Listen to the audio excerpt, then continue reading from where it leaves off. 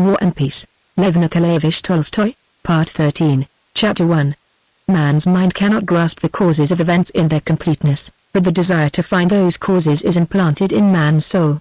And without considering the multiplicity and complexity of the conditions, any one of which taken separately may seem to be the cause, he snatches at the first approximation to a cause that seems to him intelligible and says, "This is the cause." In historical events, where the actions of men are the subject of observation, the first and the most primitive approximation to present itself was the will of the gods and, after that, the will of those who stood in the most prominent position, the heroes of history. But we need only penetrate to the essence of any historic event which lies in the activity of the general mass of men who take part in it to be convinced that the will of the historic hero does not control the actions of the mass but is itself continually controlled. It may seem to be a matter of indifference whether we understand the meaning of historical events this way or that, yet there is the same difference between a man who says that the people of the West moved on the East because Napoleon wished it and a man who says that this happened because it had to happen, as there is between those who declared that the Earth was stationary and that the planets moved round it and those who admitted that they did not know what upheld the Earth, but knew there were laws directing its movement and that of the other planets. There is, and can be, no cause of an historical event except the one cause of all causes. But there are laws directing events, and some of these laws are known to us while we are conscious of others we cannot comprehend. The discovery of these laws is only possible when we have quite abandoned the attempt to find the cause in the will of some one man, just as the discovery of the laws of the motion of the planets was possible only when men abandoned the conception of the fixity of the Earth. The historians consider that, next to the Battle of Borodino and the occupation of Moscow by the enemy and its destruction by fire, the most important episode of the War of 1812 was the movement of the Russian army from the Ryazana to the Kaluga Road and to the Tarutino camp, the so-called flank march across the Krasnaya Pakra River. They ascribe the glory of that achievement of genius to different men in dispute as to whom the honor is due. Even foreign historians, including the French, acknowledge the genius of the Russian commanders when they speak of that flank march. But it is hard to understand why military writers, and following them others, consider this flank march to be the profound conception of some one man who saved Russia and destroyed Napoleon. In the first place, it is hard to understand where the profundity and genius of this movement lay, for not much mental effort was needed to see that the best position for an army when it is not being attacked is where there are most provisions, and even a dull boy of 13 could have guessed that the best position for an army after its retreat from Moscow in 1812 was on the Kaluga Road. So it is impossible to understand by what reasoning the historians reach the conclusion that this maneuver was a profound one. And it is even more difficult to understand just why they think that this maneuver was calculated to save Russia and destroy the French, for this flank march, had it been preceded, accompanied, or followed by other circumstances, might have proved ruinous to the Russians and salutary for the French. If the position of the Russian army really began to improve from the time of that march, it does not at all follow that the march was the cause of it. That flank march might not only have failed to give any advantage to the Russian army, but might in other circumstances have led to its destruction. What would have happened had Moscow not burned down? If Murat had not lost sight of the Russians? If Napoleon had not remained inactive? If the Russian army at Krasnaya Pakra had given battle as Bennigsen and Barclay advised? What would have happened had the French attacked the Russians while they were marching beyond the Pakra? What would have happened if on approaching Tarutino, Napoleon had attacked the Russians with but a tenth of the energy he had shown when he attacked them at Smolensk? What would have happened had the French moved on Petersburg? In any of these eventualities, the flank march that brought salvation might have proved disastrous.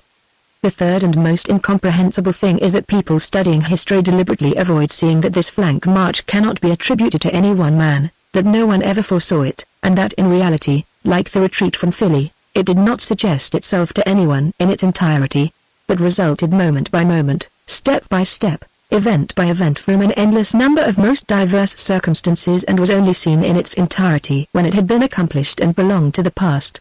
At the council at Philly, the prevailing thought in the minds of the Russian commanders was the one naturally suggesting itself, namely, a direct retreat by the Nizhny Road. In proof of this there is the fact that the majority of the council voted for such a retreat, and above all there is their well-known conversation after the council, between the commander-in-chief and Lanskoy, who was in charge of the commissariat department. Lanskoy informed the commander-in-chief that the army supplies were for the most part stored along the Oka in the Tula and Ryazan provinces, and that if they retreated on Nizhny the army would be separated from its supplies by the broad river Oka, which cannot be crossed early in winter. This was the first indication of the necessity of deviating from what had previously seemed the most natural course, a direct retreat on Nizhny Novgorod. The army turned more to the south, along the Ryazan road and nearer to its supplies. Subsequently, the inactivity of the French, who even lost sight of the Russian army, concern for the safety of the arsenal at Tila, and especially the advantages of drawing nearer to its supplies, caused the army to turn still further south to the Tila road. Having crossed over, by a forced march, to the Tila road beyond the Pakra, the Russian commanders intended to remain at Podolsk and had no thought of the Tarutino position, but innumerable circumstances and the reappearance of French troops who had for a time lost touch with the Russians, and projects of giving battle, and above all the abundance or provisions in Kaluga province, obliged our army to turn still more to the south and to cross from the Tila to the Kaluga road and go to Tarutino, which was between the roads along which those supplies lay. Just as it is impossible to say when it was decided to abandon Moscow, so it is impossible to say precisely when, or by whom, it was decided to move to Tarutino. Only when the army had got there, as the result of innumerable and varying forces, did people begin to assure themselves that they had desired this movement and long ago foreseen its result. Chapter 2. The famous flank movement merely consisted in this: after the advance of the French had ceased, the Russian army, which had been continually retreating straight back from the invaders, deviated from that direct course and, not finding itself pursued, was naturally drawn toward the district where supplies were abundant. If instead of imagining to ourselves commanders of genius leading the Russian army, we picture that army without any leaders, it could not have done anything but make a return movement toward Moscow, describing an arc in the direction where most provisions were to be found and where the country was richest. That movement from the Nizhny to the Ryazan, Tula, and Kaluga roads was so natural that even the Russian marauders moved in that direction, and demands were sent from Petersburg for Kutuzov to take his army that way. At Tarutino, Kutuzov received what was almost a reprimand from the emperor for having moved his army along the Ryazan road, and the emperor's letter indicated to him the very position he had already occupied near Kaluga. Having rolled like a ball in the direction of the impetus given by the whole campaign and by the Battle of Borodino, the Russian army, when the strength of that impetus was exhausted and no fresh push was received, assumed the position natural to it. Kutuzov's merit lay, not in any strategic maneuver of genius, as it is called, but in the fact that he alone understood the significance of what had happened.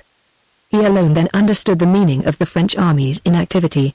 He alone continued to assert that the Battle of Borodino had been a victory. He alone, who as commander-in-chief might have been expected to be eager to attack, employed his whole strength to restrain the Russian army from useless engagements. The beast wounded at Borodino was lying where the fleeing hunter had left him, but whether he was still alive, whether he was strong and merely lying low, the hunter did not know. Suddenly the beast was heard to moan. The moan of that wounded beast, the French army, which betrayed its calamitous condition, was the sending of Lauriston to Kutuzov's camp with overtures for peace. Napoleon, with his usual assurance that whatever entered his head was right, wrote to Kutuzov the first words that occurred to him, though they were meaningless: Monsieur le Prince Kutuzov, I am sending one of my adjutants general to discuss several interesting questions with you.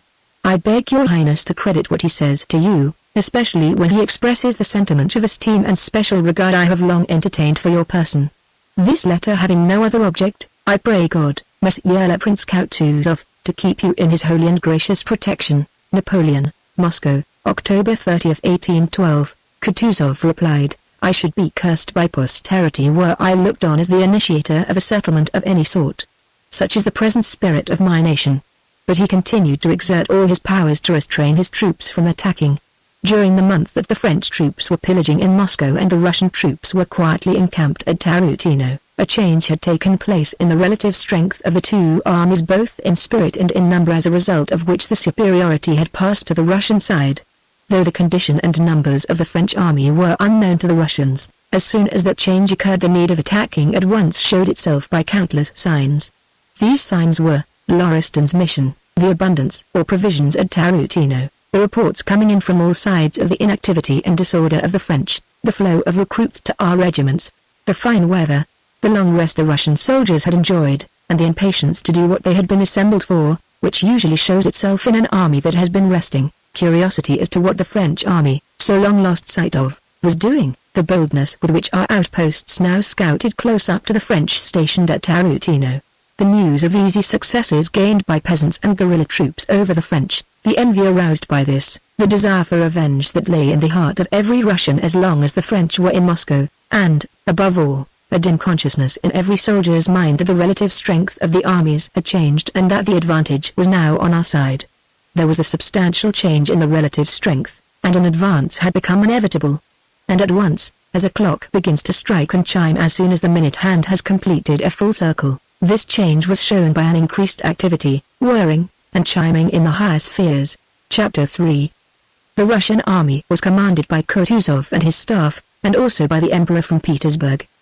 Before the news of the abandonment of Moscow had been received in Petersburg, a detailed plan of the whole campaign had been drawn up and sent to Kutuzov for his guidance.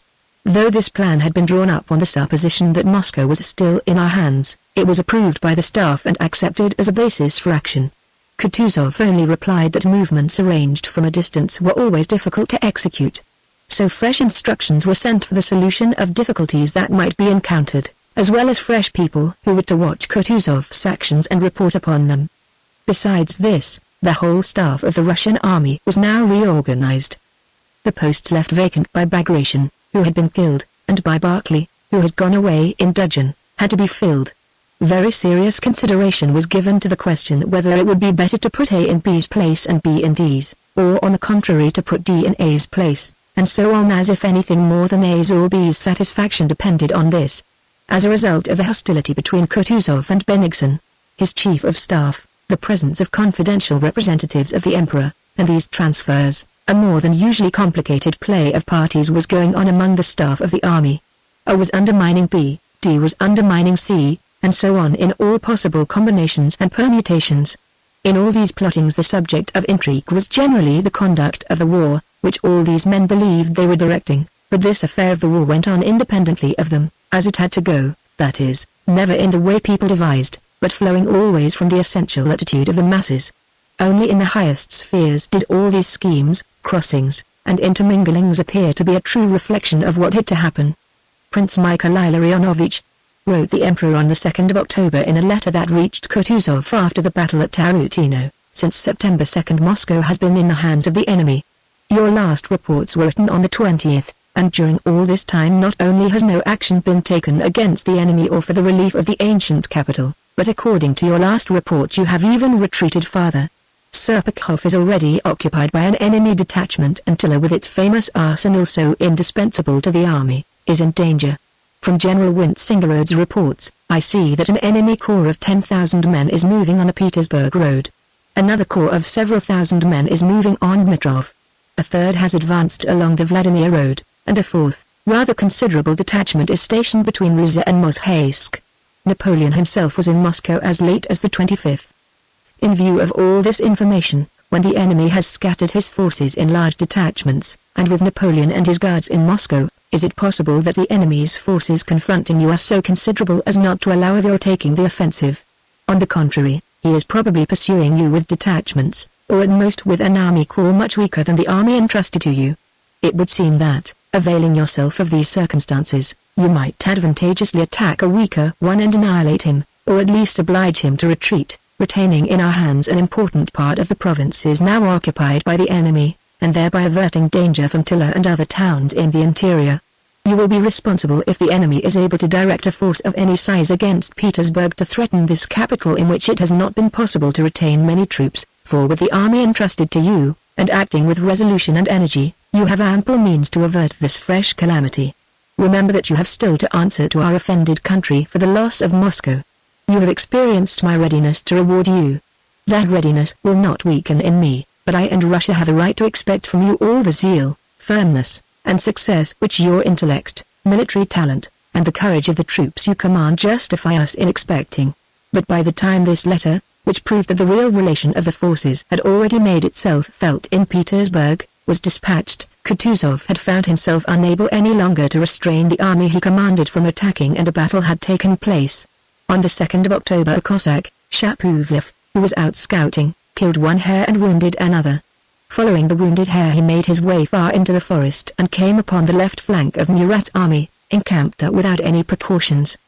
The Cossack laughingly told his comrades how he had almost fallen into the hands of the French. A cornet, hearing the story, informed his commander. The Cossack was sent for and questioned.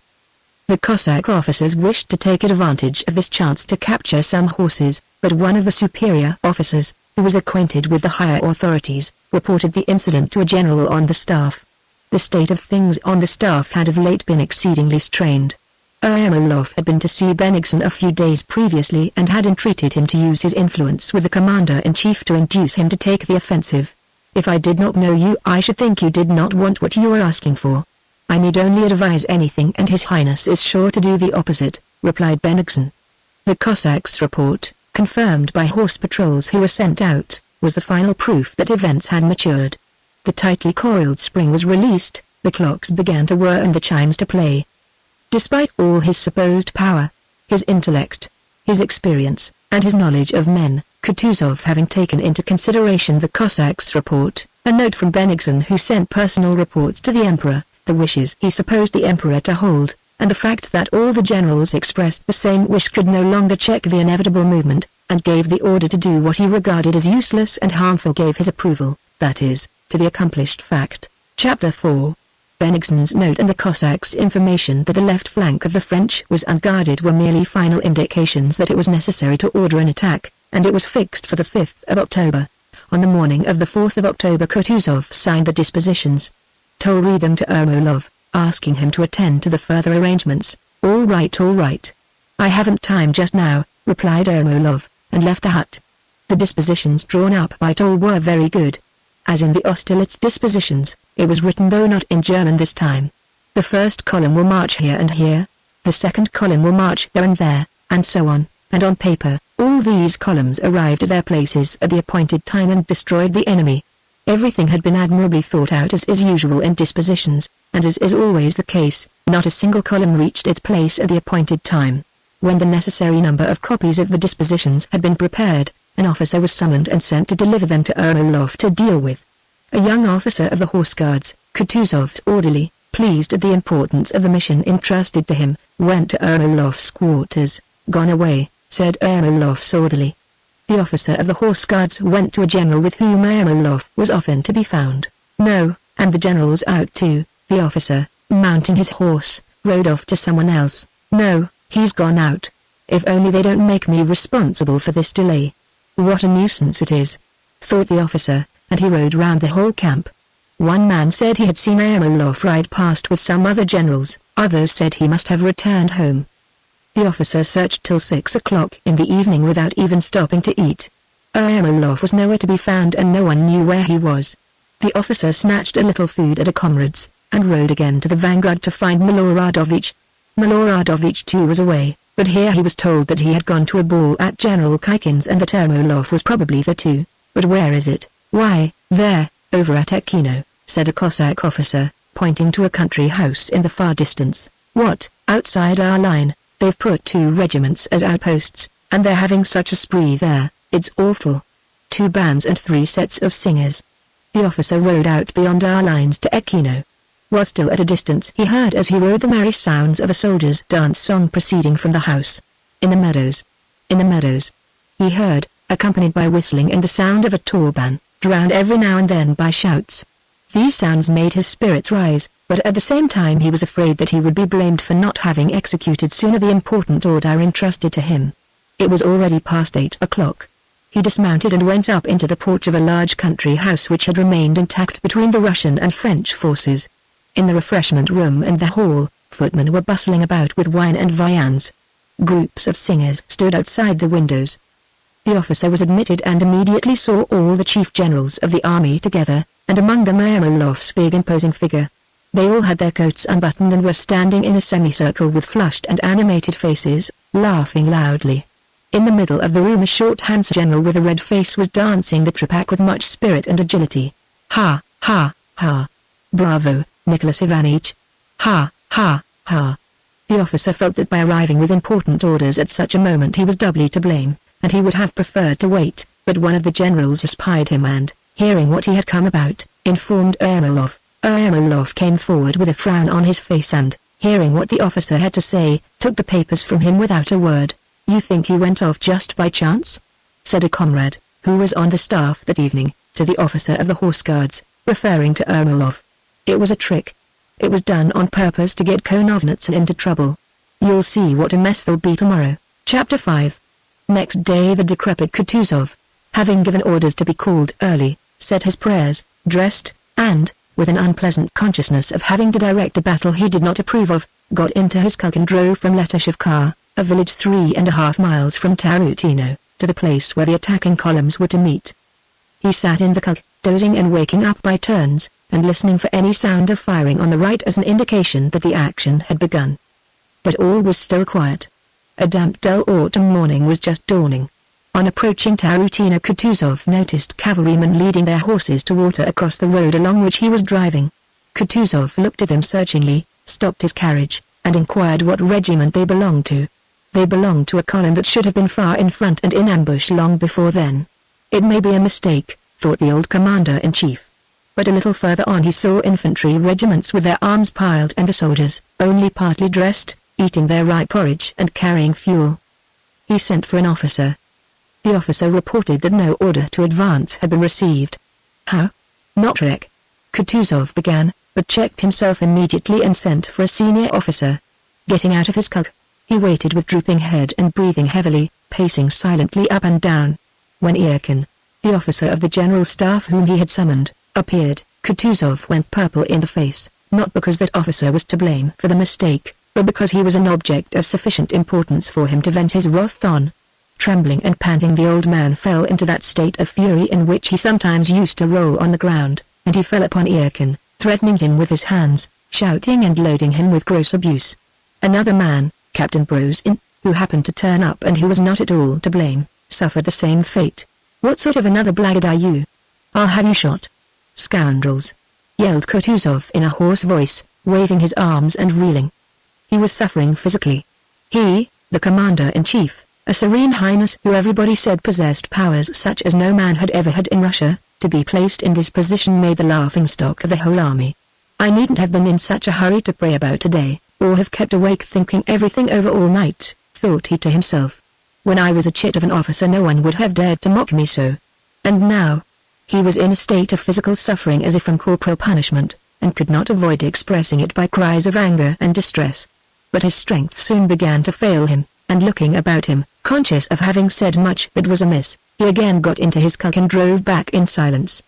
His wrath, once expended, did not return, and blinking feebly he listened to excuses and self-justifications. Ermolov did not come to see him till the next day, and to the insistence of Bennigsen, Konovnitsin, and told that the movement that had miscarried should be executed next day. And once more Kutuzov had to consent. Chapter 6. Next day the troops assembled in their appointed places in the evening and advanced during the night. It was an autumn night with dark purple clouds, but no rain. The ground was damp but not muddy, and the troops advanced noiselessly, only occasionally a jingling of the artillery could be faintly heard. The men were forbidden to talk out loud, to smoke their pipes, or to strike a light, and they tried to prevent their horses neighing. The secrecy of the undertaking heightened its charm and they marched gaily. Some columns, supposing they had reached their destination, halted, piled arms, and settled down on the cold ground, but the majority marched all night and arrived at places where they evidently should not have been.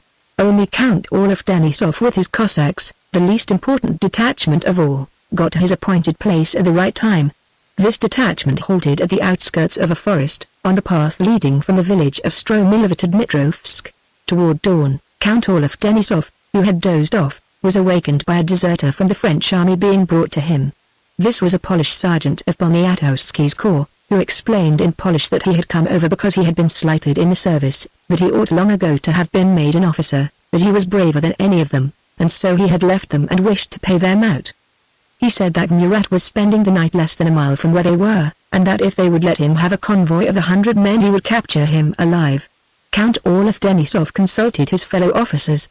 The offer was too tempting to be refused. Everyone volunteered to go and everybody advised making the attempt.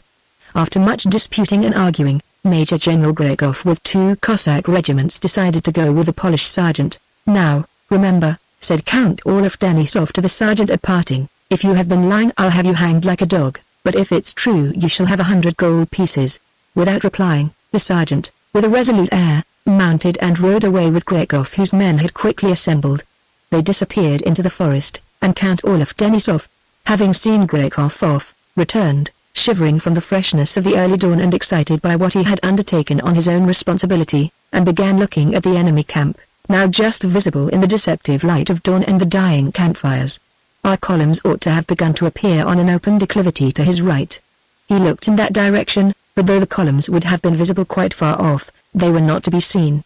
It seemed to the Count that things were beginning to stir in the French camp, and his keen-sighted adjutant confirmed this. "Oh, it is really too late," said Count Olaf, looking at the camp. As often happens when someone we have trusted is no longer before our eyes, it suddenly seemed quite clear and obvious to him that the sergeant was an impostor, that he had lied, and that the whole Russian attack would be ruined by the absence of those 2 regiments, which he would lead away heaven only knew where. How could one capture a commander-in-chief from among such a mass of troops? "I am sure that rascal was lying," said the Count. "They can still be called back," said one of his suite, who like Count Olaf felt distrustful of the adventure when he looked at the enemy's camp. "Eh? Really? What do you think? Should we let them go on or not? Will you have them fetched back?" "Fetch them back, fetch them back," said Count Olaf with sudden determination, looking at his watch. "It will be too late. It is quite light." And the adjutant galloped through the forest after Gregov. When Gregov returned, Count Olaf Denisov, excited both by the abandoned attempt and by vainly awaiting the infantry columns that still did not appear, as well as by the proximity of the enemy, resolved to advance. All his men felt the same excitement. "Mount," he commanded in a whisper. The men took their places and crossed themselves. "Forward, with God's aid, hurrah!" reverberated in the forest, and the Cossack companies, trailing their lances and advancing one after another as if poured out of a sack, dashed gaily across the brook toward the camp.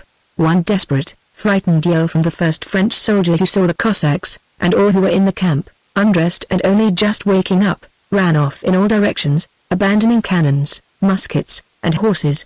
Had the Cossacks pursued the French, without heeding what was behind and around them, they would have captured Murat and everything there. That was what the officers desired. But it was impossible to make the Cossacks budge when once they had got booty and prisoners. None of them listened to orders. 1,500 prisoners and 38 guns were taken on the spot, besides standards and, what seemed most important to the Cossacks, horses, saddles, horsecloths, and the like. All this had to be dealt with, the prisoners and guns secured, the booty divided not without some shouting and even a little themselves, and it was on this that the Cossacks all busied themselves. The French, not being farther pursued, began to recover themselves. They formed into detachments and began firing. Olaf Denisov, still waiting for the other columns to arrive, advanced no further. Meantime, according to the dispositions which said that the first column will march and so on, the infantry of the belated columns, commanded by Bennigsen and directed by Toll, had started in due order and, as always happens, had got somewhere, but not to their appointed places. As always happens, the men, starting cheerfully, began to halt. Murmurs were heard, there was a sense of confusion, and finally a backward movement. Adjutants and generals galloped about, shouted, grew angry, quarreled, said they had come quite wrong and were late, gave vent to a little abuse, and at last gave it all up and went forward, simply to get somewhere. "We shall get somewhere or other." And they did indeed get somewhere, though not to their right places. A few eventually even got to their right place, but too late to be of any use and only in time to be fired at. Toll, who in this battle played the part of Weyrother at Austerlitz, galloped assiduously from place to place, finding everything upside down everywhere. Thus he stumbled on Bogovit's corps in a wood when it was already broad daylight, though the corps should long before have joined Olaf Denisov. Excited and vexed by the failure and supposing that someone must be responsible for it, Toll galloped up to the commander of the corps and began upbraiding him severely, saying that he ought to be shot. General Bogovit, a fighting old soldier of placid temperament, being also upset by all the delay, confusion, and cross purposes, fell into a rage to everybody's surprise and quite contrary to his usual character, and said disagreeable things to Toll. "I prefer not to take lessons from anyone, but I can die with my men as well as anybody," he said, and advanced with a single division. Coming out onto a field under the enemy's fire, this brave general went straight ahead, leading his men under fire, without considering in his agitation whether going into action now, with a single division, would be of any use or no. Danger, cannonballs, and bullets were just what he needed in his angry mood. One of the first bullets killed him, and other bullets killed many of his men. And his division remained under fire for some time quite uselessly. Chapter 7. Meanwhile another column was to have attacked the French from the front, but Kutuzov accompanied the column. He well knew that nothing but confusion would come of this battle undertaken against his will, and as far as was in his power held the troops back. He did not advance. He rode silently on his small grey horse, indolently answering suggestions that they should attack. The word attack is always on your tongue, but you don't see that we are unable to execute complicated maneuvers, said he to Miloradovich, who asked permission to advance. We couldn't take Murat prisoner this morning or get to the place in time, and nothing can be done now. He replied to someone else. When Kutuzov was informed that at the French rear, according to the reports of the Cossacks, there had previously been nobody, there were now 2 battalions of Poles. He gave a sidelong glance at Ermolov, who was behind him and to whom he had not spoken since the previous day. You see, they are asking to attack and are making plans of all kinds, but as soon as one gets to business nothing is ready, and the enemy, forewarned, takes measures accordingly. Ermolov screwed up his eyes and smiled faintly on hearing these words. He understood that for him the storm had blown over, and that Kutuzov would content himself with that hint.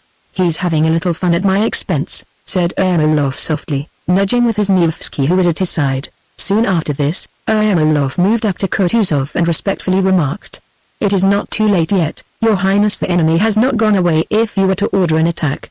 If not, the guards will not so much as see a little smoke." Kutuzov did not reply, but when they reported to him that Murat's troops were in retreat, he ordered an advance, though at every 100 paces he halted for 3/4 of an hour. The whole battle consisted in what all of Denisov's Cossacks had done. The rest of the army merely lost some hundreds of men uselessly. In consequence of this battle Kutuzov received a diamond decoration, and Bennigsen some diamonds and 100,000 rubles. Others also received pleasant recognitions corresponding to their various grades, and following the battle fresh changes were made in the staff. "That's how everything is done with us, all topsy-turvy," said the Russian officers and generals after the Tarutino battle, letting it be understood that some fool there is doing things all wrong, but that we ourselves should not have done so, just as people speak today.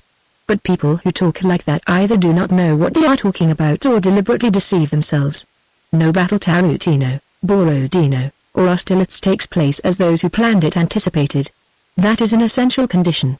A countless number of free forces, for nowhere is man freer than during a battle, where it is a question of life and death, influence the course taken by the fight, and that course never can be known in advance and never coincides with the direction of any one force. If many simultaneously and variously directed forces act on a given body, the direction of its motion cannot coincide with any one of those forces, but will always be a mean. What in mechanics is represented by the diagonal of a parallelogram of forces. If in the descriptions given by historians, especially French ones, we find their wars and battles carried out in accordance with previously formed plans, the only conclusion to be drawn is that those descriptions are false. The Battle of Tarutino obviously did not attain the aim Toll had in view to lead the troops into action in the order prescribed by the dispositions, nor that which Count Orloff Denisov may have had in view to take Murat prisoner, nor the result of immediately destroying the whole corps, which Bennigsen and others may have had in view, nor the aim of the officer who wished to go into action to distinguish himself, nor that of the Cossack who wanted more booty than he got, and so on. But if the aim of the battle was what actually resulted and what all the Russians of that day desired, to drive the French out of Russia and destroy their army, it is quite clear that the Battle of Tarutino, just because of its incongruities, was exactly what was wanted at that stage of the campaign. It would be difficult and even impossible to imagine any result more opportune than the actual outcome of this battle. With a minimum of effort and insignificant losses, despite the greatest confusion, the most important results of the whole campaign were attained: the transition from retreat to advance, an exposure of the weakness of the French, and the administration of that shock which Napoleon's army had only awaited to begin its flight. Chapter 8. Napoleon enters Moscow. After the brilliant victory de la Mosca, there can be no doubt about the victory, for the battlefield remains in the hands of the French. The Russians retreat and abandon their ancient capital. Moscow, abounding in provisions, arms, munitions, and incalculable wealth, is in Napoleon's hands. The Russian army, only half the strength of the French, does not make a single attempt to attack for a whole month. Napoleon's position is most brilliant. He can either fall on the Russian army with double its strength and destroy it, negotiate an advantageous peace, or in case of a refusal make a menacing move on Petersburg, or even, in the case of a reverse, return to Smolensk or Vilna, or remain in Moscow. In short, no special genius would seem to be required to retain the brilliant position the French held at that time. For that, only very simple and easy steps were necessary: not to allow the troops to loot, to prepare winter clothing, of which there was sufficient in Moscow for the whole army, and methodically to collect the provisions, of which, according to the French historians. There were enough in Moscow to supply the whole army for 6 months. Yet Napoleon, that greatest of all geniuses, who the historians declare had control of the army, took none of these steps. He not merely did nothing of the kind, but on the contrary he used his power to select the most foolish and ruinous of all the courses open to him. Of all that Napoleon might have done, wintering in Moscow, advancing on Petersburg or on Nizhny Novgorod, or retiring by a more northerly or more southerly route, say by the road Kutuzov afterwards took, nothing more stupid or disastrous can be imagined than what he actually did. He remained in Moscow till October, letting the troops plunder the city, then, hesitating whether to leave a garrison behind him, he quitted Moscow, approached Kutuzov without joining battle, turned to the right and reached Maloyaroslavets, again without attempting to break through and take the road Kutuzov took, but retiring instead to Mozhaysk along the devastated Smolensk road. Nothing more stupid than that could have been devised, or more disastrous for the army, as the sequel showed. Had Napoleon's aim been to destroy his army, the most skillful strategist could hardly have devised any series of actions that would so completely have accomplished that purpose, independently of anything the Russian army might do. Napoleon, the man of genius, did this. But to say that he destroyed his army because he wished to, or because he was very stupid, would be as unjust as to say that he had brought his troops to Moscow because he wished to and because he was very clever and a genius. In both cases his personal activity, having no more force than the personal activity of any soldier, merely coincided with the laws that guided the event. The historians quite falsely represent Napoleon's faculties as having weakened in Moscow, and do so only because the results did not justify his actions. He employed all his ability and strength to do the best he could for himself and his army, as he had done previously and as he did subsequently in 1813. His activity at that time was no less astounding than it was in Egypt, in Italy, in Austria, and in Prussia. We do not know for certain in how far his genius was genuine in Egypt, where 40 centuries looked down upon his grandeur for his great exploits there are all told us by Frenchmen. We cannot accurately estimate his genius in Austria or Prussia, for we have to draw our information from French or German sources, and the incomprehensible surrender of whole corps without fighting and of fortresses without a siege must incline Germans to recognize his genius as the only explanation of the war carried on in Germany. But we, thank God, have no need to recognize his genius in order to hide our shame. We have paid for the right to look at the matter plainly and simply, and we will not abandon that right. His activity in Moscow was as amazing and as full of genius as elsewhere. Order after order and plan after plan were issued by him from the time he entered Moscow till the time he left it. The absence of citizens and of a deputation, and even the burning of Moscow, did not disconcert him. He did not lose sight either of the welfare of his army or of the doings of the enemy, or of the welfare of the people of Russia, or of the direction of affairs in Paris, or of diplomatic considerations concerning the terms of the anticipated peace. Chapter 9. With regard to military matters, Napoleon immediately on his entry into Moscow gave General Sebastiani strict orders to observe the movements of the Russian army, sent army corps out along the different roads, and charged Murat to find Kutuzov. Then he gave careful directions about the fortification of the Kremlin, and drew up a brilliant plan for a future campaign over the whole map of Russia. With regard to diplomatic questions, Napoleon summoned Captain Yakovlev, who had been robbed and was in rags and did not know how to get out of Moscow, minutely explained to him his whole policy and his magnanimity, and having written a letter to the Emperor Alexander in which he considered it his duty to inform his friend and brother that Rostopchin had managed affairs badly in Moscow, he dispatched Yakovlev to Petersburg. Having similarly explained his views and his magnanimity to Tutolmin, he dispatched that old man also to Petersburg to negotiate. With regard to legal matters, immediately after the fires he gave orders to find and execute the incendiaries. And the scoundrel Rostopchin was punished by an order to burn down his houses. With regard to administrative matters, Moscow was granted a constitution. A municipality was established and the following announcement issued. Inhabitants of Moscow, your misfortunes are cruel, but His Majesty the Emperor and King desires to arrest their course. Terrible examples have taught you how he punishes disobedience and crime. Strict measures have been taken to put an end to disorder and to re-establish public security. A paternal administration, chosen from among yourselves, will form your municipality or city government. It will take care of you, of your needs, and of your welfare. Its members will be distinguished by a red ribbon worn across the shoulder, and the mayor of the city will wear a white belt as well. But when not on duty they will only wear a red ribbon round the left arm. The city police is established on its former footing, and better order already prevails in consequence of its activity. The government has appointed 2 commissaries general, or chiefs of police, and 20 commissaries or captains of wards have been appointed to the different wards of the city. You will recognize them by the white ribbon they will wear on the left arm. Several churches of different denominations are open, and divine service is performed in them unhindered. Your fellow citizens are returning every day to their homes, and orders have been given that they should find in them the help and protection due to their misfortunes. These are the measures the government has adopted to re-establish order and relieve your condition. But to achieve this aim it is necessary that you should add your efforts and should, if possible, forget the misfortunes you have suffered, should entertain the hope of a less cruel fate, should be certain that inevitable and ignominious death awaits those who make any attempt on your persons or on what remains of your property, and finally that you should not doubt that these will be safeguarded, since such is the will of the greatest and the most just of monarchs.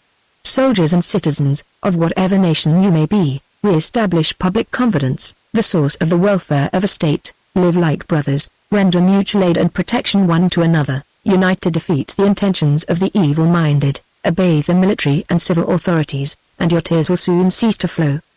With regard to supplies for the army, Napoleon decreed that all the troops in turn should enter Moscow Alarm 109, to obtain provisions for themselves, so that the army might have its future provided for. With regard to religion, Napoleon ordered the priests to be brought back and services to be again performed in the churches. With regard to commerce and to provisioning the army, the following was placarded everywhere: proclamation. You, peaceful inhabitants of Moscow, artisans and workmen whom misfortune has driven from the city, and you scattered tillers of the soil, still kept out in the fields by groundless fear, listen. Tranquility is returning to this capital and order is being restored in it. Your fellow countrymen are emerging boldly from their hiding places on finding that they are respected. Any violence to them or to their property is promptly punished. His Majesty the Emperor and King protects them, and considers no one among you his enemy except those who disobey his orders. He desires to end your misfortunes and restore you to your homes and families. Respond, therefore, to his benevolent intentions and come to us without fear. Inhabitants, return with confidence to your abodes. You will soon find means of satisfying your needs. Craftsmen and industrious artisans, return to your work, your houses, your shops, where the protection of guards awaits you. You shall receive proper pay for your work. And lastly you too, peasants, come from the forests where you are hiding in terror, return to your huts without fear, in full assurance that you will find protection. Markets are established in the city where peasants can bring their surplus supplies and the products of the soil. The government has taken the following steps to ensure freedom of sale for them. 1. From today, peasants, husbandmen, and those living in the neighborhood of Moscow may without any danger bring their supplies of all kinds to 2 appointed markets, of which one is on the Mokhovaya Street and the other at the Provision Market.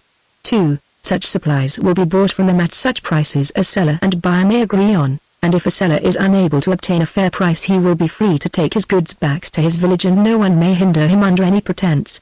3. Sunday and Wednesday of each week are appointed as the chief market days and to that end a sufficient number of troops will be stationed along the highroads on Tuesdays and Saturdays at such distances from the town as to protect the carts. 4. Similar measures will be taken that peasants with their carts and horses may meet with no hindrance on their return journey.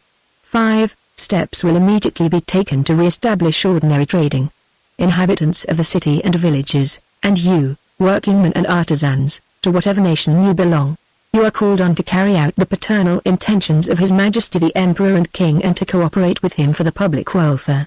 Lay your respect and confidence at his feet and do not delay to unite with us. With the object of raising the spirits of the troops and of the people, reviews were constantly held and rewards distributed. The Emperor rode through the streets to comfort the inhabitants, and, despite his preoccupation with state affairs, himself visited the theatres that were established by his order. In regard to philanthropy, the greatest virtue of crowned heads, Napoleon also did all in his power. He caused the words Maison de Marmier to be inscribed on the charitable institutions, thereby combining tender filial affection with the majestic benevolence of a monarch. He visited the foundling hospital and, allowing the orphans saved by him to kiss his white hands, graciously conversed with Tutolmin.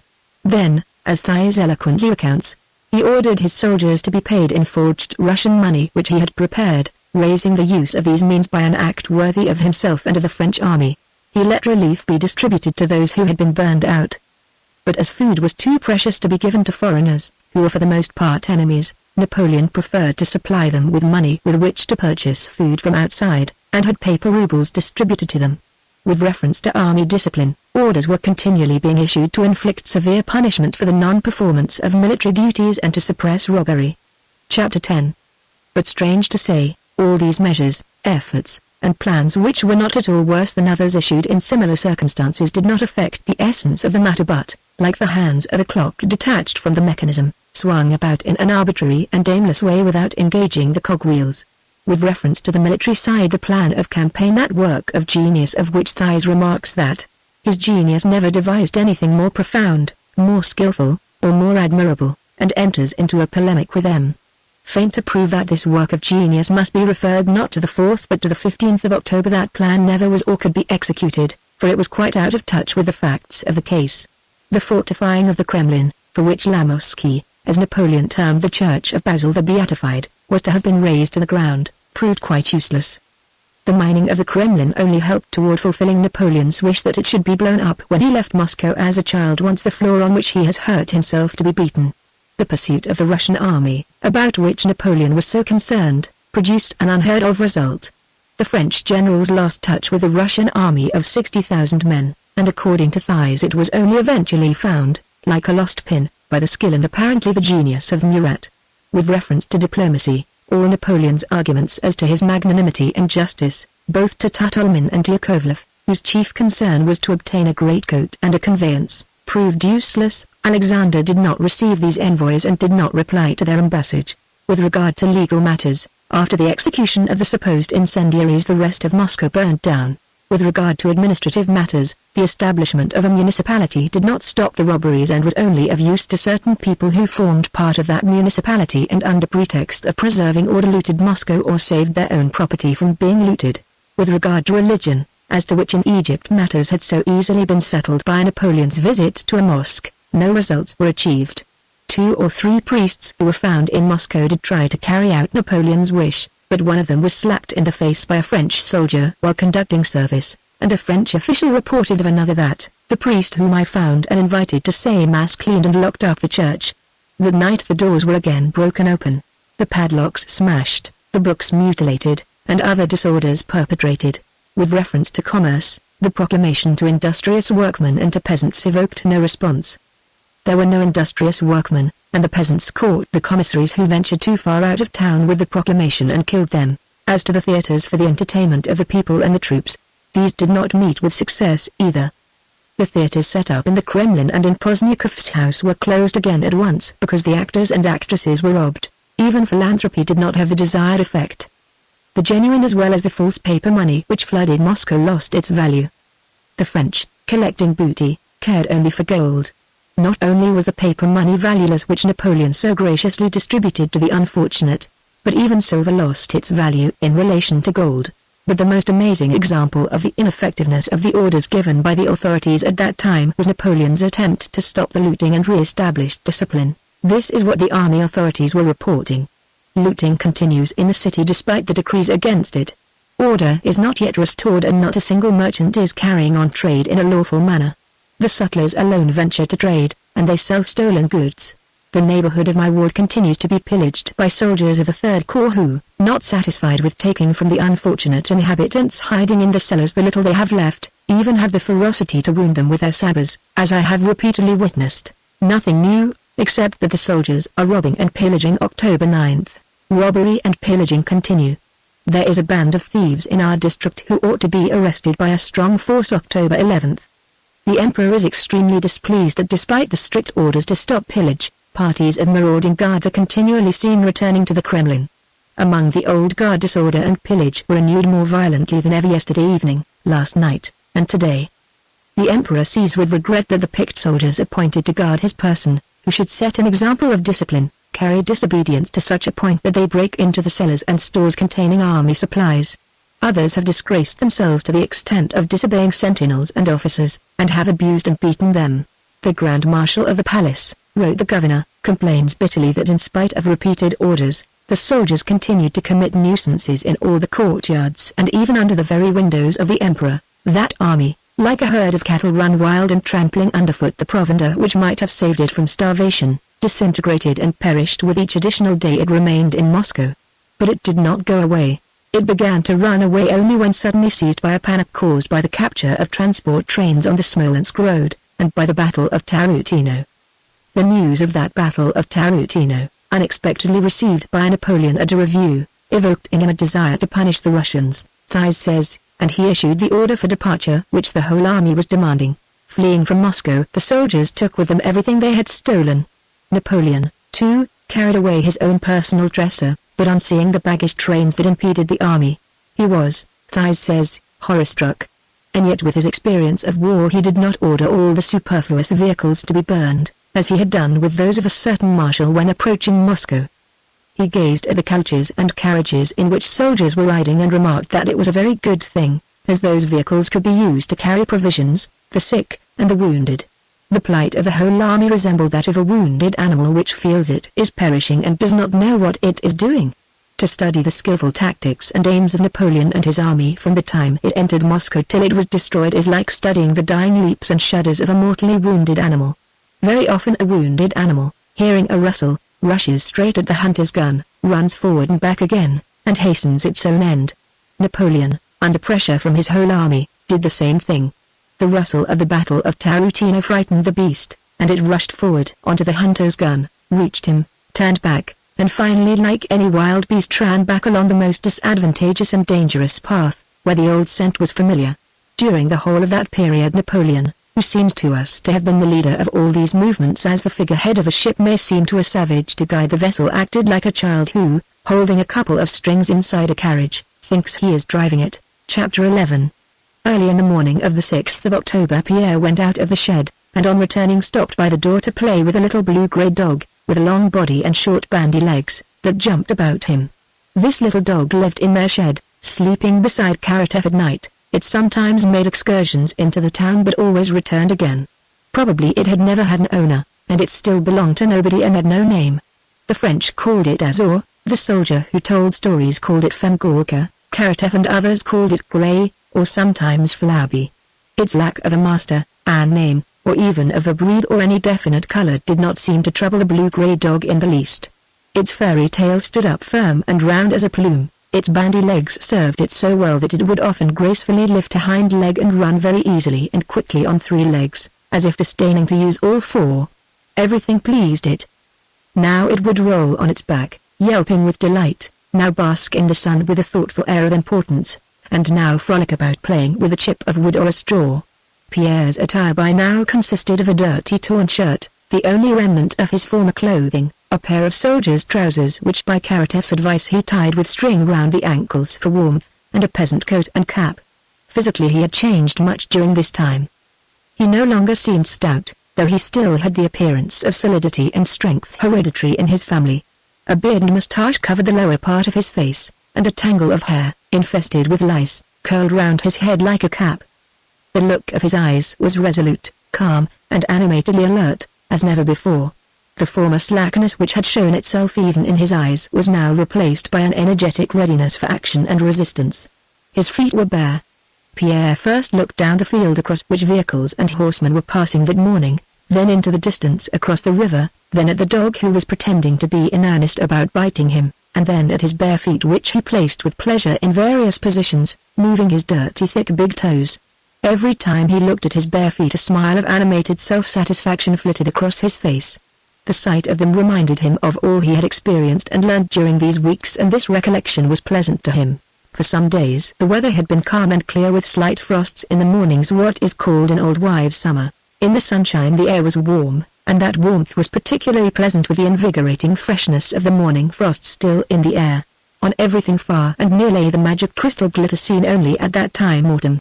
The Sparrow Hills were visible in the distance, with the village, the church, and the large white house.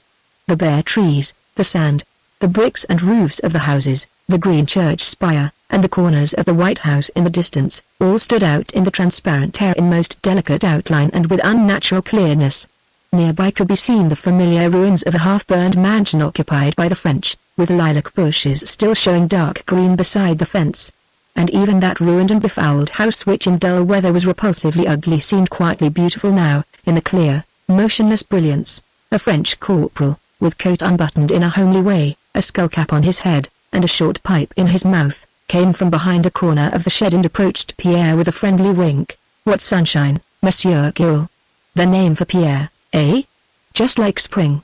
And the corporal leaned against the door and offered Pierre his pipe, though whenever he offered it Pierre always declined it, to be on the march in such weather.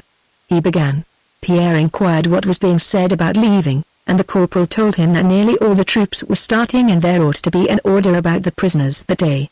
Sokolov, one of the soldiers in the shed with Pierre, was dying, and Pierre told the corporal that something should be done about him. The corporal replied that Pierre need not worry about that as they had an ambulance and a permanent hospital and arrangements would be made for the sick, and that in general everything that could happen had been foreseen by the authorities. "Besides, Monsieur Girl, you have only to say a word to the captain, you know. He is a man who never forgets anything. Speak to the captain when he makes his round, he will do anything for you." The captain of whom the corporal spoke often had long chats with Pierre and showed him all sorts of favors. "You see, St. Thomas, he said to me the other day, Monsieur Girl is a man of education, who speaks French. He is a Russian seigneur who has had misfortunes, but he is a man. He knows what's what. If he wants anything and asks me, he won't get a refusal. When one has studied, you see, one likes education and well-bred people. It is for your sake I mention it, Monsieur Girl. The other day if it had not been for you that affair would have ended ill." And after chatting a while longer, the corporal went away. The affair he had alluded to had happened a few days before a fight between the prisoners and the French soldiers, in which Pierre had succeeded in pacifying his comrades. Some of the prisoners who had heard Pierre talking to the corporal immediately asked what the Frenchman had said. While Pierre was repeating what he had been told about the army leaving Moscow, a thin, sallow, tattered French soldier came up to the door of the shed. Rapidly and timidly raising his fingers to his forehead by way of greeting, he asked Pierre whether the soldier Platok to whom he had given a shirt to sew was in that shed. A week before the French had boot leather and linen issued to them, which they had given out to the prisoners to make up into boots and shirts for them. "Ready, dear fellow," said Karatev, coming out with a neatly folded shirt. Karatev, on account of the warm weather and for convenience at work, was wearing only trousers and a tattered shirt as black as soot. His hair was bound round, workman fashion, with a wisp of lime tree bast, and his round face seemed rounder and pleasanter than ever, a promise his own brother to performance. "I said Friday and here it is, ready," said Platon, smiling and unfolding the shirt he had sewn. The Frenchman glanced around uneasily and then, as if overcoming his hesitation, rapidly threw off his uniform and put on the shirt. He had a long, greasy, flowered silk waistcoat next to his sallow, thin bare body, but no shirt. He was evidently afraid the prisoners looking on would laugh at him, and thrust his head into the shirt hurriedly. None of the prisoners said a word. "See, it fits well," Platon kept repeating, pulling the shirt straight. The Frenchman, having pushed his head and hands through, without raising his eyes, looked down at the shirt and examined the seams. "You see, dear man, this is not a sewing shop, and I had no proper tools, and, as they say, one needs a tool even to kill a louse," said Platon with one of his round smiles, obviously pleased with his work. "It's good, quite good, thank you," said the Frenchman, in French, "but there must be some linen left over. It will fit better still when it sets to your body," said Karatev, still admiring his handiwork. "You'll be nice and comfortable." Thanks, old fellow. "But the bits left over?" said the Frenchman again and smiled. He took out an assignation ruble note and gave it to Karatev. "But give me the pieces that are over." Pierre saw that Platon did not want to understand what the Frenchman was saying, and he looked on without interfering. Karatev thanked the Frenchman for the money and went on admiring his own work. The Frenchman insisted on having the pieces returned that were left over and asked Pierre to translate what he said. "What does he want the bits for?" said Karatev. "They make fine leg bands for us." "Well, never mind." And Karatev, with a suddenly changed and saddened expression, took a small bundle of scraps from inside his shirt and gave it to the Frenchman without looking at him. "Oh dear," muttered Karatev and went away. The Frenchman looked at the linen, considered for a moment, then looked inquiringly at Pierre and, as if Pierre's look had told him something, suddenly blushed and shouted in a squeaky voice, "Platok! Platok! Keep them yourself." And handing back the odd bits he turned and went out. "There, look at that," said Karatev, swaying his head. People said they were not Christians, but they too have souls. It's what the old folk used to say, a sweating hand's an open hand, a dry hand's close. He's naked, but yet he's given it back. Karatev smiled thoughtfully and was silent a while looking at the pieces. But they'll make grand leg bands, dear friend, he said, and went back into the shed. Chapter 12. 4 weeks had passed since Pierre had been taken prisoner, and though the French had offered to move him from the men's to the officers' shed, he had stayed in the shed where he was first put. In burned and devastated Moscow, Pierre experienced almost the extreme limits of privation a man can endure, but thanks to his physical strength and health, of which he had till then been unconscious, and thanks especially to the fact that the privations came so gradually that it was impossible to say when they began, he endured his position not only lightly but joyfully. And just at this time he obtained the tranquility and ease of mind he had formerly striven in vain to reach. He had long sought in different ways that tranquility of mind, that inner harmony which had so impressed him in the soldiers at the Battle of Borodino. He had sought it in philanthropy, in Freemasonry, in the dissipations of town life, in wine, in heroic feats or self-sacrifice, and in romantic love for Natasha. He had sought it by reasoning, and all these quests and experiments had failed him.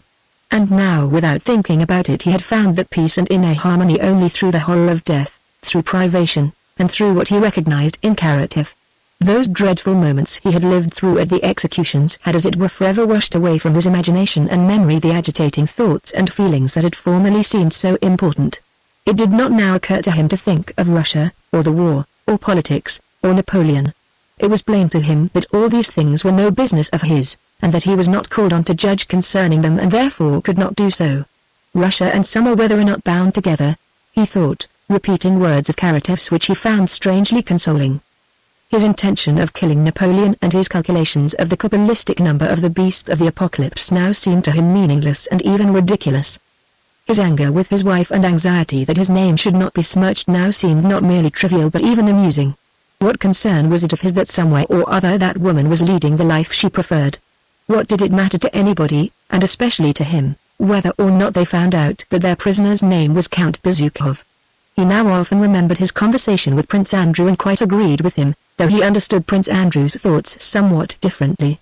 Prince Andrew had thought and said that happiness could only be negative, but had said it with a shade of bitterness and irony, as though he was really saying that all desire for positive happiness is implanted in us merely to torment us and never be satisfied.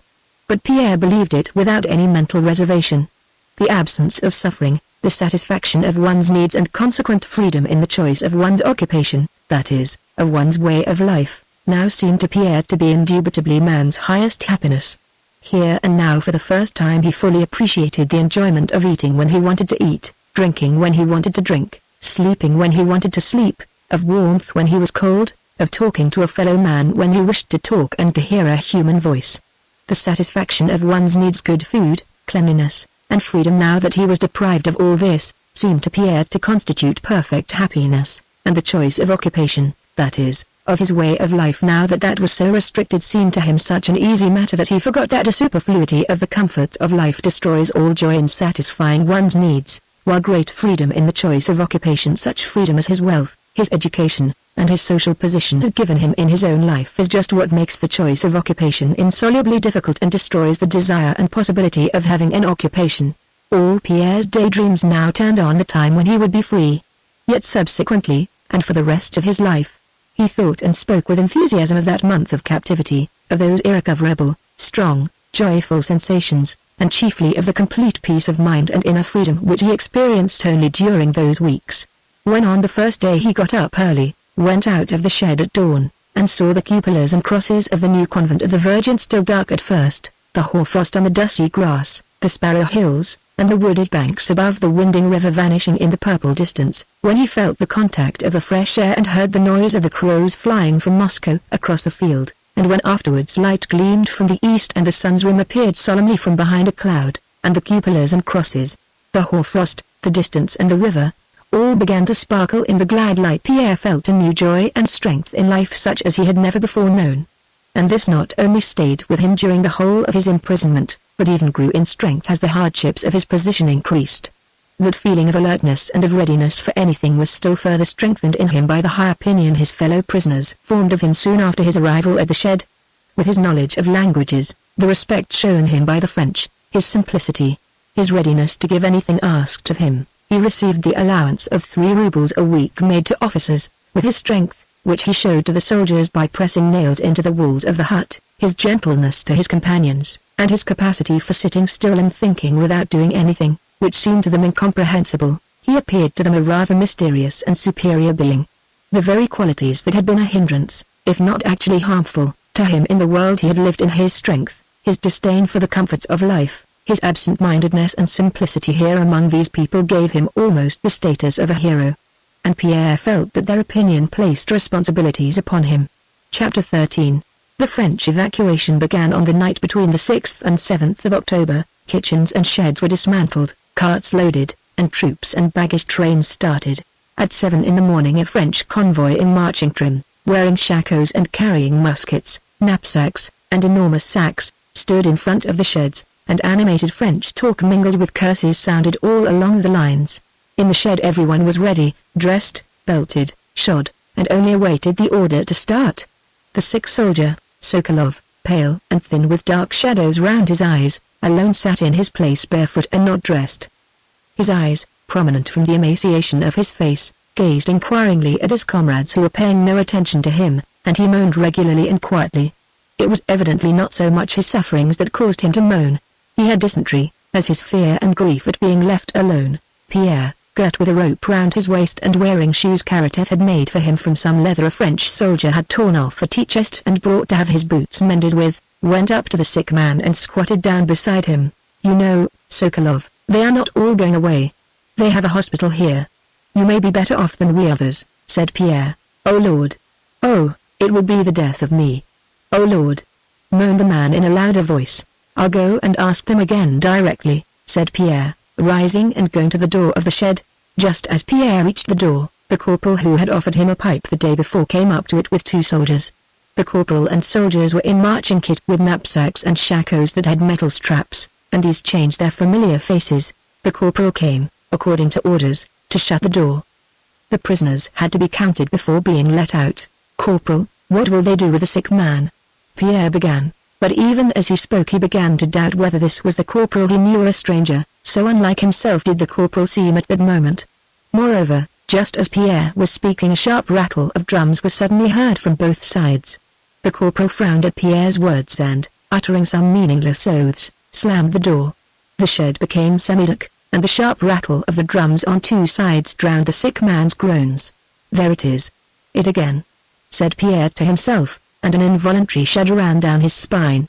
In the corporal's changed face, in the sound of his voice, in the stirring and deafening noise of the drums, he recognized that mysterious, callous force which compelled people against their will to kill their fellow men, that force the effect of which he had witnessed during the executions. To fear or to try to escape that force, to address entreaties or exhortations to those who served as its tools, was useless. Pierre knew this now. One had to wait and endure. He did not again go to the sick man, nor turn to look at him, but stood frowning by the door of the hut. When that door was opened and the prisoners, crowding against one another like a flock of sheep, squeezed into the exit, Pierre pushed his way forward and approached that very captain who, as the corporal had assured him, was ready to do anything for him. The captain was also in marching kit, and on his cold face appeared that same at which Pierre had recognized in the corporal's words and in the roll of the drums. "Pass on, pass on," the captain reiterated, frowning sternly, and looking at the prisoners who thronged past him. Pierre went up to him, though he knew his attempt would be vain. "What now?" the officer asked with a cold look as if not recognizing Pierre. Pierre told him about the sick man. "He'll manage to walk, devil take him," said the captain. "Pass on, pass on," he continued without looking at Pierre. "But he is dying," Pierre again began. "Be so good," shouted the captain, frowning angrily. "Drum da damn, damn damn," rattled the drums, and Pierre understood that this mysterious force completely controlled these men and that it was now useless to say any more. The officer prisoners were separated from the soldiers and told to march in front. There were about 30 officers, with Pierre among them, and about 300 men. The officers, who had come from the other sheds, were all strangers to Pierre and much better dressed than he. They looked at him and at his shoes mistrustfully, as at an alien. Not far from him walked a fat major with a sallow, bloated, angry face, who was wearing a Kazan dress ingrown tied round with a towel, and who evidently enjoyed the respect of his fellow prisoners. He kept one hand, in which he clasped his tobacco pouch, inside the bosom of his dressing gown and held the stem of his pipe firmly with the other. Panting and puffing, the Major grumbled and growled at everybody because he thought he was being pushed and that they were all hurrying when they had nowhere to hurry to, and were all surprised at something when there was nothing to be surprised at. Another, a thin little officer, was speaking to everyone, conjecturing where they were now being taken and how far they would get that day. An official in felt boots and wearing a commissariat uniform ran round from side to side and gazed at the ruins of Moscow, loudly announcing his observations as to what had been burned down and what this saw that part of the city was that they could see. A third officer, who by his accent was a Pole, disputed with the commissariat officer, arguing that he was mistaken in his identification of the different wards of Moscow. "What are you disputing about?" said the Major angrily. "What does it matter whether it is St. Nicholas or Street Blasius? You see it's burned down, and there's an end of it. What are you pushing for? Isn't the road wide enough?" said he, turning to a man behind him who was not pushing him at all. Oh, what have they done?" the prisoners on one side and another were heard saying as they gazed on the charred ruins. "All beyond the river, and Zubova, and in the Kremlin. Just look. There's not half of it left." "Yes, I told you the whole quarter beyond the river, and so it is. Well, you know it's burned, so what's the use of talking?" said the Major, as they passed near a church in the Kamovniki, one of the few unburned quarters of Moscow. The whole mass of prisoners suddenly started to one side and exclamations of horror and disgust were heard. "Ah, the villains! What heathens! Yes, dead, so he is. And smeared with something." Pierre too drew near the church where the thing was that evoked these exclamations, and dimly made out something leaning against the palings surrounding the church. From the words of his comrades who saw better than he did, he found that this was the body of a man, set upright against the palings with its face smeared with soot. "Go on! What the devil? Go on! 30,000 devils!" The convoy guards began cursing and the French soldiers, with fresh virulence, drove away with their swords the crowd of prisoners who were gazing at the dead man. Chapter 14. Through the cross streets of the Kamovniki quarter the prisoners marched, followed only by their escort and the vehicles and wagons belonging to that escort, but when they reached the Supolny stores they came among a huge and closely packed train of artillery mingled with private vehicles. At the bridge they all halted, waiting for those in front to get across. From the bridge they had a view of endless lines of moving baggage trains before and behind them. To the right, where the Kaluga road turns near Neskichny, endless rows of troops and carts stretched away into the distance. These were troops of Bhanai's corps which had started before any of the others. Behind, along the riverside and across the stone bridge, were Ney's troops and transport. Davout's troops, in whose charge were the prisoners, were crossing the Crimean bridge and some were already debouching into the Kaluga road. But the baggage trains stretched out so that the last of Bhanai's train had not yet got out of Moscow and reached the Kaluga road when the vanguard of Ney's army was already emerging from the Great Ordenka Street. When they had crossed the Crimean bridge the prisoners moved a few steps forward, halted, and again moved on, and from all sides vehicles and men crowded closer and closer together. They advanced the few hundred paces that separated the bridge from the Kaluga road, taking more than an hour to do so, and came out upon the square where the streets of the Transmoskva ward and the Kaluga road converge, and the prisoners jammed close together had to stand for some hours at that crossway. From all sides, like the roar of the sea, were heard the rattle of wheels, the tramp of feet, and incessant shouts of anger and abuse. Pierre stood pressed against the wall of a charred house, listening to that noise which mingled in his imagination with the roll of the drums. To get a better view, several officer prisoners climbed onto the wall of the half-burned house against which Pierre was leaning. What crowds! Just look at the crowds. They've loaded goods even on the cannon. Look there, those are furs! They exclaimed. Just see what the blackguards have looted. There. See what that one has behind in the cart. Why, those are settings taken from some icons, by heaven. Oh, the rascals. See how that fellow has loaded himself up, he can hardly walk. Good Lord, they've even grabbed those chassis. See that fellow that's sitting on the trunks. Heavens. They're fighting. That's right, hit him on the snout on his snout. Like this, we shan't get away before evening. Look there. Why, that must be Napoleon's own. See what horses. And the monograms with a crown. It's like a portable house. That fellow's dropped his sack and doesn't see it. Fighting again. A woman with a baby, and not bad looking either. Yes, I dare say, that's the way they'll let you pass. Just look, there's no end to it. Russian wenches, by heaven, so they are. In carriages see how comfortably they've settled themselves. Again, as at the church in Kamovniki, a wave of general curiosity bore all the prisoners forward onto the road, and Pierre, thanks to his stature, saw over the heads of the others what so attracted their curiosity. In 3 carriages involved among the munition carts, closely squeezed together, sat women with rouged faces, dressed in glaring colors, who were shouting something in shrill voices. From the moment Pierre had recognized the appearance of the mysterious force, nothing had seemed to him strange or dreadful, neither the corpse smeared with soot for fun nor these women hurrying away nor the burned ruins of Moscow. All that he now witnessed scarcely made an impression on him, as if his soul, making ready for a hard struggle, refused to receive impressions that might weaken it. The women's vehicles drove by. Behind them came more carts, soldiers, wagons, soldiers, gun carriages, carriages, soldiers, ammunition carts, more soldiers, and now and then women. Pierre did not see the people as individuals but saw their movement. All these people and horses seemed driven forward by some invisible power. During the hour Pierre watched them, they all came flowing from the different streets with one and the same desire to get on quickly. They all jostled one another, began to grow angry and to fight. White teeth gleamed, brows frowned, ever the same words of abuse flew from side to side, and all the faces bore the same swaggeringly resolute and coldly cruel expression that had struck Pierre that morning on the corporal's face when the drums were beating. It was not till nearly evening that the officer commanding the escort collected his men and with shouts and quarrels forced his way in among the baggage trains, and the prisoners, hemmed in on all sides, emerged onto the Kaluga road. They marched very quickly, without resting, and halted only when the sun began to set. The baggage carts drew up close together and the men began to prepare for their night's rest. They all appeared angry and dissatisfied. For a long time, oaths, angry shouts, and fighting could be heard from all sides. A carriage that followed the escort ran into one of the carts and knocked a hole in it with its pole. Several soldiers ran toward the cart from different sides. Some beat the carriage horses on their heads, turning them aside. Others fought among themselves, and Pierre saw that one German was badly wounded on the head by a sword.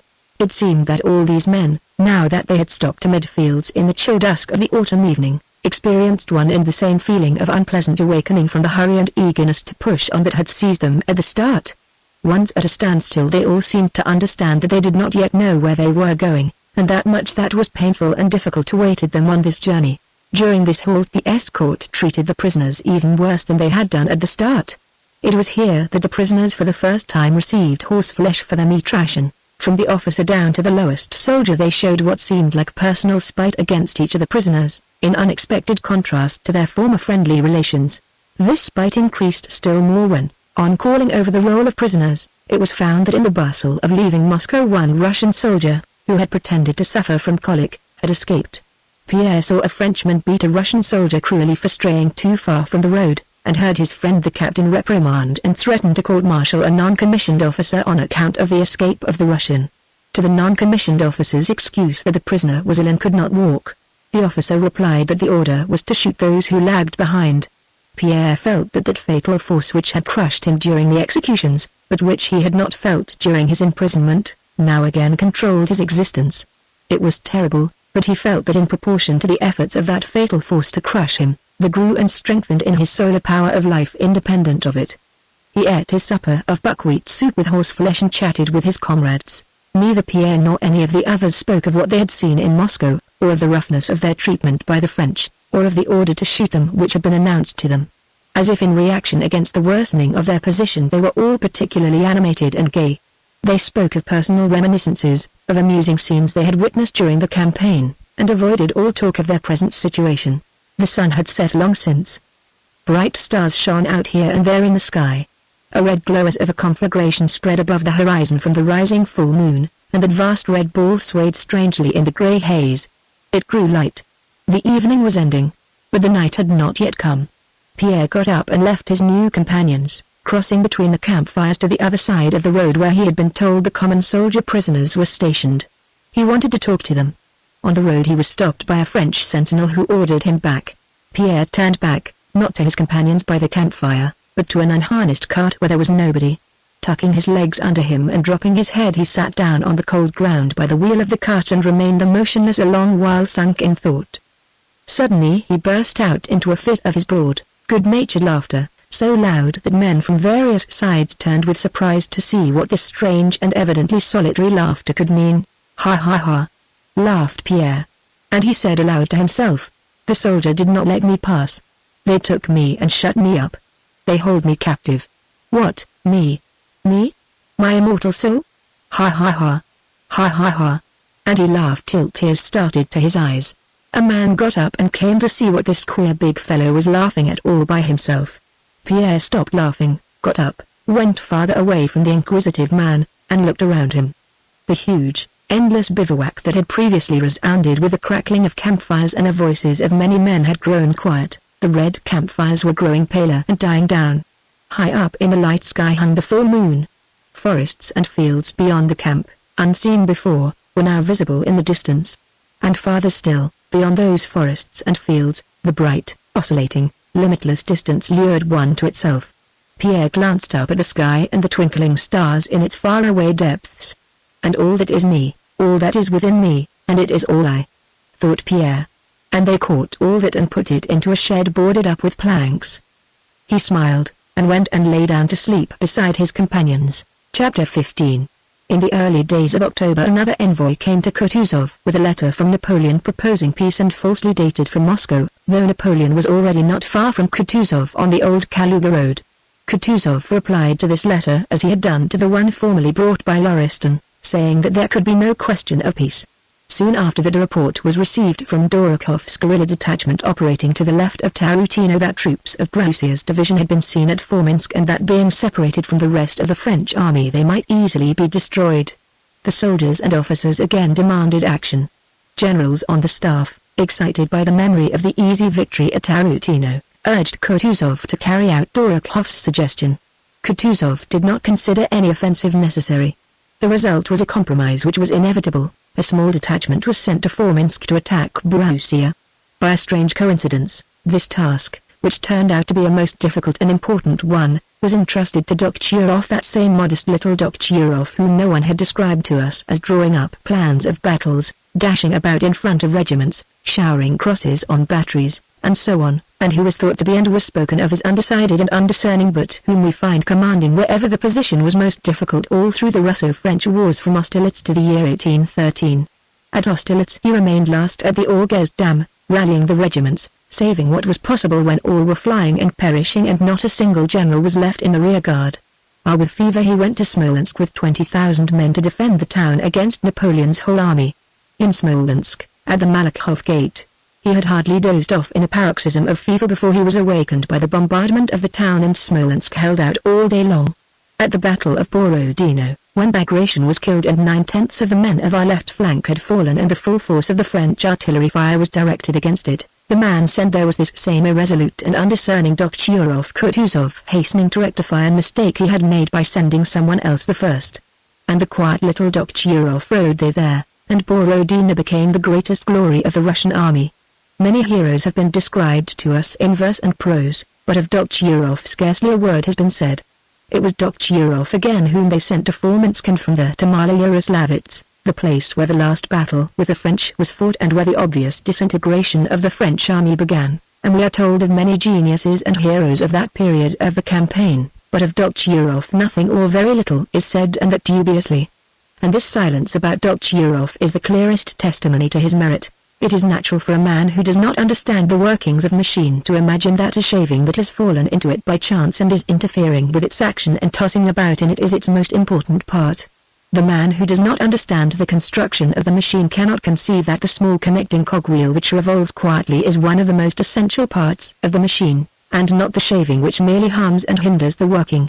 On the 10th of October, when Dokhtcherov had gone halfway to Forminsk and stopped at the village of Aristovo, preparing faithfully to execute the orders he had received, the whole French army having, in its convulsive movement, reached Murat's position apparently in order to give battle suddenly without any reason turned off to the left onto the new Kaluga road and began to enter Forminsk, where only Broussier had been till then. At that time Dokhtcherov had under his command, besides Dorokov's detachment, the two small guerrilla detachments of Finna and Seslovin.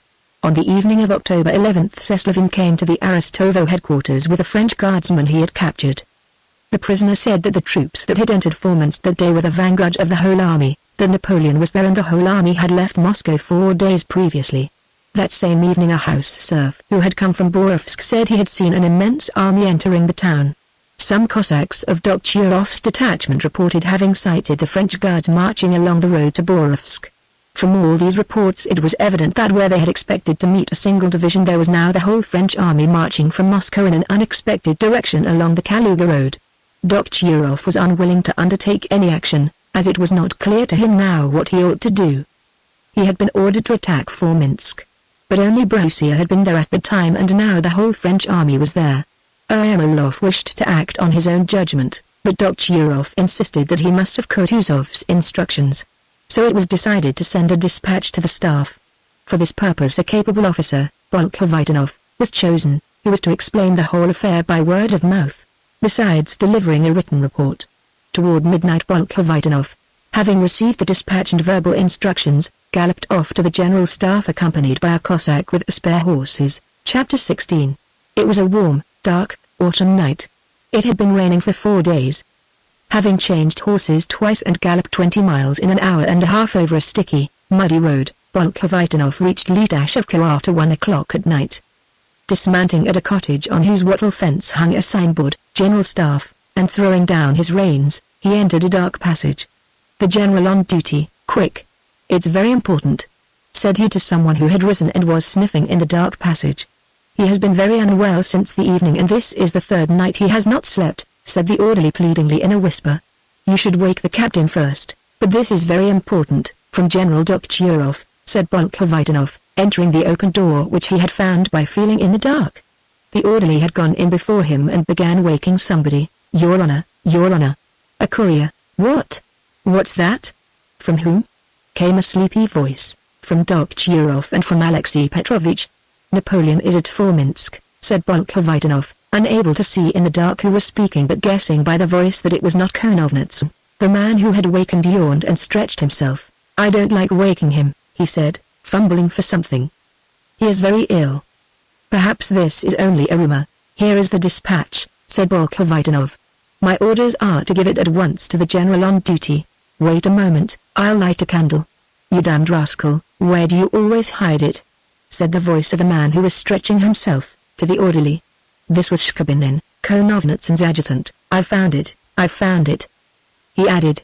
The orderly was striking a light and Shkabinin was fumbling for something on the candlestick. Oh, the nasty beasts, said he with disgust. By the light of the sparks Bolkhovitinov saw Shkabinin's youthful face as he held the candle, and the face of another man who was still asleep. This was Konovnitsyn. When the flame of the sulphur splinters kindled by the tinder burned up, first blue and then red, Shkabinin lit the tallow candle, from a candlestick of which the cockroaches that had been gnawing it were running away, and looked at the messenger. Bolkhovitinov was bespattered all over with mud and had smeared his face by wiping it with his sleeve. Who gave the report? Inquired Shkabinin, taking the envelope. The news is reliable, said Bolkhovitinov. Prisoners, Cossacks, and the scouts all say the same thing. There's nothing to be done, we'll have to wake him, said Shkabinin, rising and going up to the man in the nightcap who lay covered by a greatcoat. Peter Petrovich, said he. Konovnitsyn did not stir. To the general staff, he said with a smile, knowing that those words would be sure to arouse him. And in fact the head in the nightcap was lifted at once. On Konovnitsyn's handsome, resolute face with cheeks flushed by fever, there still remained for an instant a far-away dreamy expression remote from present affairs, but then he suddenly started and his face assumed its habitual calm and firm appearance. Well, what is it? From whom? He asked immediately but without hurry, blinking at the light. While listening to the officer's report Konovnitsyn broke the seal and read the dispatch. Hardly had he done so before he lowered his legs in their woolen stockings to the earthen floor and began putting on his boots. Then he took off his nightcap, combed his hair over his temples, and donned his cap. Did you get here quickly? Let us go to His Highness. Konovnitsyn had understood at once that the news brought was of great importance and that no time must be lost. He did not consider or ask himself whether the news was good or bad. That did not interest him. He regarded the whole business of the war not with his intelligence or his reason but by something else. There was within him a deep unexpressed conviction that all would be well, but that one must not trust to this and still less speak about it, but must only attend to one's own work. And he did his work, giving his whole strength to the task. Peter Petrovich Konovnitsyn, like Dokhturov, seems to have been included merely for propriety's sake in the list of the so-called heroes of 1812, the Barclays, Mfskis, Ermolovs, Platovs, and Miloradoviches. Like Dokhtcherov, he had the reputation of being a man of very limited capacity and information, and like Dokhtcherov he never made plans of battle but was always found where the situation was most difficult. Since his appointment as general on duty he had always slept with his door open, giving orders that every messenger should be allowed to wake him up. In battle he was always under fire, so that Kutuzov reproved him for it and feared to send him to the front, and like Dokhtcherov he was one of those unnoticed cogwheels that, without clatter or noise, constitute the most essential part of the machine. Coming out of the hut into the damp, dark night, Konovnitsyn frowned partly from an increased pain in his head and partly at the unpleasant thought that occurred to him, of how all that nest of influential men on the staff would be stirred up by this news, especially Bennigsen, who ever since Tarutina had been at daggers drawn with Kutuzov, and how they would make suggestions, quarrel, issue orders, and rescind them. And this premonition was disagreeable to him, though he knew it could not be helped, and in fact Toll, to whom he went to communicate the news, immediately began to expound his plans to a general sharing his quarters, until Konovnitsyn, who listened in weary silence, reminded him that they must go to see His Highness. Chapter 17. Kutuzov, like all old people, did not sleep much at night. He often fell asleep unexpectedly in the daytime, but at night, lying on his bed without undressing, he generally remained awake thinking, so he lay now on his bed, supporting his large, heavy, scarred head on his plump hand, with his one eye open, meditating and peering into the darkness. Since Bennigsen, who corresponded with the Emperor and had more influence than anyone else on the staff, had begun to avoid him, Kutuzov was more at ease as to the possibility of himself and his troops being obliged to take part in useless aggressive movements. The lesson of the Tarutino battle and of the day before it, which Kutuzov remembered with pain, must, he thought, have some effect on others too. They must understand that we can only lose by taking the offensive. Patience and time are my warriors, my champions, thought Kutuzov. He knew that an apple should not be plucked while it is green. It will fall of itself when ripe, but if picked unripe the apple is spoiled, the tree is harmed, and your teeth are set on edge. Like an experienced sportsman he knew that the beast was wounded, and wounded as only the whole strength of Russia could have wounded it, but whether it was mortally wounded or not was still an undecided question. Now by the fact of Loristan and Barthelemy having been sent, and by the reports of the guerrillas, Kutuzov was almost sure that the wound was mortal.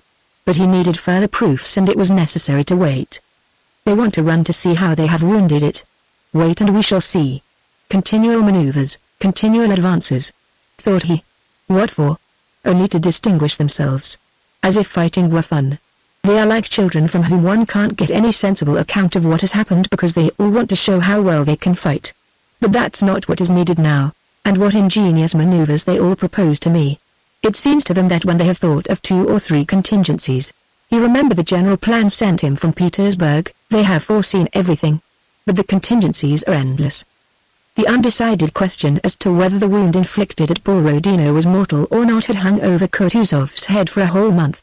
On the one hand the French had occupied Moscow. On the other Kutuzov felt assured with all his being that the terrible blow into which he and all the Russians had put their whole strength must have been mortal. But in any case proofs were needed. He had waited a whole month for them and grew more impatient the longer he waited. Lying on his bed during those sleepless nights he did just what he reproached those younger generals for doing. He imagined all sorts of possible contingencies, just like the younger men, but with this difference, that he saw thousands of contingencies instead of 2 or 3 and based nothing on them. The longer he thought the more contingencies presented themselves. He imagined all sorts of movements of the Napoleonic army as a whole or in sections against Petersburg, or against him, or to outflank him. He thought too of the possibility, which he feared most of all, that Napoleon might fight him with his own weapon and remain in Moscow awaiting him. Kutuzov even imagined that Napoleon's army might turn back through Medina and Yukhnov. But the one thing he could not foresee was what happened to insane, convulsive stampede of Napoleon's army during its first 11 days after leaving Moscow, a stampede which made possible what Kutuzov had not yet even dared to think of, the complete extermination of the French. Dorokov's report about Brazier's division, the guerrillas' reports of distress in Napoleon's army, rumors of preparations for leaving Moscow, all confirmed the supposition that the French army was beaten and preparing for flight. But these were only suppositions, which seemed important to the younger men but not to Kutuzov. With his 60 years' experience, he knew what value to attach to rumors, knew how apartment people who desire anything are to group all news so that it appears to confirm what they desire. And he knew how readily in such cases they omit all that makes for the contrary. And the more he desired it, the less he allowed himself to believe it. This question absorbed all his mental powers. All else was to him only life's customary routine. To such customary routine belonged his conversations with the staff, the letters he wrote from Tarutino to Madame de Stael, the reading of novels, the distribution of awards, his correspondence with Petersburg, and so on. But the destruction of the French, which he alone foresaw, was his heart's one desire. On the night of the 11th of October he lay leaning on his arm and thinking of that. There was a stir in the next room and he heard the steps of Toll, Konovnitsin, and Bolkhovitinov. Who's there? Come in, come in. What news? The field marshal called out to them. While a footman was lighting a candle, Toll communicated the substance of the news. Who brought it? Asked Kutuzov with a look which, when the candle was lit, struck Toll by its cold severity. There can be no doubt about it, Your Highness. Call him in, call him here. Kutuzov sat up with one leg hanging down from the bed and his big paunch resting against the other which was doubled under him. He screwed up his seeing eye to scrutinize the messenger more carefully, as if wishing to read in his face what preoccupied his own mind. Tell me, friend, said he to Bolkhovitinov in his low, aged voice, as he pulled together the shirt which gaped open on his chest. Come nearer, nearer. What news have you brought me? That Napoleon has left Moscow? Are you sure? Bolkhovitinov gave a detailed account from the beginning of all he had been told to report. Speak quicker, quicker. Don't torture me. Kutuzov interrupted him. Bolkhovitinov told him everything and was then silent, awaiting instructions. Toll was beginning to say something but Kutuzov checked him.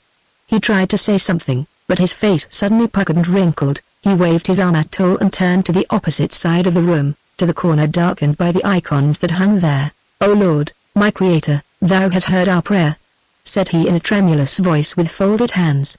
Russia is saved. I thank Thee, O Lord. And he wept. Chapter 18. From the time he received this news to the end of the campaign, all Kutuzov's activity was directed toward restraining his troops, by authority, by guile, and by entreaty, from useless attacks, maneuvers, or encounters with a perishing enemy. Dokhtyrov went to Maloyaroslavets, but Kutuzov lingered with the main army and gave orders for the evacuation of Kaluga, a retreat beyond which town seemed to him quite possible. Everywhere Kutuzov retreated, but the enemy without waiting for his retreat fled in the opposite direction. Napoleon's historians describe to us his skilled maneuvers at Tarutino and Maloyaroslavets, and make conjectures as to what would have happened had Napoleon been in time to penetrate into the rich southern provinces. But not to speak of the fact that nothing prevented him from advancing into those southern provinces, for the Russian army did not bar his way. The historians forget that nothing could have saved his army, for then already it bore within itself the germs of inevitable ruin. How could that army which had found abundant supplies in Moscow and had trampled them underfoot instead of keeping them, and on arriving at Smolensk had looted provisions instead of storing them, how could that army recuperate in Kaluga province, which was inhabited by Russians such as those who lived in Moscow, and where fire had the same property of consuming what was set ablaze? That army could not recover anywhere.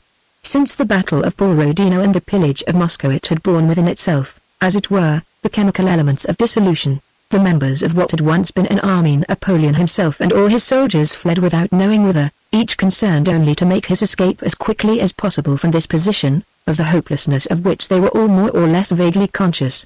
So it came about that at the council at Maloyaroslavets, when the generals pretending to confer together expressed various opinions, all mouths were closed by the opinion uttered by the simple-minded soldier Mouton who, speaking last, said what they all felt, that the one thing needful was to get away as quickly as possible, and no one, not even Napoleon, could say anything against that truth which they all recognized.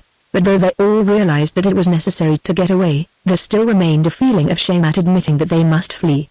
An external shock was needed to overcome that shame, and this shock came in due time. It was what the French called la hour de l'empereur. The day after the council at Maloyaroslavets, Napoleon rode out early in the morning amid the lines of his army with his suite of marshals and an escort, on the pretext of inspecting the army and the scene of the previous and of the impending battle. Some Cossacks on the prowl for booty fell in with the emperor and very nearly captured him. If the Cossacks did not capture Napoleon, then what saved him was the very thing that was destroying the French army, the booty on which the Cossacks fell. Here as at Tarútina they went after plunder, leaving the men. Disregarding Napoleon they rushed after the plunder and Napoleon managed to escape. When Léon von Dudon might so easily have taken the emperor himself in the midst of his army, it was clear that there was nothing for it but to fly as fast as possible along the nearest, familiar road. Napoleon with his 40-year-old stomach understood that hint, not feeling his former agility and boldness, and under the influence of the fright the Cossacks had given him, he at once agreed with Mouton and issued orders, as the historians tell us, to retreat by the Smolensk road. That Napoleon agreed with Mouton, and that the army retreated, does not prove that Napoleon caused it to retreat, but that the forces which influenced the whole army and directed it along the Mozhaysk, that is, the Smolensk, road acted simultaneously on him also. Chapter 19. A man in motion always devises an aim for that motion. To be able to go 1,000 miles he must imagine that something good awaits him at the end of those 1,000 miles. One must have the prospect of a promised land to have the strength to move. The promised land for the French during their advance had been Moscow, during their retreat it was their native land. But that native land was too far off, and for a man going 1,000 miles it is absolutely necessary to set aside his final goal and to say to himself, today I shall get to a place 25 miles off where I shall rest and spend the night, and during the first day's journey that resting place eclipses his ultimate goal and attracts all his hopes and desires. And the impulses felt by a single person are always magnified in a crowd. For the French retreating along the old Smolensk road, the final goal, their native land, was too remote, and their immediate goal was Smolensk, toward which all their desires and hopes, enormously intensified in the mass, urged them on. It was not that they knew that much food and fresh troops awaited them in Smolensk, nor that they were told so. On the contrary, their superior officers, and Napoleon himself, knew that provisions were scarce there, but because this alone could give them strength to move on and endure their present privations. So both those who knew and those who did not know deceived themselves, and pushed on to Smolensk as to a promised land. Coming out onto the high road, the French fled with surprising energy and unheard of rapidity toward the goal they had fixed on. Besides the common impulse which bound the whole crowd of French into one mass and supplied them with a certain energy, there was another cause binding them together: their great numbers. As with the physical law of gravity, their enormous mass drew the individual human atoms to itself. In their hundreds of thousands they moved like a whole nation. Each of them desired nothing more than to give himself up as a prisoner to escape from all this horror and misery. But on the one hand the force of this common attraction to Smolensk, their goal, drew each of them in the same direction. On the other hand, an army corps could not surrender to a company, and though the French availed themselves of every convenient opportunity to detach themselves and to surrender on the slightest decent pretext, such pretexts did not always occur. Their very numbers and their crowded and swift movement deprived them of that possibility and rendered it not only difficult but impossible for the Russians to stop this movement, to which the French were directing all their energies. Beyond a certain limit no mechanical disruption of the body could hasten the process of decomposition. A lump of snow cannot be melted instantaneously. There is a certain limit of time in less than which no amount of heat can melt the snow. On the contrary, the greater the heat the more solidified the remaining snow becomes. Of the Russian commanders Kutuzov alone understood this. When the flight of the French army along the Smolensk road became well defined, what Konovnitsyn had foreseen on the night of the 11th of October began to occur. The superior officers all wanted to distinguish themselves, to cut off, to seize, to capture, and to overthrow the French, and all clamored for action. Kutuzov alone used all his power, and such power is very limited in the case of any commander-in-chief, to prevent an attack. He could not tell them what we say now, why fight, why block the road, losing our own men and inhumanly slaughtering unfortunate wretches. What is the use of that, when a third of their army has melted away on the road from Moscow to Vyazma without any battle? But drawing from his aged wisdom what they could understand, he told them of the Golden Bridge, and they laughed at and slandered him, flinging themselves on, rending and exulting over the dying beast. Ermolov, Miloradovich, Platov, and others in proximity to the French near Vyazma could not resist their desire to cut off and break up two French corps, and by way of reporting their intention to Kutuzov they sent him a blank sheet of paper in an envelope. And try as Kutuzov might to restrain the troops, our men attacked, trying to bar the road. Infantry regiments, we are told, advanced to the attack with music and with drums beating, and killed and lost thousands of men. But they did not cut off or overthrow anybody, and the French army, closing up more firmly at the danger, continued, while steadily melting away, to pursue its fatal path to Smolensk. Part 14, Chapter 1. The Battle of Borodino. with the occupation of Moscow that followed it and the flight of the French without further conflicts, is one of the most instructive phenomena in history. All historians agree that the external activity of states and nations in their conflicts with one another is expressed in wars, and that as a direct result of greater or less success in war the political strength of states and nations increases or decreases. Strange as may be the historical account of how some king or emperor, having quarreled with another, collects an army, fights his enemy's army, gains a victory by killing 3, 5, or 10,000 men, and subjugates a kingdom and an entire nation of several millions, all the facts of history, as far as we know it, confirm the truth of the statement that the greater or lesser success of one army against another is the cause, or at least an essential indication, of an increase or decrease in the strength of the nation, even though it is unintelligible why the defeat of an army 100th part of a nation should oblige that whole nation to submit. An army gains a victory, and at once the rights of the conquering nation have increased to the detriment of the defeated. An army has suffered defeat, and at once a people loses its rights in proportion to the severity of the reverse, and if its army suffers a complete defeat the nation is quite subjugated. So according to history it has been found from the most ancient times, and so it is to our own day. All Napoleon's wars serve to confirm this rule. In proportion to the defeat of the Austrian army Austria loses its rights, and the rights and the strength of France increase. The victories of the French at Jena and Austerlitz destroy the independent existence of Prussia. But then, in 1812, the French gain a victory near Moscow. Moscow is taken and after that, with no further battles, it is not Russia that ceases to exist, but the French army of 600,000, and then Napoleonic France itself. To strain the facts to fit the rules of history, to say that the field of battle at Borodino remained in the hands of the Russians, or that after Moscow there were other battles that destroyed Napoleon's army, is impossible. After the French victory at Borodino there was no general engagement nor any that were at all serious, yet the French army ceased to exist. What does this mean? If it were an example taken from the history of China, we might say that it was not an historic phenomenon, which is the historian's usual expedient when anything does not fit their standards. If the matter concerns some brief conflict in which only a small number of troops took part, we might treat it as an exception, but this event occurred before our fathers' eyes, and for them it was a question of the life or death of their fatherland, and it happened in the greatest of all that known wars.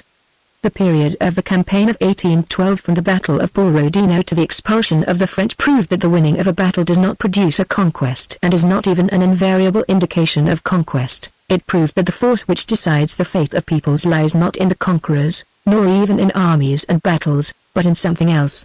The French historians, describing the condition of the French army before it left Moscow, affirm that all was in order in the Grand Army, except the cavalry, the artillery, and the transport. There was no forage for the horses or the cattle. That was a misfortune no one could remedy, for the peasants of the district burned their hay rather than let the French have it. The victory gained did not bring the usual results because the peasants Carpentras, who after the French had evacuated Moscow drove in their carts to pillage the town, and in general personally failed to manifest any heroic feelings, and the whole innumerable multitude of such peasants, did not bring their hay to Moscow for the high price offered them, but burned it instead. Let us imagine two men who have come out to fight a duel with rapiers according to all the rules of the art of fencing. The fencing has gone on for some time. Suddenly one of the combatants, feeling himself wounded and understanding that the matter is no joke but concerns his life, throws down his rapier, and seizing the first cudgel that comes to hand begins to brandish it.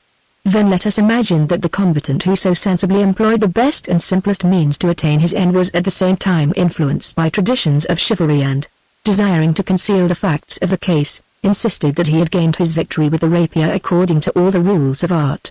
One can imagine what confusion and obscurity would result from such an account of the duel.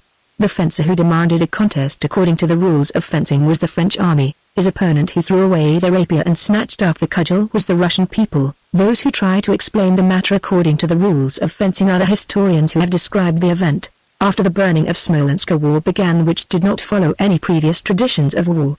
The burning of towns and villages, the retreats after battles, the blow dealt at Borodino and the renewed retreat, the burning of Moscow, the capture of marauders, the seizure of transports, and the guerrilla war were all departures from the rules. Napoleon felt this, and from the time he took up the correct fencing attitude in Moscow and instead of his opponent's rapier saw a cudgel raised above his head, he did not cease to complain to Kutuzov and to the Emperor Alexander that the war was being carried on contrary to all the rules as if there were any rules for killing people.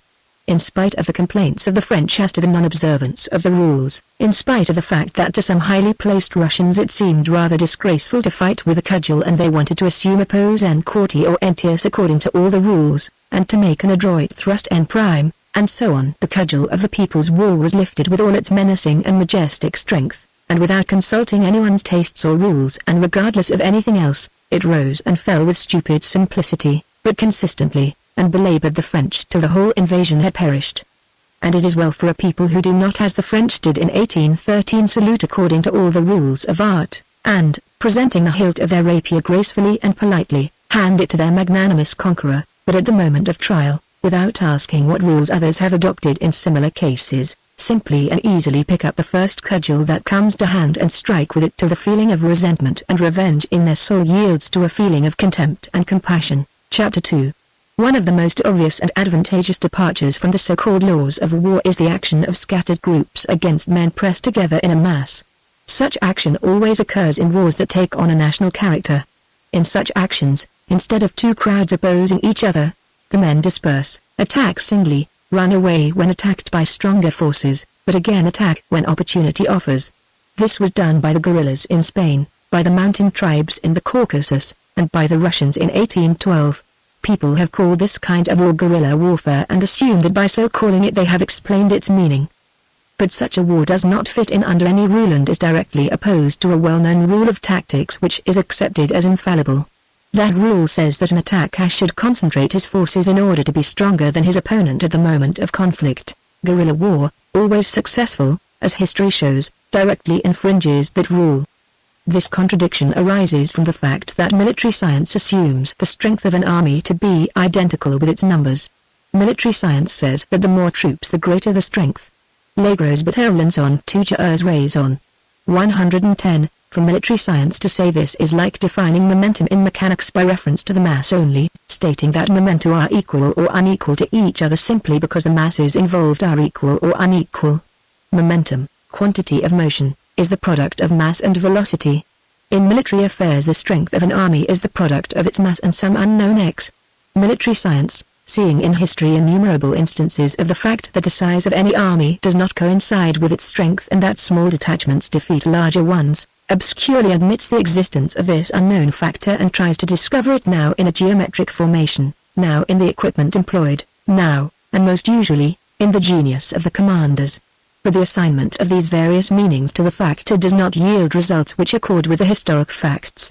Yet it is only necessary to abandon the false view, adopted to gratify the heroes, of the efficacy of the directions issued in wartime by commanders, in order to find this unknown quantity. That unknown quantity is the spirit of the army, that is to say, the greater or lesser readiness to fight and face danger felt by all the men composing an army, quite independently of whether they are, or are not, fighting under the command of a genius, in 2 or 3 line formation, with cudgels or with rifles that repeat 30 times a minute. Men who want to fight will always put themselves in the most advantageous conditions for fighting. The spirit of an army is the factor which multiplied by the mass gives the resulting force. To define and express the significance of this unknown factor, the spirit of an army is a problem for science. This problem is only solvable if we cease arbitrarily to substitute for the unknown X itself the conditions under which that force becomes apparent, such as the commands of the general, the equipment employed, and so on, mistaking these for the real significance of the factor, and if we recognize this unknown quantity in its entirety as being the greater or lesser desire to fight and to face danger.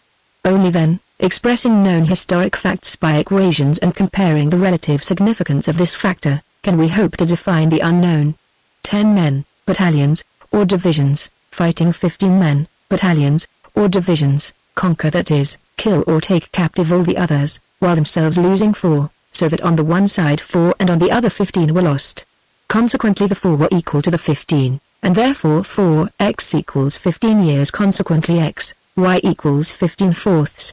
This equation does not give us the value of the unknown factor but gives us a ratio between 2 unknowns. And by bringing variously selected historic units, battles, campaigns, periods of war, into such equations, a series of numbers could be obtained in which certain laws should exist and might be discovered.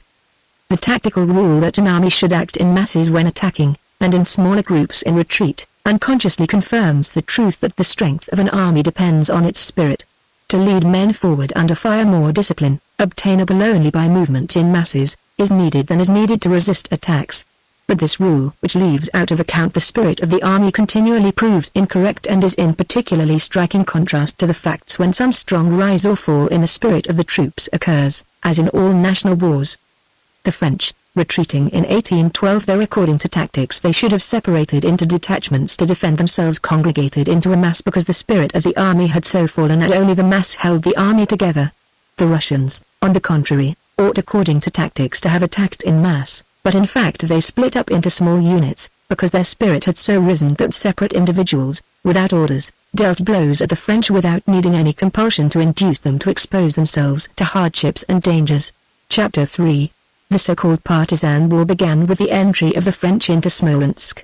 Before partisan warfare had been officially recognized by the government, thousands of enemy stragglers, marauders, and foragers had been destroyed by the Cossacks and the peasants, who killed them off as instinctively as dogs worry a stray mad dog to death. Denis Davidov, with his Russian instinct, was the first to recognize the value of this terrible cudgel which, regardless of the rules of military science, destroyed the French, and to him belongs the credit for taking the first step toward regularizing this method of warfare. On August 24, Davidov's first partisan detachment was formed and then others were recognized. The further the campaign progressed, the more numerous these detachments became. The irregulars destroyed the great army piecemeal. They gathered the fallen leaves that dropped of themselves from that withered tree, the French army, and sometimes shook that tree itself.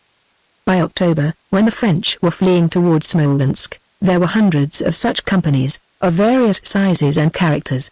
There were some that adopted all the army methods and had infantry, artillery, staffs, and the comforts of life. Others consisted solely of Cossack cavalry. There were also small scratch groups of foot and horse, and groups of peasants and landowners that remained unknown. A sacristan commanded one party which captured several hundred prisoners in the course of a month, and there was Vasilisa, the wife of a village elder, who slew hundreds of the French. The partisan warfare flamed up most fiercely in the latter days of October. Its first period had passed, when the partisans themselves, amazed at their own boldness, feared every minute to be surrounded and captured by the French, and hid in the forests without unsaddling, hardly daring to dismount and always expecting to be pursued. By the end of October this kind of warfare had taken definite shape. It had become clear to all what could be ventured against the French and what could not. Now only the commanders of detachments with staffs, and moving according to rules at a distance from the French, still regarded many things as impossible. The small bands that had started their activities long before and had already observed the French closely considered things possible which the commanders of the big detachments did not dare to contemplate. The Cossacks and peasants who crept in among the French now considered everything possible. On October 22, Denisov, who was one of the irregulars, was with his group at the height of the guerrilla enthusiasm. Since early morning he and his party had been on the move. All day long he had been watching from the forest that skirted the highroad a large French convoy of cavalry baggage and Russian prisoners separated from the rest of the army, which, as was learned from spies and prisoners, was moving under a strong escort to Smolensk. Besides Denisov and Dolokhov, who also led a small party and moved in Denisov's vicinity, the commanders of some large divisions with staffs also knew of this convoy and, as Denisov expressed it, were sharpening their teeth for it. Two of the commanders of large parties, one a Pole and the other a German, sent invitations to Denisov almost simultaneously, requesting him to join up with their divisions to attack the convoy. "No, brother, I have gold moustaches myself," said Denisov on reading these documents, and he wrote to the German that, despite his heartfelt desire to serve under so valiant and renowned a general, he had to forego that pleasure because he was already under the command of the Polish general. To the Polish general he replied to the same effect, informing him that he was already under the command of the German. Having arranged matters thus, Denisov and Dolokhov intended, without reporting matters to the higher command, to attack and seize that convoy with their own small forces. On October 22 it was moving from the village of Mikhalino to that of Shamshevo. To the left of the road between Mikhalino and Shamshevo there were large forests, extending in some places up to the road itself, though in others a mile or more back from it. Through these forests Denisov and his party rode all day, sometimes keeping well back in them and sometimes coming to the very edge, but never losing sight of the moving French. That morning, Cossacks of Denisov's party had seized and carried off into the forest 2 wagons loaded with cavalry saddles, which had stuck in the mud not far from Mikhalino, where the forest ran close to the road.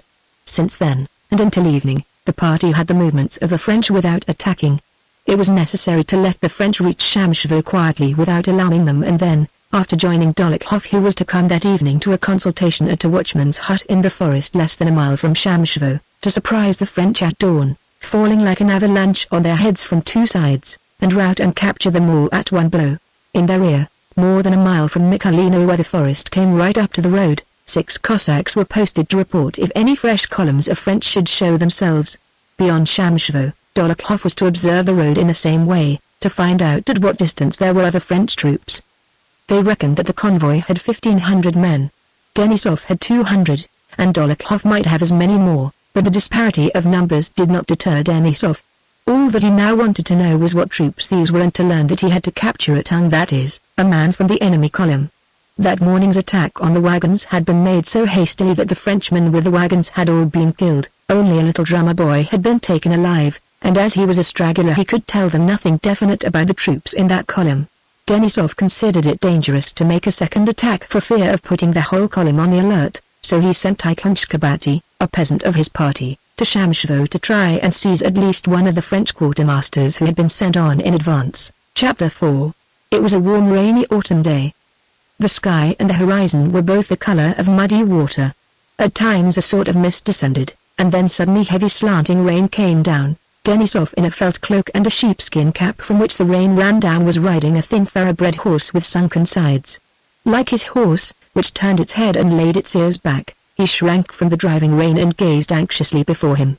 His thin face with its short, thick black beard looked angry.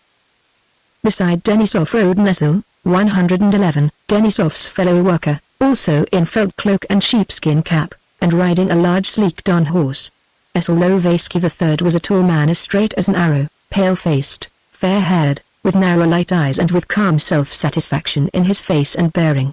Though it was impossible to say in what the peculiarity of the horse and rider lay, yet at first glance at the Esel and Denisov one saw that the latter was wet and uncomfortable and was a man mounted on a horse, while looking at the Esel one saw that he was as comfortable and as much at ease as always, and that he was not a man who had mounted a horse, but a man who was one with his horse, a being consequently possessed of twofold strength.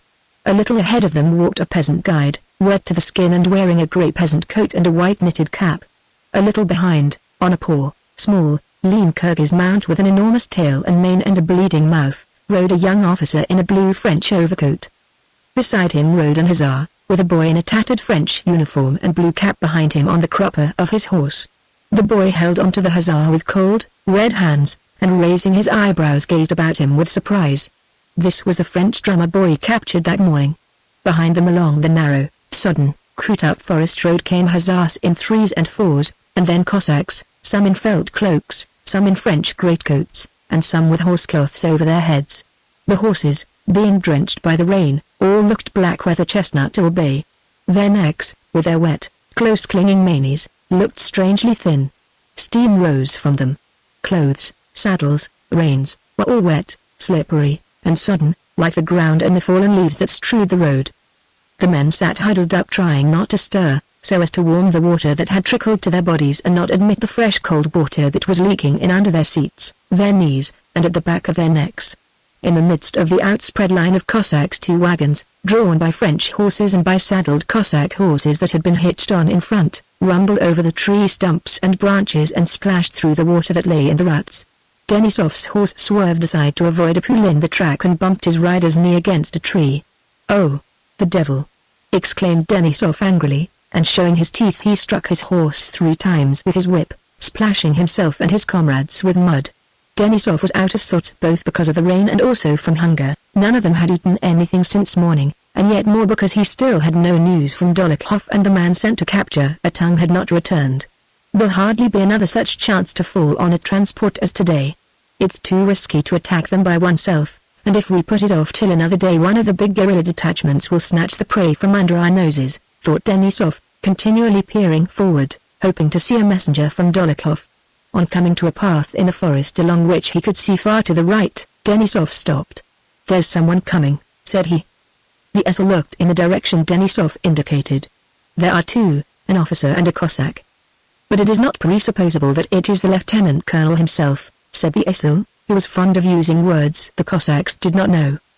The approaching riders having descended a decline were no longer visible, but they reappeared a few minutes later. In front, at a weary gallop and using his leather whip, rode an officer, disheveled and drenched, whose trousers had worked up to above his knees. Behind him, standing in the stirrups, trotted a Cossack. The officer, a very young lad with a broad rosy face and keen merry eyes, galloped up to Denisov and handed him a sodden envelope. "From the general," said the officer. "Please excuse its not being quite dry." Denisov, frowning, took the envelope and opened it. "There, they kept telling us, it's dangerous," said the officer, addressing Vessel while Denisov was reading the dispatch. "But Komrov and I," he pointed to the Cossack, "were prepared. We have each of us 2 pistols. But what's this?" he asked, noticing the French drummer boy. "A prisoner. You've already been in action? May I speak to him?" "Rostov. Petier," exclaimed Denisov, having run through the dispatch. "Why didn't you say who you were?" And turning with a smile he held out his hand to the lad. The officer was Petier Rostov. All the way Petier had been preparing himself to behave with Denisov as befitted a grown-up man and an officer without hinting at their previous acquaintance. But as soon as Denisov smiled at him, Petier brightened up, blushed with pleasure, forgot the official manner he had been rehearsing, and began telling him how he had already been in a battle near Vyazma and how a certain Hussar had distinguished himself there. "Well, I'm glad to see you," Denisov interrupted him, and his face again assumed its anxious expression. "Michael Foklitich," said he to Vessel, "this is again from that German, you know." He indicated Petier is serving under him. And Denisov told the Vessel that the dispatch just delivered was a repetition of the German general's demand that he should join forces with him for an attack on the transport. "If we don't take it to Mao, he'll snatch it from under our noses," he added. While Denisov was talking to the Vessel, Petier, abashed by Denisov's cold tone and supposing that it was due to the condition of his trousers, furtively tried to pull them down under his greatcoat so that no one should notice it, while maintaining as martial an air as possible. "Will there be any orders, Your Honor?" he asked Denisov, holding his hand at the salute and resuming the game of adjutant and general for which he had prepared himself, "or shall I remain with Your Honor?" "Orders?" Denisov repeated thoughtfully. "But can you stay till tomorrow?" "Oh, please. May I stay with you?" cried Petier. "But, just what did the general tell you? To return at once?" asked Denisov. Petier blushed. "He gave me no instructions. I think I could?" he returned, inquiringly. "Well, all right," said Denisov. And turning to his men he directed a party to go on to the halting place arranged near the watchman's hut in the forest, and told the officer on the Kyrgyz horse, who performed the duties of an adjutant, to go and find out where Dolokhov was and whether he would come that evening. Denisov himself intended going with the Vessel and Petier to the edge of the forest where it reached out to Shamshvo, to have a look at the part of the French bivouac they were to attack next day. "Well, old fellow," said he to the peasant guide, "lead us to Shamshvo." Denisov, Petier, and the Vessel, accompanied by some Cossacks and the Hussar who had the prisoner, rode to the left across a ravine to the edge of the forest. Chapter 5. The rain had stopped, and only the mist was falling and drops from the trees. Denisov, the Vessel, and Petier rode silently, following the peasant in the knitted cap who, stepping lightly without turned toes and moving noiselessly in his bast shoes over the roots and wet leaves, silently led them to the edge of the forest. He ascended an incline, stopped, looked about him, and advanced to where the screen of trees was less dense. On reaching a large oak tree that had not yet shed its leaves, he stopped and beckoned mysteriously to them with his hand. Denisov and Petier rode up to him. From a spot where the peasant was standing they could see the French. Immediately beyond the forest, on a downward slope, lay a field of spring rye. To the right, beyond a steep ravine, was a small village and a landowner's house with a broken roof. In the village, in the house, in the garden, by the well, by the pond, over all the rising ground, and all along the road uphill from the bridge leading to the village, not more than 500 yards away, crowds of men could be seen through the shimmering mist. Their un-Russian shouting at their horses which were straining uphill with the carts, and their calls to one another, could be clearly heard. "Bring the prisoner here," said Denisov in a low voice, not taking his eyes off the French. A Cossack dismounted, lifted the boy down, and took him to Denisov. Pointing to the French troops, Denisov asked him what these and those of them were. The boy, thrusting his cold hands into his pockets and lifting his eyebrows, looked at Denisov in affright, but in spite of an evident desire to say all he knew gave confused answers, merely assenting to everything Denisov asked him. Denisov turned away from him frowning and addressed the Vessel, conveying his own conjectures to him. Petya, rapidly turning his head, looked now at the drummer boy, now at Denisov, now at the esaul, and now at the French in the village and along the road, trying not to miss anything of importance. Whether Dolokhov comes or not, we must seize it, eh? Said Denisov with a merry sparkle in his eyes. It is a very suitable spot, said the esaul. We'll send the infant way down by the swamps, Denisov continued. They'll creep up to the garden, you'll wide up from there with the Cossacks. He pointed to a spot in the forest beyond the village, and I with my hussars from here. And at the signal shot, the hollow is impassable. There's a swamp there, said the esaul. The horses would sink. We must ride round more to the left. While they were talking in undertones, the crack of a shot sounded from the low ground by the pond. A puff of white smoke appeared, then another, and the sound of hundreds of seemingly merry French voices shouting together came up from the slope. For a moment Denisov and the esaul drew back. They were so near that they thought they were the cause of the firing and shouting. But the firing and shouting did not relate to them. Down below, a man wearing something red was running through the marsh. The French were evidently firing and shouting at him. Why, that's our Tikhon, said the esaul. So it is. It is, the Waskal, said Denisov. He'll get away, said the esaul, screwing up his eyes. The man whom they called Tikhon, having run to the stream, plunged in so that the water splashed in the air, and, having disappeared for an instant, scrambled out on all fours, all black with the wet, and ran on. The French who had been pursuing him stopped. Smart, that, said the esaul. What a beast, said Denisov with his former look of vexation. What has he been doing all this time? Who is he? Asked Petya. He's our plastun. I sent him to capture a tongue. Oh, yes, said Petya, nodding at the first words Denisov uttered as if he understood it all, though he really did not understand anything of it. Tikhon Shkabati was one of the most indispensable men in their band. He was a peasant from Pokrovsk, near the Rivigset. When Denisov had come to Pokrovsk at the beginning of his operations and had as usual summoned the village elder and asked him what he knew about the French, the elder, as though shielding himself, had replied, as all village elders did, that he had neither seen nor heard anything of them. But when Denisov explained that his purpose was to kill the French, and asked if no French had strayed that way, the elder replied that some marauders had really been at their village, but that Tikhon Shkabati was the only man who dealt with such matters. Denisov had Tikhon called and, having praised him for his activity, said a few words in the elder's presence about loyalty to the Tsar and the country and the hatred of the French that all sons of the fatherland should cherish. We don't do the French any harm, said Tikhon, evidently frightened by Denisov's words. We only fooled about with the lads for fun, you know. We killed a score or so of marauders, but we did no harm else.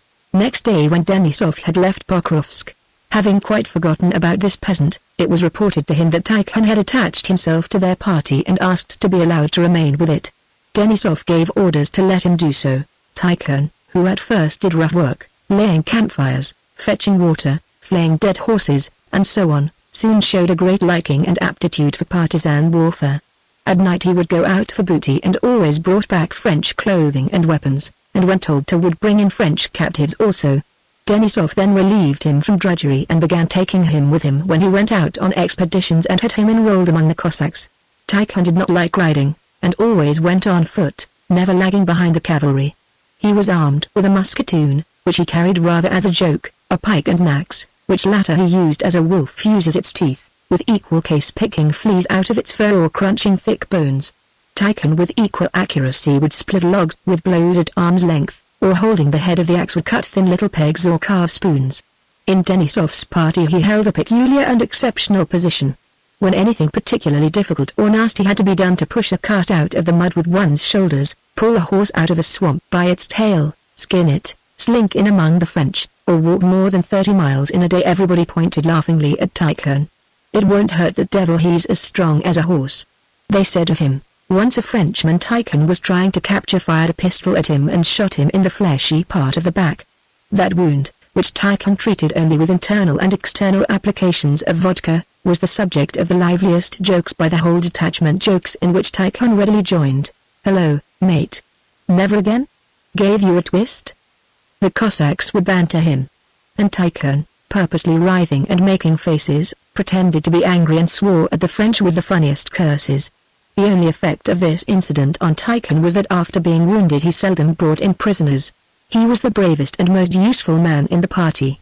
No one found more opportunities for attacking, No one captured or killed more Frenchmen, and consequently he was made the buffoon of all the Cossacks and hussars and willingly accepted that role. Now he had been sent by Denisov overnight to Shamshvo to capture a tongue. But whether because he had not been content to take only one Frenchman or because he had slept through the night, he had crept by day into some bushes right among the French and, as Denisov had witnessed from above, had been detected by them. Chapter 6.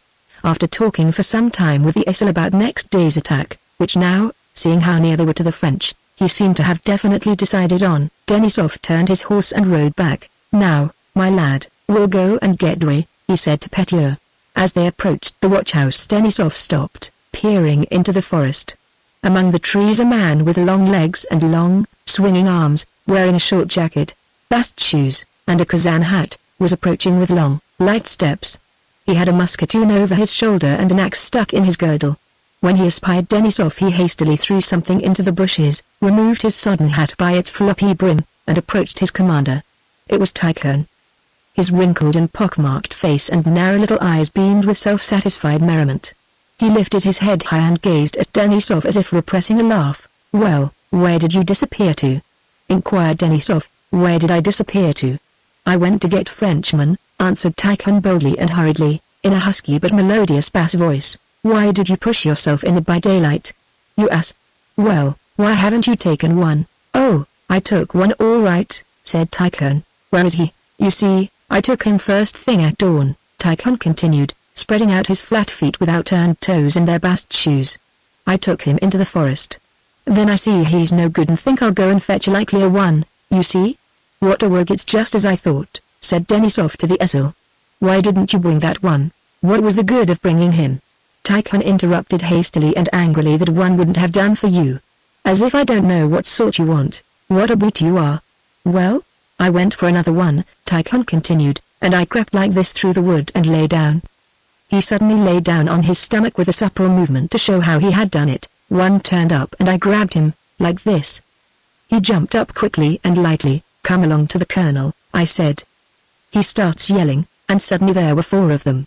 They rushed at me with their little swords. So I went for them with my axe. "This way, what are you up to?" says I. "Christ be with you!" shouted Tikhon, waving his arms with an angry scowl and throwing out his chest. "Yes, we saw from the hill how you took to your heels through the puddles," said the Esaul, screwing up his glittering eyes. Petier badly wanted to laugh, but noticed that they all refrained from laughing. He turned his eyes rapidly from Tikhon's face to the Esaul's and Denisov's, unable to make out what it all meant. "Don't play the fool," said Denisov, coughing angrily. "Why didn't you bring the first one?" Tikhon scratched his back with one hand and his head with the other, then suddenly his whole face expanded into a beaming, foolish grin, disclosing a gap where he had lost a tooth. That was why he was called Shkabati the gap-toothed.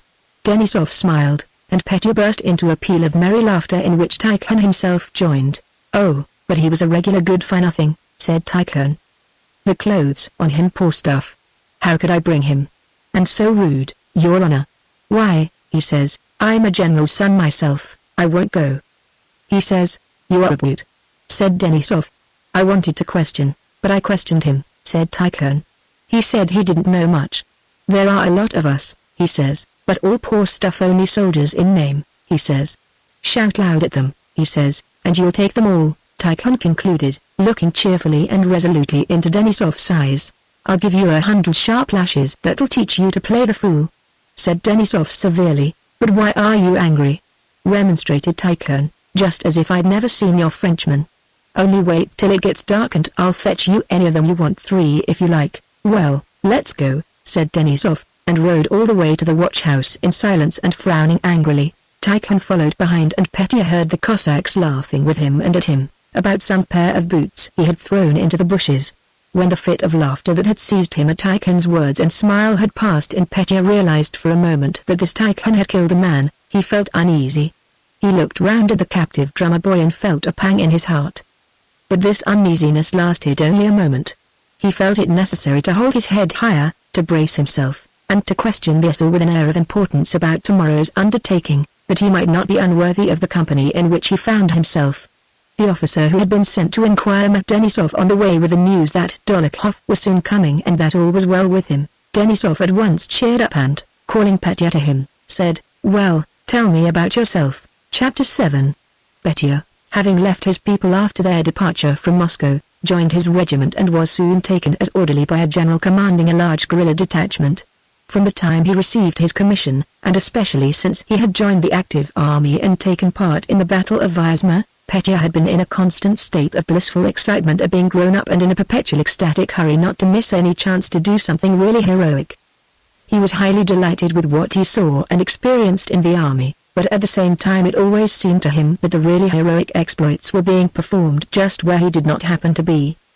And he was always in a hurry to get where he was not. When on the 21st of October his general expressed a wish to send somebody to Denisov's detachment, Petya begged so piteously to be sent that the general could not refuse. But when dispatching him he recalled Petya's mad action at the Battle of Vyazma, where instead of riding by the road to the place to which he had been sent, he had galloped to the advanced line under the fire of the French and had twice fired his pistol. So now the general explicitly forbade his taking part in any action whatever of Denisov's. That was why Petya had blushed and grown confused when Denisov asked him whether he could stay. Before they had ridden to the outskirts of the forest Petya had considered he must carry out his instructions strictly and return at once. But when he saw the French and saw Tikhon and learned that there would certainly be an attack that night, he decided, with the rapidity with which young people change their views, that the general, whom he had greatly respected till then, was a rubbishy German, that Denisov was a hero, the Essel a hero, and Tikhon a hero too, and that it would be shameful for him to leave them at a moment of difficulty. It was already growing dusk when Denisov, Petya, and the Essel rode up to the watch-house. In the twilight saddled horses could be seen, and Cossacks and Hussars who had rigged up rough shelters in the glade and were kindling glowing fires in a hollow of the forest where the French could not see the smoke. In the passage of the small watch-house a Cossack with sleeves rolled up was chopping some mutton. In the room 3 officers of Denisov's band were converting a door into a tabletop. Petya took off his wet clothes, gave them to be dried, and at once began helping the officers to fix up the dinner table. In 10 minutes the table was ready and a napkin spread on it. On the table were vodka, a flask of rum, white bread, roast mutton, and salt.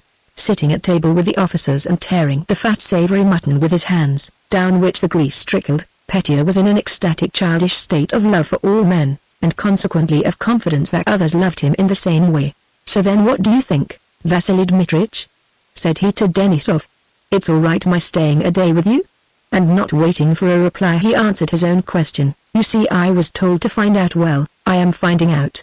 Only do let me into the chief. I don't want reward." "But I want." Petya clenched his teeth and looked around, throwing back his head and flourishing his arms, "into the viewy chief." Denisov repeated with a smile, "Only, please let me command something, so that I may really command." Petya went on. "What would it be to you?" "Oh, you want a knife," he said, turning to an officer who wished to cut himself a piece of mutton, and he handed him his clasp knife. The officer admired it. "Please keep it. I have several like it," said Petya, blushing. "Heavens! I was quite forgetting," he suddenly cried. "I have some raisins, fine ones, you know, seedless ones. We have a new sutler and he has such capital things. I bought 10 pounds. I am used to something sweet. Would you like some?" And Petya ran out into the passage to his Cossack and brought back some bags which contained about 5 pounds of raisins. "Have some, gentlemen, have some. You want a coffee pot, don't you?" he asked the Essel. "I bought a capital one from our sutler. He has splendid things. And he's very honest, that's the chief thing. I'll be sure to send it to you. Or perhaps your flints are giving out, or are worn out. That happens sometimes, you know. I have brought some with me, here they are," and he showed a bag 100 flints. "I bought them very cheap. Please take as many as you want, or all if you like." Then suddenly, dismayed lest he had said too much, Petya stopped and blushed. He tried to remember whether he had not done anything else that was foolish. And running over the events of the day he remembered the French drummer boy. "It's capital for us here, but what of him? Where have they put him? Have they fed him? Haven't they hurt his feelings?" he thought. But having caught himself saying too much about the flints, he was now afraid to speak out. "I might ask," he thought, "but they'll say, he's a boy himself and so he pities the boy. I'll show them tomorrow whether I'm a boy. Will it seem odd if I ask?" Petya thought. "Well, never mind." And immediately, flushing and looking anxiously at the officers to see if they appeared ironical, he said, "May I call in that boy who was taken prisoner and give him something to eat?"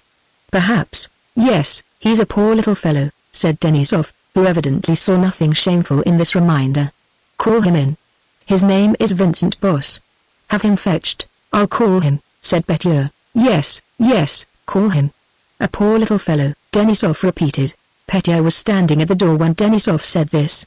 He slipped in between the officers, came close to Denisov, and said, "Let me kiss you, dear old fellow." "Oh, how fine, how splendid." And having kissed Denisov he ran out of the hut. "Boss. Vincent." Petya cried, stopping outside the door. "Who do you want, sir?" asked a voice in the dark. "He's a smart lad," said an hussar standing near Petya. "We gave him something to eat a while ago. He was awfully hungry." The sound of bare feet splashing through the mud was heard in the darkness, and the drummer boy came to the door. "Ah, cursed vows," said Petya. "Voulez vous manger? N'ayez pas omni vous faire part de mal." 112, he added shyly and affectionately, touching the boy's hand. "Entrez, entrez." 113, "Merci, monsieur." 114, said the drummer boy in a trembling, almost childish voice, and he began scraping his dirty feet on the threshold. There were many things Petya wanted to say to the drummer boy, but did not dare to. He stood irresolutely beside him in the passage. Then in the darkness he took the boy's hand and pressed it. Come in," he repeated in a gentle whisper. "Oh, what can I do for him?" he thought, and opening the door he let the boy pass in first. When the boy had entered the hut, Petya sat down at a distance from him, considering it beneath his dignity to pay attention to him. But he fingered the money in his pocket and wondered whether it would seem ridiculous to give some to the drummer boy. Chapter 8. The arrival of Dolokhov diverted Petya's attention from the drummer boy, to whom Denisov had some mutton and vodka given, and whom he had dressed in a Russian coat so that he might be kept with their band and not sent away with the other prisoners. Petya had heard in the army many stories of Dolokhov's extraordinary bravery and of his cruelty to the French, so from the moment he entered the hut Petya did not take his eyes from him, but braced himself up more and held his head high, that he might not be unworthy even of such company. Dolokhov's appearance amazed Petya by its simplicity. Denisov wore a Cossack coat, had a beard, had an icon of Nicholas the Wonder Worker on his breast, and his way of speaking and everything he did indicated his unusual position. But Dolokhov, who in Moscow had worn a Persian costume, had now the appearance of a most correct officer of the guards. He was clean-shaven and wore a guardsman's padded coat with an Order of St. George at his buttonhole and a plain forage cap set straight on his head. He took off his wet felt cloak in a corner of the room, and without greeting anyone went up to Denisov and began questioning him about the matter in hand. Denisov told him of the designs the large detachments had on the transport, of the message Petya had brought, and his own replies to both generals. Then he told him all he knew of the French detachment. "That's so. But we must know what troops they are and their numbers," said Dolokhov. "It will be necessary to go there. We can't start the affair without knowing for certain how many there are. I like to work accurately. Here now, wouldn't one of these gentlemen like to ride over to the French camp with me? I have brought a spare uniform." I'll go with you," cried Petya. "There's no need for you to go at all," said Denisov, addressing Dolokhov, "and as for him, I won't let him go on any account." "I like that," exclaimed Petya. "Why shouldn't I go?" "Because it's useless." "Well, you must excuse me, because I shall go, and that's all." "You'll take me, won't you?" he said, turning to Dolokhov. "Why not?" Dolokhov answered absently, scrutinizing the face of the French drummer boy. "Have you had that youngster with you long?" he asked Denisov. "He was taken today but he knows nothing." "I'm keeping him with me." "Yes, and where do you put the others?" inquired Dolokhov. "Where? I send them away and take a west for them," shouted Denisov, suddenly flushing. "And I say boldly that I have not a single man's life on my conscience.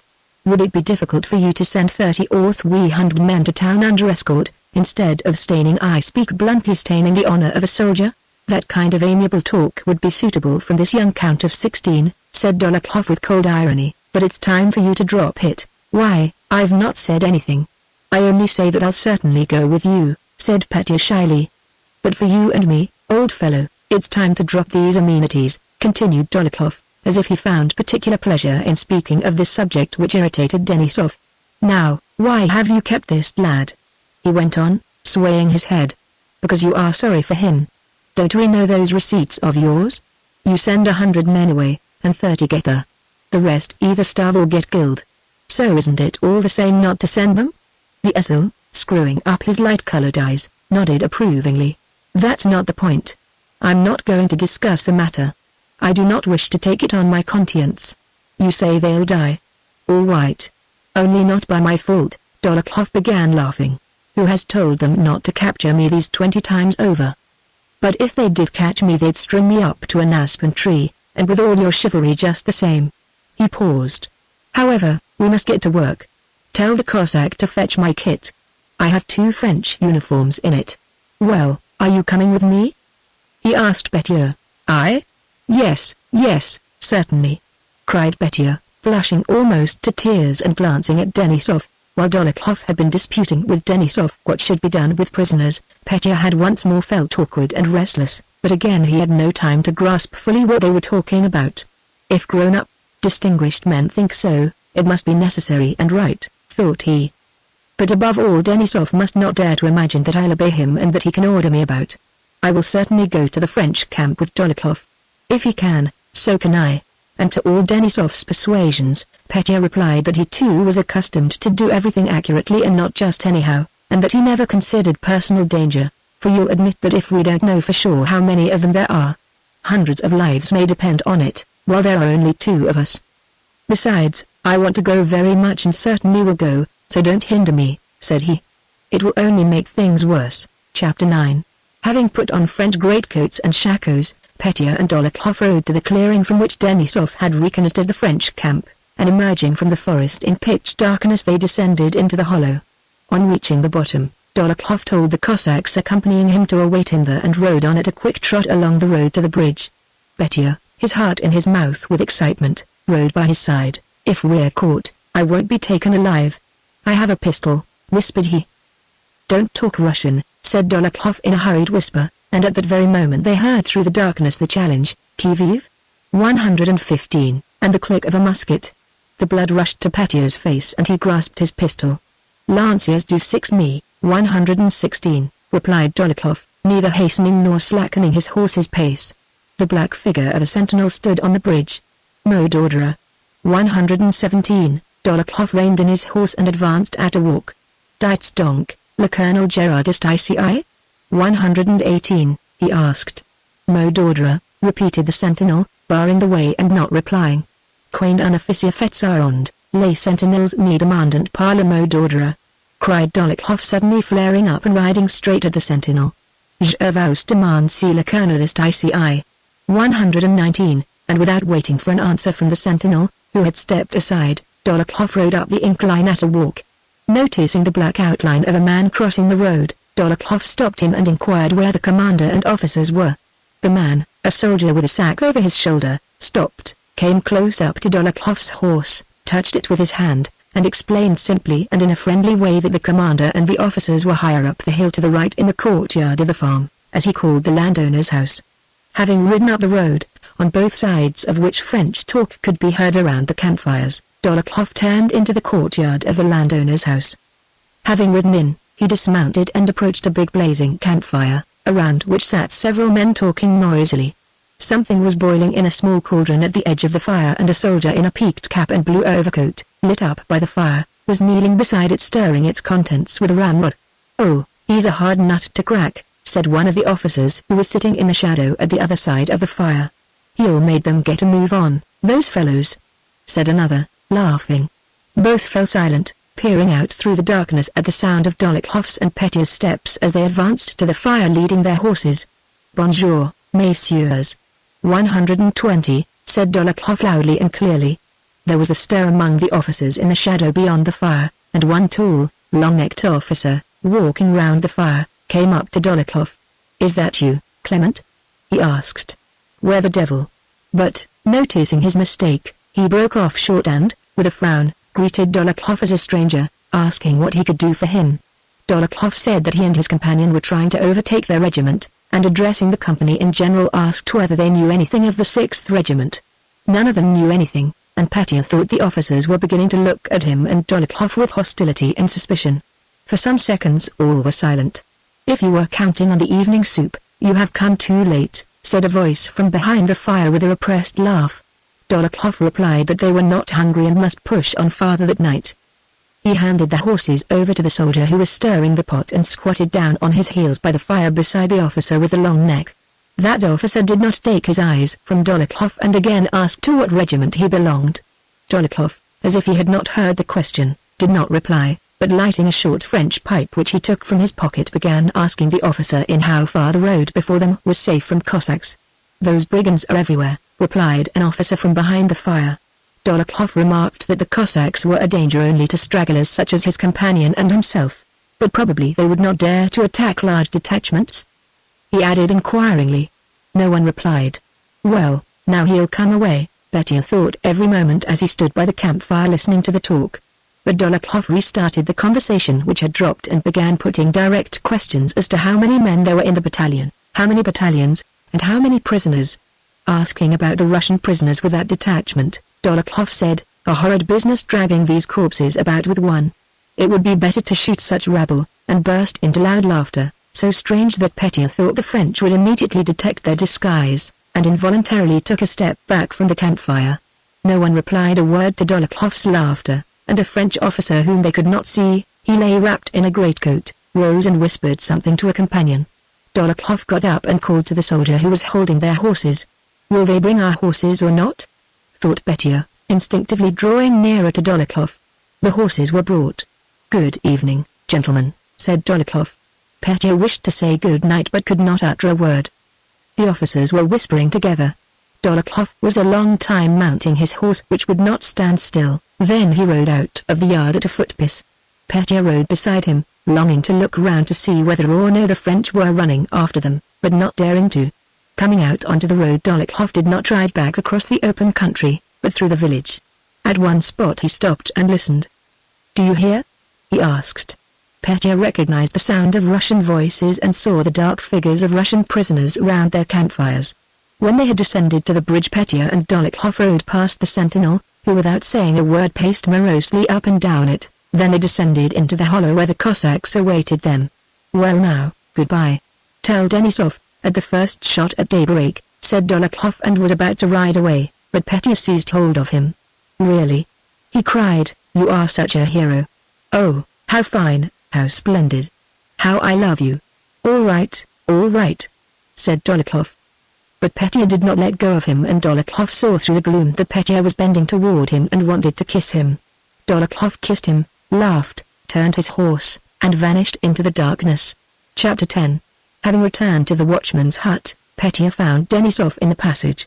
He was awaiting Petya's return in a state of agitation, anxiety, and self-reproach for having let him go. "Thank God!" he exclaimed. "Yes, thank God," he repeated, listening to Petya's rapturous account. "But, devil take you, I haven't slept because of you. Well, thank God. Now lie down. We can still get a nap before morning, but—" "No," said Petya, "I don't want to sleep yet. Besides, I know myself, if I fall asleep it's finished. And then I am used to not sleeping before a battle." He sat a while in the hut, joyfully recalling the details of his expedition and vividly picturing to himself what would happen next day. Then, noticing that Denisov was asleep, he rose and went out of doors. It was still quite dark outside. The rain was over, but drops were still falling from the trees. Near the watchman's hut the black shapes of the Cossacks' shanties and of horses tethered together could be seen. Behind the hut the dark shapes of the two wagons with their horses beside them were discernible, and in the hollow the dying campfire gleamed red. Not all the Cossacks and Hussars were asleep. Here and there, amid the sounds of falling drops and the munching of the horses nearby, could be heard low voices which seemed to be whispering. Petya came out, peered into the darkness, and went up to the wagons. Someone was snoring under them, and around them stood saddled horses munching their oats. In the dark Petya recognized his own horse, which he called Karabakh, though it was of Ukrainian breed, and went up to it. "Well, Karabakh, will do some service tomorrow," said he, sniffing its nostrils and kissing it. "Why aren't you asleep, sir?" said a Cossack who was sitting under a wagon. "No, Milkakov, isn't that your name? Do you know I have only just come back? We've been into the French camp." And Petya gave the Cossack a detailed account not only of his ride but also of his object, and why he considered it better to risk his life than to act just anyhow. "Well, you should get some sleep now," said the Cossack. "No, I am used to this," said Petya. I say, aren't the flints in your pistols worn out? I brought some with me. Don't you want any? You can have some. The Cossack bent forward from under the wagon to get a closer look at Petya. Because I am accustomed to doing everything accurately, said Petya. Some fellows do things just anyhow, without preparation, and then they're sorry for it afterwards. I don't like that. Just so, said the Cossack. Oh yes, another thing. Please, my dear fellow, will you sharpen my sabre for me? It's got BL. Petya feared to tell a lie, and the sabre never had been sharpened. Can you do it? Of course I can. Nikolayevich got up, rummaged in his pack, and soon Petya heard the warlike sound of steel on whetstone. He climbed onto the wagon and sat on its edge. The Cossack was sharpening the sabre under the wagon. I say. Are the lads asleep? Asked Petya. Some are, and some aren't like us. Well, and that boy, Vesny? Oh, he's thrown himself down there in the passage. Fast asleep after his fright. He was that glad. After that Petya remained silent for a long time, listening to the sounds. He heard footsteps in the darkness and a black figure appeared. What are you sharpening? Asked a man coming up to the wagon. Why, this gentleman's sabre. That's right, said the man, whom Petya took to be an hussar. Was the cup left here? There, by the wheel. The hussar took the cup. It must be daylight soon, said he, yawning, and went away.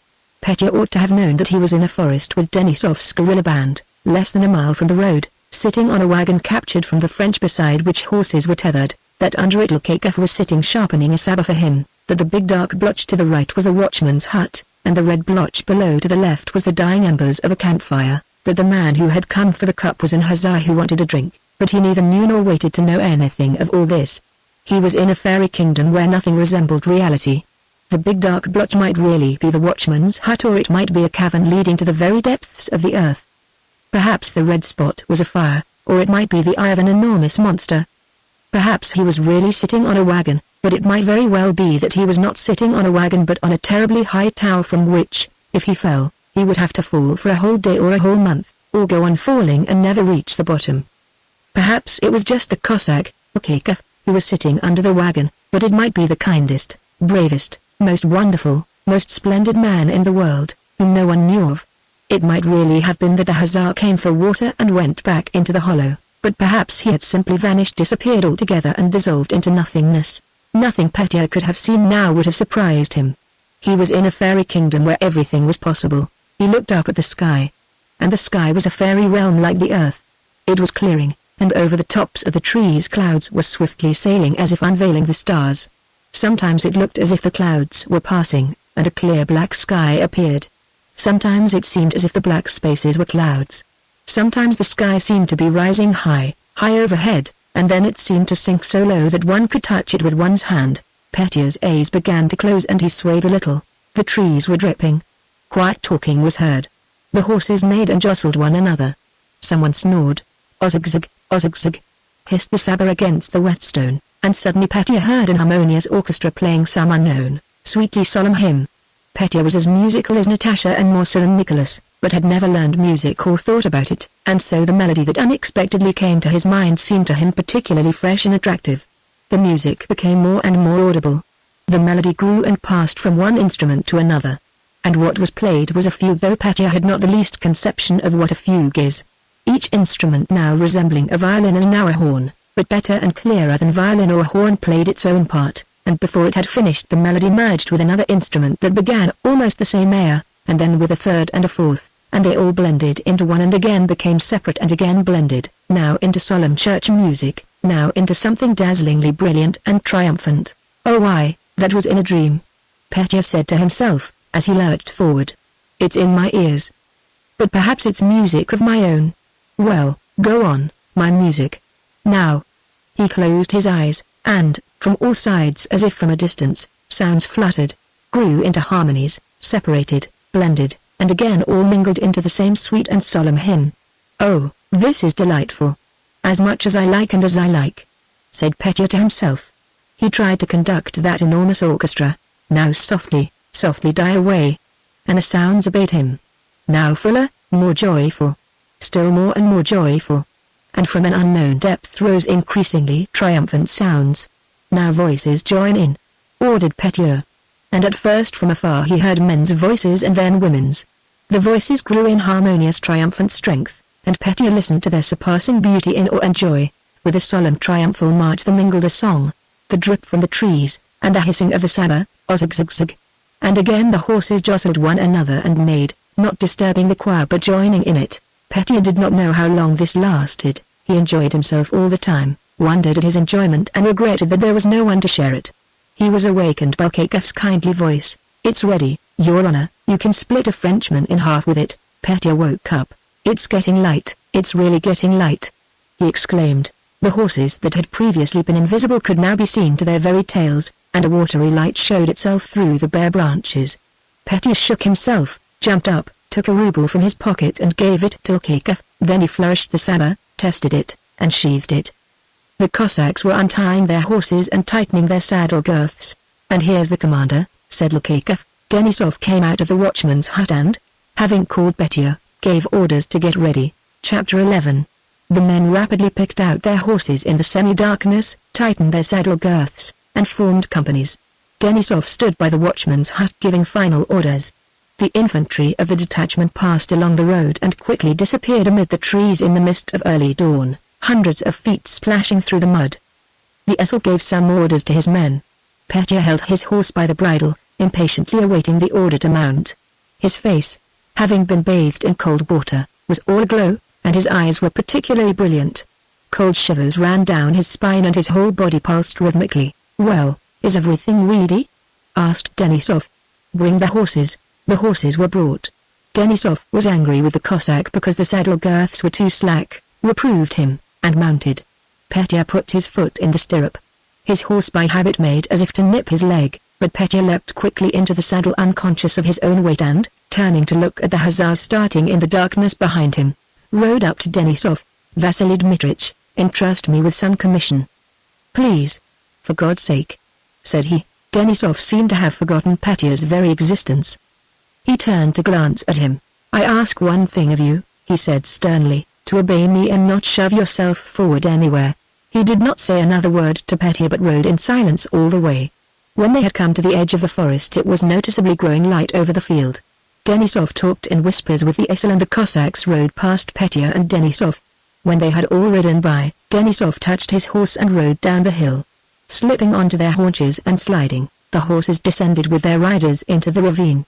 Petya rode beside Denisov, the pulsation of his body constantly increasing.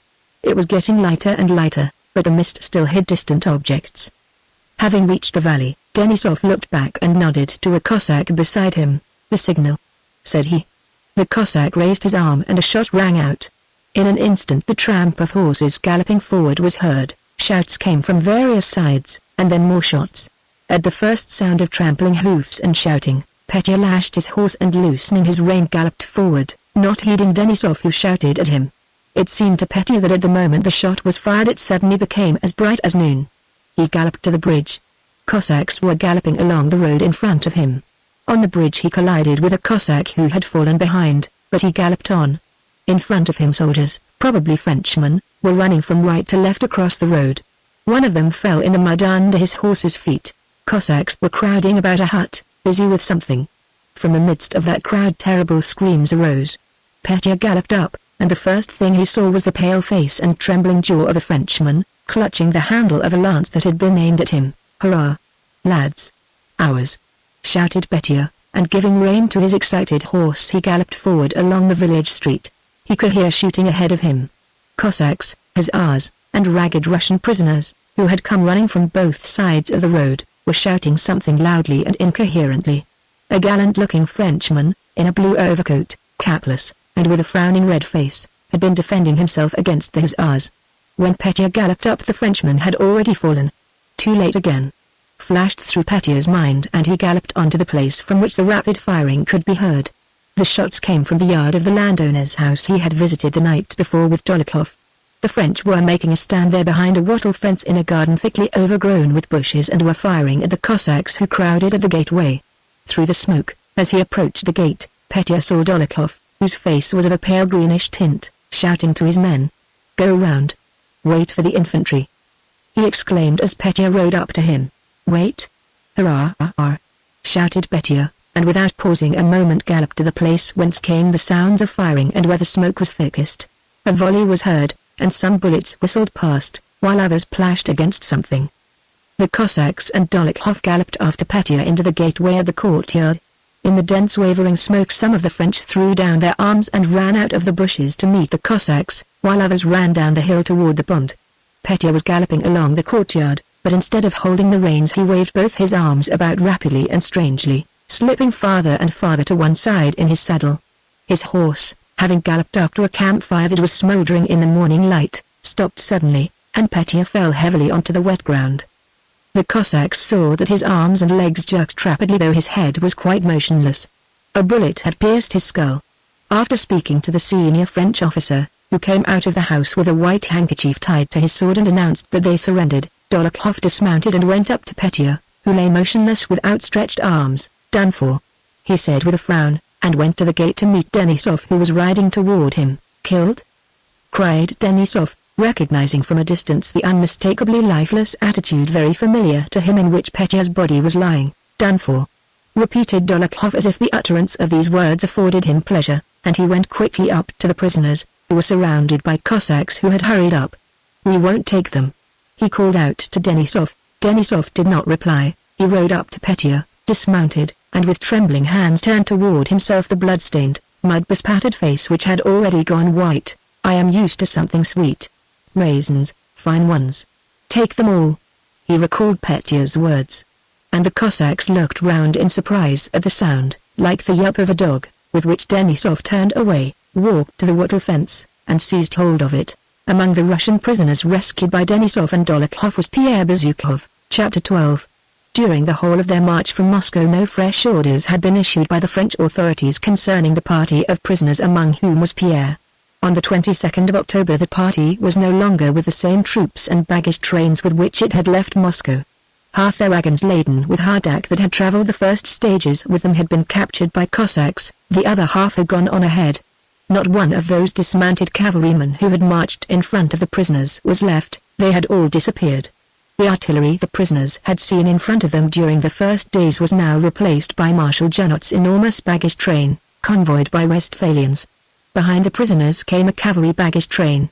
From Vyazma onwards the French army, which had till then moved in 3 columns, went on as a single group.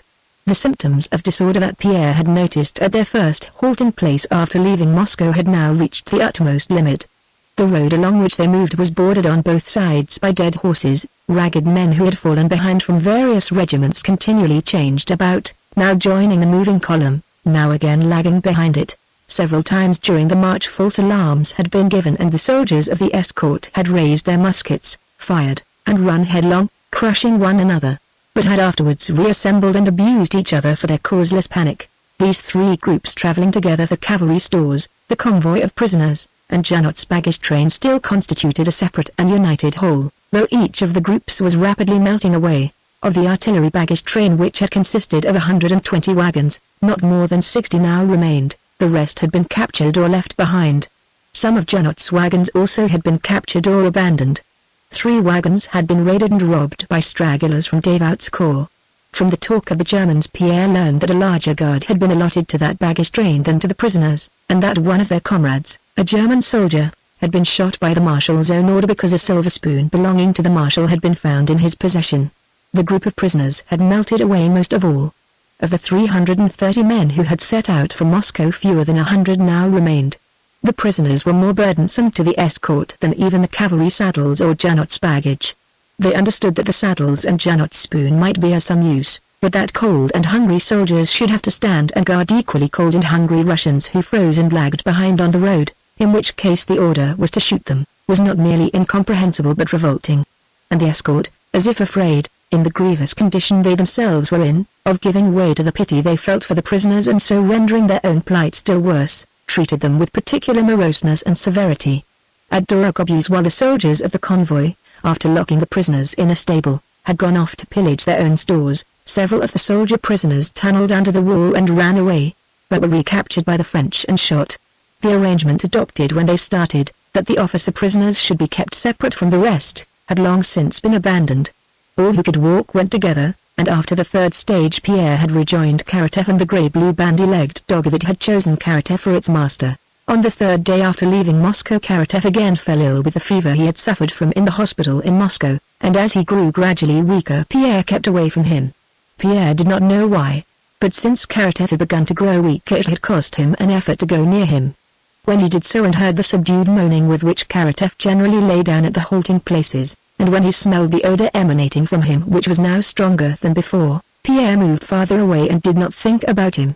While imprisoned in the shed, Pierre had learned not with his intellect but with his whole being, by life itself, that man is created for happiness, that happiness is within him, in the satisfaction of simple human needs, and that all unhappiness arises not from privation but from superfluity.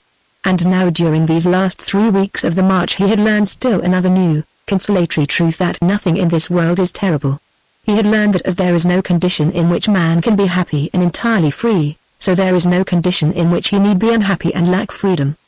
He learned that suffering and freedom have their limits and that those limits are very near together, that the person in a bed of roses with one crumpled petal suffered as keenly as he now, sleeping on the bare damp earth with one side growing chilled while the other was warming, and that when he had put on tight dancing shoes he had suffered just as he did now when he walked with bare feet that were covered with sores, his footgear having long since fallen to pieces. He discovered that when he had married his wife of his own free will, as it had seemed to him, he had been no more free than now when they locked him up at night in a stable. Of all that he himself subsequently termed his sufferings, but which at the time he scarcely felt, the worst was the state of his bare, raw, and scab-covered feet. The horse flesh was appetizing and nourishing, the saltpeter flavor of the gunpowder they used instead of salt was even pleasant, there was no great cold, it was always warm walking in the daytime, and at night there were the campfires. The lice that devoured him warmed his body. The one thing that was at first hard to bear was his feet. After the second day's march, Pierre, having examined his feet by the campfire, thought it would be impossible to walk on them, but when everybody got up he went along, limping, and, when he had warmed up, walked without feeling the pain, though at night his feet were more terrible to look at than before. However, he did not look at them now, but thought of other things. Only now did Pierre realize the full strength of life in man and the saving power he has of transferring his attention from one thing to another, which is like the safety valve of a boiler that allows superfluous steam to blow off when the pressure exceeds a certain limit. He did not see and did not hear how they shot the prisoners who lagged behind, though more than 100 perished in that way. He did not think of Karatev, who grew weaker every day and evidently would soon have to share that fate. Still less did Pierre think about himself. The harder his position became and the more terrible the future, the more independent of that position in which he found himself were the joyful and comforting thoughts, memories, and imaginings that came to him. Chapter 13. At midday on the 22nd of October, Pierre was going uphill along the muddy, slippery road, looking at his feet and at the roughness of the way. Occasionally he glanced at the familiar crowd around him and then again at his feet. The former and the latter were alike familiar and his own. The blue-grey bandy-legged dog ran merrily along the side of the road, sometimes in proof of its agility and self-satisfaction lifting one hind leg and hopping along on 3, and then again going on all 4 and rushing to bark at the crows that sat on the carrion. The dog was merrier and sleeker than it had been in Moscow. All around lay the flesh of different animals from men to horses in various stages of decomposition, and as the wolves were kept off by the passing men the dog could eat all it wanted. It had been raining since morning and had seemed as if at any moment it might cease and the sky clear, but after a short break it began raining harder than before. The saturated road no longer absorbed the water, which ran along the ruts in streams. Pierre walked along, looking from side to side, counting his steps in 3s, and reckoning them off on his fingers. Mentally addressing the rain, he repeated, now then, go on. Pelt harder. It seemed to him that he was thinking of nothing, but far down and deep within him his soul was occupied with something important and comforting.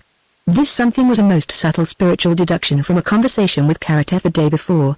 At their yesterday's halting place, feeling chilly by a dying campfire, Pierre had got up and gone to the next one, which was burning better. The Platon Karatev was sitting covered up head and all with his greatcoat as if it were a vestment, telling the soldiers in his effective and pleasant though now feeble voice a story Pierre knew. It was already past midnight, the hour when Karatev was usually free of his fever and particularly lively. When Pierre reached the fire and heard Platon's voice enfeebled by illness, and saw his pathetic face brightly lit up by the blaze, he felt a painful prick at his heart. His feeling of pity for this man frightened him and he wished to go away, but there was no other fire, and Pierre sat down, trying not to look at Platon. "Well, how are you?" he asked. "How am I? If we grumble at sickness, God won't grant us death," replied Platon, and at once resumed the story he had begun. "And so, brother," he continued, with a smile on his pale emaciated face and a particularly happy light in his eyes, "you see, brother." Pierre had long been familiar with that story. Karatev had told it to him alone some half-dozen times and always with a specially joyful emotion. But well as he knew it, Pierre now listened to that tale as to something new, and the quiet rapture Karatev evidently felt as he told it communicated itself also to Pierre. The story was of an old merchant who lived a good and God-fearing life with his family, and he went once to the Nizhny fair with a companion, a rich merchant. Having put up at an inn, they both went to sleep, and next morning his companion was found robbed and with his throat cut. A blood-stained knife was found under the old merchant's pillow. He was dried, knitted, and his nostrils having been torn off, all in due form as Karatev put it. He was sent to hard labor in Siberia. And so, brother, it was at this point that Pierre came up. 10 years or more passed by. The old man was living as a convict, submitting as he should and doing no wrong. Only he prayed to God for death. Well, one night the convicts were gathered just as we are, with the old man among them. And they began telling what each was suffering for, and how they had sinned against God. One told how he had taken a life, another had taken two, a third had set a house on fire, while another had simply been a vagrant and had done nothing. So they asked the old man, "What are you being punished for, Daddy?" "I, my dear brothers," said he, "am being punished for my own and other men's sins. But I have not killed anyone or taken anything that was not mine, but have only helped my poorer brothers. I was a merchant, my dear brothers, and had much property." And he went on to tell them all about it in due order. "I don't grieve for myself," he says, "God, it seems, has chastened me. Only I am sorry for my old wife and the children," and the old man began to weep. Now it happened that in the group was the very man who had killed the other merchant. "Where did it happen, Daddy?" he said. "When, and in what month?" He asked all about it and his heart began to ache. So he comes up to the old man like this, and falls down at his feet. "You are perishing because of me, Daddy," he says. "It's quite true, lads, that this man," he says, "is being tortured innocently and for nothing. I," he says, "did that deed, and I put the knife under your head while you were asleep. Forgive me, Daddy," he says, "for Christ's sake." Karatev paused, smiling joyously as he gazed into the fire, and he drew the logs together. And the old man said, "God will forgive you, we are all sinners in his sight. I suffer for my own sins," and he wept bitter tears. "Well, and what do you think, dear friends?" Karatev continued, his face brightening more and more with a rapturous smile as if what he now had to tell contained the chief charm and the whole meaning of his story. "What do you think, dear fellows? That murderer confessed to the authorities. 'I have taken 6 lives,' he says. 'He was a great sinner, but what I am most sorry for is this old man. Don't let him suffer because of me.' So he confessed, and it was all written down in the papers sent off in due form. The place was a long way off, and while they were judging, what with one thing and another, filling in the papers all in due form, the authorities time passed. The affair reached the Tsar. After a while the Tsar's decree came, to set the merchant free and give him a compensation that had been awarded. The paper arrived and they began to look for the old man. Where is the old man who has been suffering innocently and in vain? A paper has come from the Tsar. So they began looking for him. Here Karatev's lower jaw trembled, but God had already forgiven him, he was dead. That's how it was, dear fellows. Karatev concluded and sat for a long time silent, gazing before him with a smile. And Pierre's soul was dimly but joyfully filled, not by the story itself but by its mysterious significance, by the rapturous joy that lit up Karatev's face as he told it, and the mystic significance of that joy. Chapter 14. Of Places. 121. Suddenly cried a voice. A pleasant feeling of excitement and an expectation of something joyful and solemn was aroused among the soldiers of the convoy and the prisoners. From all sides came shouts of command, and from the left came smartly dressed cavalrymen on good horses, passing the prisoners at a trot. The expression on all faces showed the tension people feel at the approach of those in authority. The prisoners thronged together and were pushed off the road. The convoy formed up. The Emperor, the Marshal, the Duke.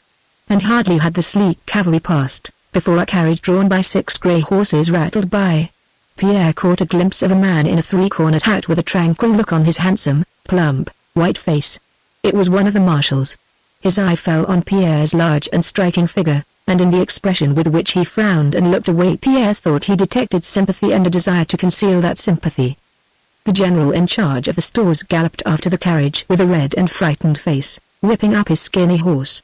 Several officers formed a group and some soldiers crowded round them. Their faces all looked excited and worried. "What did he say? What did he say?" Pierre heard them ask. While the marshal was passing, the prisoners had huddled together in a crowd, and Pierre saw Karatev whom he had not yet seen that morning. He sat in his short overcoat leaning against a birch tree. On his face, besides the look of joyful emotion it had worn yesterday while telling the tale of the merchant who suffered innocently, there was now an expression of quiet solemnity. Karatev looked at Pierre with his kindly round eyes now filled with tears, evidently wishing him to come near that he might say something to him. But Pierre was not sufficiently sure of himself. He made as if he did not notice that look and moved hastily away. When the prisoners again went forward Pierre looked round. Karatev was still sitting at the side of the road under the birch tree and two Frenchmen were talking over his head. Pierre did not look round again but went limping up the hill. From behind, where Karatev had been sitting, came the sound of a shot. Pierre heard it plainly, but at that moment he remembered that he had not yet finished reckoning up how many stages still remained to Smolensk, a calculation he had begun before the marshal went by. And he again started reckoning. Two French soldiers ran past Pierre, one of whom carried a lowered and smoking gun. They both looked pale, and in the expression on their faces one of them glanced timidly at Pierre. There was something resembling what he had seen on the face of the young soldier at the execution. Pierre looked at the soldier and remembered that, 2 days before, that man had burned his shirt while drying it at the fire and how they had laughed at him. Behind him, where Karatev had been sitting, the dog began to howl. What a stupid beast! Why is it howling? Thought Pierre. His comrades, the prisoner soldiers walking beside him, avoided looking back at the place where the shot had been fired and the dog was howling, just as Pierre did, but there was a set look on all their faces. Chapter 15. The stores, the prisoners, and the marshal's baggage train stopped at the village of Shamshevo. The men crowded together round the campfires. Pierre went up to the fire, ate some roast horse flesh, lay down with his back to the fire, and immediately fell asleep. He again slept as he had done at Mozhaysk after the Battle of Borodino. Again real events mingled with dreams and again someone, he or another, gave expression to his thoughts, and even to the same thoughts that had been expressed in his dream at Mozhaysk. Life is everything. Life is God. Everything changes and moves and that movement is God. And while there is life there is joy in consciousness of the divine. To love life is to love God. Harder and more blessed than all else is to love this life in one's sufferings, in innocent sufferings. Karatev came to Pierre's mind, and suddenly he saw vividly before him a long-forgotten, kindly old man who had given him geography lessons in Switzerland. "Wait a bit," said the old man, and showed Pierre a globe. This globe was a live vibrating ball without fixed dimensions. Its whole surface consisted of drops closely pressed together, and all these drops moved and changed places, sometimes several of them merging into one, sometimes one dividing into many. Each drop tried to spread out and occupy as much space as possible, but others striving to do the same compressed it, sometimes destroyed it, and sometimes merged with it. "That is life," said the old teacher. "How simple and clear it is," thought Pierre. "How is it I did not know it before? God is in the midst, and each drop tries to expand so as to reflect him to the greatest extent. And it grows, merges, disappears from the surface, sinks to the depths, and again emerges. There now, Karatev has spread out and disappeared. Do you understand, my child?" said the teacher. "Do you understand, damn you?" shouted a voice, and Pierre woke up. He lifted himself and sat up. A Frenchman who had just pushed a Russian soldier away was squatting by the fire, engaged in roasting a piece of meat stuck on a ramrod. His sleeves were rolled up and his sinewy, hairy, red hands with their short fingers deftly turned the ramrod. His brown morose face with frowning brows was clearly visible by the glow of the charcoal. "It's all the same to him," he muttered, turning quickly to a soldier who stood behind him. "Brigand! Get away!" And twisting the ramrod he looked gloomily at Pierre, who turned away and gazed into the darkness. A prisoner, the Russian soldier the Frenchman had pushed away, was sitting near the fire patting something with his hand. Looking more closely Pierre recognized the blue-grey dog, sitting beside the soldier, wagging its tail. "Ah, he's come?" said Pierre. And Platt he began, but did not finish. Suddenly and simultaneously a crowd of memories awoke in his fancy of the look Platon had given him as he sat under the tree, of the shot heard from that spot, of the dog's howl, of the guilty faces of the two Frenchmen as they ran past him, of the lowered and smoking gun, and of Karatev's absence at this halt. And he was on the point of realizing that Karatev had been killed, but just at that instant, he knew not why, the recollection came to his mind of a summer evening he had spent with a beautiful Polish lady on the veranda of his house in Kiev. And without linking up the events of the day or drawing a conclusion from them, Pierre closed his eyes, seeing a vision of the country in summertime mingled with memories of bathing and of the liquid, vibrating globe, and he sank into water so that it closed over his head. Before sunrise he was awakened by shouts and loud and rapid firing. French soldiers were running past him. The Cossacks. One of them shouted, and a moment later a crowd of Russians surrounded Pierre. For a long time he could not understand what was happening to him. All around he heard his comrades sobbing with joy. Brothers. Dear fellows. Darlings.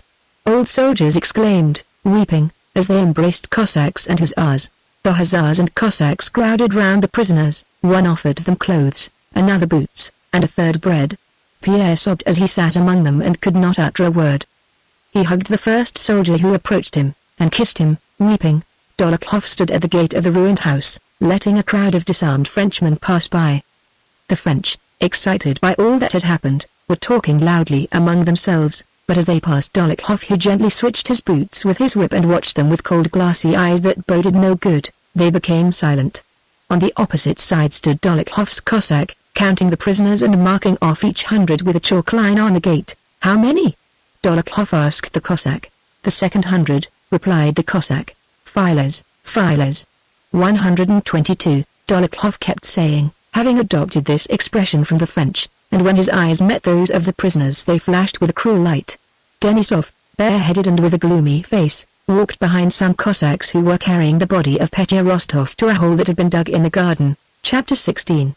After the 28th of October, when the frosts began, the flight of the French assumed a still more tragic character, with men freezing, or roasting themselves to death at the campfires, while carriages with people dressed in furs continued to drive past, carrying away the property that had been stolen by the emperor, kings, and dukes. But the process of the flight and disintegration of the French army went on essentially as before. From Moscow to Vyazma, the French army of 73,000 men, not reckoning the guards, who did nothing during the whole war but pillage, was reduced to 36,000, though not more than 5,000 had fallen in battle. From this beginning the succeeding terms of the progression could be determined mathematically. The French army melted away and perished at the same rate from Moscow to Vyazma, from Vyazma to Smolensk, from Smolensk to the Berezina, and from the Berezina to Vilna, independently of the greater or lesser intensity of the cold, the pursuit, the barring of the way, or any other particular conditions. Beyond Vyazma the French army, instead of moving in 3 columns, huddled together into one mass, and so went on to the end.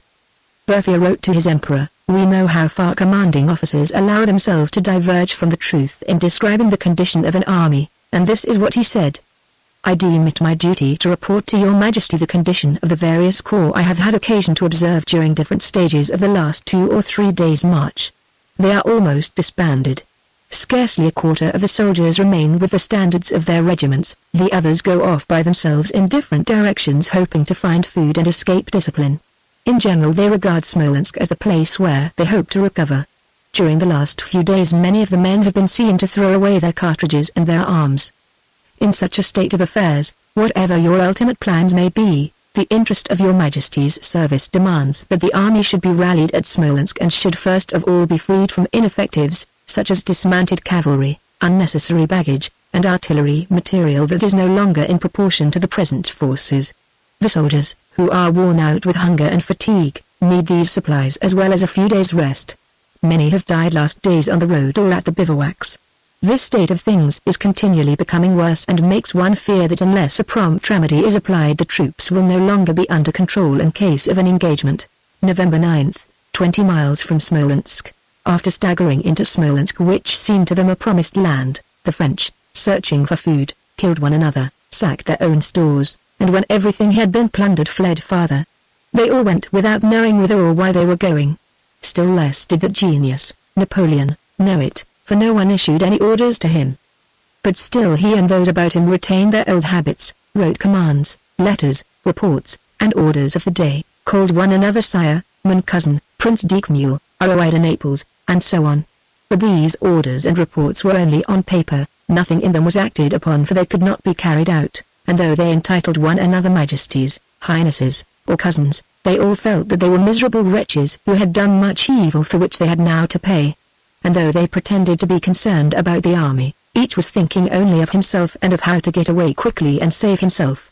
Chapter 17. The movements of the Russian and French armies during the campaign from Moscow back to the Niemen were like those in a game of Russian blindman's bluff, in which two players are blindfolded and one of them occasionally rings a little bell to inform the catcher of his whereabouts. First he rings his bell fearlessly, but when he gets into a tight place he runs away as quietly as he can, and often thinking to escape runs straight into his opponent's arms. At first, while they were still moving along the Kaluga road, Napoleon's armies made their presence known, but later when they reached the Smolensk road they ran holding the clapper of their bell tight, and often thinking they were escaping ran right into the Russians. Owing to the rapidity of the French flight and the Russian pursuit and the consequent exhaustion of their horses, the chief means of approximately ascertaining the enemy's position by cavalry scouting was not available. Besides, as a result of the frequent and rapid change of position by each army, even what information was obtained could not be delivered in time. If news was received one day that the enemy had been in a certain position the day before, by the third day when something could have been done, that army was already 2 days' march farther on and in quite another position. One army fled and the other pursued.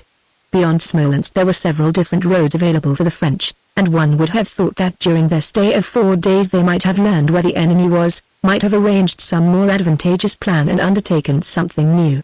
But after a 4 days' halt the mob, with no maneuvers or plans, again began running along the beaten track, neither to the right nor to the left but along the worst road, through Krasnoe and Orshaw.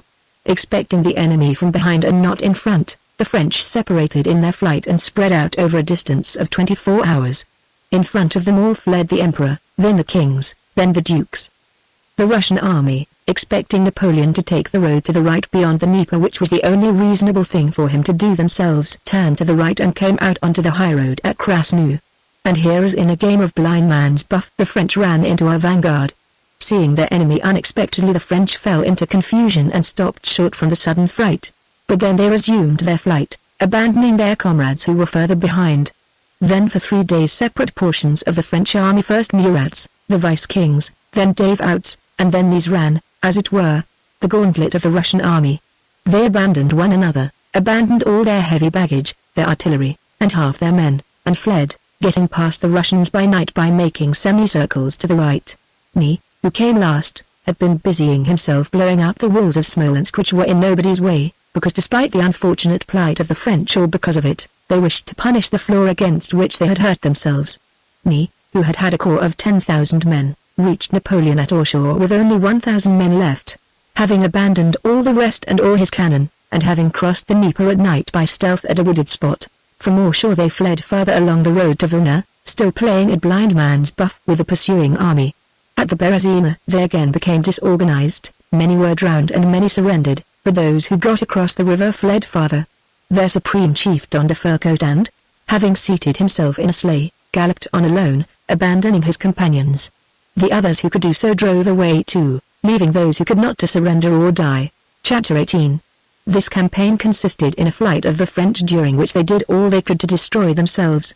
From the time they turned onto the Kaluga road to the day their leader fled from the army, none of the movements of the crowd had any sense.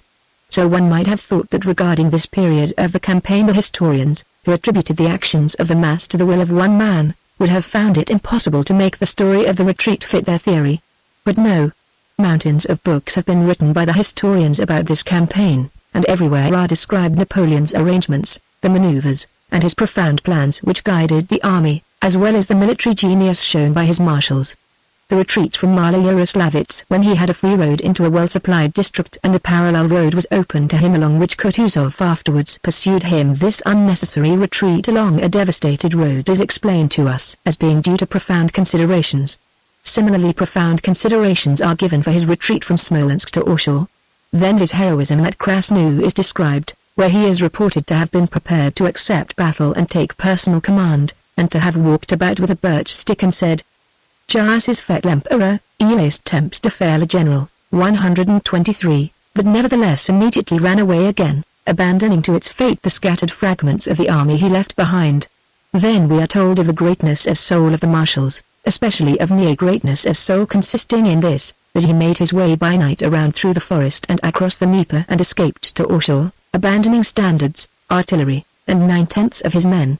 And lastly, the final departure of the great emperor from his heroic army is presented to us by the historians as something great and characteristic of genius. Even that final running away, described in ordinary language as the lowest depth of baseness which every child is taught to be ashamed of, even that act finds justification in the historian's language. When it is impossible to stretch the very elastic threads of historical ratiocination any farther, when actions are clearly contrary to all that humanity calls right or even just, the historians produce a saving conception of greatness. Greatness, it seems, excludes the standards of right and wrong. For the great man nothing is wrong, there is no atrocity for which a great man can be blamed. Cursed grand. 124, say the historians, and there no longer exists either good or evil but only grand and not grand. Grand is good, not grand is bad. Grand is the characteristic, in their conception, of some special animals called heroes. And Napoleon, escaping home in a warm fur coat and leaving to perish those who were not merely his comrades but were, in his opinion, men he had brought there, feels cursed grand. 125, and his soul is tranquil. Do sublime, he saw something sublime in himself, O ridicule near quan pas, 126, said he. And the whole world for 50 years has been repeating, sublime. Grand. Napoleon le Grand. Do sublime O ridicule near quan pas. And it occurs to no one that to admit a greatness not commensurable with the standard of right and wrong is merely to admit one's own nothingness and immeasurable meanness. For us, with the standard of good and evil given us by Christ, no human actions are incommensurable. And there is no greatness where simplicity, goodness, and truth are absent. Chapter 19. What Russian, reading the account of the last part of the campaign of 1812, has not experienced an uncomfortable feeling of regret, dissatisfaction, and perplexity?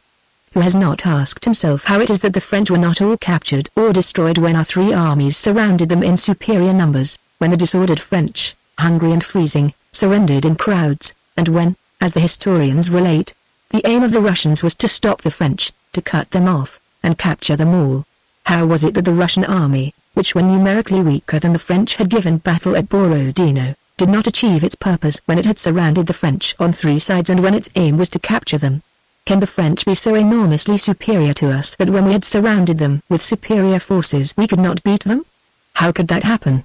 History, or what is called by that name, replying to these questions says that this occurred because Kutuzov and Tormozov and Chichagov, and this man and that man, did not execute such and such maneuvers. But why did they not execute those maneuvers?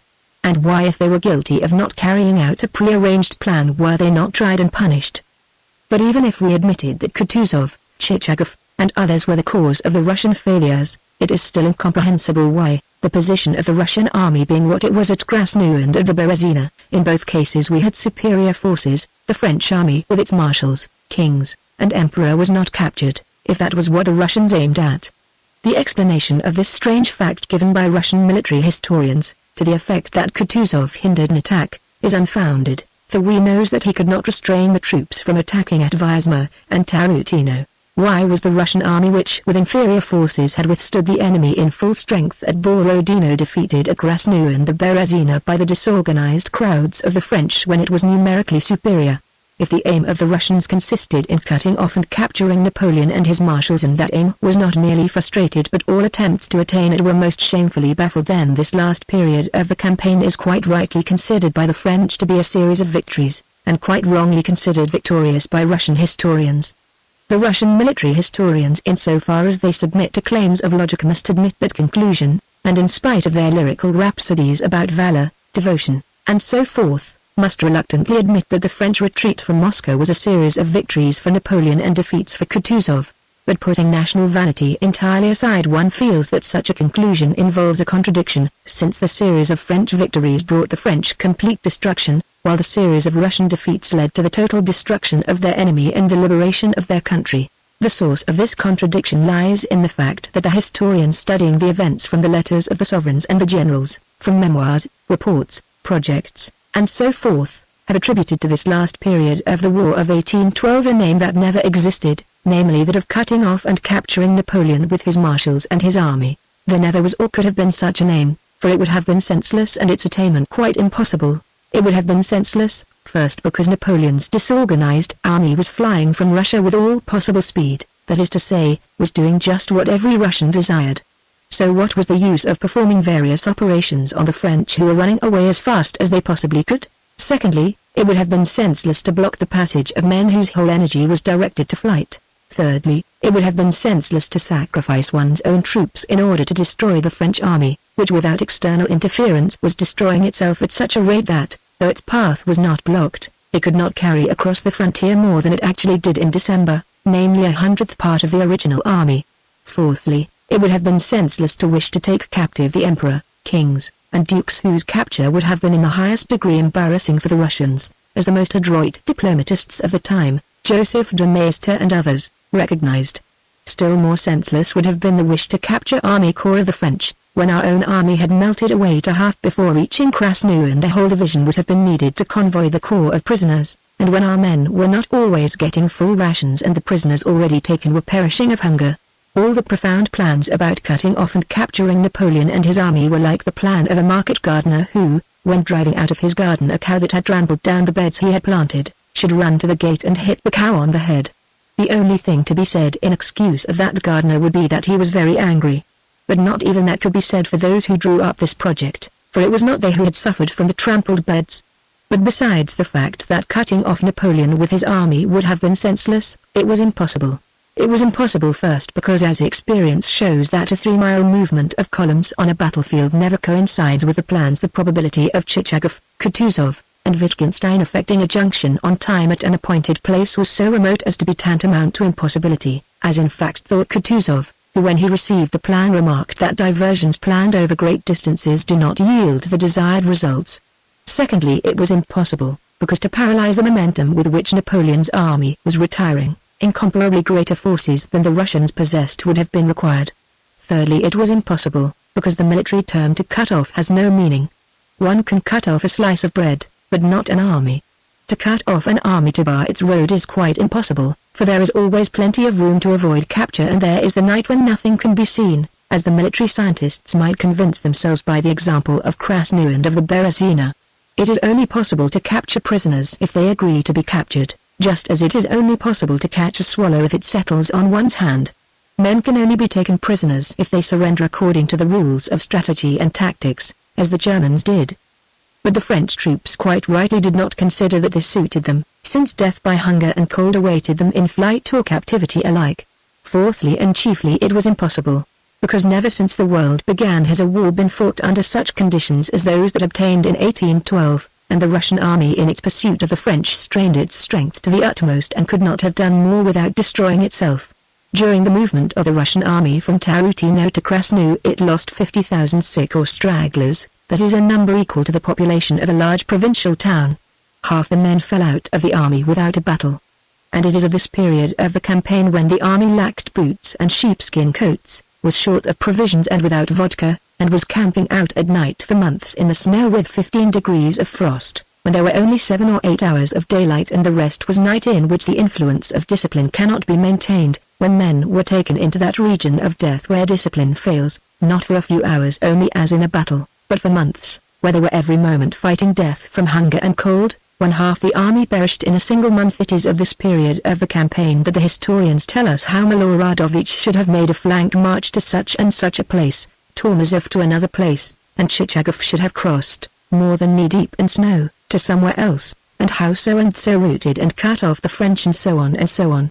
The Russians, half of whom died, did all that could and should have been done to attain an end worthy of the nation, and they are not to blame because other Russians, sitting in warm rooms, proposed that they should do what was impossible. All that strange contradiction now difficult to understand between the facts and the historical accounts only arises because the historians dealing with the matter have written the history of the beautiful words and sentiments of various generals, and not the history of the events. To them the words of Nikolayevich seem very interesting, and so do their surmises and the rewards this or that general received, but the question of those 50,000 men who were left in hospitals and in graves does not even interest them, for it does not come within the range of their investigation. Yet one need only discard the study of the reports and general plans and consider the movement of those hundreds of thousands of men who took a direct part in the events, and all the questions that seemed insoluble easily and simply receive an immediate and certain solution. The aim of cutting off Napoleon and his army never existed except in the imaginations of a dozen people. It could not exist because it was senseless and unattainable. The people had a single aim, to free their land from invasion. That aim was attained in the first place of itself, as the French ran away, and so it was only necessary not to stop their flight. Secondly, it was attained by the guerrilla warfare which was destroying the French, and thirdly by the fact that a large Russian army was following the French, ready to use its strength in case their movement stopped. The Russian army had to act like a whip to a running animal, and the experienced driver knew it was better to hold the whip raised as a menace than to strike the running animal on the head. Part 15, Chapter 1. When seeing a dying animal, a man feels a sense of horror. Substance similar to his own is perishing before his eyes. But when it is a beloved and intimate human being that is dying, besides this horror at the extinction of life, there is a severance, a spiritual wound, which like a physical wound is sometimes fatal and sometimes heals, but always aches and shrinks at any external irritating touch. After Prince Andrew's death, Natasha and Princess Mary alike felt this. Drooping in spirit and closing their eyes before the menacing cloud of death that overhung them, they dared not look life in the face. They carefully guarded their open wounds from any rough and painful contact. Everything, a carriage passing rapidly in the street, a summons to dinner, the maid's inquiry what dress to prepare, or worse still any word of insincere or feeble sympathy, seemed an insult, painfully irritated the wound, interrupting that necessary quiet in which they both tried to listen to the stern and dreadful choir that still resounded in their imagination, and hindered their gazing into those mysterious limitless vistas that for an instant had opened out before them. Only when alone together were they free from such outrage and pain. They spoke little even to one another, and when they did it was of very unimportant matters. Both avoided any allusion to the future. To admit the possibility of a future seemed to them to insult his memory. Still more carefully did they avoid anything relating to him who was dead. It seemed to them that what they had lived through and experienced could not be expressed in words, and that any reference to the details of his life infringed the majesty and sacredness of the mystery that had been accomplished before their eyes.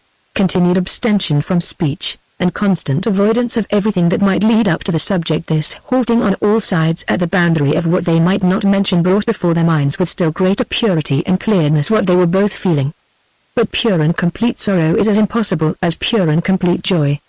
Princess Mary, in her position as absolute and independent arbiter of her own fate and guardian and instructor of her nephew, was the first to be called back to life from that realm of sorrow in which she had dwelt for the first fortnight. She received letters from her relations to which she had to reply. The room in which little Nicholas had been put was damp and he began to cough. Alpatych came to Yaroslavl with reports on the state of their affairs and with advice and suggestions that they should return to Moscow to the house on the Vozdvizhnka Street, which had remained uninjured and needed only slight repairs. Life did not stand still and it was necessary to live. Hard as it was for Princess Mary to emerge from the realm of secluded contemplation in which she had lived till then, and sorry and almost ashamed as she felt to leave Natasha alone, yet the cares of life demanded her attention and she involuntarily yielded to them. She went through the accounts with Alpatych, conferred with Dessalles about her nephew, and gave orders and made preparations for the journey to Moscow. Natasha remained alone and, from the time Princess Mary began making preparations for departure, held aloof from her too.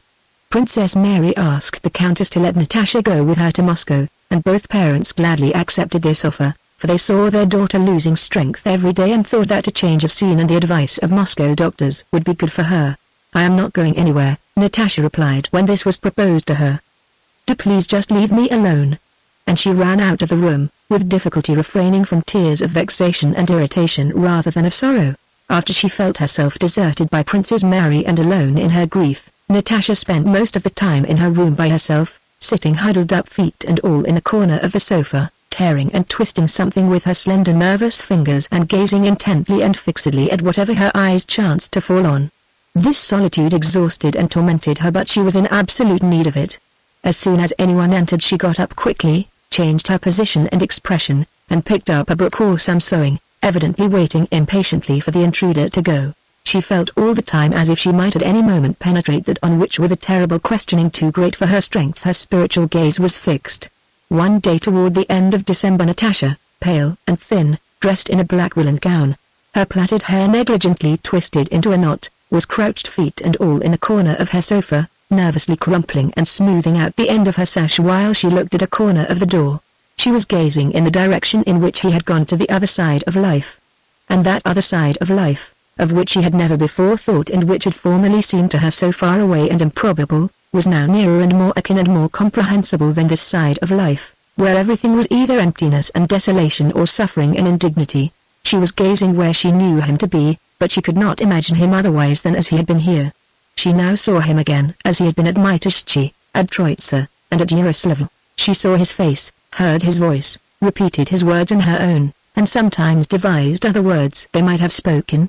There he is lying back in an armchair in his velvet cloak, leaning his head on his thin pale hand. His chest is dreadfully hollow and his shoulders raised. His lips are firmly closed, his eyes glitter, and a wrinkle comes and goes on his pale forehead. One of his legs twitches just perceptibly, but rapidly. Natasha knows that he is struggling with terrible pain. What is that pain like? Why does he have that pain? What does he feel? How does it hurt him? Thought Natasha. He noticed her watching him, raised his eyes, and began to speak seriously. One thing would be terrible, said he, to bind oneself forever to a suffering man. It would be continual torture. And he looked searchingly at her. Natasha as usual answered before she had time to think what she would say. She said, "This can't go on, it won't. You will get well, quite well." She now saw him from the commencement of that scene and relived what she had then felt. She recalled his long, sad and severe look at those words and understood the meaning of the rebuke and despair in that protracted gaze.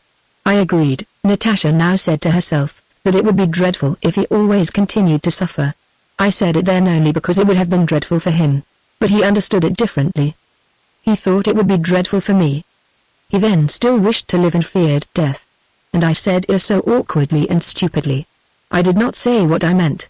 I thought quite differently. Had I said what I thought, I should have said, even if he had to go on dying, to die continually before my eyes, I should have been happy compared with what I am now. Now there is nothing. Nobody. Did he know that? No, he did not and never will know it. And now it will never be possible to put it right. And now he again seemed to be saying the same words to her, only in her imagination Natasha this time gave him a different answer. She stopped him and said, "Terrible for you, but not for me. You know that for me there is nothing in life but you, and to suffer with you is the greatest happiness for me." And he took her hand and pressed it as he had pressed it that terrible evening 4 days before his death. And in her imagination she said other tender and loving words which she might have said then but only spoke now. "I love thee. Thee. I love, she said, convulsively pressing her hands and setting her teeth with a desperate effort. She was overcome by sweet sorrow and tears were already rising in her eyes. Then she suddenly asked herself to whom she was saying this. Again everything was shrouded in hard, dry perplexity, and again with a strained frown she peered toward the world where he was. And now it seemed to her she was penetrating the mystery. But at the instant when it seemed that the incomprehensible was revealing itself to her, a loud rattle of the door handle struck painfully on her ears. Dunyasha, her maid, entered the room quickly and abruptly with a frightened look on her face and showing no concern for her mistress. "Come to your papa at once, please," said she with a strange, excited look. "A misfortune. About Peter Ilyich. A letter," she finished with a sob. Chapter 2.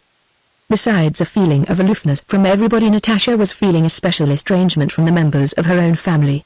All of them, her father, mother, and Sonia, were so near to her, so familiar, so commonplace, that all their words and feelings seemed an insult to the world in which she had been living of late, and she felt not merely indifferent to them but regarded them with hostility.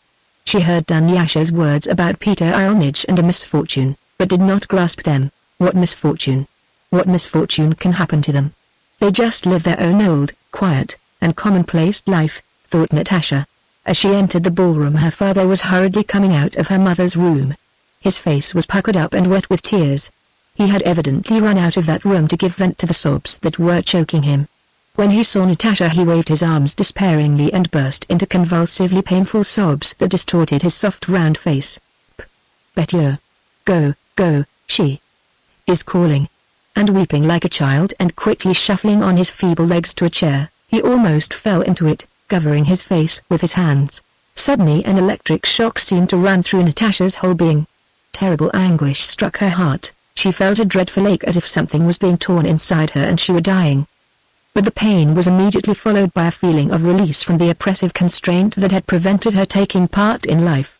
The sight of her father, The terribly wild cries of her mother that she heard through the door, made her immediately forget herself and her own grief. She ran to her father, but he feebly waved his arm, pointing to her mother's door. Princess Mary, pale and with quivering chin, came out from that room and taking Natasha by the arm said something to her. Natasha neither saw nor heard her. She went in with rapid steps, pausing at the door for an instant as if struggling with herself, and then ran to her mother. The Countess was lying in an armchair in a strange and awkward position, stretching out and beating her head against the wall. Sonia and the maids were holding her arms. "Natasha! Natasha!" cried the Countess. "It's not true! It's not true! He's lying! Natasha!" she shrieked, pushing those around her away. "Go away, all of you, it's not true! Killed! Ha, ha, ha! It's not true!" Natasha put one knee on the armchair, stooped over her mother, embraced her, and with unexpected strength raised her, turned her face toward herself, and clung to her. "Mummy! Darling! I'm here, my dearest Mummy," she kept on whispering, not pausing an instant. She did not let go of her mother but struggled tenderly with her, demanded a pillow and hot water, and unfastened and tore open her mother's dress. "My dearest darling! Mummy, my precious!" she whispered incessantly, kissing her head, her hands, her face, and feeling her own irrepressible and streaming tears tickling her nose and cheeks. The Countess pressed her daughter's hand, closed her eyes, and became quiet for a moment. Suddenly she sat up with unaccustomed swiftness, glanced vacantly around her, and seeing Natasha began to press her daughter's head with all her strength. Then she turned toward her daughter's face which was wincing with pain and gazed long at it. "Natasha, you love me?" she said in a soft trustful whisper. "Natasha, you would not deceive me? You tell me the whole truth?" Natasha looked at her with eyes full of tears and in her look there was nothing but love and an entreaty for forgiveness. "My darling Mummy," she repeated, straining all the power of her love to find some way of taking on herself the excess of grief that crushed her mother. And again in a futile struggle with reality her mother, refusing to believe that she could live when her beloved boy was killed in the bloom of life, escaped from reality into a world of delirium. Natasha did not remember how that day passed nor that night, nor the next day and night. She did not sleep and did not leave her mother. Her persevering and patient love seemed completely to surround the Countess every moment, not explaining or consoling, but recalling her to life. During the third night the Countess kept very quiet for a few minutes, and Natasha rested her head on the arm of her chair and closed her eyes, but opened them again on hearing the bedstead creak. The Countess was sitting up in bed and speaking softly. "How glad I am you have come. You are tired. Won't you have some tea?" Natasha went up to her. "You have improved in looks and grown more manly," continued the Countess, taking her daughter's hand. "Mama." "What are you saying, Natasha? He is no more, no more." And embracing her daughter, the Countess began to weep for the first time. Chapter 3. Princess Mary postponed her departure. Sonia and the Count tried to replace Natasha but could not. They saw that she alone was able to restrain her mother from unreasoning despair. For 3 weeks Natasha remained constantly at her mother's side, sleeping on a lounge chair in the room, making her eat and drink, and talking to her incessantly because the mere sound of her tender, caressing tone soothed her mother. The mother's wounded spirit could not heal. Petya's death had torn from her half her life. When the news of Petya's death had come she had been a fresh and vigorous woman of 50, but a month later she left her room a listless old woman taking no interest in life.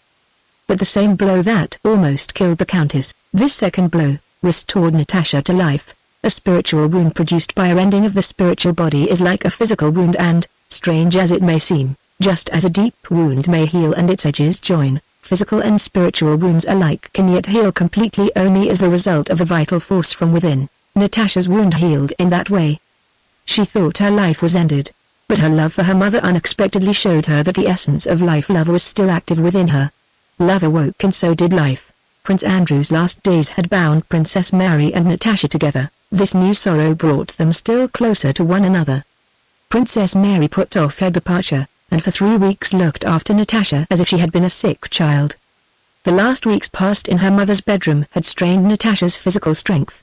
One afternoon noticing Natasha shivering with fever, Princess Mary took her to her own room and made her lie down on the bed. Natasha lay down, but when Princess Mary had drawn the blinds and was going away she called her back. "I don't want to sleep, Mary, sit by me a little. You are tired, try to sleep." "No, no. Why did you bring me away? She will be asking for me, she is much better. She spoke so well today, said Princess Mary. Natasha lay on the bed and in the semi-darkness of the room scanned Princess Mary's face. Is she like him? Thought Natasha. Yes, like and yet not like. But she is quite original, strange, new, and unknown. And she loves me. What is in her heart? All that is good. But how? What is her mind like? What does she think about me? Yes, she is splendid. Mary, she said timidly, drawing Princess Mary's hand to herself. Mary, you mustn't think me wicked. No? Mary darling, how I love you. Let us be quite friends. And Natasha, embracing her, began kissing her face and hands, making Princess Mary feel shy but happy by this demonstration of her feelings. From that day a tender and passionate friendship such as exists only between women was established between Princess Mary and Natasha. They were continually kissing and saying tender things to one another and spent most of their time together. When one went out the other became restless and hastened to rejoin her. Together they felt more in harmony with one another than either of them felt with herself when alone. A feeling stronger than friendship sprang up between them, an exclusive feeling of life being possible only in each other's presence. Sometimes they were silent for hours, sometimes after they were already in bed they would begin talking and go on till morning. They spoke most of what was long past. Princess Mary spoke of her childhood, of her mother, her father, and her daydreams, and Natasha, who with a passive lack of understanding had formerly turned away from that life of devotion, submission, and the poetry of Christian self-sacrifice, now feeling herself bound to Princess Mary by affection, learned to love her past too and to understand a side of life previously incomprehensible to her. She did not think of applying submission and self-abnegation to her own life, for she was accustomed to seek other joys, but she understood and loved in another those previously incomprehensible virtues. For Princess Mary, listening to Natasha's tales of childhood and early youth, there also opened out a new and hitherto uncomprehended side of life, belief in life and its enjoyment. Just as before, they never mentioned him so as not to lower, as they thought, their exalted feelings by words, but this silence about him had the effect of making them gradually begin to forget him without being conscious of it. Natasha had grown thin and pale and physically so weak that they all talked about her health, and this pleased her. But sometimes she was suddenly overcome by fear not only of death but of sickness, weakness, and loss of good looks, and involuntarily she examined her bare arm carefully, surprised at its thinness, and in the morning noticed her drawn and, as it seemed to her, piteous face in her glass. It seemed to her that things must be so, and yet it was dreadfully sad. One day she went quickly upstairs and found herself out of breath. Unconsciously she immediately invented a reason for going down, and then, testing her strength, ran upstairs again, observing the result. Another time when she called Dunyasha her voice trembled, so she called again though she could hear Dunyasha coming called her in the deep chest tones in which she had been wont to sing, and listened attentively to herself. She did not know and would not have believed it, but beneath the layer of slime that covered her soul and seemed to her impenetrable, delicate young shoots of grass were already sprouting, which taking root would so cover with their living verdure the grief that weighed her down that it would soon no longer be seen or noticed. The wound had begun to heal from within. At the end of January Princess Mary left for Moscow, and the Count insisted on Natasha's going with her to consult the doctors. Chapter 4. After the encounter at Vyazma, where Kutuzov had been unable to hold back his troops in their anxiety to overwhelm and cut off the enemy and so on, the farther movement of the fleeing French, and of the Russians who pursued them, continued as far as Krasny without a battle. The flight was so rapid that the Russian army pursuing the French could not keep up with them, cavalry and artillery horses broke down, and the information received of the movements of the French was never reliable. The men in the Russian army were so worn out by this continuous marching at the rate of 27 miles a day that they could not go any faster. To realize the degree of exhaustion of the Russian army it is only necessary to grasp clearly the meaning of the fact that, while not losing more than 5,000 killed and wounded after Tarutino and less than 100 prisoners, the Russian army which left that place 100,000 strong reached Krasny with only 50,000. The rapidity of the Russian pursuit was just as destructive to our army as the flight of the French was to theirs. The only difference was that the Russian army moved voluntarily, with no such threat of destruction as hung over the French, and that the sick Frenchmen were left behind in enemy hands while the sick Russians left behind were among their own people. The chief cause of the wastage of Napoleon's army was the rapidity of its movement, and a convincing proof of this is the corresponding decrease of the Russian army. Kutuzov, as far as was in his power, instead of trying to check the movement of the French as was desired in Petersburg and by the Russian army generals, directed his whole activity here, as he had done at Tarutino and Vyazma, to hastening it on while easing the movement of our army. But besides this, since the exhaustion and enormous diminution of the army caused by the rapidity of the advance had become evident, another reason for slackening the pace and delaying presented itself to Kutuzov. The aim of the Russian army was to pursue the French. The road the French would take was unknown, and so the closer our troops trod on their heels the greater distance they had to cover. Only by following at some distance could one cut across the zigzag path of the French. All the artful maneuvers suggested by our generals meant fresh movements of the army and a lengthening of its marches, whereas the only reasonable aim was to shorten those marches. To that end Kutuzov's activity was directed during the whole campaign from Moscow to Vilna, not casually or intermittently but so consistently that he never once deviated from it. Kutuzov felt and knew, not by reasoning or science but with the whole of his Russian being, what every Russian soldier felt, that the French were beaten, that the enemy was flying and must be driven out, but at the same time he, like the soldiers, realized all the hardship of this march, the rapidity of which was unparalleled for such a time of the year. But to the generals, especially the foreign ones in the Russian army, who wished to distinguish themselves, to astonish somebody, and for some reason to capture a king or a duke, it seemed that now, when any battle must be horrible and senseless, was the very time to fight and conquer somebody. Kutuzov merely shrugged his shoulders when one after another they presented projects of maneuvers to be made with those soldiers ill-shod, insufficiently clad, and half-starved, who within a month and without fighting a battle had dwindled to half their number, and who at the best, if the flight continued, would have to go a greater distance than they had already traversed, before they reached the frontier.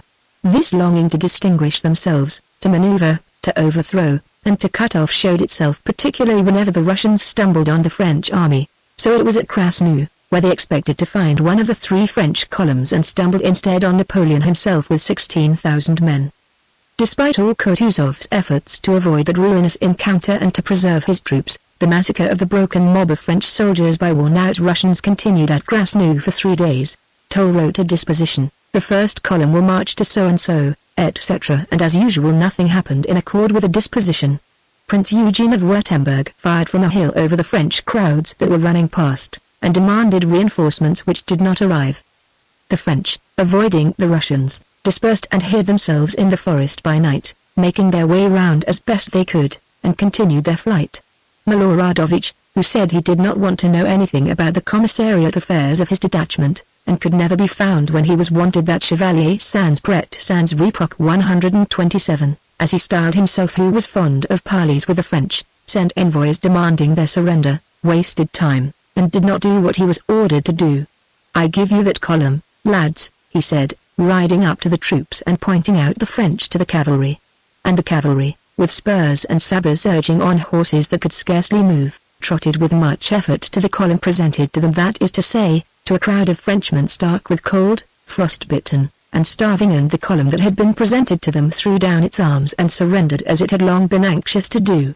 At Krasnoe they took 26,000 prisoners, several hundred cannon, and a stick called a marshal's staff, and disputed as to who had distinguished himself, and were pleased with their achievement, though they much regretted not having taken Napoleon, or at least a marshal or a hero of some sort, and reproached one another and especially Kutuzov for having failed to do so. These men, carried away by their passions, were but blind tools of the most melancholy law of necessity, but considered themselves heroes and imagined that they were accomplishing a most noble and honorable deed. They blamed Kutuzov and said that from the very beginning of the campaign he had prevented their vanquishing Napoleon, that he thought nothing but satisfying his passions and would not advance from the linen factories because he was comfortable there, that at Krasnoe he checked the advance because on learning that Napoleon was there he had quite lost his head, and that it was probable that he had an understanding with Napoleon and had been bribed by him, and so on, and so on. Not only did his contemporaries, carried away by their passions, talk in this way, but posterity and history have acclaimed Napoleon as grand, while Kutuzov is described by foreigners as a crafty, dissolute, weak-old courtier, and by Russians as something indefinite, a sort of puppet useful only because he had a Russian name. Chapter 5. In 1812 and 1813 Kutuzov was openly accused of blundering. The emperor was dissatisfied with him, and in a history recently written by order of the highest authorities it is said that Kutuzov was a cunning court liar, frightened of the name of Napoleon, and that by his blunders at Krasnoe and the Berezina he deprived the Russian army of the glory of complete victory over the French. 128. Such is the faith not of great men, grands hommes, whom the Russian mind does not acknowledge, but of those rare and always solitary individuals who, discerning the will of Providence, submit their personal will to it. The hatred and contempt of the crowd punish such men for discerning the higher laws. For Russian historians, strange and terrible to say, Napoleon, that most insignificant tool of history who never anywhere, even in exile, showed human dignity. Napoleon is the object of adulation and enthusiasm. He is grand. But Kutuzov, the man who from the beginning to the end of his activity in 1812, never once swerving by word or deed from Borodino to Vilna, presented an example exceptional in history of self-sacrifice and a present consciousness of the future importance of what was happening. Kutuzov seems to them something indefinite and pitiful, and when speaking of him and of the year 1812 they always seem a little ashamed. And yet it is difficult to imagine an historical character whose activity was so unswervingly directed to a single aim, and it would be difficult to imagine any aim more worthy or more consonant with the will of the whole people. Still more difficult would it be to find an instance in history of the aim of an historical personage being so completely accomplished as that to which all Kutuzov's efforts were directed in 1812. Kutuzov never talked of 40 centuries looking down from the pyramids, of the sacrifices he offered for the fatherland, or of what he intended to accomplish or had accomplished. In general he said nothing about himself, adopted no prose, always appeared to be the simplest and most ordinary of men, and said the simplest and most ordinary things. He wrote letters to his daughters and to Madame de Staël, read novels, liked the society of pretty women, jested with generals, officers, and soldiers, and never contradicted those who tried to prove anything to him. When Count Rostopchin at the Yaza Bridge galloped up to Kutuzov with personal reproaches for having caused the destruction of Moscow, and said, "How was it you promised not to abandon Moscow without a battle?" Kutuzov replied, "And I shall not abandon Moscow without a battle," though Moscow was then already abandoned. When Arakcheev, coming to him from the emperor, said that Ermolov ought to be appointed chief of the artillery, Kutuzov replied, "Yes, I was just saying so myself," though a moment before he had said quite the contrary.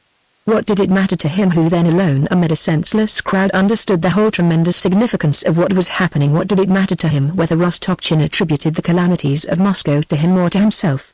Still less could it matter to him who was appointed chief of the artillery. Not merely in these cases but continually did that old man who by experience of life had reached the conviction that thoughts and the words serving as their expression are not what move people use quite meaningless words that happen to enter his head.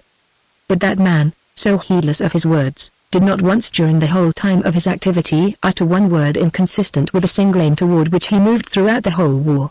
Obviously in spite of himself, in very diverse circumstances, he repeatedly expressed his real thoughts with a bitter conviction that he would not be understood.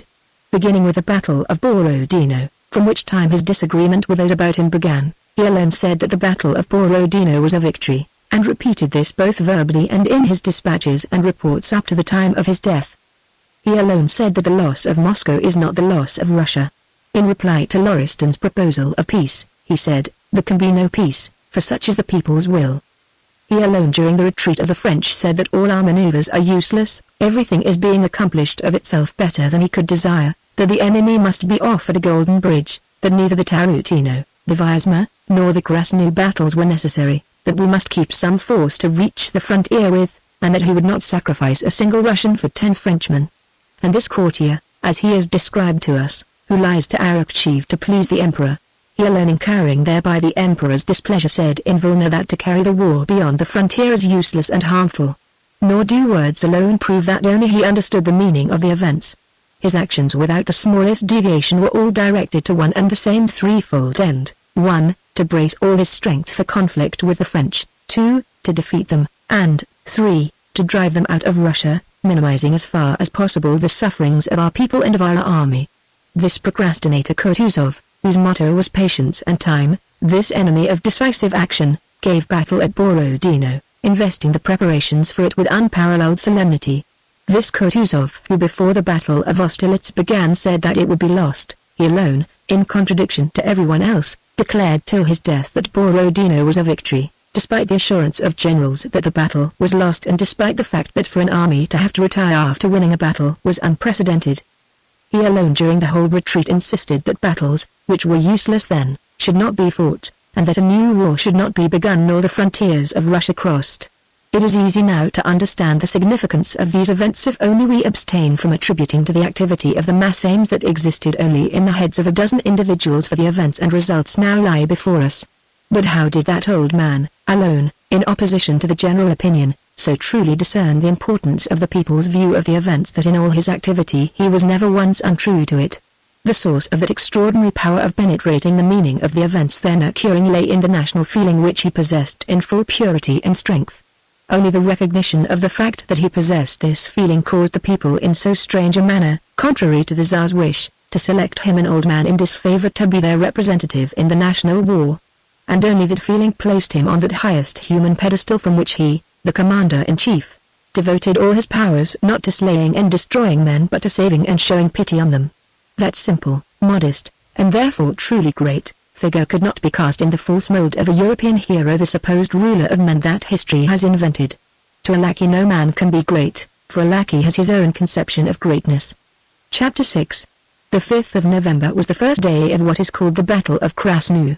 Toward evening, after much disputing and many mistakes made by generals who did not go to their proper places, and after adjutants had been sent about with counter-orders, when it had become plain that the enemy was everywhere in flight and that there could and would be no battle, Kutuzov left Krasnoe and went to Dobro, whither his headquarters had that day been transferred. The day was clear and frosty. Kutuzov rode to Dobro on his plump little white horse, followed by an enormous suite of discontented generals who whispered among themselves behind his back. All along the road groups of French prisoners captured that day, there were 7,000 of them, were crowding to warm themselves at campfires. Near Dobro an immense crowd of tattered prisoners, buzzing with talk and wrapped and bandaged in anything they had been able to get hold of, were standing in the road beside a long row of unharnessed French guns. At the approach of the commander-in-chief the buzz of talk ceased and all eyes were fixed on Kutuzov, who, wearing a white cap with a red band and a padded overcoat that bulged on his round shoulders, moved slowly along the road on his white horse. One of the generals was reporting to him where the guns and prisoners had been captured. Kutuzov seemed preoccupied and did not listen to what the general was saying. He screwed up his eyes with a dissatisfied look as he gazed attentively and fixedly at these prisoners, who presented a specially wretched appearance. Most of them were disfigured by frostbitten noses and cheeks, and nearly all had red, swollen and festering eyes. One group of the French stood close to the road, and two of them, one of whom had his face covered with sores, were tearing a piece of raw flesh with their hands. There was something horrible and bestial in the fleeting glance they threw at the riders and in the malevolent expression with which, after a glance at Kutuzov, the soldier with the sores immediately turned away and went on with what he was doing. Kutuzov looked long and intently at these two soldiers. He puckered his face, screwed up his eyes, and pensively swayed his head. At another spot he noticed a Russian soldier laughingly patting a Frenchman on the shoulder, saying something to him in a friendly manner, and Kutuzov, with the same expression on his face, again swayed his head. "What were you saying?" he asked the general, who, continuing his report, directed the commander-in-chief's attention to some standards captured from the French and standing in front of the Preobrazhensk regiment. "Ah, the standards," said Kutuzov, evidently detaching himself with difficulty from the thoughts that preoccupied him. He looked about him absently. Thousands of eyes were looking at him from all sides, awaiting a word from him. He stopped in front of the Preobrazhensk regiment, sighed deeply, and closed his eyes. One of his suite beckoned to the soldiers carrying the standards to advance and surround the commander-in-chief with them. Kutuzov was silent for a few seconds and then, submitting with evident reluctance to the duty imposed by his position, raised his head and began to speak. A throng of officers surrounded him. He looked attentively around at the circle of officers, recognizing several of them. "I thank you all," he said, addressing the soldiers and then again the officers. In the stillness around him his slowly uttered words were distinctly heard. "I thank you all for your hard and faithful service. The victory is complete and Russia will not forget you. Honor to you forever." He paused and looked around. "Lower its head, lower it," he said to a soldier who had accidentally lowered the French eagle he was holding before the Preobrazhensk standards. "Lower, lower, that's it. Hurrah, lads," he added, addressing the men with a rapid movement of his chin. "Hurrah!" roared thousands of voices. While the soldiers were shouting, Kutuzov leaned forward in his saddle and bowed his head, and his eye lit up with a mild and apparently ironic gleam. "You see, brothers," said he when the shouts had ceased. And all at once his voice and the expression of his face changed. It was no longer the commander-in-chief speaking but an ordinary old man who wanted to tell his comrades something very important. There was a stir among the throng of officers and in the ranks of the soldiers, who moved that they might hear better what he was going to say. "You see, brothers, I know it's hard for you, but it can't be helped. Bear up, It won't be for long now. We'll see our visitors off and then we'll rest. The Tsar won't forget your service. It is hard for you, but still you are at home while there you see what they have come to," said he, pointing to the prisoners. "Worse off than our poorest beggars. While they were strong we didn't spare ourselves, but now we may even pity them. They are human beings too. Isn't it so, lads?" He looked around, and in the direct, respectful, wondering gaze fixed upon him he read sympathy with what he had said. His face grew brighter and brighter with an old man's mild smile, which drew the corners of his lips and eyes into a cluster of wrinkles. He ceased speaking and bowed his head as if in perplexity. "But after all you asked them here? Serves them right, the bloody bastards!" he cried, suddenly lifting his head, and flourishing his whip he rode off at a gallop for the first time during the whole campaign, and left the broken ranks of the soldiers laughing joyfully and shouting hurrah. Kutuzov's words were hardly understood by the troops. No one could have repeated the field marshal's address, begun solemnly and then changing into an old man's simple-hearted talk, but the hearty sincerity of that speech, the feeling of majestic triumph combined with pity for the foe and consciousness of the justice of our cause, exactly expressed by that old man's good-natured expletives, was not merely understood but lay in the soul of every soldier and found expression in their joyous and long-sustained shouts. Afterwards when one of the generals addressed Kutuzov asking whether he wished his cult to be sent for, Kutuzov in answering unexpectedly gave a sob, being evidently greatly moved. Chapter 7. When the troops reached their night's halting place on the 8th of November, the last day of the Krasny battles, it was already growing dusk. All day it had been calm and frosty with occasional lightly falling snow, and toward evening it began to clear. Through the falling snow a purple-black and starry sky showed itself and the frost grew keener. An infantry regiment which had left Tarutino 3,000 strong but now numbered only 900 was one of the first to arrive that night at its halting place, a village on the highroad. The quartermasters who met the regiment announced that all the huts were full of sick and dead Frenchmen, cavalrymen, and members of the staff. There was only one hut available for the regimental commander. The commander rode up to his hut. The regiment passed through the village and stacked its arms in front of the last huts. Like some huge many-limbed animal, the regiment began to prepare its lair and its food. One part of it dispersed and waded knee-deep through the snow into a birch forest to the right of the village, and immediately the sound of axes and swords, the crashing of branches, and merry voices could be heard from there. Another section amid the regimental wagons and horses which were standing in a group was busy getting out cauldrons and rye biscuit, and feeding the horses. A third section scattered through the village arranging quarters for the staff officers, carrying out the French corpses that were in the huts, and dragging away boards, dry wood, and thatch from the roofs, for the campfires, or wattle fences to serve for shelter. Some 50 men with merry shouts were shaking down the high wattle wall of a shed, the roof of which had already been removed. "Now then, all together shove!" cried the voices, and the huge surface of the wall, sprinkled with snow and creaking with frost, was seen swaying in the gloom of the night. The lower stakes cracked more and at last the wall fell, and with it the men who had been pushing it. Loud, coarse laughter and joyous shouts ensued. "Now then, catch hold in twos. Hand up the lever. That's it. Where are you shoving to, now, all together? But wait a moment, boys." With a song, all stood silent, and a soft, pleasant velvety voice began to sing. At the end of the third verse as the last note died away, 20 voices roared out at once, "Oh. That's it. All together. Heave away, boys."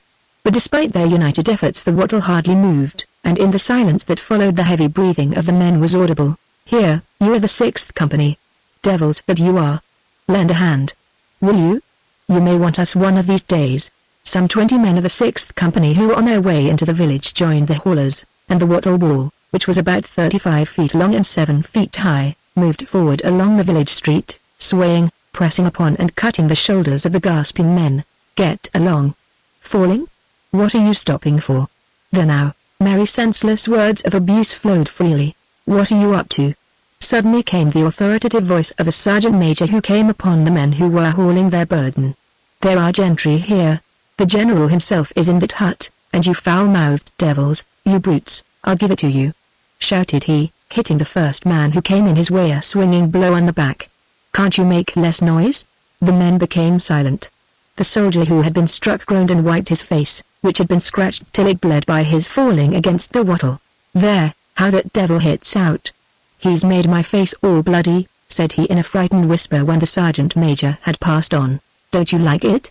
said a laughing voice, and moderating their tones the men moved forward. When they were out of the village they began talking again as loud as before, interlarding their talk with the same aimless expletives. In the hut which the men had passed, the chief officers had gathered and were in animated talk over their tea about the events of the day and the maneuvers suggested for tomorrow. It was proposed to make a flank march to the left, cut off the vice-king, Murat, and capture him. By the time the soldiers had dragged the wattle fence to its place the campfires were blazing on all sides ready for cooking. The wood crackled, the snow was melting, and black shadows of soldiers flitted to and fro all over the occupied space where the snow had been trodden down. Axes and choppers were plied all around. Everything was done without any orders being given. Stores of wood were brought for the night, shelters were rigged up for the officers, cauldrons were being boiled, and muskets and accoutrements put in order. The wattle wall the men had brought was set up in a semicircle by the 8th Company as a shelter from the north, propped up by musket rests, and a campfire was built before it. They beat the tattoo, called the roll, had supper, and settled down round the fires for the night, some repairing their footgear, some smoking pipes, and some stripping themselves naked to steam the lice out of their shirts. Chapter 8. One would have thought that under the almost incredibly wretched conditions the Russian soldiers were in at the time, lacking warm boots and sheepskin coats, without a roof over their heads, in the snow with 18 degrees of frost, and without even full rations, the commissariat did not always keep up with the troops, they would have presented a very sad and depressing spectacle. On the contrary, the army had never under the best material conditions presented a more cheerful and animated aspect. This was because all who began to grow depressed or who lost strength were sifted out of the army day by day. All the physically or morally weak had long since been left behind, and only the flower of the army physically and mentally remained. More men collected behind the wattle fence of the 8th Company than anywhere else. 2 sergeants major were sitting with them, and their campfire blazed brighter than others. For leave to sit by their wattle they demanded contributions of fuel. Makeyev. What has become of you, you son of a bitch? Are you lost or have the wolves eaten you? Fetch some more wood, shouted a red-haired and red-faced man, screwing up his eyes and blinking because of the smoke but not moving back from the fire. And you, jackdaw, go and fetch some wood, said he to another soldier. This red-haired man was neither a sergeant nor a corporal, but being robust he ordered about those weaker than himself. The soldier they called Jackdaw, a thin little fellow with a sharp nose, rose obediently and was about to go, but at that instant there came into the light of the fire the slender, handsome figure of a young soldier carrying a load of wood. Bring it here, that's fine. They split up the wood, pressed it down on the fire, blew at it with their mouths, and fanned it with the skirts of their greatcoats, making the flames hiss and crackle. The men drew nearer and lit their pipes. The handsome young soldier who had brought the wood, setting his arms akimbo, began stamping his cold feet rapidly and deftly on the spot where he stood. Mother, the dew is cold but clear. It's well that I'm a musketeer, he sang, pretending to hiccup after each syllable. Look out, your souls will fly off, shouted the red-haired man, noticing that the sole of the dancer's boot was hanging loose. What a fellow you are for dancing. The dancer stopped, pulled off the loose piece of leather, and threw it on the fire. Right enough, friend, said he, and, having sat down, took out of his knapsack a scrap of blue French cloth, and wrapped it round his foot. It's the steam that spoils them, he added, stretching out his feet toward the fire. They'll soon be issuing us new ones. They say that when we've finished hammering them, we're to receive double kits, and that son of a bitch Petrov has lagged behind after all, it seems, said one sergeant major. I've had an eye on him this long while, said the other. Well, he's a poor sort of soldier. But in the 3rd Company they say 9 men were missing yesterday. Yes, it's all very well, but when a man's feet are frozen how can he walk, eh? Don't talk nonsense, said a sergeant major. Do you want to be doing the same? Said an old soldier, turning reproachfully to the man who had spoken of frozen feet. Well, you know, said the sharp-nosed man they called Jackdaw in a squeaky and unsteady voice, raising himself at the other side of the fire, a plump man gets thin, but for a thin one it's death. Take me, now. I've got no strength left, he added, with sudden resolution, turning to the sergeant major. Tell them to send me to hospital, I'm aching all over, anyway I shan't be able to keep up. That'll do, replied the sergeant major quietly. The soldier said no more and the talk went on. What a lot of those Frenchies were taken today, and the fact is that not one of them had what you might call real boots on, said a soldier, starting a new theme. They were no more than make-believes. The Cossacks have taken their boots. They were clearing the hut for the colonel and carried them out. It was pitiful to see them, boys, put in the dancer. As they turned them over, one seemed still alive and, would you believe it, he jabbered something in their lingo. But they're a clean folk, lads, the first man went on. He was white as birch bark, and some of them are such fine fellows, you might think they were nobles. Well, what do you think? They make soldiers of all classes there, but they don't understand our talk at all, said the dancer with a puzzled smile. I asked him whose subject he was, and he jabbered in his own way. A queer lot. But it's strange, friends, continued the man who had wondered at their whiteness. The peasants at Mozhaysk were saying that when they began burying the dead where the battle was, well, those dead had been lying there for nearly a month, and says the peasant, they lie as white as paper, clean, and not as much smell as a puff of powder smoke. Was it from the cold? Asked someone. You're a clever fellow. From the cold indeed. Why, it was hot. If it had been from the cold, ours would not have rotted either. But, he says, go up to ours and they are all rotten and maggoty. So, he says, we tie our faces up with kerchiefs and turn our heads away as we drag them off. We can hardly do it. But theirs, he says, are white as paper and not so much smell as a whiff of gunpowder. All were silent. It must be from their food, said the sergeant major. They used to gobble the same food as the gentry. No one contradicted him. That peasant near Mozhaysk where the battle was said the men were all called up from 10 villages around and they carted for 20 days and still didn't finish carting the dead away. And as for the wolves, he says, that was a real battle, said an old soldier. It's the only one worth remembering, but since that, it's only been tormenting folk. And do you know, Daddy, the day before yesterday we ran at them and, my word, they didn't let us get near before they just threw down their muskets and went on their knees. Pardon. They say. That's only one case. They say Platev took Polly on himself twice. But he didn't know the right charm. He catches him and catches him no good. He turns into a bird in his hands and flies away. And there's no way of killing him either. You're a first-class liar, Kislev, when I come to look at you. Liar, indeed. It's the real truth. If he fell into my hands, when I'd caught him I'd bury him in the ground with an aspen stake to fix him down. What a lot of men he's ruined. Well, anyhow we're going to end it. He won't come here again, remarked the old soldier, yawning. The conversation flagged, and the soldiers began settling down to sleep. Look at the stars. It's wonderful how they shine. You would think the women had spread out their linen, said one of the men, gazing with admiration at the Milky Way. That's a sign of a good harvest next year. We shall want some more wood. You warm your back and your belly gets frozen. That's queer. Oh Lord, what are you pushing for? Is the fire only for you? Look how he's sprawling. In the silence that ensued, the snoring of those who had fallen asleep could be heard. Others turned over and warmed themselves, now and again exchanging a few words. From a campfire 100 paces off came a sound of general, merry laughter. Hark at them roaring there in the 5th company, said one of the soldiers, and what a lot of them there are. One of the men got up and went over to the 5th company. They're having such fun, said he, coming back. 2 Frenchies have turned up. One's quite frozen and the other's an awful swaggerer. He's singing songs. Oh, I'll go across and have a look. And several of the men went over to the 5th company. Chapter 9. The 5th company was bivouacking at the very edge of the forest. A huge campfire was blazing brightly in the midst of the snow, lighting up the branches of trees heavy with hoarfrost. About midnight they heard the sound of steps in the snow of the forest, and the crackling of dry branches. A bear, lads, said one of the men. They all raised their heads to listen, and out of the forest into the bright firelight stepped 2 strangely clad human figures clinging to one another. These were 2 Frenchmen who had been hiding in the forest. They came up to the fire, hoarsely uttering something in a language our soldiers did not understand. One was taller than the other, he wore an officer's hat and seemed quite exhausted. On approaching the fire he had been going to sit down, but fell. The other, a short sturdy soldier with a shawl tied round his head, was stronger. He raised his companion and said something, pointing to his mouth. The soldiers surrounded the Frenchman, spread a greatcoat on the ground for the sick man, and brought some buckwheat porridge and vodka for both of them.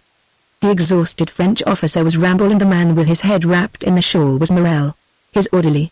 When Morel had drunk some vodka and finished his bowl of porridge he suddenly became unnaturally merry and chattered incessantly to the soldiers, who could not understand him. Ramble refused food and resting his head on his elbow lay silent beside the campfire. looking at the Russian soldiers with red and vacant eyes. Occasionally he emitted a long-drawn groan and then again became silent. Morel, pointing to his shoulders, tried to impress on the soldiers the fact that Ramboul was an officer and ought to be warmed.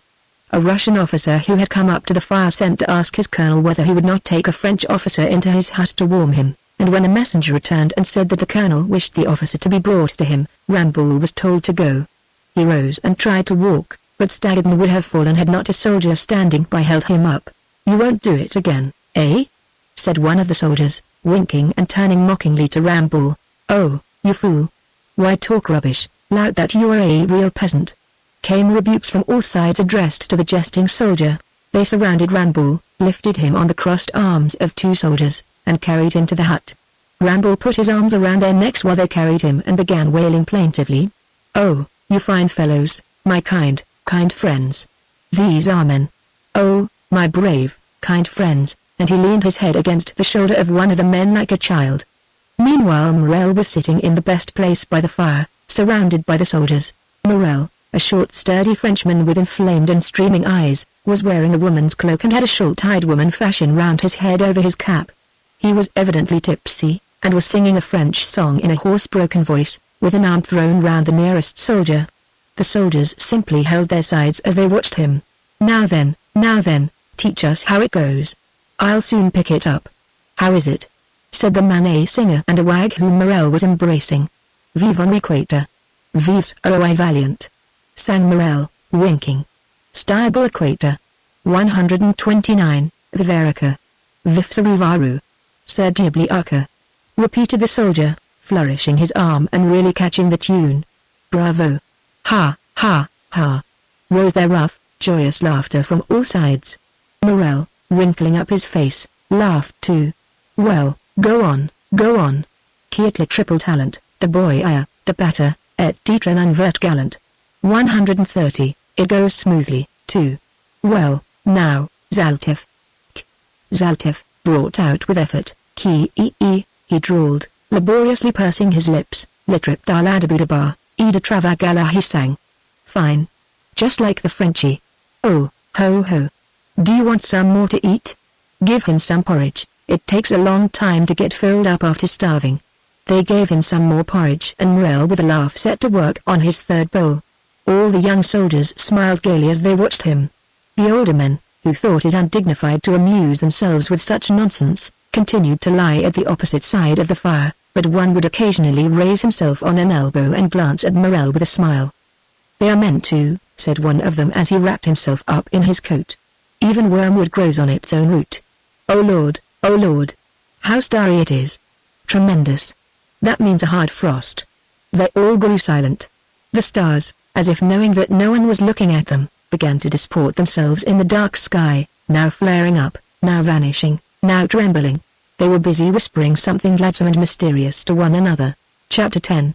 The French army melted away at the uniform rate of a mathematical progression, and the crossing of the Berezina about which so much has been written was only one intermediate stage in its destruction, and not at all the decisive episode of the campaign.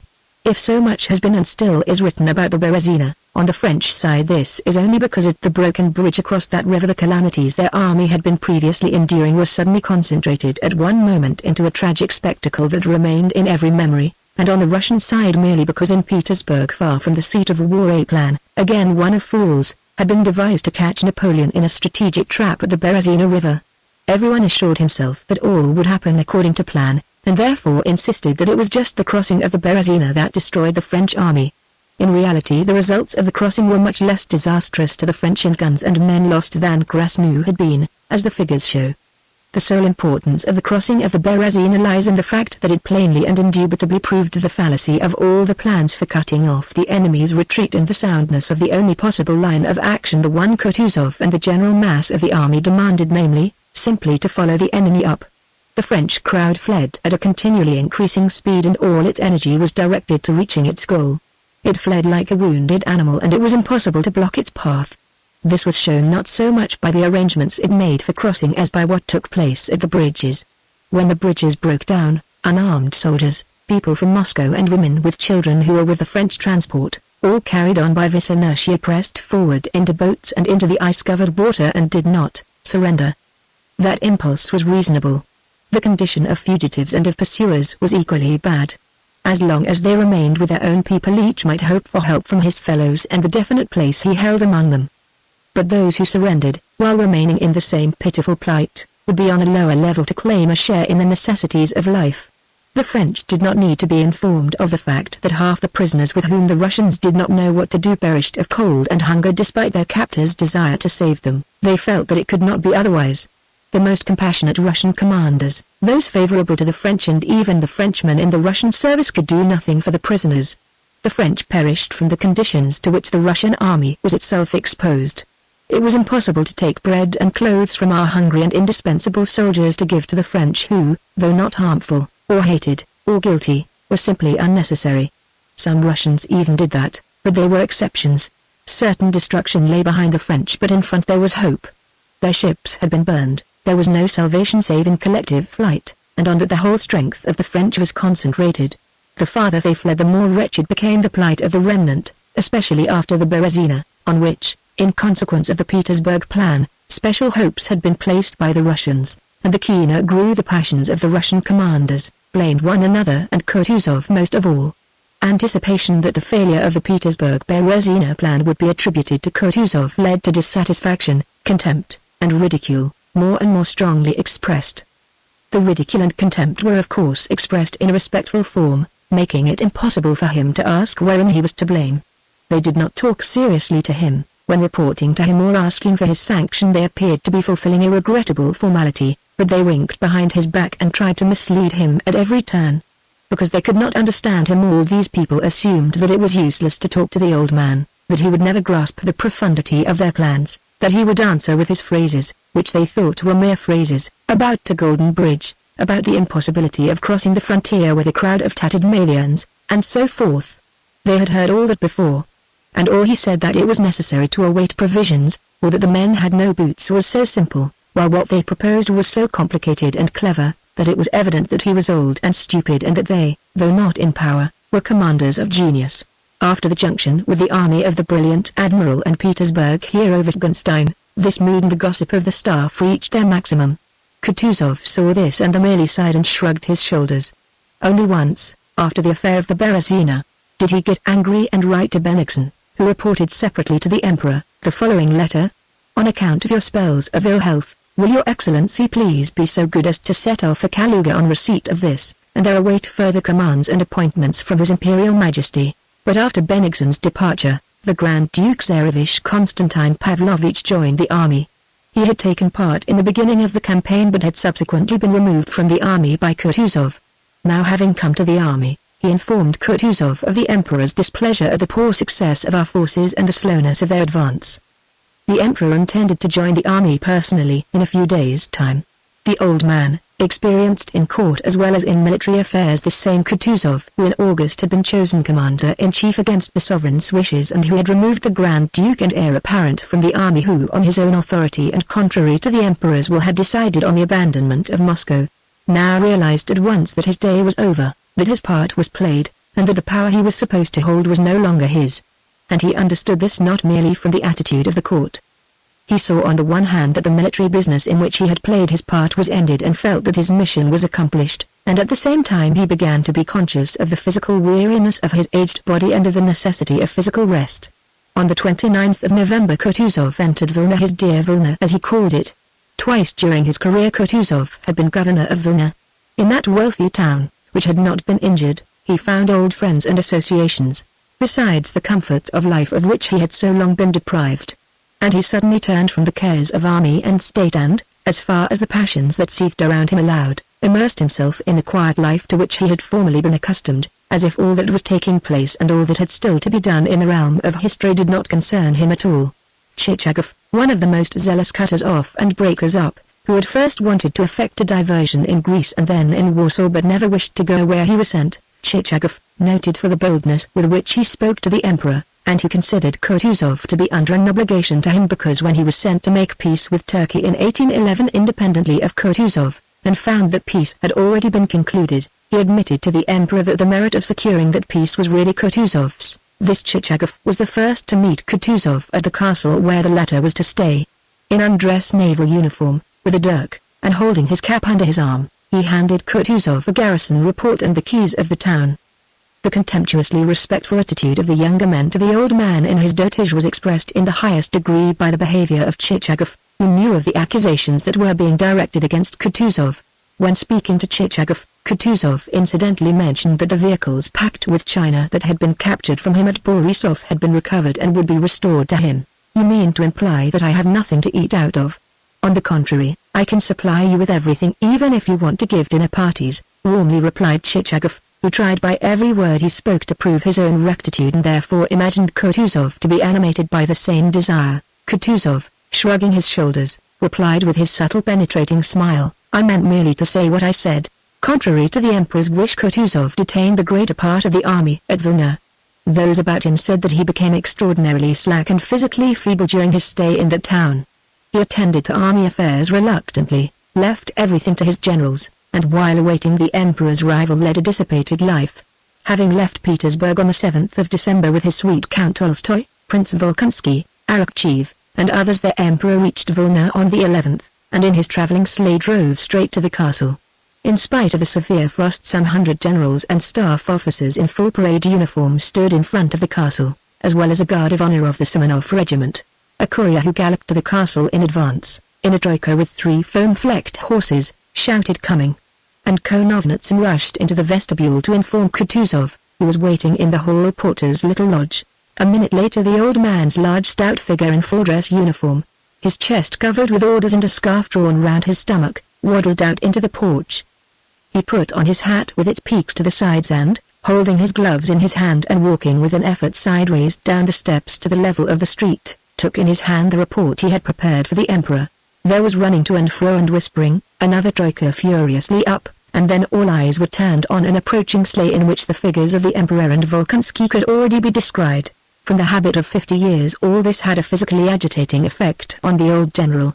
He carefully and hastily felt himself all over, readjusted his hat, and pulling himself together drew himself up and, at the very moment when the Emperor, having alighted from the sleigh, lifted his eyes to him, handed him the report and began speaking in his smooth, ingratiating voice.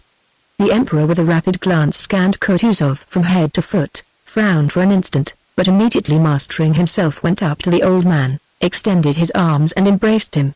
And this embrace too, owing to a long-standing impression related to his innermost feelings, had its usual effect on Kutuzov and he gave a sob.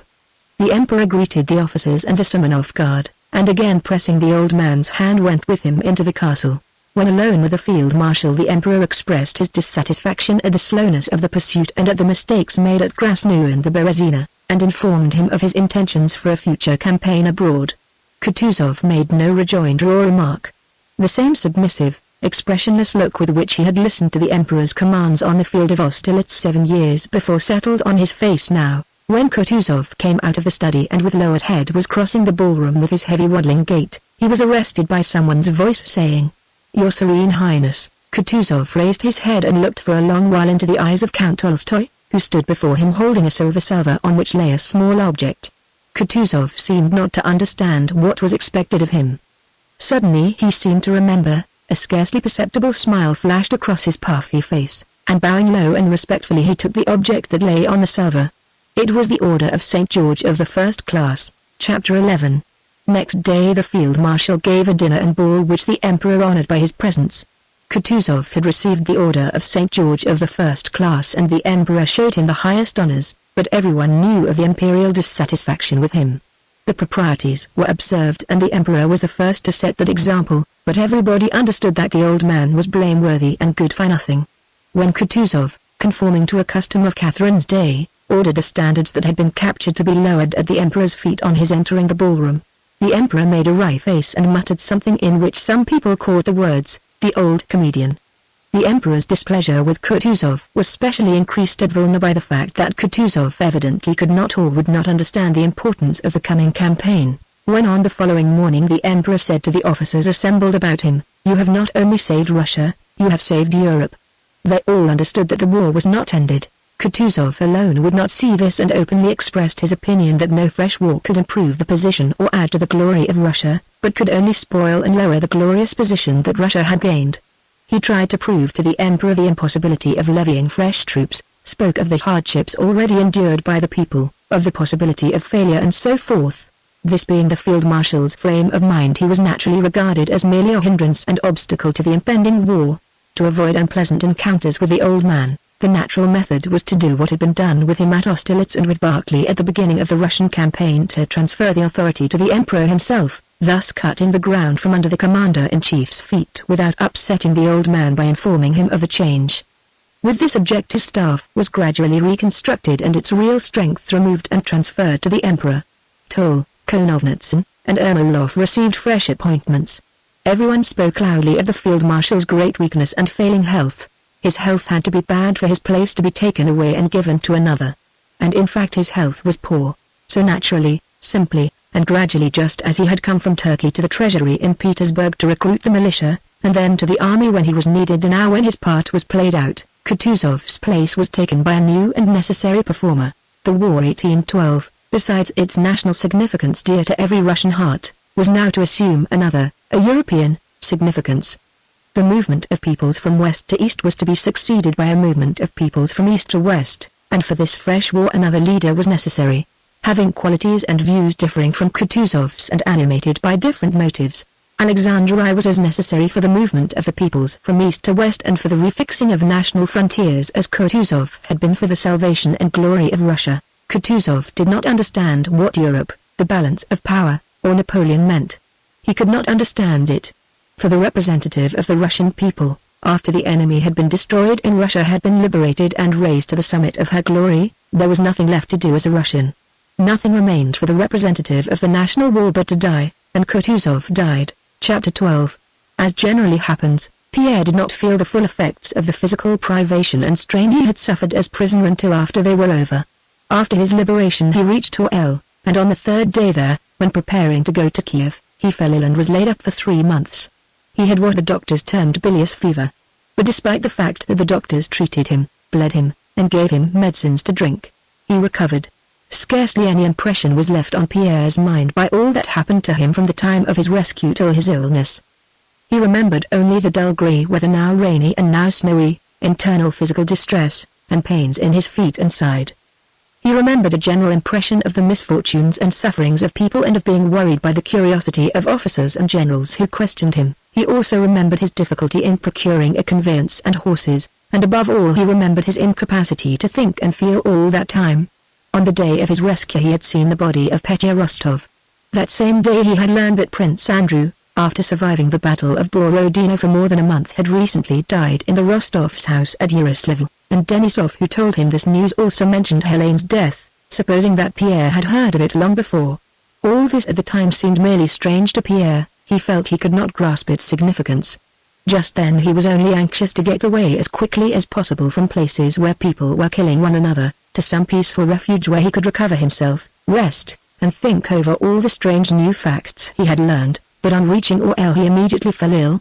When he came to himself after his illness he saw in attendance on him 2 of his servants, Derenty and Vaska, who had come from Moscow, and also his cousin the eldest princess, who had been living on his estate at Dölitz and hearing of his rescue and illness had come to look after him. It was only gradually during his convalescence that Pierre lost the impressions he had become accustomed to during the last few months and got used to the idea that no one would oblige him to go anywhere tomorrow, that no one would deprive him of his warm bed, and that he would be sure to get his dinner, tea, and supper. But for a long time in his dreams he still saw himself in the conditions of captivity. In the same way little by little he came to understand the news he had been told after his rescue, about the death of Prince Andrew, the death of his wife, and the destruction of the French. A joyous feeling of freedom, that complete inalienable freedom natural to man which he had first experienced at the first halt outside Moscow, filled Pierre's soul during his convalescence. He was surprised to find that this inner freedom, which was independent of external conditions, now had as it were an additional setting of external liberty. He was alone in a strange town, without acquaintances. No one demanded anything of him or sent him anywhere.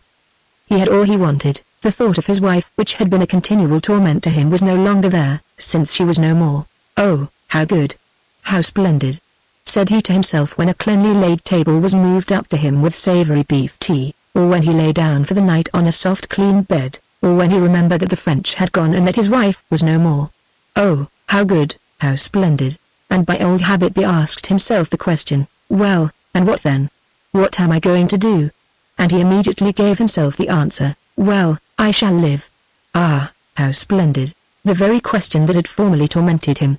The thing he had continually sought to find, the aim of life, no longer existed for him now. That search for the aim of life had not merely disappeared temporarily, he felt that it no longer existed for him and could not present itself again. And this very absence of an aim gave him a complete, joyous sense of freedom which constituted his happiness at this time. He could not see an aim, for he now had faith, not faith in any kind of rule, or words, or ideas, but faith in an ever-living, ever-manifest God. Formerly he had sought him in aims he set himself. That search for an aim had been simply a search for God, and suddenly in his captivity he had learned not by words or reasoning but by direct feeling what his nurse had told him long ago, that God is here and everywhere. In his captivity he had learned that in character God was greater, more infinite and unfathomable than in the architect of the universe recognized by the Freemasons. He felt like a man who, after straining his eyes to see into the far distance, finds what he sought at his very feet. All his life he had looked over the heads of the men around him, when he should have merely looked in front of him without straining his eyes. In the past he had never been able to find that great inscrutable infinite something. He had only felt that it must exist somewhere and had looked for it. In everything near and comprehensible he had only what was limited, petty, commonplace, and senseless. He had equipped himself with a mental telescope and looked into remote space, where petty worldliness hiding itself in misty distance had seemed to him great and infinite merely because it was not clearly seen. And such had European life, politics, Freemasonry, philosophy, and philanthropy seemed to him. But even then, at moments of weakness as he had accounted them, his mind had penetrated to those distances and he had there seen the same pettiness, worldliness, and senselessness. Now, however, he had learned to see the great, eternal, and infinite in everything, and therefore to see it and enjoy its contemplation he naturally threw away the telescope through which he had till now gazed over men's heads, and gladly regarded the ever-changing, eternally great, unfathomable, and infinite life around him. And the closer he looked the more tranquil and happy he became. That dreadful question, what for? Which had formerly destroyed all his mental edifices, no longer existed for him. To that question, what for? A simple answer was now always ready in his soul, because there is a God, that God without whose will not one hair falls from a man's head. Chapter 13. In external ways Pierre had hardly changed at all. In appearance he was just what he used to be. As before he was absent-minded and seemed occupied not with what was before his eyes but with something special of his own. The difference between his former and present self was that formerly when he did not grasp what lay before him or was said to him, he had puckered his forehead painfully as if vainly seeking to distinguish something at a distance. At present he still forgot what was said to him and still did not see what was before his eyes, but he now looked with a scarcely perceptible and seemingly ironic smile at what was before him and listened to what was said, though evidently seeing and hearing something quite different. Formerly he had appeared to be a kind-hearted but unhappy man, and so people had been inclined to avoid him.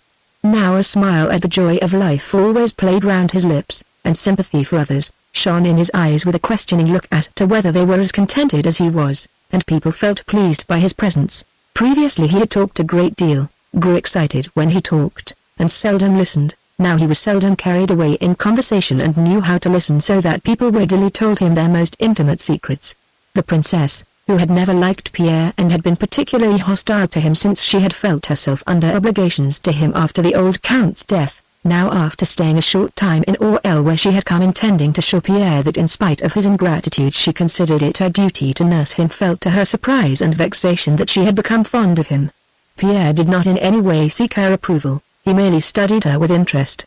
Formerly she had felt that he regarded her with indifference and irony, and so had shrunk into herself as she did with others and had shown him only the combative side of her nature, but now he seemed to be trying to understand the most intimate places of her heart, and, mistrustfully at first but afterwards gratefully, she let him see the hidden, kindly sides of her character. The most cunning man could not have crept into her confidence more successfully, evoking memories of the best times of her youth and showing sympathy with them. Yet Pierre's cunning consisted simply in finding pleasure in drawing out the human qualities of the embittered, hard, and, in her own way, proud princess.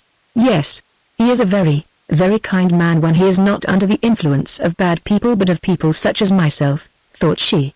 His servants too, Tyranty and Vaska in their own way noticed the change that had taken place in Pierre. They considered that he had become much simpler.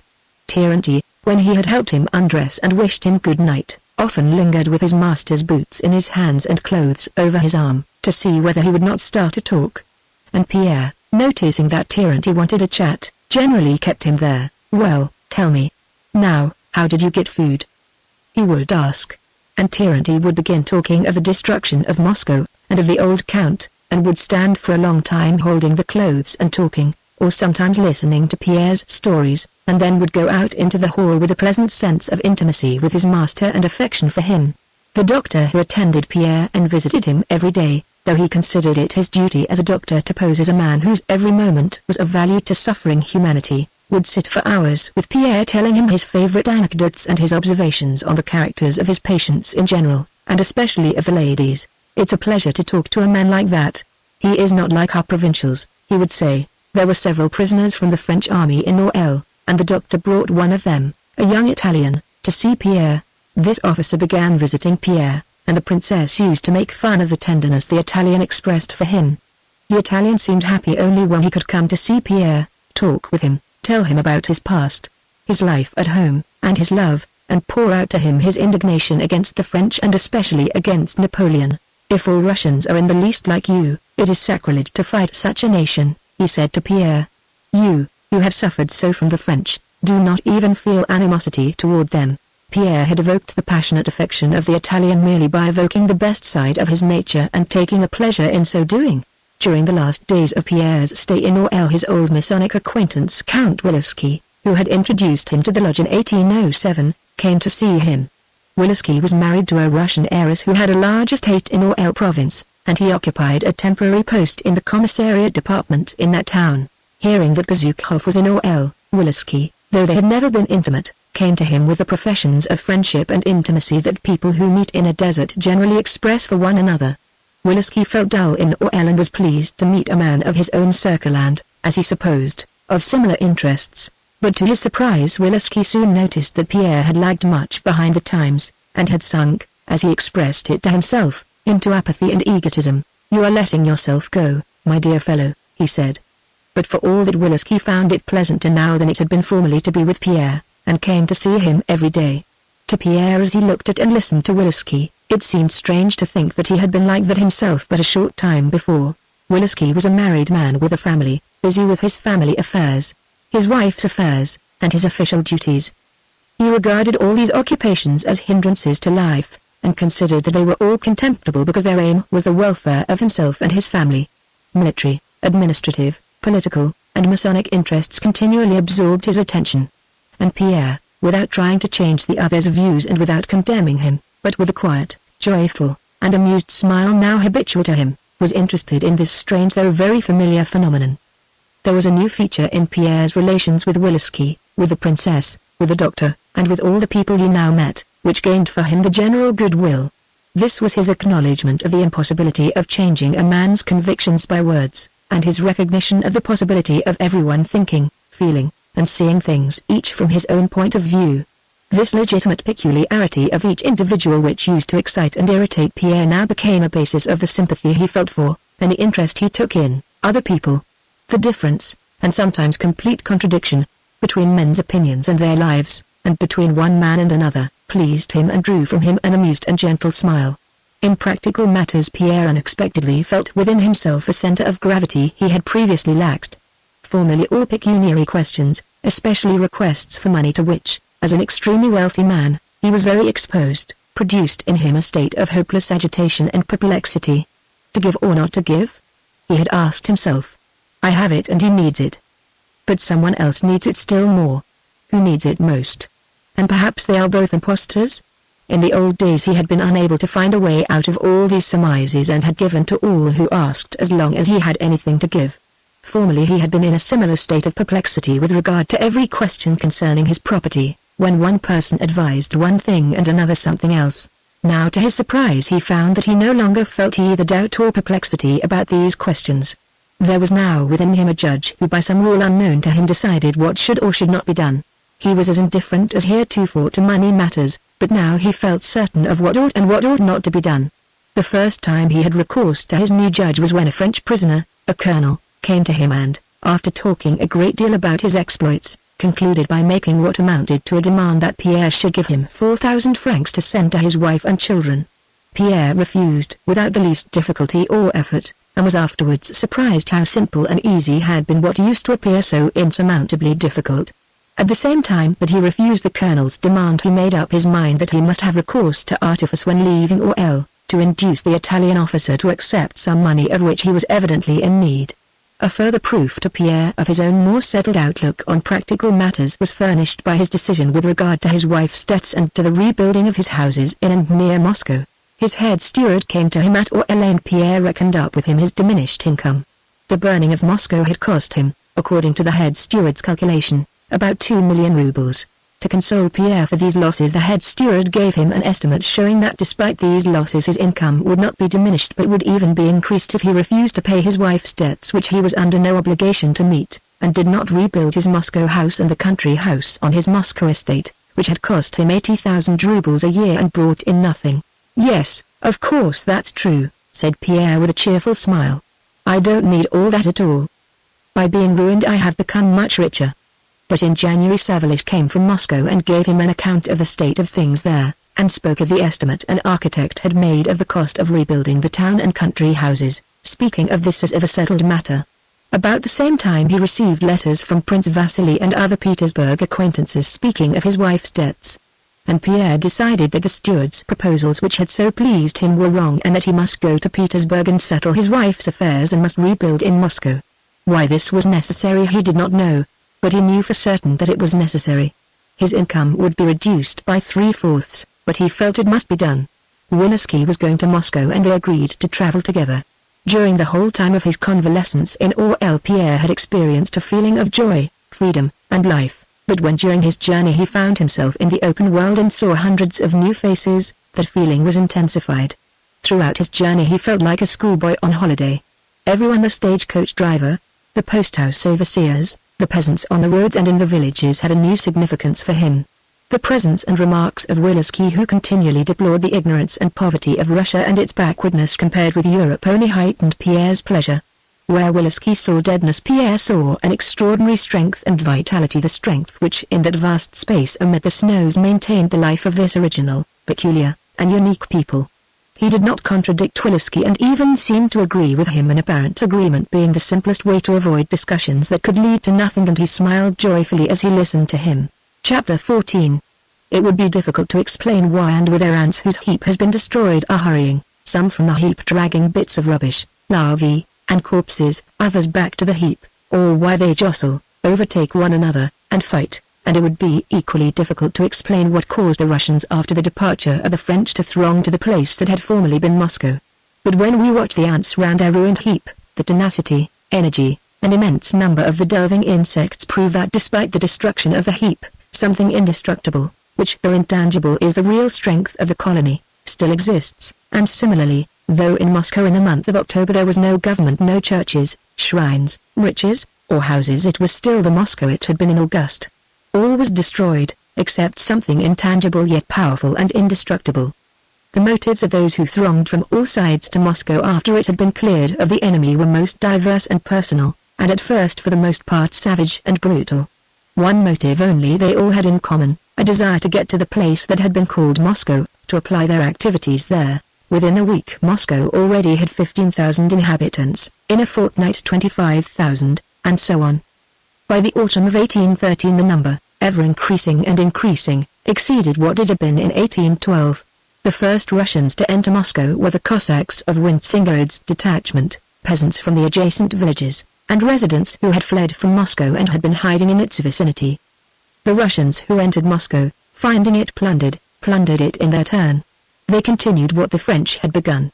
Trains of peasant carts came to Moscow to carry off to the villages what had been abandoned in the ruined houses and the streets. The Cossacks carried off what they could to their camps, and the householders seized all they could find in other houses and moved it to their own, pretending that it was their property. But the first plunderers were followed by a second and a third contingent, and with increasing numbers plundering became more and more difficult and assumed more definite forms. The French found Moscow abandoned, but with all the organizations of regular life, with diverse branches of commerce and craftsmanship, with luxury, and governmental and religious institutions. These forms were lifeless but still existed. There were bazaars, shops, warehouses, market stalls, granaries for the most part still stocked with goods, and there were factories and workshops, palaces and wealthy houses filled with luxuries, hospitals, prisons, government offices, churches, and cathedrals. The longer the French remained, the more these forms of town life perished, until finally all was merged into one confused, lifeless scene of plunder. The more the plundering by the French continued, the more both the wealth of Moscow and the strength of its plunderers was destroyed. But plundering by the Russians, with which the reoccupation of the city began, had an opposite effect. The longer it continued and the greater the number of people taking part in it, the more rapidly was the wealth of the city and its regular life restored. Besides the plunderers, very various people, some drawn by curiosity, some by official duties, some by self-interest, house owners, clergy, officials of all kinds, tradesmen, artisans, and peasants streamed into Moscow as blood flows to the heart. Within a week the peasants who came with empty carts to carry off plunder were stopped by the authorities and made to cart the corpses out of the town. Other peasants, having heard of their comrades' discomfiture, came to town bringing rye, oats, and hay, and beat down one another's prices to below what they had been in former days. Gangs of carpenters hoping for high pay arrived in Moscow every day, and on all sides logs were being hewn, new houses built, and old, charred ones repaired. Tradesmen began trading in booths. Cookshops and taverns were opened in partially burned houses. The clergy resumed the services in many churches that had not been burned. Donors contributed church property that had been stolen. Government clerks set up their baize-covered tables and their pigeonholes of documents in small rooms. The higher authorities and the police organized the distribution of goods left behind by the French. The owners of houses in which much property had been left, brought there from other houses, complained of the injustice of taking everything to the faceted palace in the Kremlin. Others insisted that as the French had gathered things from different houses into this or that house, it would be unfair to allow its owner to keep all that was found there. They abused the police and bribed them, made out estimates at 10 times their value for government stores that had perished in the fire, and demanded relief. And Count Rostopchin wrote proclamations. Chapter 15. At the end of January Pierre went to Moscow and stayed in an annex of his house which had not been burned. He called on Count Rostopchin and on some acquaintances who were back in Moscow, and he intended to leave for Petersburg 2 days later. Everybody was celebrating the victory, everything was bubbling with life in the ruined but reviving city. Everyone was pleased to see Pierre, everyone wished to meet him, and everyone questioned him about what he had seen. Pierre felt particularly well disposed toward them all, but was now instinctively on his guard for fear of binding himself in any way. To all questions put to him, whether important or quite trifling, such as, where would he live? Was he going to rebuild? When was he going to Petersburg, and would he mind taking a parcel for someone? He replied, yes, perhaps, or, I think so, and so on. He had heard that the Rostovs were at Kostroma, but the thought of Natasha seldom occurred to him. If it did, it was only as a pleasant memory of the distant past. He felt himself not only free from social obligations but also from that feeling which, it seemed to him, he had aroused in himself. On the 3rd day after his arrival he heard from the Drubetskoys that Princess Mary was in Moscow. The death, sufferings, and last days of Prince Andrew had often occupied Pierre's thoughts and now recurred to him with fresh vividness. Having heard at dinner that Princess Mary was in Moscow and living in a house which had not been burned in Vozdvizhnka Street, he drove that same evening to see her. On his way to the house Pierre kept thinking of Prince Andrew, of their friendship, of his various meetings with him, and especially of the last one at Borodino. Is it possible that he died in the bitter frame of mind he was then in? Is it possible that the meaning of life was not disclosed to him before he died? Thought Pierre. He recalled Karatev and his death and involuntarily began to compare these two men, so different, and yet so similar in that they had both lived and both died, and in the love he felt for both of them. Pierre drove up to the house of the old prince in a most serious mood. The house had escaped the fire, it showed signs of damage but its general aspect was unchanged. The old footman, who met Pierre with a stern face as if wishing to make the visitor feel that the absence of the old prince had not disturbed the order of things in the house, informed him that the princess had gone to her own apartments, and that she received on Sundays, announced me. Perhaps she will see me, said Pierre. Yes, sir, said the man. Please step into the portrait gallery. A few minutes later the footman returned with Dessaules, who brought word from the princess that she would be very glad to see Pierre if he would excuse her want of ceremony and come upstairs to her apartment. In a rather low room lit by one candle sat the princess, and with her another person dressed in black.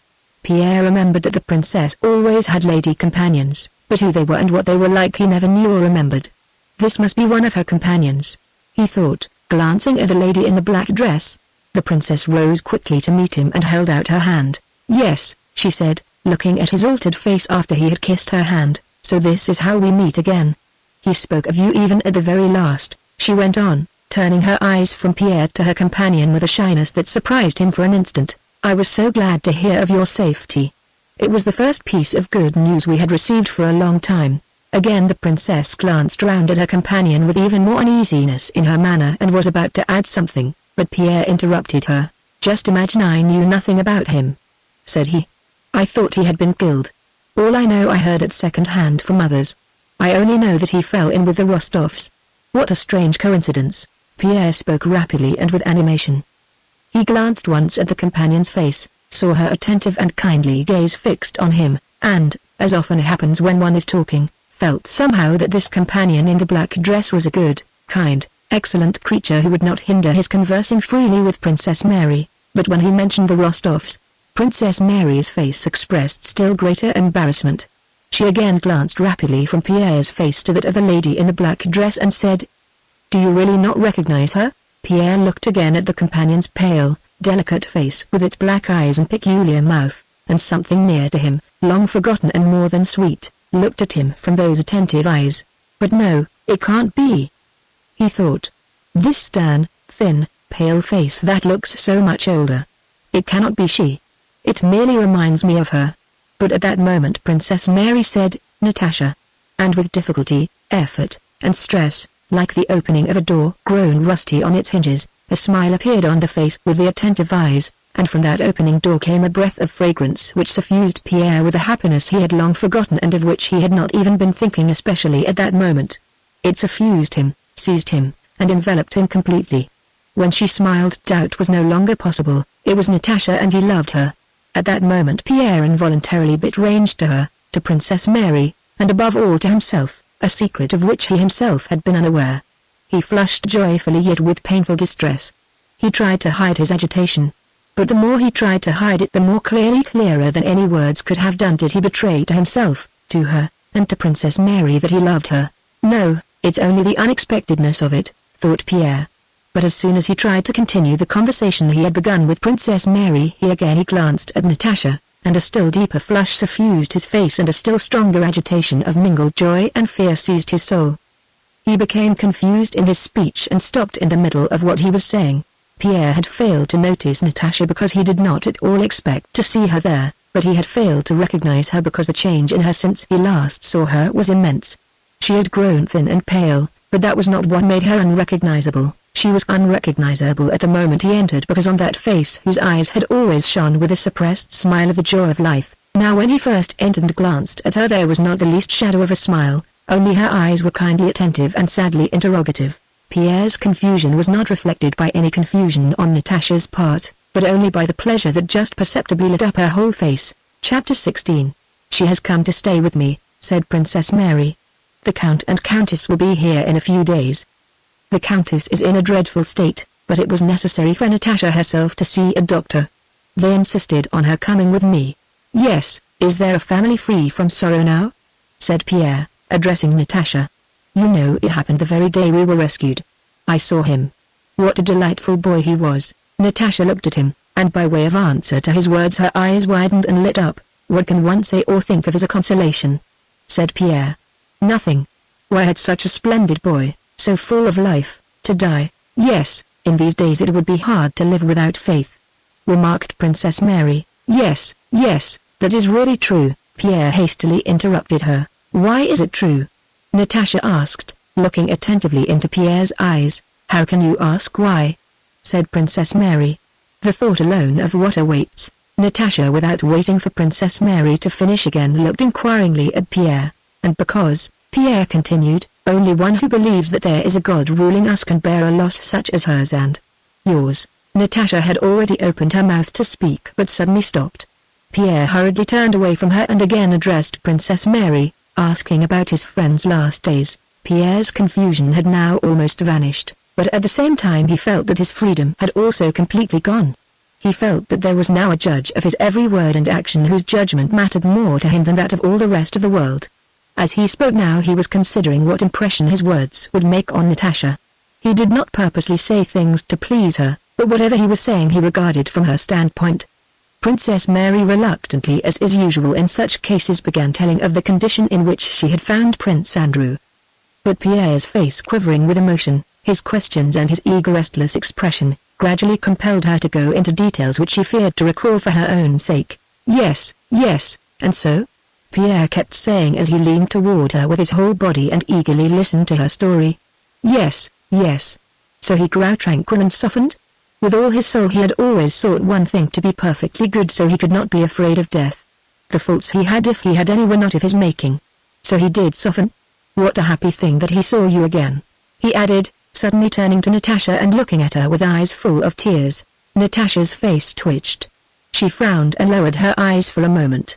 She hesitated for an instant whether to speak or not. Yes, that was happiness, she then said in her quiet voice with its deep chest notes. For me it certainly was happiness. She paused. And he said he was wishing for it at the very moment I entered the room. Natasha's voice broke. She blushed, pressed her clasped hands on her knees, and then controlling herself with an evident effort lifted her head and began to speak rapidly. We knew nothing of it when we started from Moscow. I did not dare to ask about him. Then suddenly Sonia told me he was traveling with us. I had no idea and could not imagine what state he was in. All I wanted was to see him and be with him, she said, trembling, and breathing quickly. And not letting them interrupt her, she went on to tell what she had never yet mentioned to anyone, all she had lived through during those 3 weeks of their journey and life at Yaroslavl. Pierre listened to her with lips parted and eyes fixed upon her full of tears. As he listened he did not think of Prince Andrew, nor of death, nor of what she was telling. He listened to her and felt only pity for her, for what she was suffering now while she was speaking. Princess Mary, frowning in her effort to hold back her tears, sat beside Natasha, and heard for the first time the story of those last days of her brothers and Natasha's love. Evidently Natasha needed to tell that painful yet joyful tale. She spoke, mingling most trifling details with the intimate secrets of her soul, and it seemed as if she could never finish. Several times she repeated the same thing twice.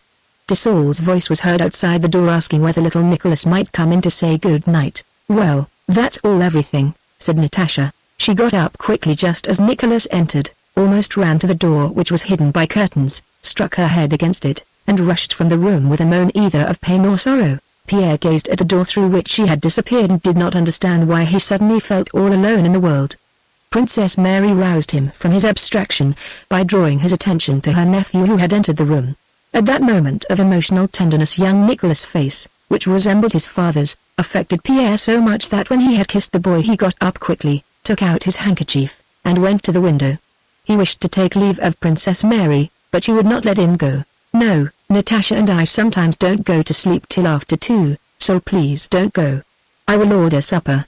Go downstairs, we will come immediately. Before Pierre left the room Princess Mary told him, this is the first time she has talked of him like that. Chapter 17. Pierre was shown into the large, brightly lit dining room. A few minutes later he heard footsteps and Princess Mary entered with Natasha. Natasha was calm, though a severe and grave expression had again settled on her face. They all three of them now experienced that feeling of awkwardness which usually follows after a serious and heartfelt talk. It is impossible to go back to the same conversation. To talk of trifles is awkward, and yet the desire to speak is there, and silence seems like affectation. They went silently to table. The footman drew back the chairs and pushed them up again. Pierre unfolded his cold table napkin and, resolving to break the silence, looked at Natasha and at Princess Mary. They had evidently both formed the same resolution. The eyes of both shone with satisfaction and a confession that besides sorrow life also has joy. "Do you take vodka, Count?" asked Princess Mary, and those words suddenly banished the shadows of the past. "Now tell us about yourself," said she. "One hears such improbable wonders about you." "Yes," replied Pierre with a smile of mild irony now habitual to him. "They even tell me wonders I myself never dreamed of. Mary Abramovna invited me to her house and kept telling me what had happened, or ought to have happened, to me. Stepan Stepanich also instructed me how I ought to tell of my experiences. In general I have noticed that it is very easy to be an interesting man. I am an interesting man now. People invite me out and tell me all about myself. Natasha smiled and was on the point of speaking. "We have been told," Princess Mary interrupted her, "that you lost 2 millions in Moscow. Is that true?" "But I am 3 times as rich as before," returned Pierre, though the position was now altered by his decision to pay his wife's debts and to rebuild his houses. Pierre still maintained that he had become 3 times as rich as before. "What I have certainly gained is freedom," he began seriously, but did not continue, noticing that this theme was too egotistic. "And are you building?" "Yes. Savilish says I must." "Tell me, you did not know of the Countess' death when you decided to remain in Moscow?" asked Princess Mary, and immediately blushed, noticing that her question, following his mention of freedom, ascribed to his words a meaning he had perhaps not intended. "No," answered Pierre, evidently not considering awkward the meaning Princess Mary had given to his words. "I heard of it in Orel and you cannot imagine how it shocked me. We were not an exemplary couple," he added quickly, glancing at Natasha and noticing on her face curiosity as to how he would speak of his wife, "but her death shocked me terribly. When 2 people quarrel they are always both in fault, and one's own guilt suddenly becomes terribly serious when the other is no longer alive. And then such a death. Without friends and without consolation. I am very, very sorry for her," he concluded, and was pleased to notice a look of glad approval on Natasha's face. "Yes, and so you are once more an eligible bachelor," said Princess Mary. Pierre suddenly flushed crimson and for a long time tried not to look at Natasha. When he ventured to glance her way again her face was cold, stern, and he fancied even contemptuous. "And did you really see and speak to Napoleon, as we have been told?" said Princess Mary. Pierre laughed. "No, not once. Everybody seems to imagine that being taken prisoner means being Napoleon's guest. Not only did I never see him but I heard nothing about him. I was in much lower company." Supper was over, and Pierre, who at first declined to speak about his captivity, was gradually led on to do so. "But it's true that you remained in Moscow to kill Napoleon?" Natasha asked with a slight smile. "I guessed it then when we met at the Sukhev Tower, do you remember?" Pierre admitted that it was true, and from that was gradually led by Princess Mary's questions and especially by Natasha's into giving a detailed account of his adventures. At first he spoke with the amused and mild irony now customary with him toward everybody and especially toward himself, but when he came to describe the horrors and sufferings he had witnessed he was unconsciously carried away and began speaking with the suppressed emotion of a man re-experiencing in recollection strong impressions he has lived through. Princess Mary with a gentle smile looked now at Pierre and now at Natasha. In the whole narrative she saw only Pierre and his goodness. Natasha, leaning on her elbow, the expression of her face constantly changing with the narrative, watched Pierre with an attention that never wandered, evidently herself experiencing all that he described. Not only her look, but her exclamations and the brief questions she put, showed Pierre that she understood just what he wished to convey. It was clear that she understood not only what he said but also what he wished to, but could not, express in words. The account Pierre gave of the incident with the child and the woman for protecting whom he was arrested was this: it was an awful sight, children abandoned, some in the flames. One was snatched out before my eyes. And there were women who had their things snatched off and their earrings torn out. He flushed and grew confused. Then a patrol arrived and all the men, all those who were not looting, that is, were arrested, and I among them. I am sure you're not telling us everything, I am sure you did something," said Natasha, and pausing added, "Something fine?" Pierre continued. When he spoke of the execution he wanted to pass over the horrible details, but Natasha insisted that he should not omit anything. Pierre began to tell about Karatev, but paused. By this time he had risen from the table and was pacing the room, Natasha following him with her eyes. Then he added, "No, you can't understand what I learned from that illiterate man, that simple fellow." Yes, go on," said Natasha. "Where is he?" "They killed him almost before my eyes," and Pierre, his voice trembling continually, went on to tell of the last days of their retreat, of Karatev's illness and his death. He told of his adventures as he had never yet recalled them. He now, as it were, saw a new meaning in all he had gone through. Now that he was telling it all to Natasha he experienced that pleasure which a man has when women listen to him, not clever women who when listening either try to remember what they hear to enrich their minds and when opportunity offers to retell it, or who wish to adopt it to some thought of their own and promptly contribute their own clever comments prepared in their little mental workshop, but the pleasure given by real women gifted with the capacity to select and absorb the very best a man shows of himself. Natasha, without knowing it, was all attention. She did not lose a word, no single quiver in Pierre's voice, no look, no twitch of a muscle in his face, nor a single gesture. She caught the unfinished word in its flight and took it straight into her open heart, divining the secret meaning of all Pierre's mental travail. Princess Mary understood his story and sympathized with him, but she now saw something else that absorbed all her attention. She saw the possibility of love and happiness between Natasha and Pierre, and the first thought of this filled her heart with gladness. It was 3 o'clock in the morning. The footman came in with sad and stern faces to change the candles, but no one noticed them. Pierre finished his story. Natasha continued to look at him intently with bright, attentive, and animated eyes, as if trying to understand something more which he had perhaps left untold. Pierre, in shamefaced and happy confusion, glanced occasionally at her, and tried to think what to say next to introduce a fresh subject. Princess Mary was silent. It occurred to none of them that it was 3 o'clock and time to go to bed. People speak of misfortunes and sufferings, remarked Pierre, but if at this moment I were asked, would you rather be what you were before you were taken prisoner, or go through all this again? Then for heaven's sake let me again have captivity and horseflesh. We imagine that when we are thrown out of our usual ruts all is lost, but it is only then that what is new and good begins. While there is life, there is happiness. There is much, much before us. I say this to you," he added, turning to Natasha. "Yes, yes," she said, answering something quite different. "I too should wish nothing but to relive it all from the beginning." Pierre looked intently at her. "Yes, and nothing more," said Natasha. "It's not true, not true," cried Pierre. "I am not to blame for being alive and wishing to live, nor you either." Suddenly Natasha bent her head, covered her face with her hands, and began to cry. "What is it, Natasha?" said Princess Mary. "Nothing, nothing." She smiled at Pierre through her tears. "Good night. It is time for bed." Pierre rose and took his leave. Princess Mary and Natasha met as usual in the bedroom. They talked of what Pierre had told them. Princess Mary did not express her opinion of Pierre, nor did Natasha speak of him. "Well, good night, Mary," said Natasha. "Do you know, I am often afraid that by not speaking of him," she meant Prince Andrew, "for fear of not doing justice to our feelings, we forget him." Princess Mary sighed deeply and thereby acknowledged the justice of Natasha's remark, but she did not express agreement in words. "Is it possible to forget?" said she. "It did me so much good to tell all about it today." "It was hard and painful, but good, very good," said Natasha. "I am sure he really loved him. That is why I told him. Was it all right?" she added, suddenly blushing, "to tell Pierre?" "Oh, yes. What a splendid man he is," said Princess Mary. "Do you know, Mary," Natasha suddenly said with a mischievous smile such as Princess Mary had not seen on her face for a long time, "he has somehow grown so clean, smooth, and fresh as if he had just come out of a Russian bath. Do you understand? Out of a moral bath. Isn't it true?" "Yes," replied Princess Mary. "He has greatly improved, with a short coat and his hair cropped, just as if he had come straight from the bath. Papa used to. I understand why he, Prince Andrew, liked no one so much as him," said Princess Mary. "Yes, and yet he is quite different. They say men are friends when they are quite different.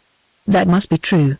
Really he is quite unlike him in everything." "Yes, but he's wonderful." "Well, good night," said Natasha, and the same mischievous smile lingered for a long time on her face as if it had been forgotten there. Chapter 18. It was a long time before Pierre could fall asleep that night. He paced up and down his room, now turning his thoughts on a difficult problem and frowning, now suddenly shrugging his shoulders and wincing, and now smiling happily. He was thinking of Prince Andrew, of Natasha, and of their love, at one moment jealous of her past, then reproaching himself for that feeling. It was already 6 in the morning and he still paced up and down the room. Well, what's to be done if it cannot be avoided? What's to be done? Evidently it has to be so, said he to himself, and hastily undressing he got into bed, happy and agitated but free from hesitation or indecision. Strange and impossible as such happiness seems, I must do everything that she and I may be man and wife, he told himself. A few days previously Pierre had decided to go to Petersburg on the Friday. When he awoke on the Thursday, Savilish came to ask him about packing for the journey. "What, to Petersburg? What is Petersburg? Who is there in Petersburg?" he asked involuntarily, though only to himself. "Oh, yes, long ago before this happened I did for some reason mean to go to Petersburg," he reflected. "Why? But perhaps I shall go. What a good fellow he is and how attentive, and how he remembers everything," he thought, looking at Savilish's old face, "and what a pleasant smile he has. Well, Savilish, do you still not wish to accept your freedom?" Pierre asked him. "What's the good of freedom to me, Your Excellency? We lived under the late Count, the kingdom of heaven be his exclamation mark, and we have lived under you too, without ever being wronged. And your children? The children will live just the same. With such masters one can live." "But what about my heirs?" said Pierre. "Supposing I suddenly marry?" "It might happen," he added with an involuntary smile. "If I may take the liberty, Your Excellency, it would be a good thing." How easy he thinks it, thought Pierre. He doesn't know how terrible it is and how dangerous. Too soon or too late. It is terrible. "So what are your orders? Are you starting tomorrow?" asked Savalish. "No, I'll put it off for a bit. I'll tell you later." "You must forgive the trouble I have put you to," said Pierre, and seeing Savalish smile, he thought, but how strange it is that he should not know that now there is no Petersburg for me, and that must be settled first of all. But probably he knows it well enough and is only pretending. Shall I have a talk with him and see what he thinks? Pierre reflected. No, another time. At breakfast Pierre told the princess, his cousin, that he had been to see Princess Mary the day before and had met whom do you think? Natasha Rostova. The princess seemed to see nothing more extraordinary in that than if he had seen Anna Simonovna. "Do you know her?" asked Pierre. "I have seen the princess," she replied. "I heard that they were arranging a match for her with young Rostov. It would be a very good thing for the Rostovs, they are said to be utterly ruined." "No, I mean, do you know Natasha Rostova? I heard about that affair of hers at the time. It was a great pity." "No, she either doesn't understand or is pretending," thought Pierre. Better not say anything to her either. The princess too had prepared provisions for Pierre's journey. How kind they all are, thought Pierre. What is surprising is that they should trouble about these things now when it can no longer be of interest to them. And all for me. On the same day the chief of police came to Pierre, inviting him to send a representative to the faceted palace to recover things that were to be returned to their owners that day. And this man too, thought Pierre, looking into the face of the chief of police. What a fine, good-looking officer, and how kind. Fancy bothering about such trifles now. And they actually say he is not honest and takes bribes. What nonsense. Besides, why shouldn't he take bribes? That's the way he was brought up, and everybody does it. But what a kind, pleasant face, and how he smiles as he looks at me. Pierre went to Princess Mary's to dinner. As he drove through the streets past the houses that had been burned down, he was surprised by the beauty of those ruins. The picturesqueness of the chimney stacks and tumble-down walls of the burned-out quarters of the town, stretching out and concealing one another, reminded him of the Rhine and the Colosseum. The cabmen he met and their passengers, the carpenters cutting the timber for new houses with axes, the women hawkers, and the shopkeepers, all looked at him with cheerful beaming eyes that seemed to say, "Ah, there he is. Let's see what will come of it." At the entrance to Princess Mary's house Pierre felt doubtful whether he had really been there the night before and really seen Natasha and talked to her. Perhaps I imagined it. Perhaps I shall go in and find no one there. But he had hardly entered the room before he felt her presence with his whole being by the loss of his sense of freedom. She was in the same black dress with soft folds and her hair was done the same way as the day before, yet she was quite different. Had she been like this when he entered the day before he could not for a moment have failed to recognize her. She was as he had known her almost as a child and later on as Prince Andrew's fiancée.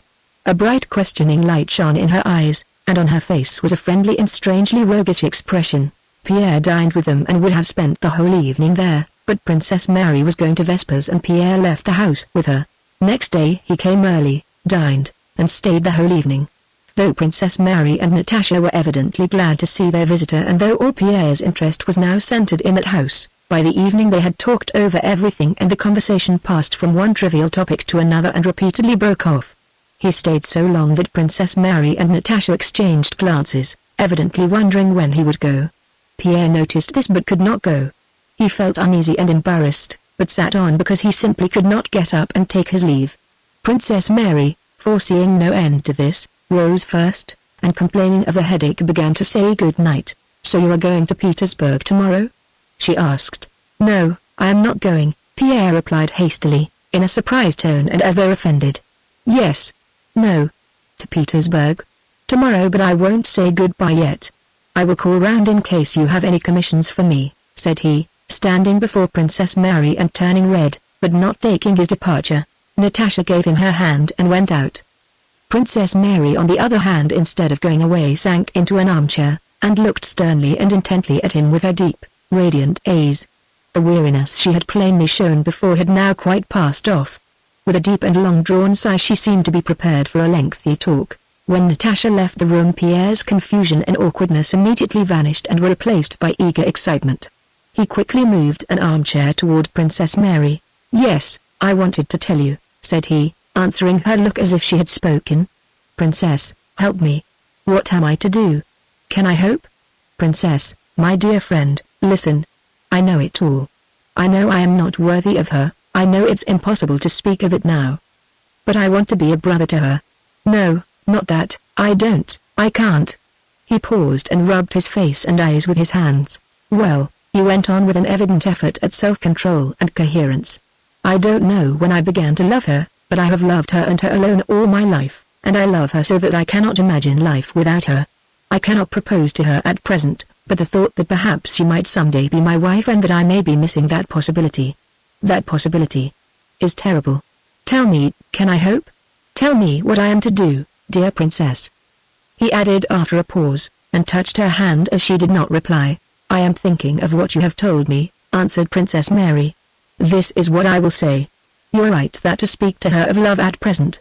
Princess Mary stopped. She was going to say that to speak of love was impossible, but she stopped because she had seen by the sudden change in Natasha 2 days before that she would not only not be hurt if Pierre spoke of his love, but that it was the very thing she wished for. "To speak to her now wouldn't do," said the princess all the same. "But what am I to do? Leave it to me," said Princess Mary.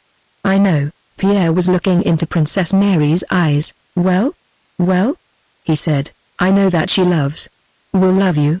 Princess Mary corrected herself. Before her words were out, Pierre had sprung up and with a frightened expression seized Princess Mary's hand. "What makes you think so? You think I may hope? You think?" "Yes, I think so," said Princess Mary with a smile. "Write to her parents, and leave it to me. I will tell her when I can. I wish it to happen and my heart tells me it will. No, it cannot be. How happy I am. But it can't be. How happy I am. No, it can't be," Pierre kept saying as he kissed Princess Mary's hands. "Go to Petersburg, that will be best. And I will write to you," she said. "To Petersburg? Go there? Very well, I'll go. But I may come again tomorrow?" Next day Pierre came to say goodbye. Natasha was less animated than she had been the day before. But that day as he looked at her Pierre sometimes felt as if he was vanishing and that neither he nor she existed any longer, that nothing existed but happiness. Is it possible? No, it can't be. He told himself at every look, gesture, and word that filled his soul with joy. When on saying goodbye he took her thin, slender hand, he could not help holding it a little longer in his own. Is it possible that this hand, that face, those eyes, all this treasure of feminine charm so strange to me now, is it possible that it will one day be mine forever, as familiar to me as I am to myself? No, that's impossible. Goodbye, Count, she said aloud.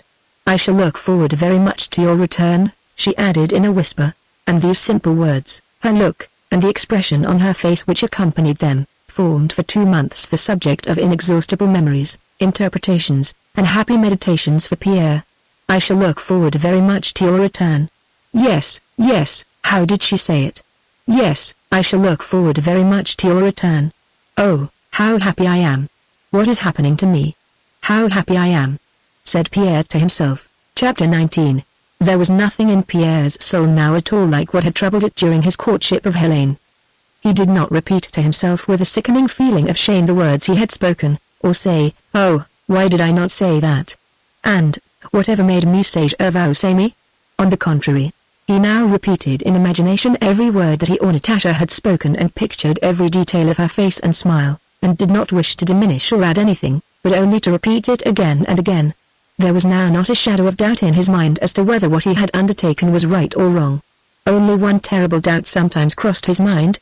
Wasn't it all a dream? Isn't Princess Mary mistaken? Am I not too conceited and self-confident? I believe all this and suddenly Princess Mary will tell her, and she will be sure to smile and say, how strange. He must be deluding himself. Doesn't he know that he is a man, just a man, while I am something altogether different and higher? That was the only doubt often troubling Pierre. He did not now make any plans. The happiness before him appeared so inconceivable that if only he could attain it, it would be the end of all things. Everything ended with that. A joyful, unexpected frenzy, of which he had thought himself incapable, possessed him. The whole meaning of life, not for him alone but for the whole world, seemed to him centered in his love and the possibility of being loved by her. At times everybody seemed to him to be occupied with one thing only, his future happiness. Sometimes it seemed to him that other people were all as pleased as he was himself and merely tried to hide that pleasure by pretending to be busy with other interests. In every word and gesture he saw allusions to his happiness. He often surprised those he met by his significantly happy looks and smiles which seemed to express a secret understanding between him and them. And when he realized that people might not be aware of his happiness, he pitied them with his whole heart and felt a desire somehow to explain to them that all that occupied them was a mere frivolous trifle unworthy of attention. When it was suggested to him that he should enter the civil service, or when the war or any general political affairs were discussed on the assumption that everybody's welfare depended on this or that issue of events, he would listen with a mild and pitying smile and surprise people by his strange comments. But at this time he saw everybody, both those who, as he imagined, understood the real meaning of life, that is, what he was feeling, and those unfortunates who evidently did not understand it, in the bright light of the emotion that shone within himself, and at once without any effort saw in everyone he met everything that was good and worthy of being loved. When dealing with the affairs and papers of his dead wife, her memory aroused in him no feeling but pity that she had not known the bliss he now knew. Prince Vasily, who having obtained a new post and some fresh decorations was particularly proud at this time, seemed to him a pathetic, kindly old man much to be pitied. Often in afterlife Pierre called this period of blissful insanity. All the views he formed of men and circumstances at this time remained true for him always. He not only did not renounce them subsequently, but when he was in doubt or inwardly at variance, he referred to the views he had held at this time of his madness, and they always proved correct. I may have appeared strange and queer then, he thought, but I was not so mad as I seemed. On the contrary, I was then wiser and had more insight than at any other time, and understood all that is worth understanding in life, because I was happy. Pierre's insanity consisted in not waiting, as he used to do, to discover personal attributes which he termed good qualities in people before loving them. His heart was now overflowing with love, and by loving people without cause he discovered indubitable causes for loving them. Chapter 20. After Pierre's departure that first evening, when Natasha had said to Princess Mary with a gaily mocking smile, "He looks just as if he had come out of a Russian bath in a short coat and with his hair cropped," something hidden and unknown to herself, but irrepressible, awoke in Natasha's soul. Everything, her face, walk, look, and voice, was suddenly altered. To her own surprise, a power of life and hope of happiness rose to the surface and demanded satisfaction. From that evening she seemed to have forgotten all that had happened to her. She no longer complained of her position, did not say a word about the past, and no longer feared to make happy plans for the future. She spoke little of Pierre, but when Princess Mary mentioned him a long extinguished light once more kindled in her eyes and her lips curved with a strange smile. The change that took place in Natasha at first surprised Princess Mary, but when she understood its meaning it grieved her. Can she have loved my brother so little as to be able to forget him so soon? She thought when she reflected on the change. But when she was with Natasha she was not vexed with her and did not reproach her. The reawakened power of life that had seized Natasha was so evidently irrepressible and unexpected by her that in her presence Princess Mary felt that she had no right to reproach her even in her heart. Natasha gave herself up so fully and frankly to this new feeling, that she did not try to hide the fact that she was no longer sad, but bright and cheerful. When Princess Mary returned to her room after her nocturnal talk with Pierre, Natasha met her on the threshold. "He has spoken?" "Yes, he has spoken," she repeated, and a joyful yet pathetic expression which seemed to beg forgiveness for her joy settled on Natasha's face. "I wanted to listen at the door, but I knew you would tell me." Understandable and touching as the look with which Natasha gazed at her seemed to Princess Mary, and sorry as she was to see her agitation, these words pained her for a moment. She remembered her brother and his love, but what's to be done? She can't help it, thought the princess. And with a sad and rather stern look she told Natasha all that Pierre had said. On hearing that he was going to Petersburg, Natasha was astounded. "To Petersburg?" she repeated as if unable to understand, but noticing the grieved expression on Princess Mary's face she guessed the reason of that sadness and suddenly began to cry. "Mary," said she, "tell me what I should do. I am afraid of being bad. Whatever you tell me, I will do. Tell me, you love him?" "Yes," whispered Natasha. "Then why are you crying?" "I am happy for your sake," said Princess Mary, who because of those tears quite forgave Natasha's joy. It won't be just yet someday. Think what fun it will be when I am his wife and you marry Nicholas. Natasha, I have asked you not to speak of that. Let us talk about you." They were silent a while. "But why go to Petersburg?" Natasha suddenly asked, and hastily replied to her own question. "But no, he must." "Yes, Mary, he must." Part 16, Chapter 1. 7 years had passed. The storm-tossed sea of European history had subsided within its shores and seemed to have become calm. But the mysterious forces that move humanity, mysterious because the laws of their motion are unknown to us, continued to operate. Though the surface of the sea of history seemed motionless, the movement of humanity went on as unceasingly as the flow of time. Various groups of people formed and dissolved. The coming formation and dissolution of kingdoms and displacement of peoples was in course of preparation. The sea of history was not driven spasmodically from shore to shore as previously. It was seething in its depths. Historic figures were not borne by the waves from one shore to another as before. They now seemed to rotate on one spot. The historical figures at the head of armies, who formerly reflected the movement of the masses by ordering wars, campaigns, and battles, now reflected the restless movement by political and diplomatic combinations, laws, and treaties. The historians call this activity of the historical figures the reaction.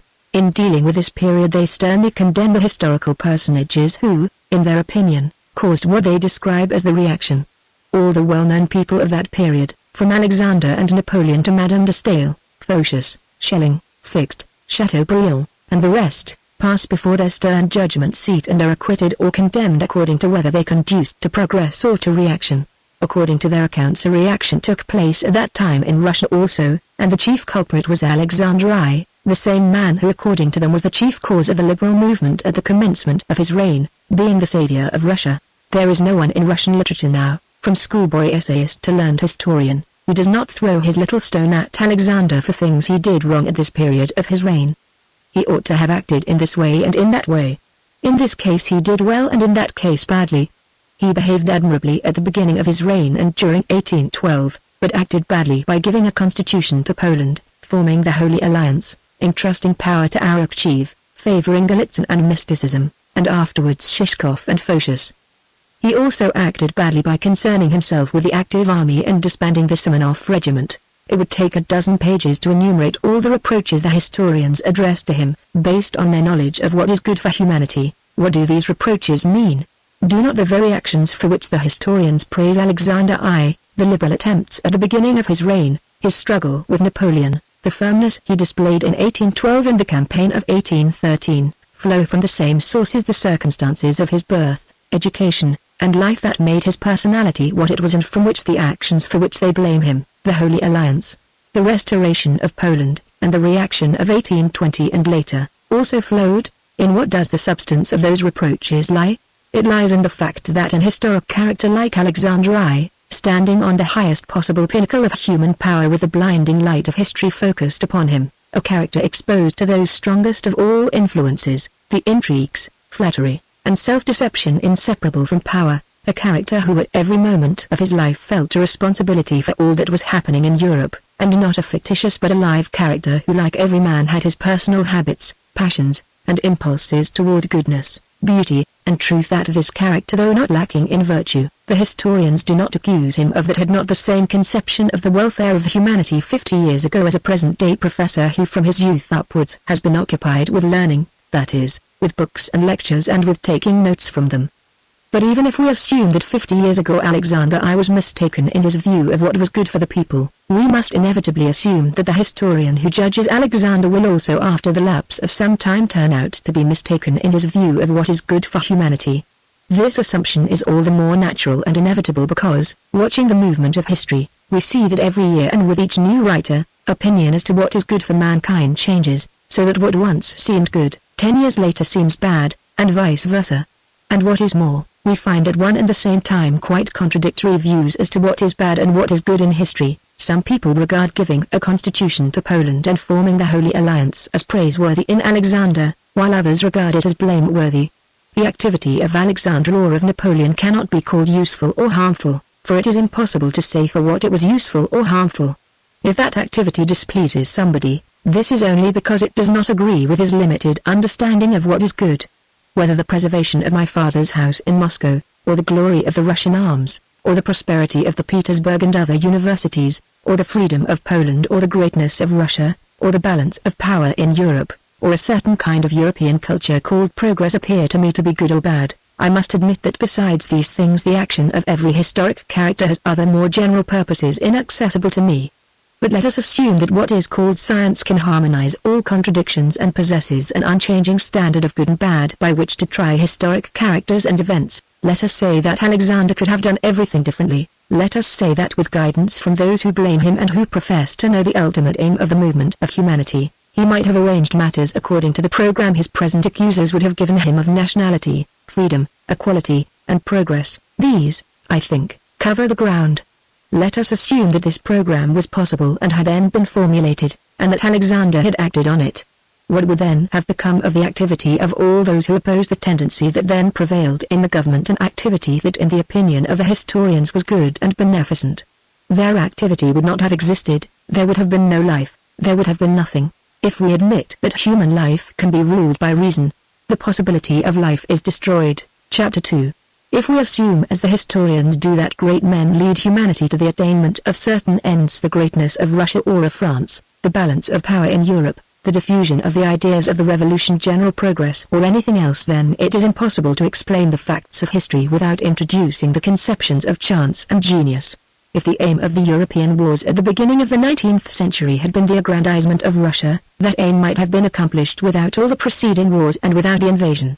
If the aim was the aggrandizement of France, that might have been attained without the revolution and without the empire. If the aim was the dissemination of ideas, the printing press could have accomplished that much better than warfare.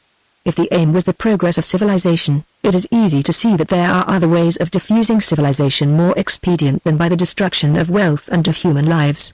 Why did it happen in this and not in some other way? Because it happened so.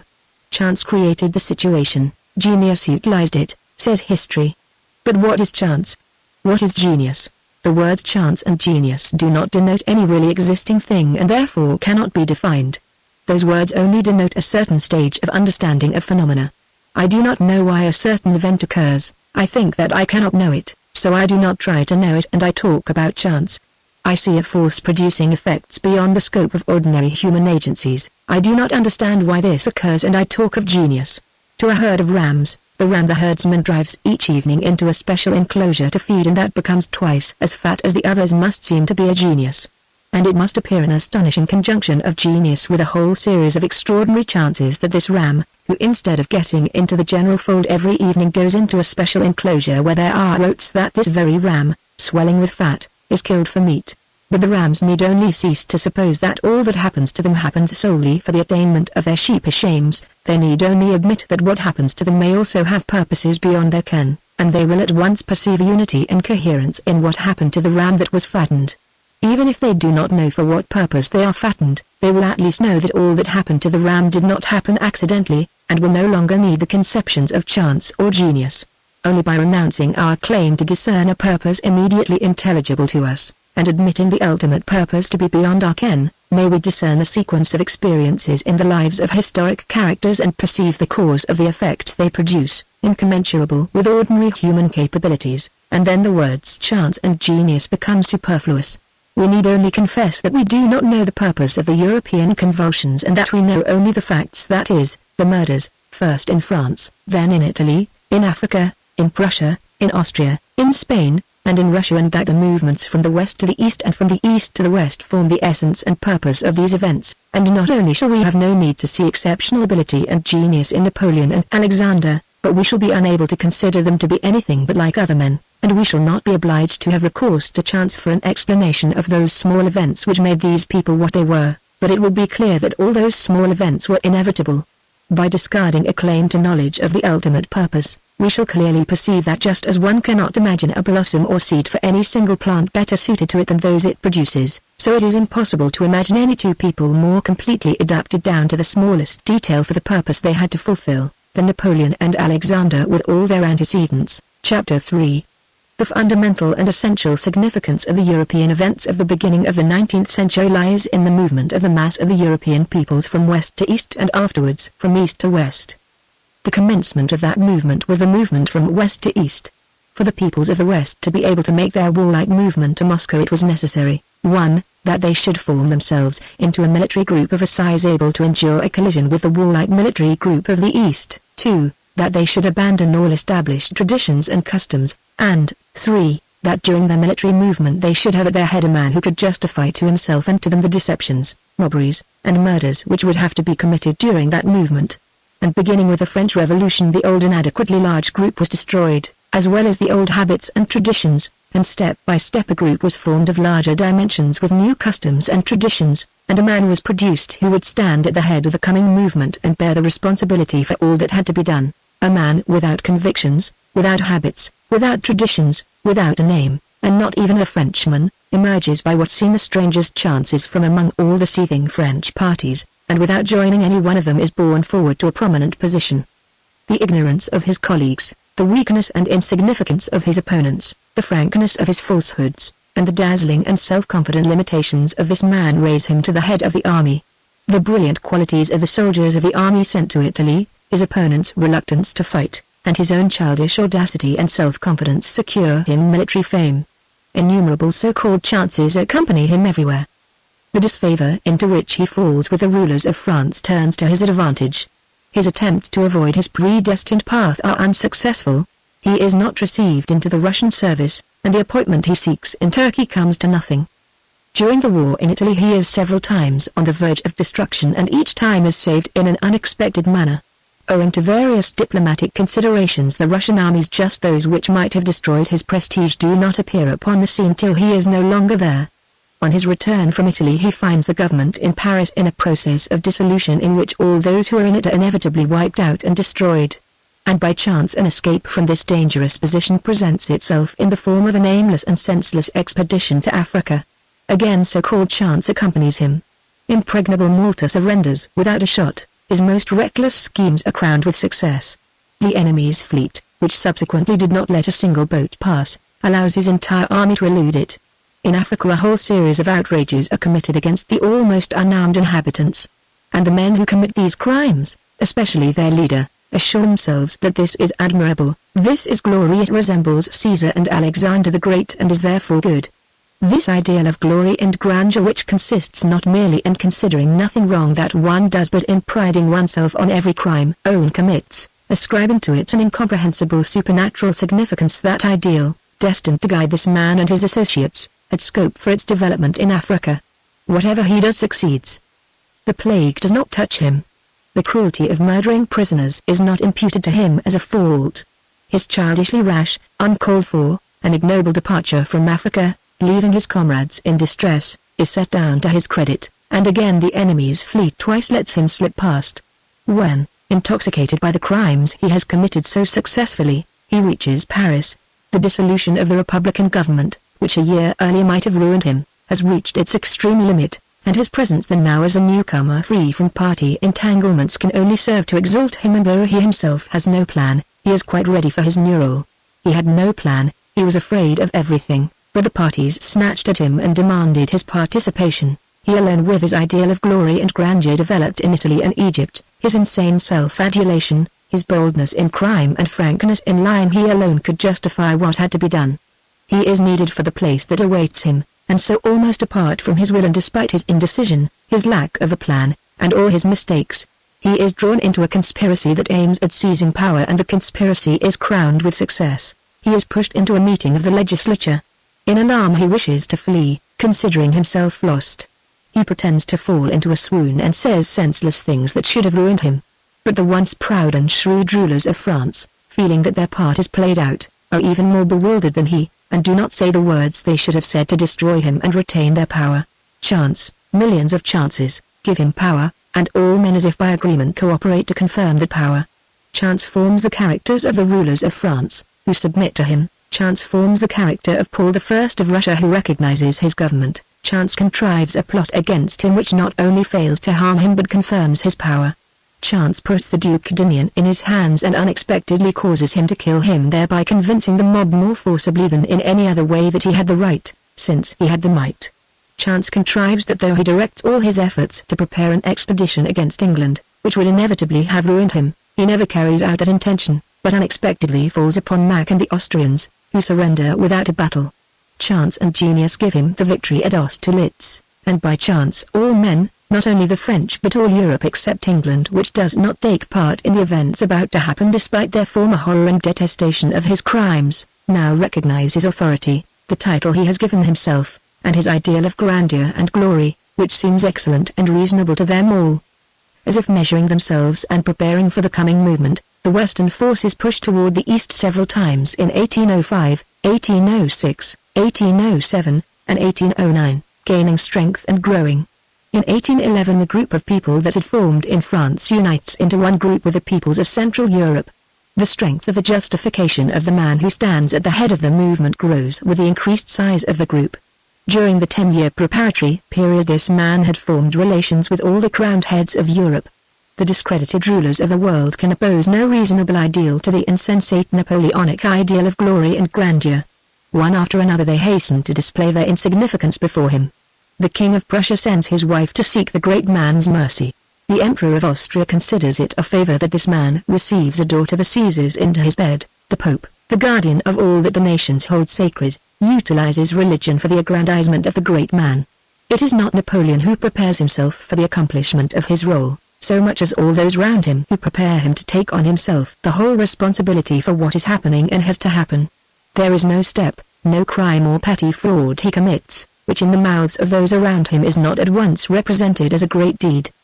The most suitable fate the Germans can devise for him is a celebration of Jena and Astat. Not only is he great, but so are his ancestors, his brothers, his stepsons, and his brothers-in-law. Everything is done to deprive him of the remains of his reason and to prepare him for his terrible part. And when he is ready so too are the forces. The invasion pushes eastward and reaches its final goal, Moscow. That city is taken. The Russian army suffers heavier losses than the opposing armies had suffered in the former war from Austerlitz to Wagram.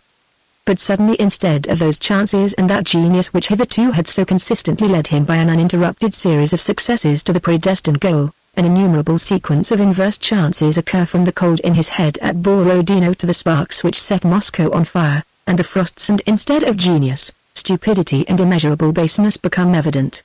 The invaders flee, turn back, flee again, and all the chances are now not for Napoleon but always against him. A counter-movement is then accomplished from east to west with a remarkable resemblance to the preceding movement from west to east. Attempted drives from east to west similar to the contrary movements of 1805, 1807, and 1809 precede the great westward movement. There is the same coalescence into a group of enormous dimensions, the same adhesion of the people of Central Europe to the movement, the same hesitation midway, and the same increasing rapidity as the goal is approached. Paris, the ultimate goal, is reached. The Napoleonic government and army are destroyed. Napoleon himself is no longer of any account, all his actions are evidently pitiful and mean, but again an inexplicable chance occurs. The Allies detest Napoleon, whom they regard as the cause of their sufferings. Deprived of power and authority, his crimes and his craft exposed, he should have appeared to them what he appeared 10 years previously and 1 year later, an outlawed brigand. But by some strange chance no one perceives this. His part is not yet ended. The man who 10 years before and a year later was considered an outlawed brigand is sent to an island 2 days' sail from France, which for some reason is presented to him as his dominion, and guards are given to him and millions of money are paid him. Chapter 4. The flood of nations begins to subside into its normal channels. The waves of the great movement abate, and on the calm surface eddies are formed in which float the diplomatists, who imagine that they have caused the floods to abate. But the smooth sea again suddenly becomes disturbed. The diplomatists think that their disagreements are the cause of this fresh pressure of natural forces. They anticipate war between their sovereigns. The position seems to them insoluble. But the wave they feel to be rising does not come from the quarter they expect. It rises again from the same point as before Paris. The last backwash of the movement from the west occurs, a backwash which serves to solve the apparently insuperable diplomatic difficulties and ends the military movement of that period of history. The man who had devastated France returns to France alone, without any conspiracy and without soldiers. Any guard might arrest him, but by strange chance no one does so, and all rapturously greet the man they cursed the day before and will curse again a month later. This man is still needed to justify the final collective act. That act is performed. The last role is played.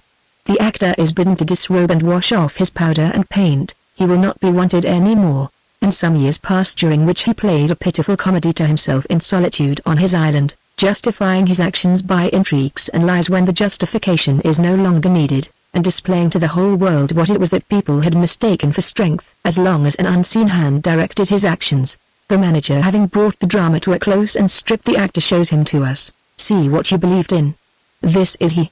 Do you now see that it was not he but I who moved you? But dazed by the force of the movement, it was long before people understood this. Still greater coherence and inevitability is seen in the life of Alexander I, the man who stood at the head of the counter-movement from east to west. What was needed for him who, overshadowing others, stood at the head of that movement from east to west? What was needed was a sense of justice and a sympathy with European affairs, but a remote sympathy not dulled by petty interests, a moral superiority over those sovereigns of the day who cooperated with him, a mild and attractive personality, and a personal grievance against Napoleon. And all this was found in Alexander I. All this had been prepared by innumerable so-called chances in his life, his education, his early liberalism, the advisers who surrounded him, and by Austerlitz, and Tilsit, and Erfurt. During the National War he was inactive because he was not needed. But as soon as the necessity for a general European war presented itself, he appeared in his place at the given moment and, uniting the nations of Europe, led them to the goal. The goal is reached. After the final war of 1815, Alexander possesses all possible power. How does he use it? Alexander I, the pacifier of Europe, the man who from his early years had striven only for his people's welfare, the originator of the liberal innovations in his fatherland, now that he seemed to possess the utmost power and therefore to have the possibility of bringing about the welfare of his peoples at the time when Napoleon in exile was drawing up childish and mendacious plans of how he would have made mankind happy had he retained power. Alexander I, having fulfilled his mission and feeling the hand of God upon him, suddenly recognizes the insignificance of that supposed power, turns away from it, and gives it into the hands of contemptible men whom he despises, saying only, not unto us, but unto thy name. I too am a man like the rest of you. Let me live like a man and think of my soul and of God. As the sun and each atom of ether is a sphere complete in itself, and yet at the same time only a part of a whole too immense for man to comprehend, so each individual has within himself his own aims and yet has them to serve a general purpose incomprehensible to man. A bee settling on a flower has stung a child, and the child is afraid of bees and declares that bees exist to sting people. A poet admires the bee sucking from the chalice of a flower and says it exists to suck the fragrance of flowers. A beekeeper, seeing the bee collect pollen from flowers and carry it to the hive, says that it exists to gather honey. Another beekeeper who has studied the life of a hive more closely says that the bee gathers pollen dust to feed the young bees and rear a queen, and that it exists to perpetuate its race. A botanist notices that the bee flying with the pollen of a male flower to a pistil fertilizes the latter, and sees in this the purpose of the bee's existence. Another, observing the migration of plants, notices that the bee helps in this work, and may say that in this lies the purpose of the bee. But the ultimate purpose of the bee is not exhausted by the first, the second, or any of the processes the human mind can discern. The higher the human intellect rises in the discovery of these purposes, the more obvious it becomes that the ultimate purpose is beyond our comprehension. All that is accessible to man is the relation of the life of the bee to other manifestations of life. And so it is with the purpose of historic characters and nations. Chapter 5. Natasha's wedding to Bezyukov, which took place in 1813, was the last happy event in the family of the old Rostovs. Count Ilya Rostov died that same year and, as always happens, after the father's death the family group broke up. The events of the previous year, the burning of Moscow and the flight from it, the death of Prince Andrew, Natasha's despair, Petya's death, and the old countess' grief fell blow after blow on the old count's head. He seemed to be unable to understand the meaning of all these events, and bowed his old head in a spiritual sense as if expecting and inviting further blows which would finish him. He seemed now frightened and distraught and now unnaturally animated and enterprising. The arrangements for Natasha's marriage occupied him for a while. He ordered dinners and suppers and obviously tried to appear cheerful, but his cheerfulness was not infectious as it used to be. On the contrary, it evoked the compassion of those who knew and liked him. When Pierre and his wife had left, he grew very quiet and began to complain of depression. A few days later he fell ill and took to his bed. He realized from the first that he would not get up again, despite the doctor's encouragement. The countess passed a fortnight in an armchair by his pillow without undressing. Every time she gave him his medicine he sobbed and silently kissed her hand. On his last day, sobbing, He asked her and his absent son to forgive him for having dissipated their property, that being the chief fault of which he was conscious. After receiving communion and unction he quietly died, and next day a throng of acquaintances who came to pay their last respects to the deceased filled the house rented by the Rostovs. All these acquaintances, who had so often dined and danced at his house and had so often laughed at him, now said, with a common feeling of self-reproach and emotion, as if justifying themselves, "Well, whatever he may have been, he was a most worthy man.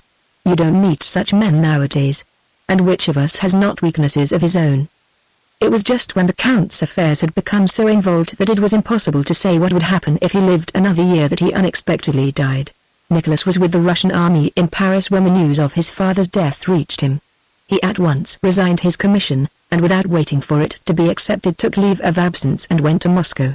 The state of the Count's affairs became quite obvious a month after his death, surprising everyone by the immense total of small debts, the existence of which no one had suspected. The debts amounted to double the value of the property. Friends and relations advised Nicholas to decline the inheritance. But he regarded such a refusal as a slur on his father's memory, which he held sacred, and therefore would not hear of refusing, and accepted the inheritance together with the obligation to pay the debts. The creditors, who had so long been silent, restrained by a vague but powerful influence exerted on them while he lived by the Count's careless good nature, all proceeded to enforce their claims at once. As always happens in such cases, rivalry sprang up as to which should get paid first, and those who like might and held promissory notes given them as presents now became the most exacting of the creditors. Nicholas was allowed no respite and no peace, and those who had seemed to pity the old man the cause of their losses, if they were losses, now remorselessly pursued the young heir who had voluntarily undertaken the debts and was obviously not guilty of contracting them. Not one of the plans Nicholas tried succeeded. The estate was sold by auction for half its value, and half the debts still remained unpaid. Nicholas accepted 30,000 rubles offered him by his brother-in-law Bezukhov to pay off debts he regarded as genuinely due for value received. And to avoid being imprisoned for the remainder, as the creditors threatened, he re-entered the government service. He could not rejoin the army where he would have been made colonel at the next vacancy, for his mother now clung to him as her one hold on life, and so despite his reluctance to remain in Moscow among people who had known him before, and despite his abhorrence of the civil service, he accepted a post in Moscow in that service, doffed the uniform of which he was so fond, and moved with his mother and Sonia to a small house on the Sivtsev. Natasha and Pierre were living in Petersburg at the time and had no clear idea of Nicholas' circumstances. Having borrowed money from his brother-in-law, Nicholas tried to hide his wretched condition from him. His position was the more difficult because with his salary of 1,200 rubles he had not only to keep himself, his mother, and Sonia, but had to shield his mother from knowledge of their poverty.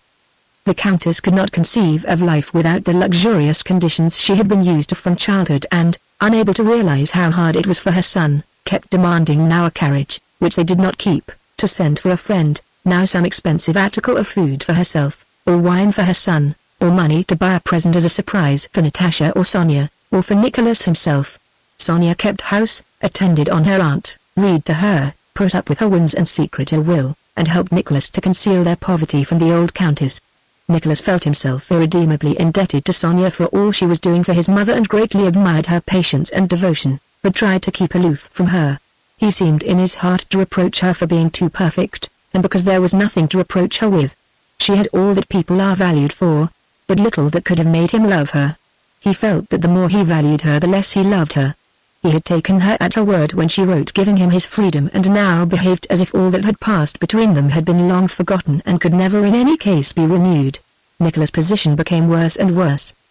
The idea of putting something aside out of his salary proved a dream.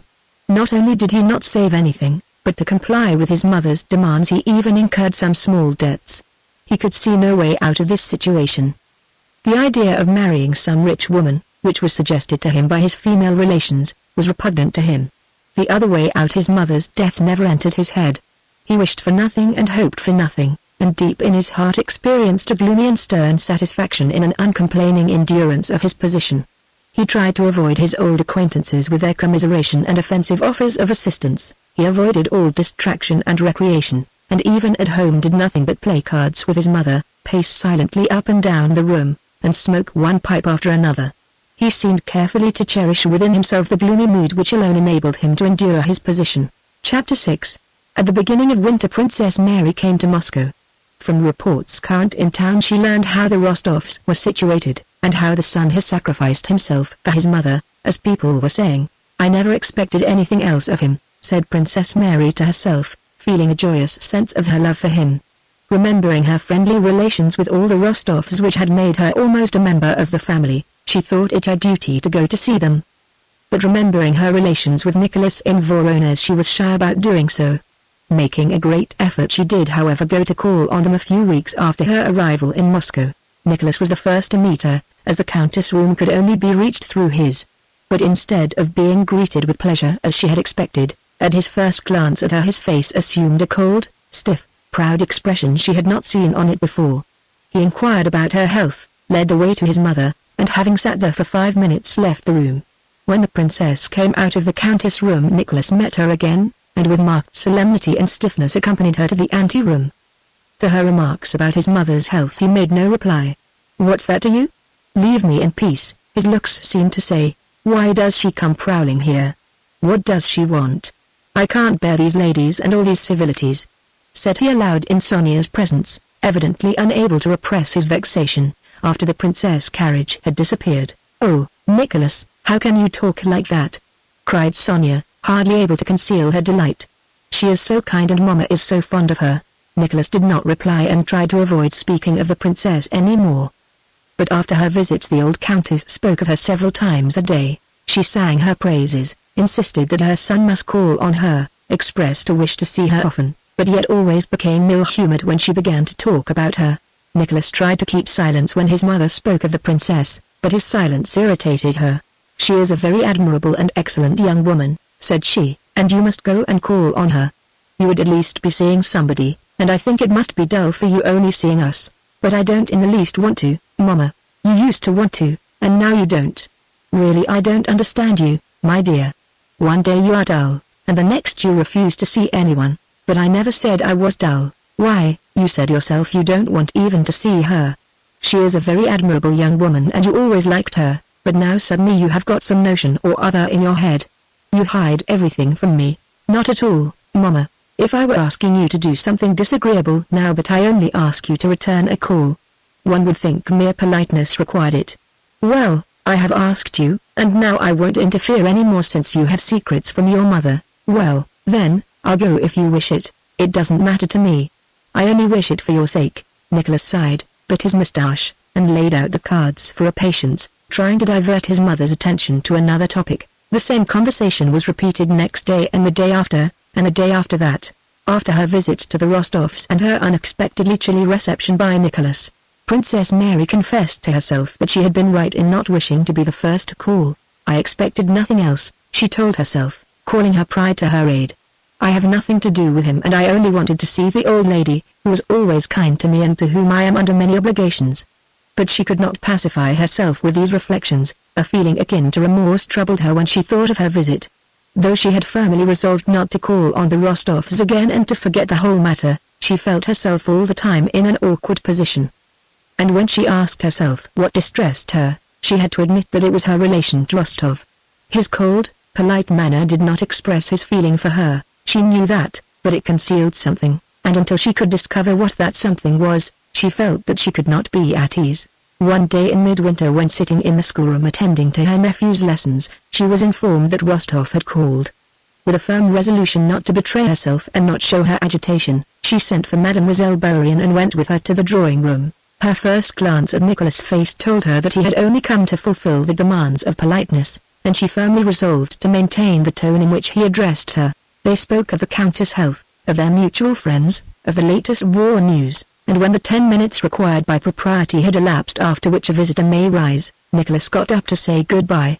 With Mademoiselle Bourian's help the princess had maintained the conversation very well, but at the very last moment, just when he rose, she was so tired of talking of what did not interest her, and her mind was so full of the question why she alone was granted so little happiness in life, that in a fit of absent-mindedness she sat still, her luminous eyes gazing fixedly before her, not noticing that he had risen. Nicholas glanced at her and, wishing to appear not to notice her abstraction, made some remark to Mademoiselle Bourian and then again looked at the princess. She still sat motionless with a look of suffering on her gentle face. He suddenly felt sorry for her and was vaguely conscious that he might be the cause of the sadness her face expressed. He wished to help her and say something pleasant, but could think of nothing to say. "Goodbye, princess," said he. She started, flushed, and sighed deeply. "Oh, I beg your pardon," she said as if waking up. "Are you going already, Count? Well then, goodbye." "Oh, but the cushion for the Countess." "Wait a moment, I'll fetch it," said Mademoiselle Bourrienne, and she left the room. They both sat silent, with an occasional glance at one another. "Yes, princess," said Nicholas at last with a sad smile, "it doesn't seem long ago since we first met at Bogucharovo, but how much water has flowed since then. In what distress we all seemed to be then, yet I would give much to bring back that time. But there's no bringing it back." Princess Mary gazed intently into his eyes with her own luminous ones as he said this. She seemed to be trying to fathom the hidden meaning of his words which would explain his feeling for her. "Yes, yes," said she. "But you have no reason to regret the past, Count. As I understand your present life, I think you will always recall it with satisfaction, because the self-sacrifice that fills it now." "I cannot accept your praise," he interrupted her hurriedly. "On the contrary, I continually reproach myself. But this is not at all an interesting or cheerful subject." His face again resumed its former stiff and cold expression. But the princess had caught a glimpse of the man she had known and loved, and it was to him that she now spoke. "I thought you would allow me to tell you this," she said. "I had come so near to you, and to all your family that I thought you would not consider my sympathy misplaced, but I was mistaken," and suddenly her voice trembled. "I don't know why," she continued, recovering herself, "but you used to be different, and there are 1,000 reasons why," laying special emphasis on the why. "Thank you, princess," he added softly. "Sometimes it is hard. So that's why." "That's why," a voice whispered in Princess Mary's soul. "No, it was not only that gay, kind, and frank look, not only that handsome exterior, that I loved in him. I divined his noble, resolute, self-sacrificing spirit too," she said to herself. "Yes, he is poor now and I am rich. Yes, that's the only reason. Yes, were it not for that." And remembering his former tenderness, and looking now at his kind, sorrowful face, she suddenly understood the cause of his coldness. "But why, Count, why?" she almost cried, unconsciously moving closer to him. "Why? Tell me. You must tell me." He was silent. "I don't understand your why, Count," she continued, "but it's hard for me. I confess it. For some reason you wish to deprive me of our former friendship. And that hurts me." There were tears in her eyes and in her voice. "I have had so little happiness in life that every loss is hard for me to bear. Excuse me, goodbye." And suddenly she began to cry and was hurrying from the room. "Princess, for God's sake!" he exclaimed, trying to stop her. "Princess," she turned round. For a few seconds they gazed silently into one another's eyes, and what had seemed impossible and remote suddenly became possible, inevitable, and very near. Chapter 7. In the winter of 1813 Nicholas married Princess Mary and moved to Bald Hills with his wife, his mother, and Sonia. Within 4 years he had paid off all his remaining debts without selling any of his wife's property, and having received a small inheritance on the death of a cousin he paid his debt to Pierre as well. In another 3 years, by 1820, he had so managed his affairs that he was able to buy a small estate adjoining Bald Hills and was negotiating to buy back Otradno, that being his pet dream. Having started farming from necessity, he soon grew so devoted to it that it became his favorite and almost his sole occupation. Nicholas was a plain farmer. He did not like innovations, especially the English ones then coming into vogue. He laughed at theoretical treatises on estate management, disliked factories, the raising of expensive products, and the buying of expensive seed corn, and did not make a hobby of any particular part of the work on his estate. He always had before his mind's eye the estate as a whole and not any particular part of it. The chief thing in his eyes was not the nitrogen in the soil, nor the oxygen in the air, nor manures, nor special plows, but that most important agent by which nitrogen, oxygen, manure, and plow were made effective, a peasant laborer. When Nicholas first began farming and began to understand its different branches, it was the serf who especially attracted his attention. The peasant seemed to him not merely a tool, but also a judge of farming and an end in himself. At first he watched the serfs, trying to understand their aims and what they considered good and bad, and only pretended to direct them and give orders, while in reality learning from their methods, their manner of speech, and their judgment of what was good and bad. Only when he had understood the peasants' tastes and aspirations, had learned to talk their language, to grasp the hidden meaning of their words, and felt akin to them did he begin boldly to manage his serfs, that is, to perform toward them the duties demanded of him. And Nicholas' management produced very brilliant results. Guided by some gift of insight, on taking up the management of the estates he at once unerringly appointed as bailiff, village elder, and delegate, the very men the serfs would themselves have chosen had they had the right to choose, and these posts never changed hands. Before analyzing the properties of manure, before entering into the debit and credit, as he ironically called it, he found out how many cattle the peasants had and increased the number by all possible means. He kept the peasant families together in the largest groups possible, not allowing the family groups to divide into separate households. He was hard alike on the lazy, the depraved, and the weak, and tried to get them expelled from the commune. He was as careful of the sowing and reaping of the peasants' hay and corn as of his own, and few landowners had their crops sown and harvested so early and so well, or got so good a return, as did Nicholas. He disliked having anything to do with the domestic serfs, the drones as he called them, and everyone said he spoiled them by his laxity.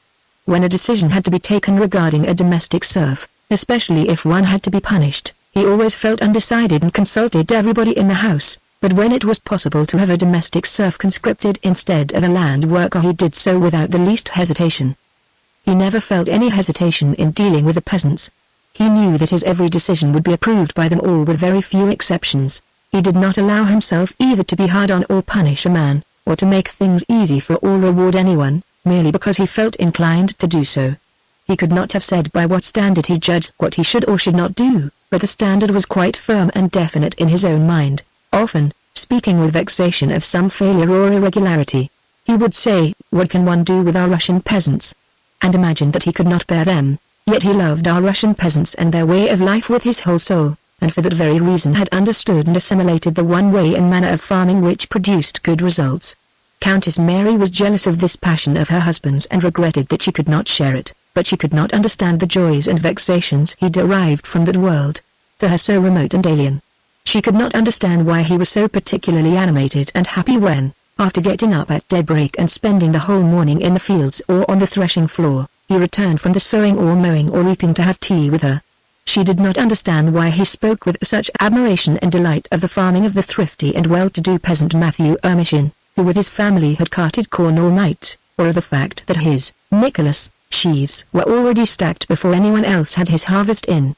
She did not understand why he stepped out from the window to the veranda and smiled under his moustache and winked so joyfully, when warm steady rain began to fall on the dry and thirsty shoots of the young oats, or why when the wind carried away a threatening cloud during the hay harvest he would return from the barn, flushed, sunburned, and perspiring, with a smell of wormwood and gentian in his hair and, gleefully rubbing his hands, would say, "Well, one more day and my grain and the peasants will all be under cover." Still less did she understand why he, kind-hearted and always ready to anticipate her wishes, should become almost desperate when she brought him a petition from some peasant men or women who had appealed to her to be excused some work, why he, that kind Nicholas, should obstinately refuse her, angrily asking her not to interfere in what was not her business. She felt he had a world apart, which he loved passionately and which had laws she had not fathomed.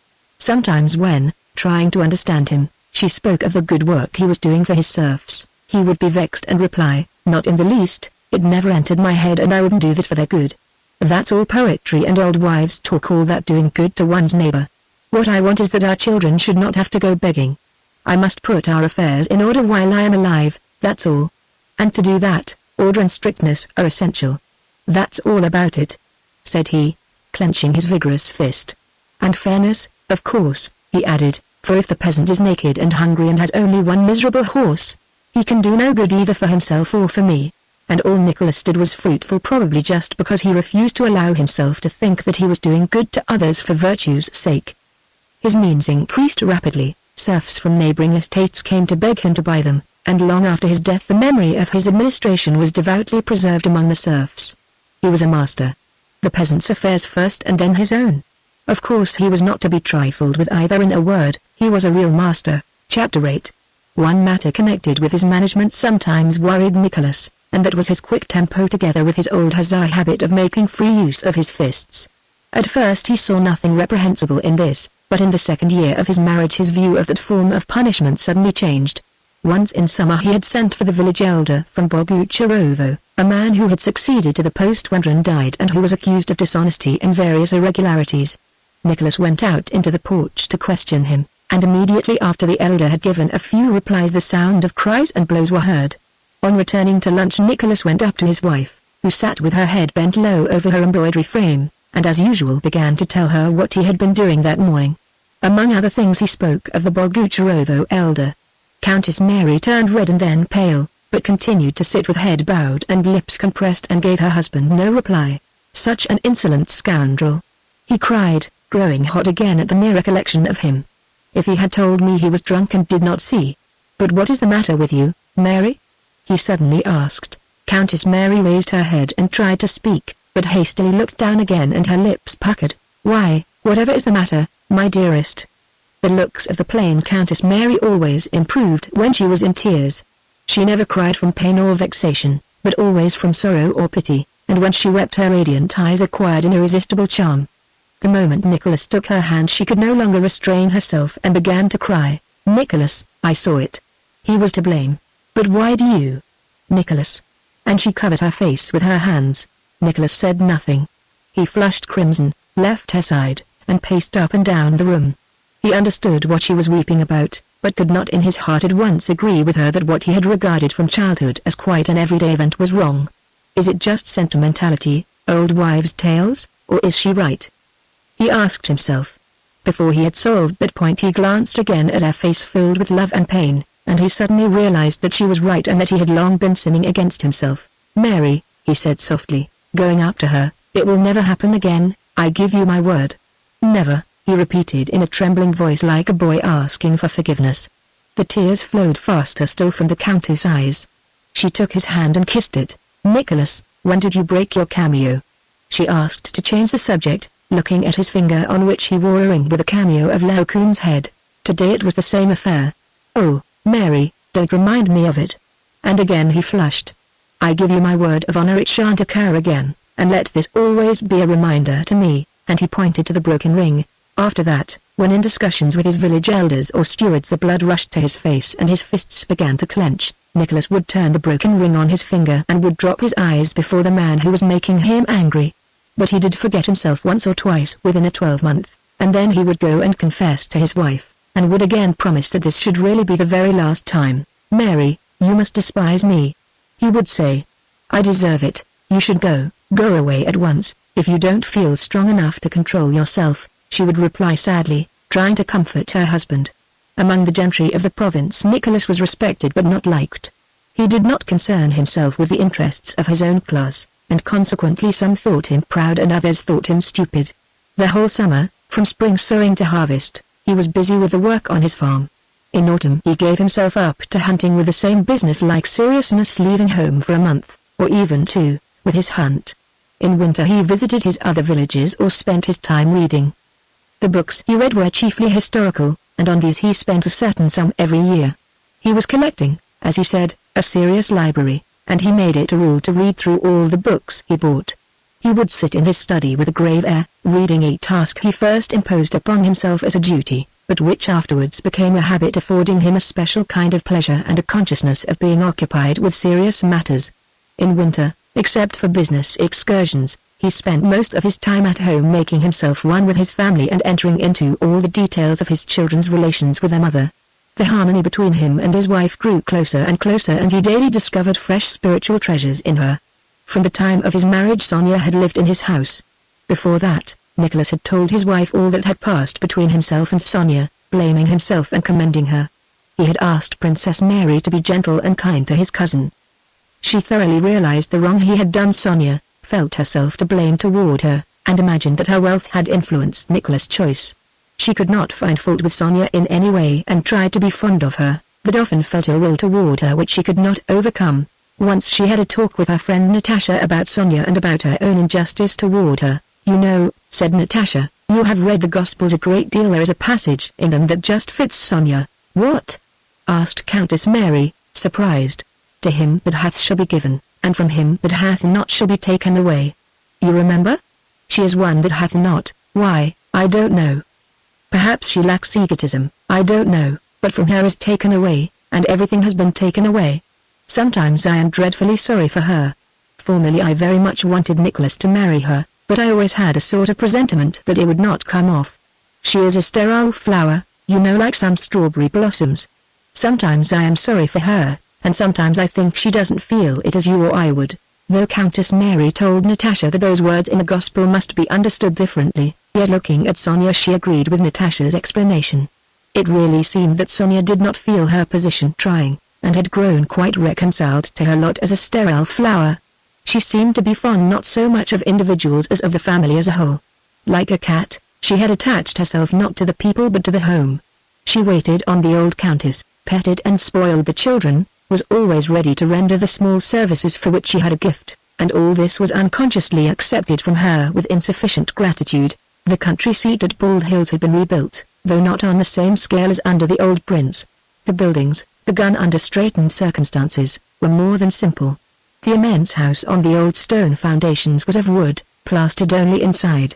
It had bare deal floors and was furnished with very simple hard sofas, armchairs, tables, and chairs made by their own serf carpenters out of their own birchwood. The house was spacious and had rooms for the house serfs and apartments for visitors. Whole families of the Rostovs and Bolkonskys relations sometimes came to Bald Hills with 16 horses and dozens of servants and stayed for months. Besides that, 4 times a year, on the name days and birthdays of the hosts, as many as 100 visitors would gather there for a day or two. The rest of the year life pursued its unbroken routine with its ordinary occupations, and its breakfasts, lunches, dinners, and suppers, provided out of the produce of the estate. Chapter 9. It was the eve of St. Nicholas, the 5th of December, 1820. Natasha had been staying at her brother's with her husband and children since early autumn. Pierre had gone to Petersburg on business of his own for 3 weeks as he said, but had remained there nearly 7 weeks and was expected back every minute. Besides the Bezukhov family, Nicholas' old friend the retired General Vasily Dmitrich Denisov was staying with the Rostovs this 5th of December.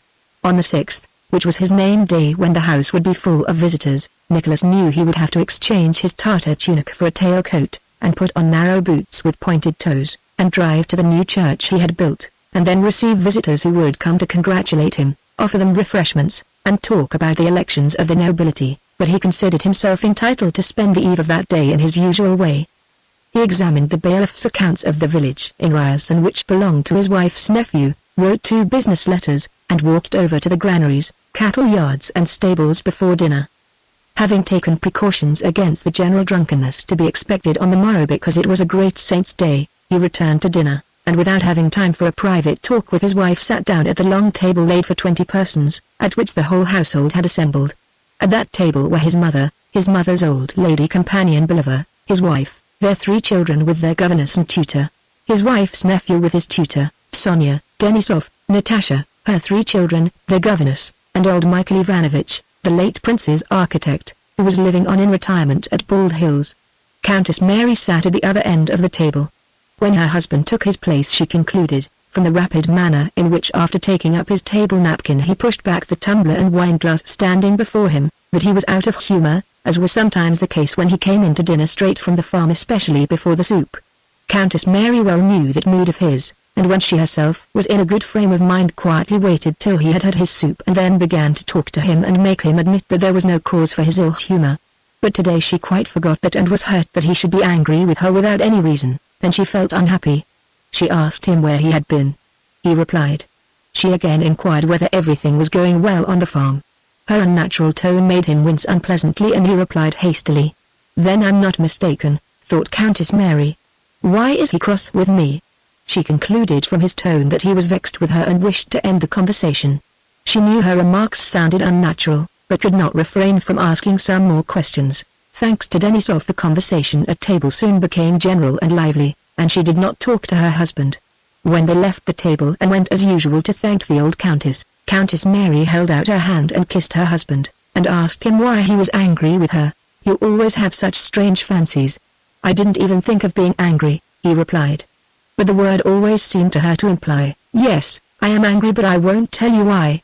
Nicholas and his wife lived together so happily that even Sonia and the old countess, who felt jealous and would have liked them to disagree, could find nothing to reproach them with, but even they had their moments of antagonism. Occasionally, and it was always just after they had been happiest together, they suddenly had a feeling of estrangement and hostility, which occurred most frequently during Countess Mary's pregnancies, and this was such a time. "Well, messieurs et mesdames," said Nicholas loudly and with apparent cheerfulness. It seemed to Countess Mary that he did it on purpose to vex her. "I have been on my feet since 6 this morning. Tomorrow I shall have to suffer, so today I'll go and rest." And without a word to his wife he went to the little sitting room and lay down on the sofa. "That's always the way," thought Countess Mary. "He talks to everyone except me. I see. I see that I am repulsive to him, especially when I am in this condition." She looked down at her expanded figure and in the glass at her pale, sallow, emaciated face in which her eyes now looked larger than ever. And everything annoyed her: Denisov's shouting and laughter, Natasha's talk, and especially a quick glance Sonia gave her. Sonia was always the first excuse Countess Mary found for feeling irritated. Having sat a while with her visitors without understanding anything of what they were saying, she softly left the room and went to the nursery. The children were playing at going to Moscow in a carriage made of chairs and invited her to go with them. She sat down and played with them a little, but the thought of her husband and his unreasonable crossness worried her. She got up and, walking on tiptoe with difficulty, went to the small sitting room. "Perhaps he is not asleep. I'll have an explanation with him," she said to herself. Little Andrew, her eldest boy, imitating his mother, followed her on tiptoe. She did not notice him. "Mary, dear, I think he is asleep. He was so tired," said Sonia, meeting her in the large sitting room. It seemed to Countess Mary that she crossed her path everywhere. "Andrew may wake him." Countess Mary looked round, saw little Andrew following her, felt that Sonia was right, and for that very reason flushed and with evident difficulty refrained from saying something harsh. She made no reply, but to avoid obeying Sonia beckoned to Andrew to follow her quietly and went to the door. Sonia went away by another door. From the room in which Nicholas was sleeping came the sound of his even breathing, every slightest tone of which was familiar to his wife. As she listened to it she saw before her his smooth handsome forehead, his moustache, and his whole face, as she had so often seen it in the stillness of the night when he slept. Nicholas suddenly moved and cleared his throat. And at that moment little Andrew shouted from outside the door, "Papa! Mama's standing here."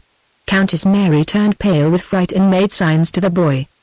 He grew silent, and quiet ensued for a moment, terrible to Countess Mary. She knew how Nicholas disliked being waked. Then through the door she heard Nicholas clearing his throat again and stirring, and his voice said crossly, "I can't get a moment's peace. Mary, is that you? Why did you bring him here? I only came in to look and did not notice." "Forgive me." Nicholas coughed and said no more. Countess Mary moved away from the door and took the boy back to the nursery. 5 minutes later little black-eyed 3-year-old Natasha, her father's pet, having learned from her brother that Papa was asleep and Mama was in the sitting room, ran to her father unobserved by her mother. The dark-eyed little girl boldly opened the creaking door, went up to the sofa with energetic steps of her sturdy little legs, and having examined the position of her father, who was asleep with his back to her, rose on tiptoe and kissed the hand which lay under his head. Nicholas turned with a tender smile on his face. "Natasha, Natasha," came Countess Mary's frightened whisper from the door. "Papa wants to sleep." "No, Mama. He doesn't want to sleep," said little Natasha with conviction. "He's laughing." Nicholas lowered his legs, rose, and took his daughter in his arms. "Come in, Mary," he said to his wife. She went in and sat down by her husband. "I did not notice him following me," she said timidly. "I just looked in." Holding his little girl with one arm, Nicholas glanced at his wife and, seeing her guilty expression, put his other arm round her and kissed her hair. "May I kiss Mama?" he asked Natasha. Natasha smiled bashfully. "Again," she commanded, pointing with a peremptory gesture to the spot where Nicholas had placed the kiss. "I don't know why you think I am cross," said Nicholas, replying to the question he knew was in his wife's mind. "You have no idea how unhappy, how lonely, I feel when you are like that. It always seems to me." "Mary, don't talk nonsense. You ought to be ashamed of yourself," he said gaily. "It seems to be that you can't love me, that I am so plain. Always. And now, in this cond. Oh, how absurd you are. It is not beauty that endears, it's love that makes us see beauty. It is only Melviners and women of that kind who are loved for their beauty. But do I love my wife? I don't love her, but I don't know how to put it. Without you, or when something comes between us like this, I seem lost and can't do anything. Now do I love my finger?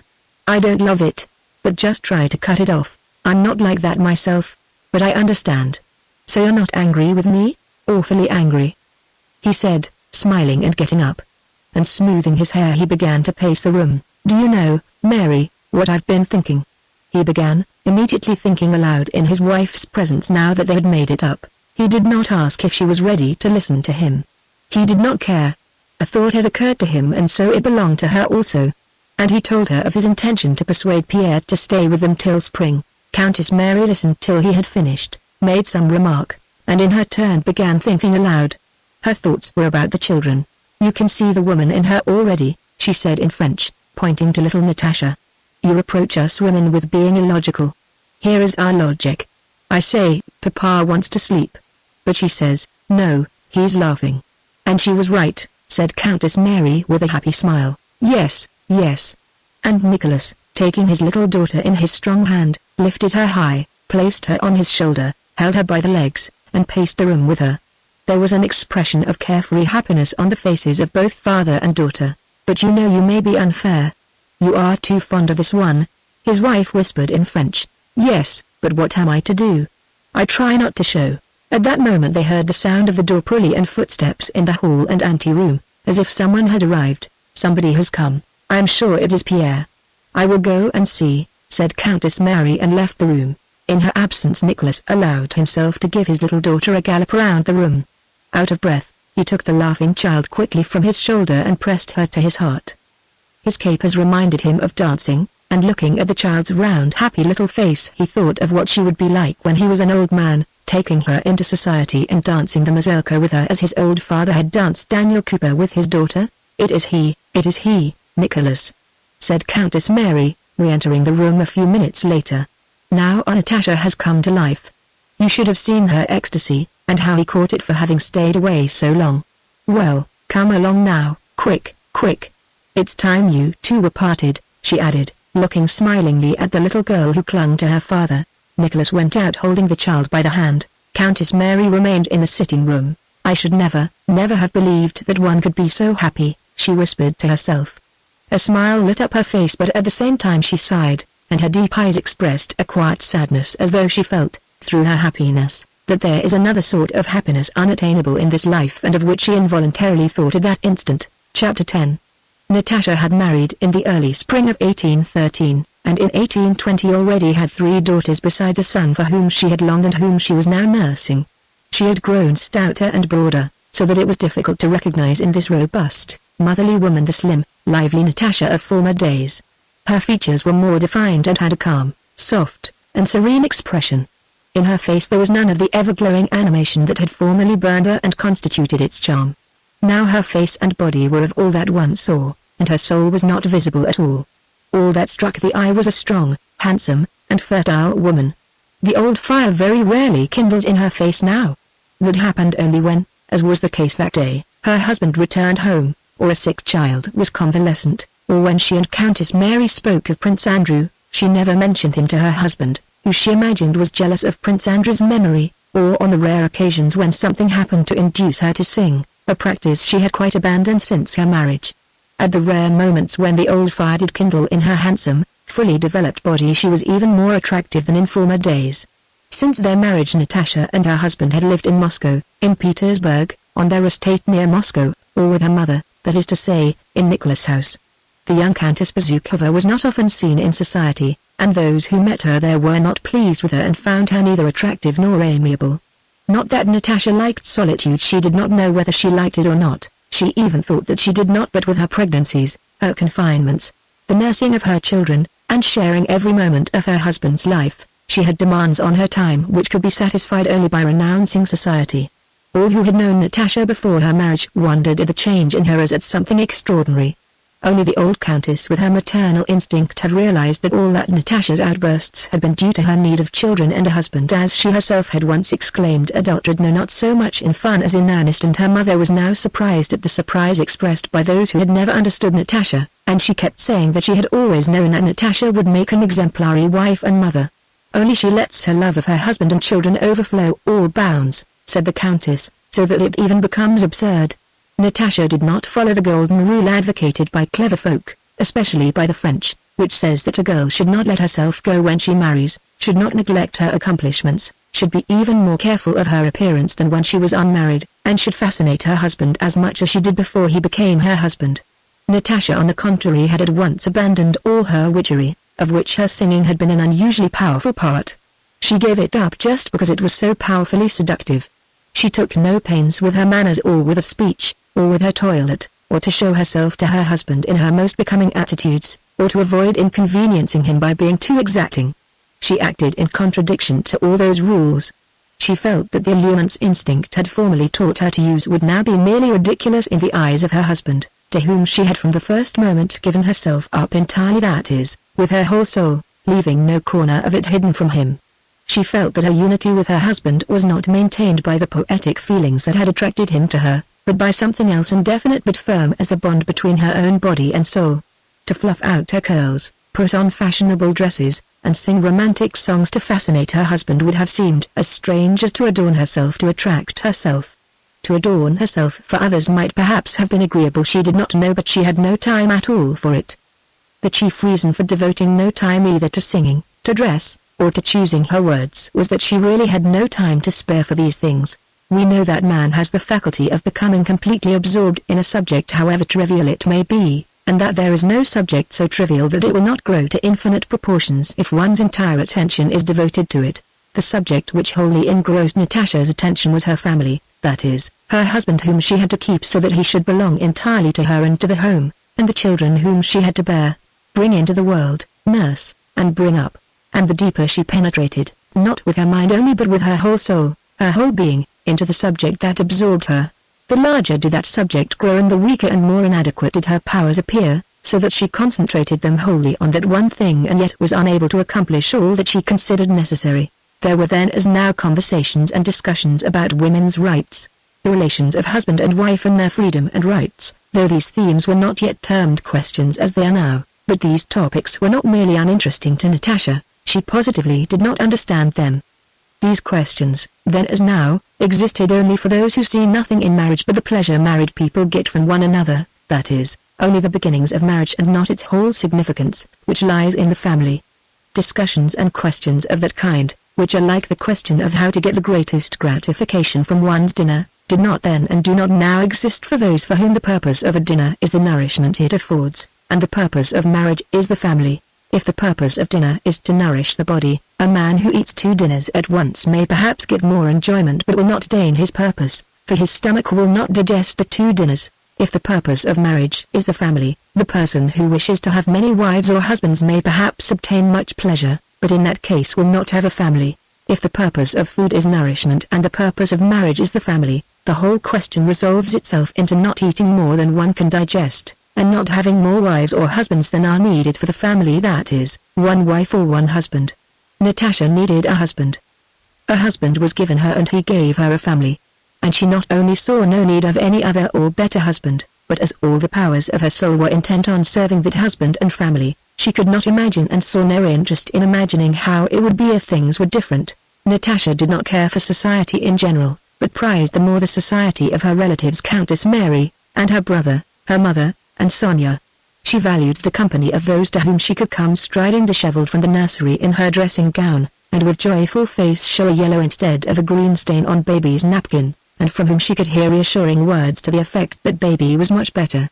To such an extent had Natasha let herself go that the way she dressed and did her hair, her ill-chosen words, and her jealousy, she was jealous of Sonia, of the governess, and of every woman, pretty or plain, were habitual subjects of jest to those about her. The general opinion was that Pierre was under his wife's thumb, which was really true. From the very first days of their married life Natasha had announced her demands. Pierre was greatly surprised by his wife's view, to him a perfectly novel one, that every moment of his life belonged to her and to the family. His wife's demands astonished him, but they also flattered him, and he submitted to them. Pierre's subjection consisted in the fact that he not only dared not flirt with, but dared not even speak smilingly to, any other woman, did not dare dine at the club as a pastime, did not dare spend money a whim, and did not dare absent himself for any length of time, except on business in which his wife included his intellectual pursuits, which she did not in the least understand but to which she attributed great importance. To make up for this, at home Pierre had the right to regulate his life and that of the whole family exactly as he chose. At home Natasha placed herself in the position of a slave to her husband, and the whole household went on tiptoe when he was occupied, that is, was reading or writing in his study. Pierre had but to show a partiality for anything to get just what he liked done always. He had only to express a wish and Natasha would jump up and run to fulfill it. The entire household was governed according to Pierre's supposed orders, that is, by his wishes which Natasha tried to guess. Their way of life and place of residence, their acquaintances and ties, Natasha's occupations, the children's upbringing, were all selected not merely with regard to Pierre's expressed wishes, but to what Natasha from the thoughts he expressed in conversation supposed his wishes to be. And she deduced the essentials of his wishes quite correctly, and having once arrived at them clung to them tenaciously. When Pierre himself wanted to change his mind she would fight him with his own weapons. Thus in a time of trouble ever memorable to him after the birth of their first child who was delicate, when they had to change the wet nurse 3 times and Natasha fell ill from despair, Pierre one day told her of Rousseau's view, with which he quite agreed, that to have a wet nurse is unnatural and harmful. When her next baby was born, despite the opposition of her mother, the doctors, and even of her husband himself who were all vigorously opposed to her nursing her baby herself, a thing then unheard of and considered injurious, she insisted on having her own way, and after that nursed all her babies herself. It very often happened that in a moment of irritation husband and wife would have a dispute, but long afterwards Pierre to his surprise and delight would find in his wife's ideas and actions the very thought against which she had argued, but divested of everything superfluous that in the excitement of the dispute he had added when expressing his opinion. After 7 years of marriage Pierre had the joyous and firm consciousness that he was not a bad man, and he felt this because he saw himself reflected in his wife. He felt the good and bad within himself inextricably mingled and overlapping. But only what was really good in him was reflected in his wife, all that was not quite good was rejected. And this was not the result of logical reasoning but it was a direct and mysterious reflection. Chapter 11. 2 months previously when Pierre was already staying with the Rostovs he had received a letter from Prince Theodore, asking him to come to Petersburg to confer on some important questions that were being discussed by a society of which Pierre was one of the principal founders. On reading that letter, she always read her husband's letters, Natasha herself suggested that he should go to Petersburg, though she would feel his absence very acutely. She attributed immense importance to all her husband's intellectual and abstract interests though she did not understand them, and she always dreaded being a hindrance to him in such matters. To Pierre's timid look of inquiry after reading the letter she replied by asking him to go, but to fix a definite date for his return. He was given 4 weeks' leave of absence. Ever since that leave of absence had expired, more than a fortnight before, Natasha had been in a constant state of alarm, depression, and irritability. Denisov, now a general on the retired list and much dissatisfied with the present state of affairs, had arrived during that fortnight. He looked at Natasha with sorrow and surprise as at a bad likeness of a person once dear. A dull, dejected look, random replies, and talk about the nursery was all he saw and heard from his former enchantress. Natasha was sad and irritable all that time, especially when her mother, her brother, Sonia, or Countess Mary in their efforts to console her tried to excuse Pierre and suggested reasons for his delay in returning. It's all nonsense, all rubbish, those discussions which lead to nothing and all those idiotic societies. Natasha declared of the very affairs in the immense importance of which she firmly believed, and she would go to the nursery to nurse Petya, her only boy. No one else could tell her anything so comforting or so reasonable as this little 3-month-old creature when he lay at her breast and she was conscious of the movement of his lips and the snuffling of his little nose. That creature said, "You are angry, you are jealous, you would like to pay him out, you are afraid, but here am I. And I am he." And that was unanswerable. It was more than true. During that fortnight of anxiety Natasha resorted to the baby for comfort so often, and fussed over him so much, that she overfed him and he fell ill. She was terrified by his illness, and yet it was just what she needed. While attending to him she bore the anxiety about her husband more easily. She was nursing her boy when the sound of Pierre's sleigh was heard at the front door, and the old nurse, knowing how to please her mistress, entered the room inaudibly but hurriedly and with a beaming face. "Has he come?" Natasha asked quickly in a whisper, afraid to move lest she should rouse the dozing baby. "He's come, ma'am," whispered the nurse. The blood rushed to Natasha's face and her feet involuntarily moved, but she could not jump up and run out. The baby again opened his eyes and looked at her. "You're here?" he seemed to be saying, and again lazily smacked his lips. Cautiously withdrawing her breast, Natasha rocked him a little, handed him to the nurse, and went with rapid steps toward the door. But at the door she stopped as if her conscience reproached her for having in her joy left the child too soon, and she glanced round. The nurse with raised elbows was lifting the infant over the rail of his cot. "Go, Mom. Don't worry, go," she whispered, smiling, with the kind of familiarity that grows up between a nurse and her mistress. Natasha ran with light footsteps to the ante-room. Denisov, who had come out of the study into the dancing room with his pipe, now for the first time recognized the old Natasha. A flood of brilliant, joyful light poured from her transfigured face. "He's come!" she exclaimed as she ran past, and Denisov felt that he too was delighted that Pierre, whom he did not much care for, had returned. On reaching the vestibule, Natasha saw a tall figure in a fur coat unwinding his scarf. "It's he. It's really he. He has come," she said to herself, and rushing at him embraced him, pressed his head to her breast, and then pushed him back and gazed at his ruddy, happy face, covered with hoarfrost. Yes, it is he, happy and contented. Then all at once she remembered the tortures of suspense she had experienced for the last fortnight, and the joy that had lit up her face vanished. She frowned and overwhelmed Pierre with a torrent of reproaches and angry words. "Yes, it's all very well for you. You are pleased, you've had a good time. But what about me? You might at least have shown consideration for the children. I am nursing and my milk was spoiled. Petya was at death's door. But you were enjoying yourself." "Yes, enjoying." Pierre knew he was not to blame, for he could not have come sooner. He knew this outburst was unseemly and would blow over in a minute or two. Above all, he knew that he himself was bright and happy. He wanted to smile but dared not even think of doing so. He made a piteous, frightened face and bent down. "I could not, on my honor. But how is Petya? All right now? Come along. I wonder you're not ashamed. If only you could see what I was like without you, how I suffered." "You are well? Come, come," she said, not letting go of his arm. And they went to their rooms. When Nicholas and his wife came to look for Pierre, he was in the nursery holding his baby son, who was again awake, on his huge right palm and dandling him. A blissful bright smile was fixed on the baby's broad face with its toothless open mouth. The storm was long since over and there was bright, joyous sunshine on Natasha's face as she gazed tenderly at her husband and child. "And have you talked everything well over with Prince Theodore?" she asked. "Yes, capitally. You see, he holds it up." She meant the baby's head. "But how he did frighten me." "You've seen the princess? Is it true she's in love with that?" "Yes, just fancy." At that moment Nicholas and Countess Mary came in. Pierre with the baby on his hand stooped, kissed them, and replied to their inquiries. But in spite of much that was interesting and had to be discussed, the baby with a little cap on its unsteady head evidently absorbed all his attention. "How sweet," said Countess Mary, looking at and playing with the baby. "Now, Nicholas," she added, turning to her husband, "I can't understand how it is you don't see the charm of these delicious marvels." "I don't and can't," replied Nicholas, looking coldly at the baby. "A lump of flesh. Come along, Pierre, and yet he's such an affectionate father," said Countess Mary, vindicating her husband, "but only after they are a year old or so. Now, Pierre nurses them splendidly," said Natasha. "He says his hand is just made for a baby's seat.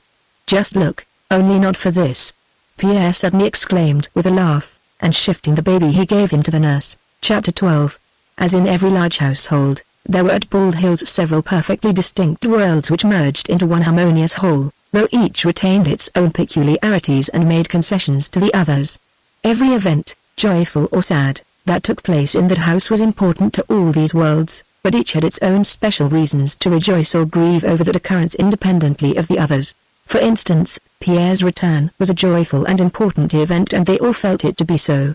The servants the most reliable judges of their masters because they judge not by their conversation or expressions of feeling but by their acts and way of life were glad of Pierre's return because they knew that when he was there Count Nicholas would cease going every day to attend to the estate, and would be in better spirits and temper, and also because they would all receive handsome presents for the holidays.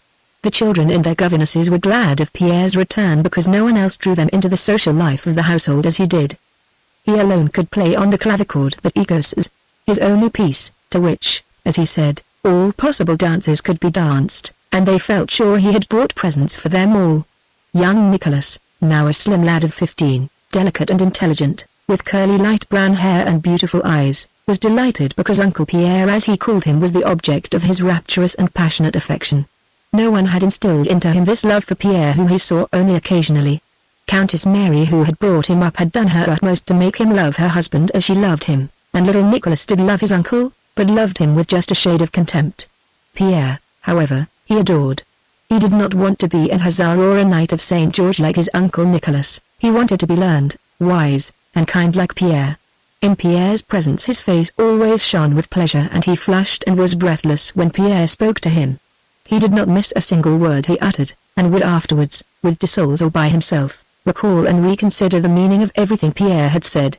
Pierre's past life and his unhappiness prior to 1812, of which young Nicholas had formed a vague poetic picture from some words he had overheard, his adventures in Moscow, his captivity, Platon Karatev, of whom he had heard from Pierre, his love for Natasha, of whom the lad was also particularly fond, and especially Pierre's friendship with the father whom Nicholas could not remember. All this made Pierre in his eyes a hero and a saint.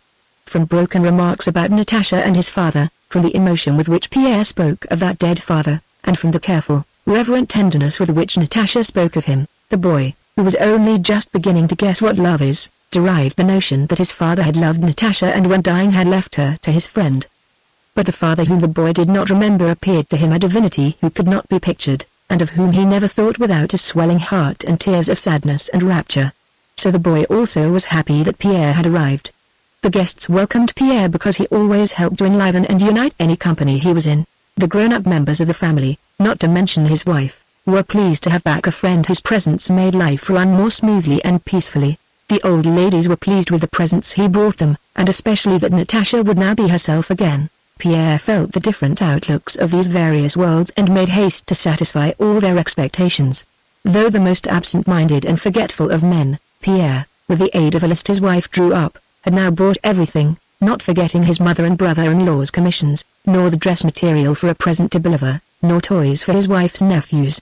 In the early days of his marriage it had seemed strange to him that his wife should expect him not to forget to procure all the things he undertook to buy, and he had been taken aback by her serious annoyance when on his first trip he forgot everything. But in time he grew used to this demand.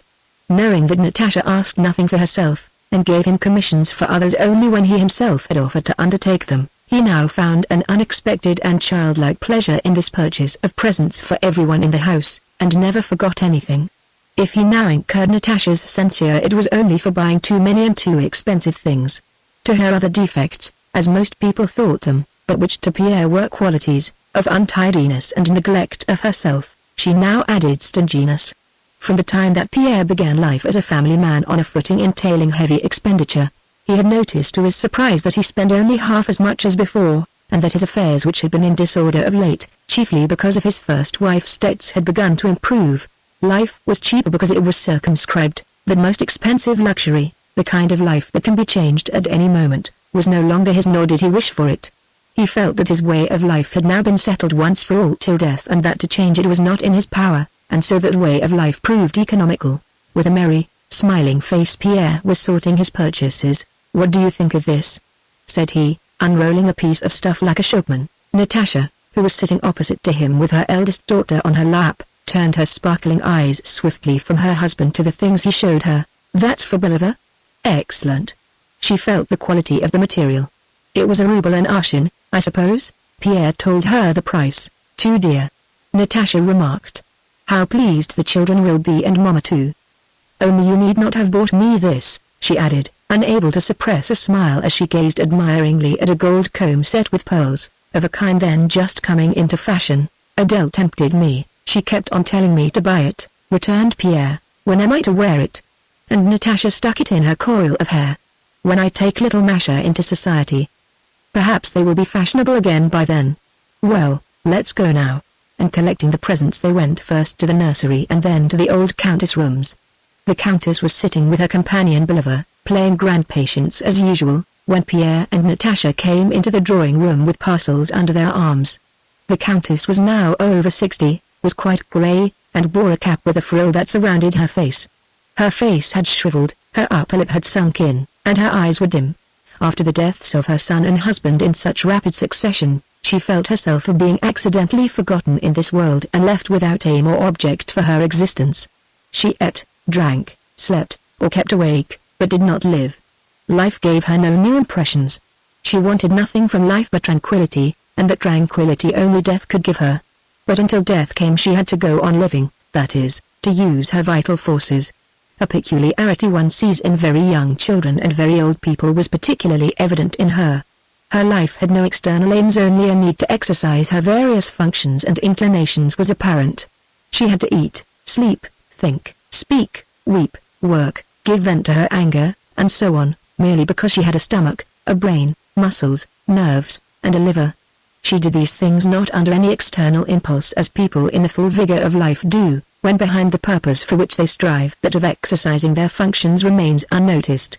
She talked only because she physically needed to exercise her tongue and lungs. She cried as a child does, because her nose had to be cleared, and so on. What for people in their full vigor is a name was for her evidently merely a pretext. Thus in the morning, especially if she had eaten anything rich the day before, she felt a need of being angry and would choose as the handiest pretext the liver's deafness. She would begin to say something to her in a low tone from the other end of the room. "It seems a little warmer today, my dear," she would murmur. And when the liver replied, "Oh yes, they've come," she would mutter angrily, "Oh Lord, how stupid and deaf she is." Another pretext would be her snuff, which would seem too dry or too damp or not rubbed fine enough. After these fits of irritability her face would grow yellow, and her maids knew by infallible symptoms when the liver would again be deaf. The snuff damp, and the Countess' face yellow. Just as she needed to work off her spleen, so she had sometimes to exercise her still existing faculty of thinking, and the pretext for that was a game of patience. When she needed to cry, the deceased Count would be the pretext. When she wanted to be agitated, Nicholas and his health would be the pretext, and when she felt a need to speak spitefully, the pretext would be Countess Mary. When her vocal organs needed exercise, which was usually toward 7 o'clock when she had had an after-dinner rest in a darkened room, the pretext would be the retelling of the same stories over and over again to the same audience. The old lady's condition was understood by the whole household, though no one ever spoke of it, and they all made every possible effort to satisfy her needs. Only by a rare glance exchanged with a sad smile between Nicholas, Pierre, Natasha, and Countess Mary was the common understanding of her condition expressed. But those glances expressed something more. They said that she had played her part in life, that what they now saw was not her whole self, that we must all become like her, and that they were glad to yield to her, to restrain themselves for this once precious being, formerly as full of life as themselves, but now so much to be pitied. Memento mori, said these glances. Only the really heartless, the stupid ones of that household, and the little children failed to understand this and avoided her. Chapter 13. When Pierre and his wife entered the drawing room, the Countess was in one of her customary states in which she needed the mental exertion of playing patience, and so though by force of habit she greeted him with the words she always used when Pierre or her son returned after an absence, "High time, my dear, high time. We were all weary of waiting for you." "Well, thank God." And received her presents with another customary remark, "It's not the gift that's precious, my dear, but that you give it to me, an old woman." Yet it was evident that she was not pleased by Pierre's arrival at that moment when it diverted her attention from the unfinished game. She finished her game of patience and only then examined the presents. They consisted of a box for cards, of splendid workmanship, a bright blue Sevres teacup with shepherdesses depicted on it and with a lid, and a gold snuff box with the Count's portrait on the lid, which Pierre had done by a miniaturist in Petersburg. The Countess had long wished for such a box, but as she did not want to cry just then, she glanced indifferently at the portrait and gave her attention chiefly to the box for cards. "Thank you, my dear, you have cheered me up," said she as she always did. "But best of all, you have brought yourself back, for I never saw anything like it. You ought to give your wife a scolding. What are we to do with her? She is like a mad woman when you are away. Doesn't see anything, doesn't remember anything," she went on, repeating her usual phrases. "Look, Anna Timofeevna," she added to her companion, "see what a box for cards my son has brought us." The liver admired the presents and was delighted with her dress material.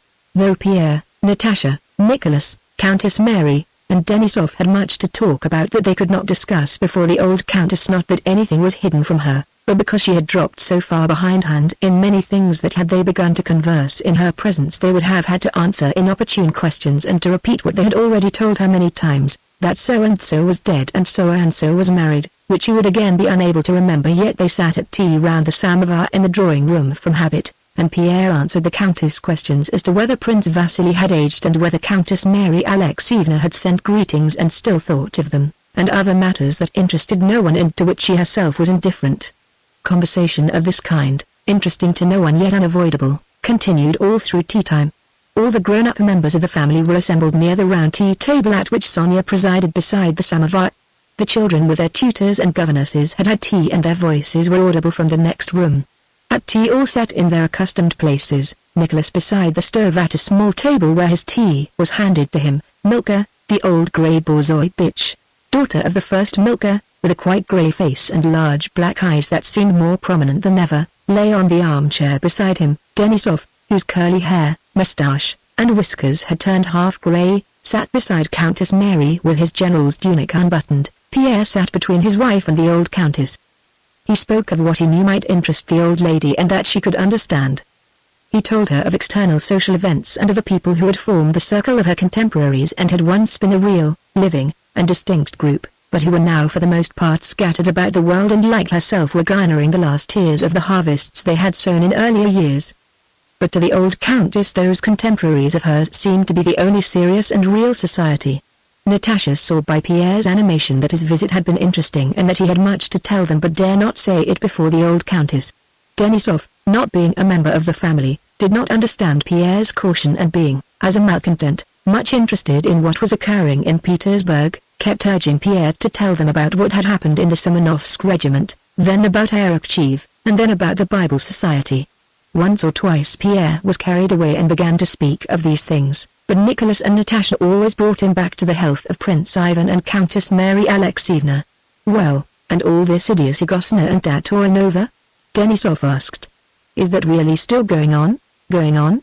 Pierre exclaimed. "Why, more than ever. The Bible Society is the whole government now." "What is that, mon cher ami?" asked the countess, who had finished her tea and evidently needed a pretext for being angry after her meal. "What are you saying about the government? I don't understand." "Well, you know, Maman," Nicholas interposed, knowing how to translate things into his mother's language, "Prince Alexander Golitsyn has founded a society and in consequence has great influence. They say, Arakcheev and Golitsyn," incautiously remarked Pierre, "and now the whole government." "And what a government! They see treason everywhere and are afraid of everything." "Well, and how is Prince Alexander to blame?" "He is a most estimable man. I used to meet him at Mary Antonovna's," said the countess in an offended tone, and still more offended that they all remained silent, she went on, "Nowadays everyone finds fault. A gospel society. Well, and what harm is there in that?" And she rose, everybody else got up too, and with a severe expression sailed back to her table in the sitting room. The melancholy silence that followed was broken by the sounds of the children's voices and laughter from the next room. Evidently some jolly excitement was going on there. Finished. Little Natasha's gleeful yell rose above them all. Pierre exchanged glances with Countess Mary and Nicholas. Natasha he never lost sight of, and smiled happily. "That's delightful music," said he. "It means that Anna Makarovna has finished her stocking," said Countess Mary. "Oh, I'll go and see," said Pierre, jumping up. "You know," he added, stopping at the door, "why I'm especially fond of that music. It is always the first thing that tells me all is well. When I was driving here today, the nearer I got to the house the more anxious I grew. As I entered the anteroom I heard Andrashaw's peals of laughter and that meant that all was well." I know that feeling," said Nicholas. "But I mustn't go there. Those stockings are to be a surprise for me." Pierre went to the children, and the shouting and laughter grew still louder. "Come, Anna Makarovna," Pierre's voice was heard saying, "come here into the middle of the room and at the word of command, 1, 2, and when I say 3, you stand here, and you in my arms. Well now." 1, 2, said Pierre, and a silence followed. 3, and a rapturously breathless cry of children's voices filled the room. 2, 2. They shouted. This meant 2 stockings, which by a secret process known only to herself Anna Makarovna used to knit at the same time on the same needles, and which, when they were ready, she always triumphantly drew, one out of the other, in the children's presence. Chapter 14. Soon after this the children came in to say good night. They kissed everyone. The tutors and governesses made their bows, and they went out. Only young Nicholas and his tutor remained. Dessalles whispered to the boy to come downstairs. "No, Monsieur Dessalles, I will ask my aunt to let me stay," replied Nicholas Bolkonsky also in a whisper. "Ma Auntie, please let me stay," said he, going up to his aunt. His face expressed entreaty, agitation, and ecstasy. Countess Mary glanced at him and turned to Pierre. When you are here he can't tear himself away, she said. I will bring him to you directly, Monsieur Dessels. Good night, said Pierre, giving his hand to the Swiss tutor, and he turned to young Nicholas with a smile. You and I haven't seen anything of one another yet. How like he is growing, Mary, he added, addressing Countess Mary. Like my father? Asked the boy, flushing crimson and looking up at Pierre with bright, ecstatic eyes. Pierre nodded, and went on with what he had been saying when the children had interrupted. Countess Mary sat down doing woolwork. Natasha did not take her eyes off her husband. Nicholas and Denisov rose, asked for their pipes, smoked, went to fetch more tea from Sonia who sat weary but resolute at the samovar and questioned Pierre.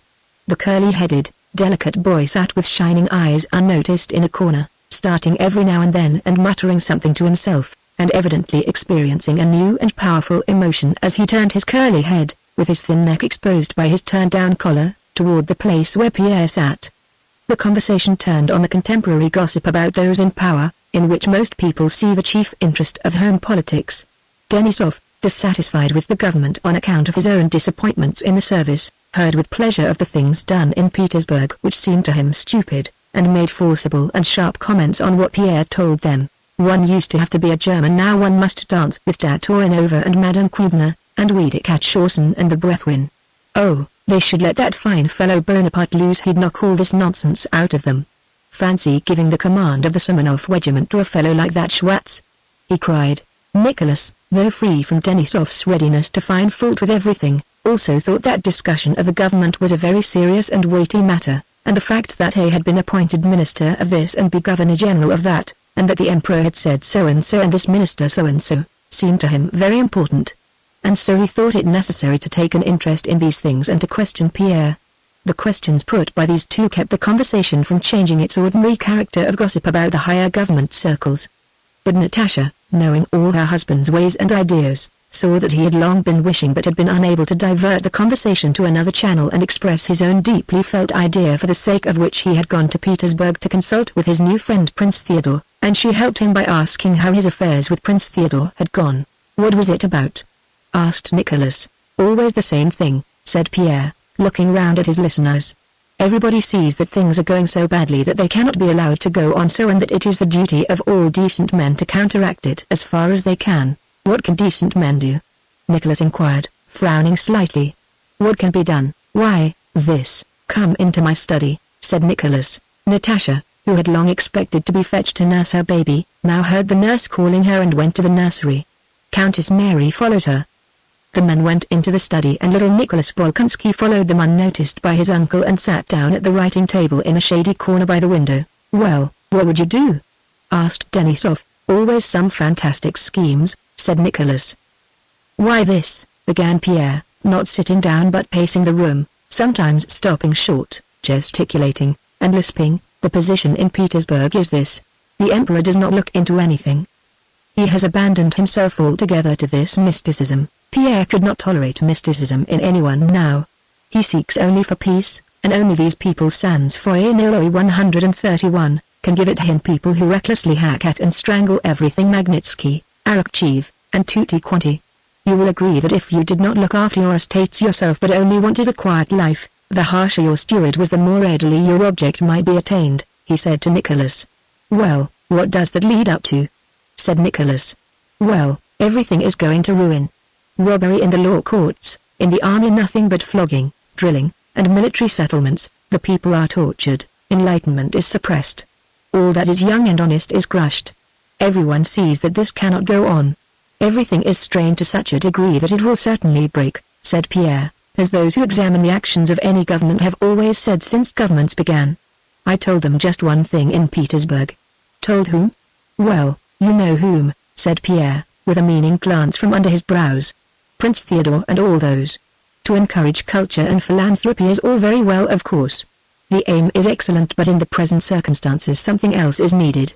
At that moment Nicholas noticed the presence of his nephew. His face darkened and he went up to the boy. Why are you here? Why? Let him be, said Pierre, taking Nicholas by the arm and continuing. That is not enough, I told them.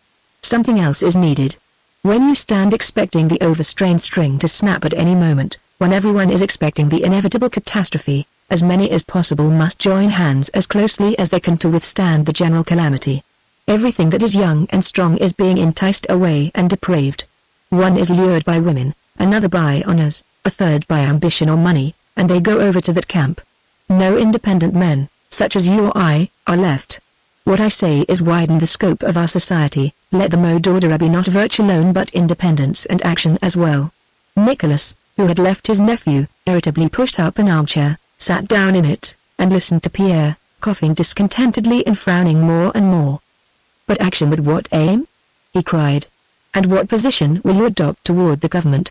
Why, the position of assistance. The society need not be secret if the government allows it.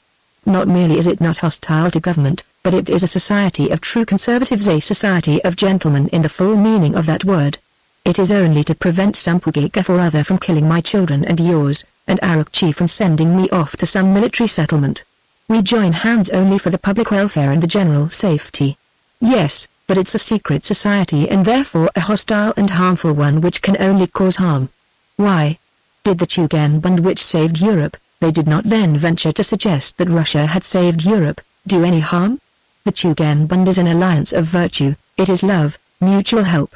It is what Christ preached on the cross. Natasha, who had come in during the conversation, looked joyfully at her husband.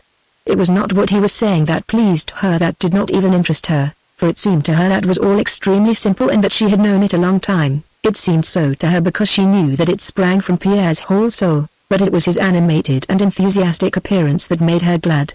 The boy with the thin neck stretching out from the turned-down collar, whom everyone had forgotten, gazed at Pierre with even greater and more rapturous joy. Every word of Pierre's burned into his heart, and with a nervous movement of his fingers he unconsciously broke the sealing wax and quill pens his hands came upon on his uncle's table. It is not at all what you suppose, but that is what the German Tugendbund was, and what I am proposing. No, my friend. The Tugendbund is all very well for the sausage eaters, but I don't understand it and can't even pronounce it, interposed Denisov in a loud and resolute voice. I agree that everything here is rotten and horrible, but the Tugendbund I don't understand. If we're not satisfied, let us have a bund of our own. That's all right. Je suis votre homme. 132, Pierre smiled. Natasha began to laugh, but Nicholas knitted his brows still more and began proving to Pierre that there was no prospect of any great change and that all the danger he spoke of existed only in his imagination. Pierre maintained the contrary, and as his mental faculties were greater and more resourceful, Nicholas felt himself cornered.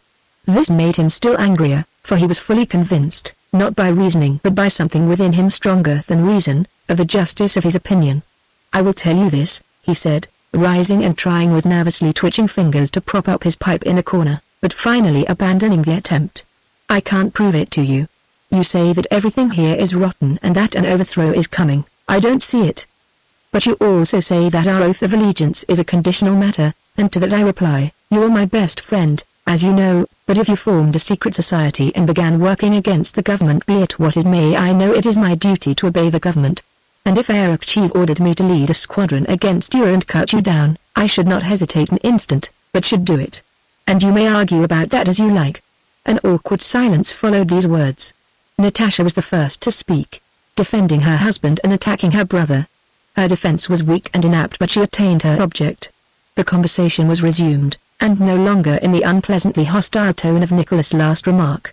When they all got up to go in to supper, little Nicholas Bolkonsky went up to Pierre, pale and with shining, radiant eyes. Uncle Pierre, you know, if Papa were alive, would he agree with you? He asked. And Pierre suddenly realized what a special, independent, complex, and powerful process of thought and feeling must have been going on in this boy during that conversation, and remembering all he had said he regretted that the lad should have heard him. He had, however, to give him an answer. Yes, I think so, he said reluctantly, and left the study. The lad looked down and seemed now for the first time to notice what he had done to the things on the table. He flushed and went up to Nicholas. Uncle, forgive me, I did that. Unintentionally, he said, pointing to the broken sealing wax and pens. Nicholas started angrily. All right, he said, throwing the bits under the table. And evidently suppressing his vexation with difficulty, he turned away from the boy. You ought not to have been here at all, he said. Chapter 15. The conversation at supper was not about politics or societies, but turned on the subject Nicholas liked best, recollections of 1812. Denisov started these and Pierre was particularly agreeable and amusing about them. The family separated on the most friendly terms. After supper Nicholas, having undressed in his study and given instructions to the steward who had been waiting for him, went to the bedroom in his dressing gown, where he found his wife still at her table, writing. "What are you writing, Mary?" Nicholas asked. Countess Mary blushed. She was afraid that what she was writing would not be understood or approved by her husband. She had wanted to conceal what she was writing from him, but at the same time was glad he had surprised her at it and that she would now have to tell him. "A diary, Nicholas," she replied, handing him a blue exercise book filled with her firm, bold writing. "A diary?" Nicholas repeated with a shade of irony, and he took up the book. It was in French. December 4th. Today when Andrushaw, her eldest boy, woke up he did not wish to dress and Mademoiselle Louise sent for me. He was naughty and obstinate. I tried threats, but he only grew angrier. Then I took the matter in hand. I left him alone and began with nurse's help to get the other children up, telling him that I did not love him. For a long time he was silent, as if astonished. Then he jumped out of bed, ran to me in his shirt, and sobbed so that I could not calm him for a long time. It was plain that what troubled him most was that he had grieved me. Afterwards in the evening when I gave him his ticket, he again began crying piteously and kissing me. One can do anything with him by tenderness. "What is a ticket?" Nicholas inquired. "I have begun giving the elder ones marks every evening, showing how they have behaved." Nicholas looked into the radiant eyes that were gazing at him, and continued to turn over the pages and read. In the diary was set down everything in the children's lives that seemed noteworthy to their mother as showing their characters or suggesting general reflections on educational methods. They were for the most part quite insignificant trifles, but did not seem so to the mother or to the father either, now that he read this diary about his children for the first time. Under the date 5 was entered. Mitya was naughty at table. Papa said he was to have no pudding. He had none, but looked so unhappily and greedily at the others while they were eating. I think that punishment by depriving children of sweets only develops their greediness. Must tell Nicholas this. Nicholas put down the book and looked at his wife. The radiant eyes gazed at him questioningly. Will he approve or disapprove of her diary? There could be no doubt not only of his approval but also of his admiration for his wife. Perhaps it need not be done so pedantically, thought Nicholas, or even done at all. But this untiring, continual spiritual effort of which the sole aim was the children's moral welfare delighted him. Had Nicholas been able to analyze his feelings he would have found that his steady, tender, and proud love of his wife rested on his feeling of wonder at her spirituality and at the lofty moral world, almost beyond his reach, in which she had her being. He was proud of her intelligence and goodness, recognized his own insignificance beside her in the spiritual world, and rejoiced all the more that she with such a soul not only belonged to him but was part of himself. "I quite approve, my dearest," said he with a significant look, and after a short pause he added, "and I behaved badly today. You weren't in the study. We began disputing Pierre and I lost my temper. But he is impossible, such a child. I don't know what would become of him if Natasha didn't keep him in hand. Have you any idea why he went to Petersburg?" "They have formed." "Yes, I know," said Countess Mary. "Natasha told me." "Well, then, you know," Nicholas went on, growing hot at the mere recollection of their discussion, "he wanted to convince me that it is every honest man's duty to go against the government, and that the oath of allegiance and duty. I am sorry you weren't there. They all fell on me, Denisov and Natasha. Natasha is absurd. How she rules over him. And yet there need only be a discussion and she has no words of her own but only repeats his sayings," added Nicholas, yielding to that irresistible inclination which tempts us to judge those nearest and dearest to us. He forgot that what he was saying about Natasha could have been applied word for word to himself in relation to his wife. "Yes, I have noticed that," said Countess Mary. "When I told him that duty and the oath were above everything, he started proving goodness knows what. A pity you were not there. What would you have said? As I see it you were quite right, and I told Natasha so. Pierre said everybody is suffering, tortured, and being corrupted, and that it is our duty to help our neighbor." "Of course he is right there," said Countess Mary, "but he forgets that we have other duties nearer to us, duties indicated to us by God himself, and that though we might expose ourselves to risks we must not risk our children." "Yes, that's it." "That's just what I said to him," put in Nicholas, who fancied he really had said it. But they insisted on their own view, love of one's neighbor and Christianity, and all this in the presence of young Nicholas, who had gone into my study and broke all my things. "Ah, Nicholas, do you know I am often troubled about little Nicholas," said Countess Mary. "He is such an exceptional boy. I am afraid I neglect him in favor of my own. We all have children and relations while he has no one. He is constantly alone with his thoughts. Well, I don't think you need reproach yourself on his account. All that the fondest mother could do for her son you have done and are doing for him, and of course I am glad of it. He is a fine lad, a fine lad." This evening he listened to Pierre in a sort of trance, and fancy as we were going into supper I looked and he had broken everything on my table to bits, and he told me of it himself at once. I never knew him to tell an untruth. "A fine lad, a fine lad," repeated Nicholas, who at heart was not fond of Nicholas Bolkonsky but was always anxious to recognize that he was a fine lad. "Still, I am not the same as his own mother," said Countess Mary. "I feel I am not the same and it troubles me.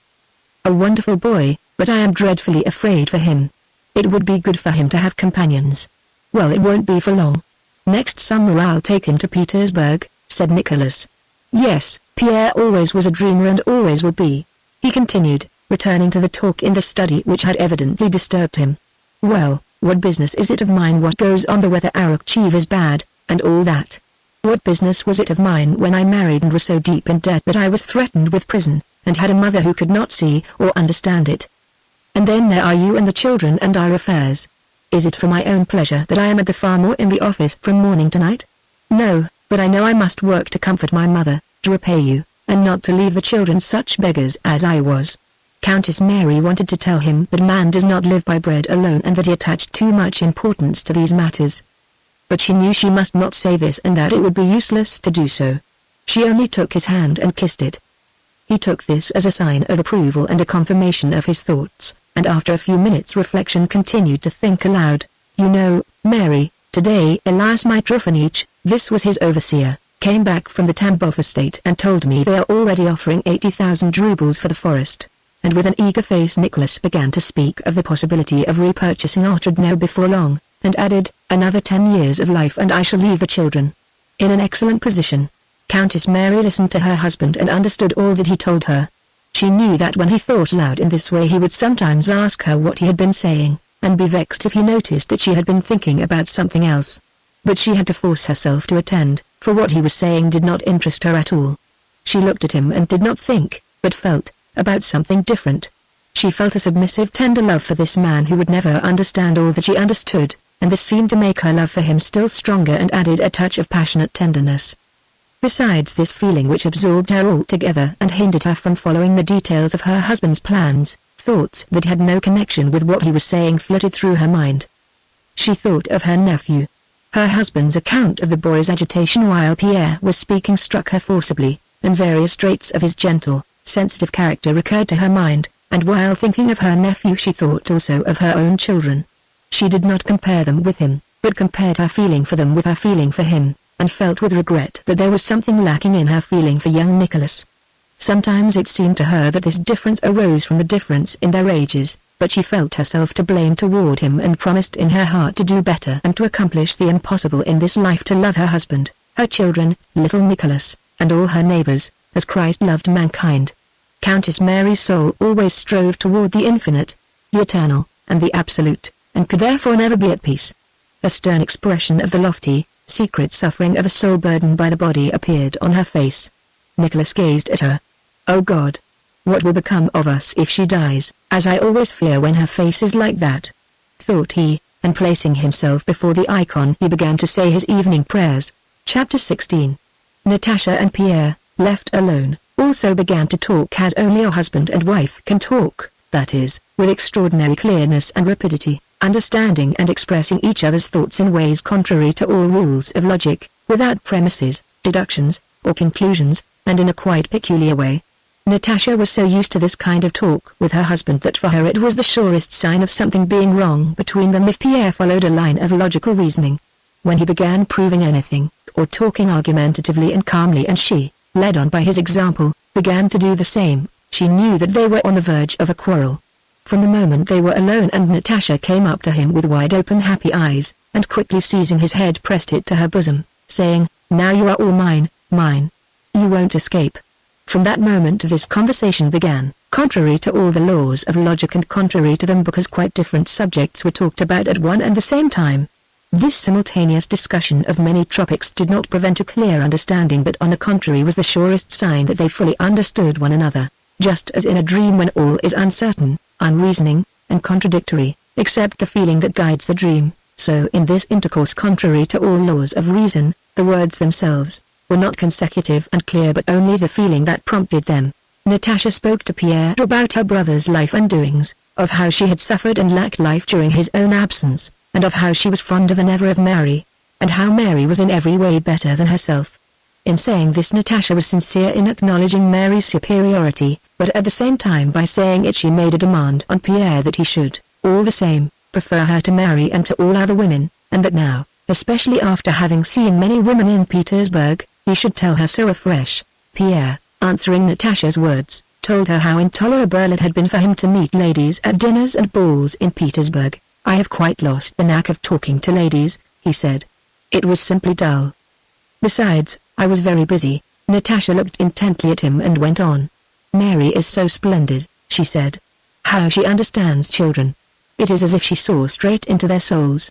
Yesterday, for instance, Mitya was naughty." "How like his father he is," Pierre interjected. Natasha knew why he mentioned Mitya's likeness to Nicholas. The recollection of his dispute with his brother-in-law was unpleasant and he wanted to know what Natasha thought of it. "Nicholas has the weakness of never agreeing with anything not generally accepted. But I understand that you value what opens up a fresh line," said she, repeating words Pierre had once uttered. "No. The chief point is that to Nicholas ideas and discussions are an amusement, almost a pastime," said Pierre. "For instance, he is collecting a library and has made it a rule not to buy a new book till he has read what he had already bought, Sismondi and Rousseau and Montesquieu," he added with a smile. "You know how much I—" He began to soften down what he had said, but Natasha interrupted him to show that this was unnecessary. "So you say ideas are an amusement to him?" "Yes, and for me nothing else is serious. All the time in Petersburg I saw everyone as in a dream. When I am taken up by a thought, all else is mere amusement." "Ah, I'm so sorry I wasn't there when you met the children," said Natasha. "Which was most delighted?" "Lisa, I'm sure." "Yes," Pierre replied, and went on with what was in his mind. "Nicholas says we ought not to think. But I can't help it. Besides, when I was in Petersburg I felt, I can this to you, that the whole affair would go to pieces without me. Everyone was pulling his own way. But I succeeded in uniting them all, and then my idea is so clear and simple. You see, I don't say that we ought to oppose this and that. We may be mistaken. What I say is, join hands, you who love the right, and let there be but one banner, that of active virtue. Prince Sergei is a fine fellow and clever." Natasha would have had no doubt as to the greatness of Pierre's idea, but one thing disconcerted her.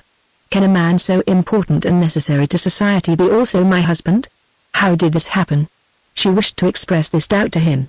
Now he could decide whether he is really cleverer than all the others. She asked herself, and passed in review all those whom Pierre most respected. Judging by what he had said, there was no one he had respected so highly as Platon Karatev.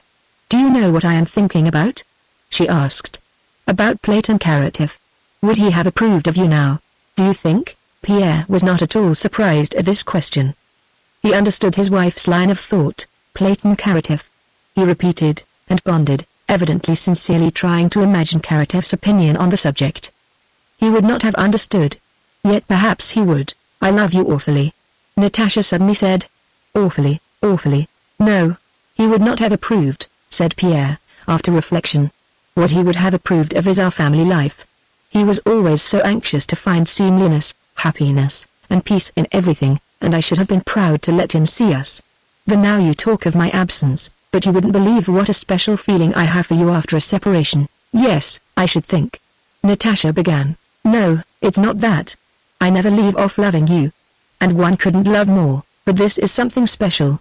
"Yes, of course." He did not finish because their eyes meeting said the rest. "What nonsense it is," Natasha suddenly exclaimed, "about honeymoons, and that the greatest happiness is at first. On the contrary, now is the best of all. If only you did not go away. Do you remember how we quarreled? And it was always my fault. Always mine. And what we quarreled about I don't even remember. Always about the same thing," said Pierre with a smile. "Jello, don't say it. I can't bear it," Natasha cried, and her eyes glittered coldly and vindictively. Did you see her?" she added, after a pause. "No, and if I had I shouldn't have recognized her." They were silent for a while. "Oh, do you know? While you were talking in the study I was looking at you," Natasha began, evidently anxious to disperse the cloud that had come over them. "You are as like him as two peas like the boy." She meant her little son. "Oh, it's time to go to him. The milk's come. But I'm sorry to leave you." They were silent for a few seconds. Then suddenly turning to one another at the same time they both began to speak. Pierre began with self-satisfaction and enthusiasm, Natasha with a quiet, happy smile. Having interrupted one another they both stopped to let the other continue. "No. What did you say? Go on, go on." "No, you go on. I was talking nonsense," said Natasha. Pierre finished what he had begun. It was the sequel to his complacent reflections on his success in Petersburg. At that moment it seemed to him that he was chosen to give a new direction to the whole of Russian society and to the whole world. "I only wished to say that ideas that have great results are always simple ones. My whole idea is that if vicious people are united and constitute a power, then honest folk must do the same. Now that's simple enough." "Yes, and what were you going to say?" "I? Only nonsense." "But all the same?" "Oh nothing, only a trifle," said Natasha, smilingly still more brightly. "I only wanted to tell you about Petya. Today Nurse was coming to take him from me, and he laughed, shut his eyes, and clung to me. I'm sure he thought he was hiding. Awfully sweet. There, now he's crying. Well, goodbye." And she left the room. Meanwhile downstairs in young Nicholas Bolkonsky's bedroom a little lamp was burning as usual. The boy was afraid of the dark and they could not cure him of it. De Saules slept propped up on 4 pillows and his Roman nose emitted sounds of rhythmic snoring. Little Nicholas, who had just waked up in a cold perspiration, sat up in bed and gazed before him with wide-open eyes. He had awaked from a terrible dream. He had dreamed that he and Uncle Pierre, wearing helmets such as were depicted in his Plutarch, were leading a huge army. The army was made up of white slanting lines that filled the air, like the cobwebs that float about in autumn and which de Saules called les fils de la Vierge. In front was glory, which was similar to those threads but rather thicker. He and Pierre were borne along lightly and joyously, nearer and nearer to their goal. Suddenly the threads that moved them began to slacken and become entangled and it grew difficult to move. And Uncle Nicholas stood before them in a stern and threatening attitude. "Have you done this?" he said, pointing to some broken sealing wax and pens. "I loved you, but I have orders from Arakchev and will kill the first of you who moves forward." Little Nicholas turned to look at Pierre but Pierre was no longer there. In his place was his father Prince Andrew and his father had neither shape nor form, but he existed, and when little Nicholas perceived him he grew faint with love, he felt himself powerless, limp, and formless. His father caressed and pitied him. But Uncle Nicholas came nearer and nearer to them. Terror seized young Nicholas and he awoke. "My father," he thought. Though there were 2 good portraits of Prince Andrew in the house, Nicholas never imagined him in human form. "My father has been with me and caressed me. He approved of me and of Uncle Pierre. Whatever he may tell me, I will do it." Musius Scaevola burned his hand. "Why should not the same sort of thing happen to me? I know they want me to learn. And I will learn. But someday I shall have finished learning, and then I will do something. I only pray God that something may happen to me such as happened to Plutarch's men, and I will act as they did. I will do better. Everyone shall know me, love me, and be delighted with me." And suddenly his bosom heaved with sobs and he began to cry. "Are you ill?"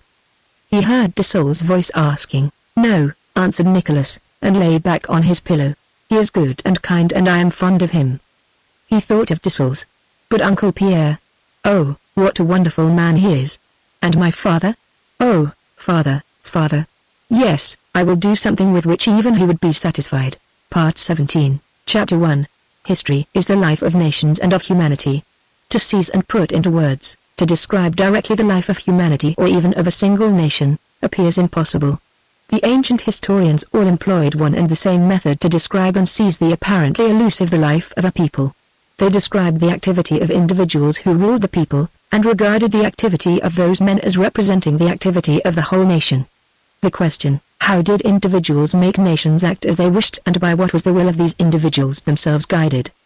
The ancients met by recognizing a divinity which subjected the nations to the will of a chosen man, and guided the will of that chosen man so as to accomplish ends that were predestined. For the ancients these questions were solved by a belief in the direct participation of a deity in human affairs. Modern history, in theory, rejects both these principles. It would seem that having rejected the belief of the ancients in man's subjection to the deity and in a predetermined aim toward which nations are led, modern history should study not the manifestations of power but the causes that produce it. But modern history has not done this. Having in theory rejected the view held by the ancients, it still follows them in practice. Instead of men endowed with divine authority and directly guided by the will of God, modern history has given us either heroes endowed with extraordinary, superhuman capacities, or simply men of very various kinds, from monarchs to journalists, who lead the masses.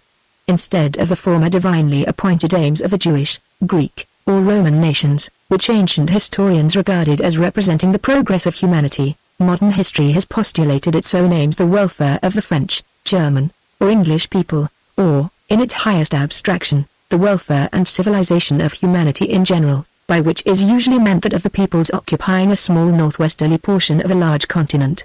Modern history has rejected the beliefs of the ancients without replacing them by a new conception, and the logic of the situation has obliged the historians, after they had apparently rejected the divine authority of the kings and the fate of the ancients, to reach the same conclusion by another road, that is, to recognize, 1. Nations guided by individual men, and, 2. The existence of a known aim to which these nations and humanity at large are tending. At the basis of the works of all the modern historians from Gibbon to Buckle, despite their seeming disagreements and the apparent novelty of their outlooks, lie those two old, unavoidable assumptions. In the first place, the historian describes the activity of individuals who in his opinion have directed humanity. One historian considers only monarchs, generals, and ministers as being such men, while another includes also orators, learned men, reformers, philosophers, and poets. Secondly, it is assumed that the goal toward which humanity is being led is known to the historians. To one of them this goal is the greatness of the Roman, Spanish, or French realm, to another it is liberty, equality, and a certain kind of civilization of a small corner of the world called Europe. In 1789 a ferment arises in Paris, it grows, spreads, and is expressed by a movement of peoples from west to east. Several times it moves eastward and collides with a counter-movement from the east westward. In 1812 it reaches its extreme limit, Moscow, and then, with remarkable symmetry, a counter-movement occurs from east to west, attracting to it, as the first movement had done, the nations of Middle Europe. The counter-movement reaches the starting point of the first movement in the West Paris and subsides. During that 20-year period an immense number of fields were left untilled, houses were burned, trade changed its direction, millions of men migrated, were impoverished, or were enriched, and millions of Christian men professing the law of love of their fellows slew one another. What does all this mean? Why did it happen? What made those people burn houses and slay their fellow men? What were the causes of these events? What force made men act so? These are the instinctive, plain, and most legitimate questions humanity asks itself when it encounters the monuments and tradition of that period. For a reply to these questions the common sense of mankind turns to the science of history, whose aim is to enable nations and humanity to know themselves. If history had retained the conception of the ancients it would have said that God, to reward or punish his people, gave Napoleon power and directed his will to the fulfillment of the divine ends, and that reply would have been clear and complete. One might believe or disbelieve in the divine significance of Napoleon, but for anyone believing in it there would have been nothing unintelligible in the history of that period, nor would there have been any contradictions. But modern history cannot give that reply. Science does not admit the conception of the ancients as to the direct participation of the deity in human affairs, and therefore history ought to give other answers. Modern history replying to these questions says, you want to know what this movement means, what caused it, and what force produced these events. Then listen. Louis XIV was a very proud and self-confident man. He had such and such mistresses and such ministers, and he ruled France badly. His descendants were weak men and they too ruled France badly. And they had such and such favorites and such mistresses. Moreover, certain men wrote some books at that time.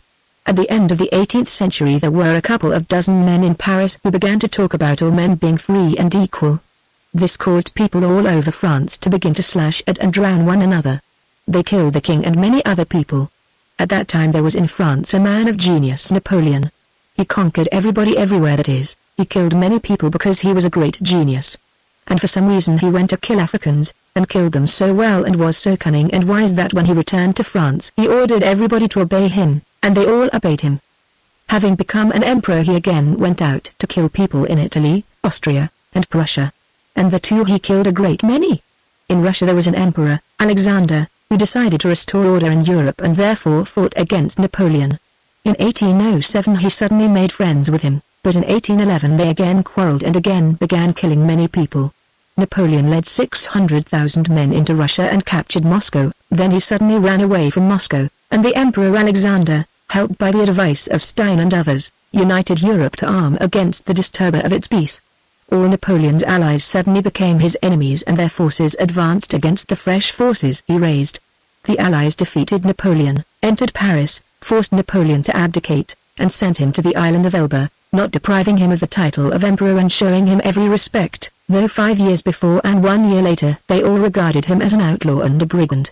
Then Louis XVIII, who till then had been the laughingstock both of the French and the Allies, began to reign. And Napoleon, shedding tears before his old guards, renounced the throne and went into exile.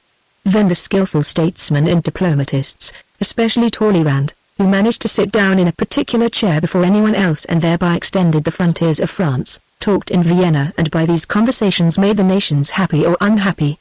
Suddenly the diplomatists and monarchs nearly quarreled and were on the point of again ordering their armies to kill one another. But just then Napoleon arrived in France with a battalion, and the French, who had been hating him, immediately all submitted to him. But the allied monarchs were angry at this and went to fight the French once more. And they defeated the genius Napoleon and, suddenly recognizing him as a brigand, sent him to the island of St. Helena. And the exile, separated from the beloved France so dear to his heart, died a lingering death on that rock and bequeathed his great deeds to posterity. But in Europe a reaction occurred and the sovereigns once again all began to oppress their subjects. It would be a mistake to think that this is ironic a caricature of the historical accounts. On the contrary, it is a very mild expression of the contradictory replies, not meeting the questions, which all the historians give, from the compilers of memoirs and the histories of separate states to the writers of general histories and the new histories of the culture of that period. The strangeness and absurdity of these replies arise from the fact that modern history, like a deaf man, answers questions no one has asked. If the purpose of history be to give a description of the movement of humanity and of the peoples, the first question in the absence of a reply to which all the rest will be incomprehensible is, what is the power that moves peoples? To this, modern history laboriously replies either that Napoleon was a great genius, or that Louis XIV was very proud, or that certain writers wrote certain books. All that may be so and mankind is ready to agree with it, but it is not what was asked.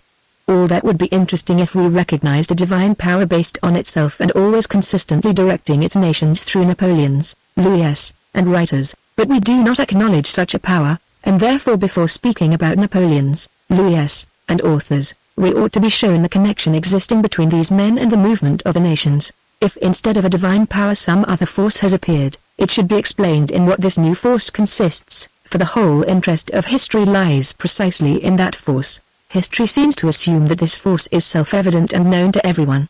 But in spite of every desire to regard it as known, anyone reading many historical works cannot help doubting whether this new force, so variously understood by the historians themselves, is really quite well known to everybody. Chapter 2. What force moves the nations? Biographical historians and historians of separate nations understand this force as a power inherent in heroes and rulers. In their narration events occur solely by the will of a Napoleon, and Alexander, or in general of the persons they describe. The answers given by this kind of historian to the question of what force causes events to happen are satisfactory only as long as there is but one historian to each event. As soon as historians of different nationalities and tendencies begin to describe the same event, the replies they give immediately lose all meaning, for this force is understood by them all not only differently but often in quite contradictory ways. One historian says that an event was produced by Napoleon's power, another that it was produced by Alexander's, a third that it was due to the power of some other person.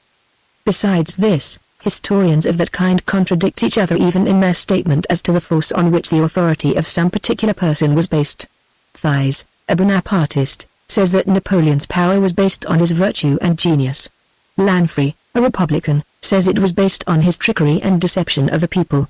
So the historians of this class, by mutually destroying one another's positions, destroy the understanding of the force which produces events, and furnish no reply to history's essential question. Writers of universal history who deal with all the nations seem to recognize how erroneous is the specialist historian's view of the force which produces events. They do not recognize it as a power inherent in heroes and rulers, but as the resultant of a multiplicity of variously directed forces. In describing a war or the subjugation of a people, a general historian looks for the cause of the event not in the power of one man, but in the interaction of many persons connected with the event. According to this view, the power of historical personages, represented as the product of many forces, can no longer, it would seem, be regarded as a force that itself produces events. Yet in most cases universal historians still employ the conception of power as a force that itself produces events, and treat it as their cause. In their exposition, an historic character is first the product of his time, and his power only the resultant of various forces, and then his power is itself a force producing events. Gervinus, Schlosser, and others, for instance, at one time prove Napoleon to be a product of the Revolution, of the ideas of 1789 and so forth, and at another plainly say that the campaign of 1812 and other things they do not like were simply the product of Napoleon's misdirected will, and that the very ideas of 1789 were arrested in their development by Napoleon's caprice. The ideas of the Revolution and the general temper of the age produced Napoleon's power. But Napoleon's power suppressed the ideas of the Revolution and the general temper of the age. This curious contradiction is not accidental. Not only does it occur at every step, but the universal historian's accounts are all made up of a chain of such contradictions. This contradiction occurs because after entering the field of analysis the universal historians stop halfway. To find component forces equal to the composite or resultant force, the sum of the components must equal the resultant. This condition is never observed by the universal historians, and so to explain the resultant forces they are obliged to admit, in addition to the insufficient components, another unexplained force affecting the resultant action. Specialist historians describing the campaign of 1813 or the restoration of the Bourbons plainly assert that these events were produced by the will of Alexander. But the universal historian Gervinus, refuting this opinion of the specialist historian, tries to prove that the campaign of 1813 and the restoration of the Bourbons were due to other things beside Alexander's will, such as the activity of Stein, Metternich, Madame de Stael, Talleyrand, Fichte, Chateaubriand, and others. The historian evidently decomposes Alexander's power into the components, Talleyrand, Chateaubriand, and the rest, but the sum of the components, that is, the interactions of Chateaubriand, Talleyrand, Madame de Stael, and the others, evidently does not equal the resultant, namely the phenomenon of millions of Frenchmen submitting to the Bourbons. That Chateaubriand, Madame de Stael, and others spoke certain words to one another only affected their mutual relations but does not account for the submission of millions. And therefore to explain how from these relations of theirs the submission of millions of people resulted, that is, how component forces equal to 1A gave a resultant equal to 1,000 times A, the historian is again obliged to fall back on power, the force he had denied, and to recognize it as the resultant of the forces, that is, he has to admit an unexplained force acting on the resultant. And that is just what the universal historians do, and consequently they not only contradict the specialist historians but contradict themselves. Peasants having no clear idea of the cause of rain, say, according to whether they want rain or fine weather, the wind has blown the clouds away, or, the wind has brought up the clouds. And in the same way the universal historians sometimes, when it pleases them and fits in with their theory, say that power is the result of events, and sometimes, when they want to prove something else, say that power produces events. A third class of historians, the so-called historians of culture, following the path laid down by the universal historians who sometimes accept writers and ladies as forces producing events, again take that force to be something quite different. They see it in what is called culture and mental activity. The historians of culture are quite consistent in regard to their progenitors, the writers of universal histories, for if historical events may be explained by the fact that certain persons treated one another in such and such ways, why not explain them by the fact that such and such people wrote such and such books? Of the immense number of indications accompanying every vital phenomenon, these historians select the indication of intellectual activity and say that this indication is the cause. But despite their endeavors to prove that the cause of events lies in intellectual activity, only by a great stretch can one admit that there is any connection between intellectual activity and the movement of peoples, and in no case can one admit that intellectual activity controls people's actions, for that view is not confirmed by such facts as the very cruel murders of the French Revolution resulting from the doctrine of the equality of man, or the very cruel wars and executions resulting from the preaching of love. but even admitting as correct all the cunningly devised arguments with which these histories are filled, admitting that nations are governed by some undefined force called an idea, history's essential question still remains unanswered, and to the former power of monarchs and to the influence of advisers and other people introduced by the universal historians, another, newer force, the idea, is added, the connection of which with the masses needs explanation. It is possible to understand that Napoleon had power and so events occurred. With some effort one may even conceive that Napoleon together with other influences was the cause of an event, but how a book, Le Contrat Social, had the effect of making Frenchmen begin to drown one another cannot be understood without an explanation of the causal nexus of this new force with the event. Undoubtedly some relation exists between all who live contemporaneously, and so it is possible to find some connection between the intellectual activity of men and their historical movements, just as such a connection may be found between the movements of humanity and commerce, handicraft, gardening, or anything else you please. But why intellectual activity is considered by the historians of culture to be the cause or expression of the whole historical movement is hard to understand. Only the following considerations can have led the historians to such a conclusion. 1. That history is written by learned men, and so it is natural and agreeable for them to think that the activity of their class supplies the basis of the movement of all humanity, just as a similar belief is natural and agreeable to traders, agriculturists, and soldiers. If they do not express it, that is merely because traders and soldiers do not write history, and 2. That spiritual activity, enlightenment, civilization, culture, ideas, are all indistinct, indefinite conceptions under whose banner it is very easy to use words having a still less definite meaning, and which can therefore be readily introduced into any theory.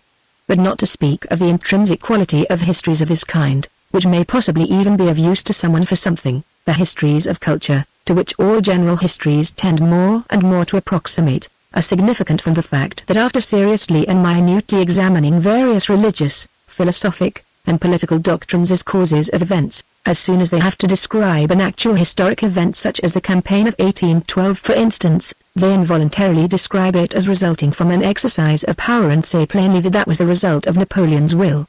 Speaking so, the historians of culture involuntarily contradict themselves, and show that the new force they have devised does not account for what happens in history, and that history can only be explained by introducing a power which they apparently do not recognize. Chapter 3.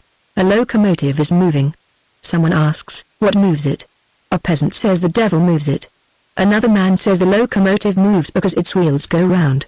A third asserts that the cause of its movement lies in the smoke which the wind carries away. The peasant is irrefutable. He has devised a complete explanation. To refute him someone would have to prove to him that there is no devil, or another peasant would have to explain to him that it is not the devil but a German, who moves the locomotive. Only then, as a result of the contradiction, will they see that they are both wrong. But the man who says that the movement of the wheels is the cause refutes himself, for having once begun to analyze he ought to go on and explain further why the wheels go round, until he has reached the ultimate cause of the movement of the locomotive in the pressure of steam in the boiler. He has no right to stop in his search for the cause.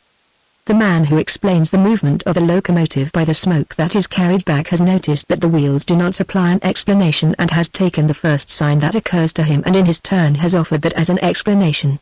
The only conception that can explain the movement of the locomotive is that of a force commensurate with the movement observed. The only conception that can explain the movement of the peoples is that of some force commensurate with the whole movement of the peoples. Yet to supply this conception various historians take forces of different kinds, all of which are incommensurate with the movement observed. Some see it as a force directly inherent in heroes, as the peasant sees the devil in the locomotive, others as a force resulting from several other forces, like the movement of the wheels, others again as an intellectual influence, like the smoke that is blown away. So long as histories are written of separate individuals, whether Caesars, Alexanders, Luthers, or Voltaires, and not the histories of all, absolutely all those who take part in an event, it is quite impossible to describe the movement of humanity without the conception of a force compelling men to direct their activity toward a certain end. And the only such conception known to historians is that of power.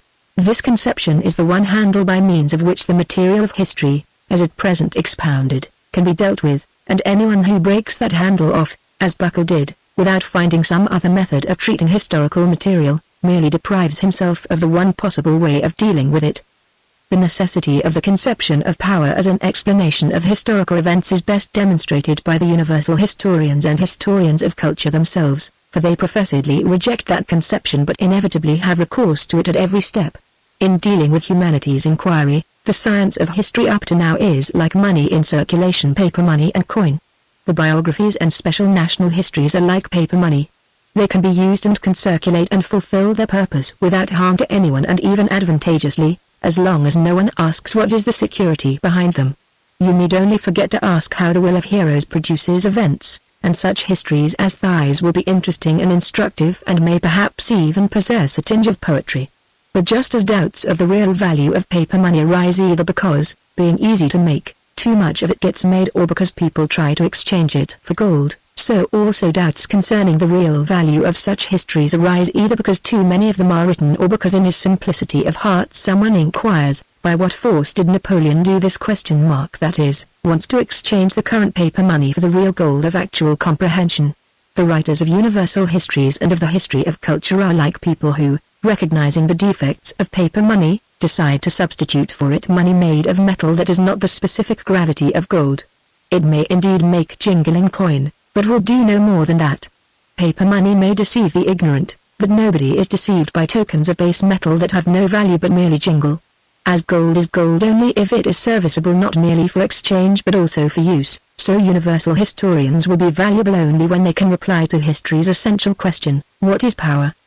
The universal historians give contradictory replies to that question, while the historians of culture evade it and answer something quite different.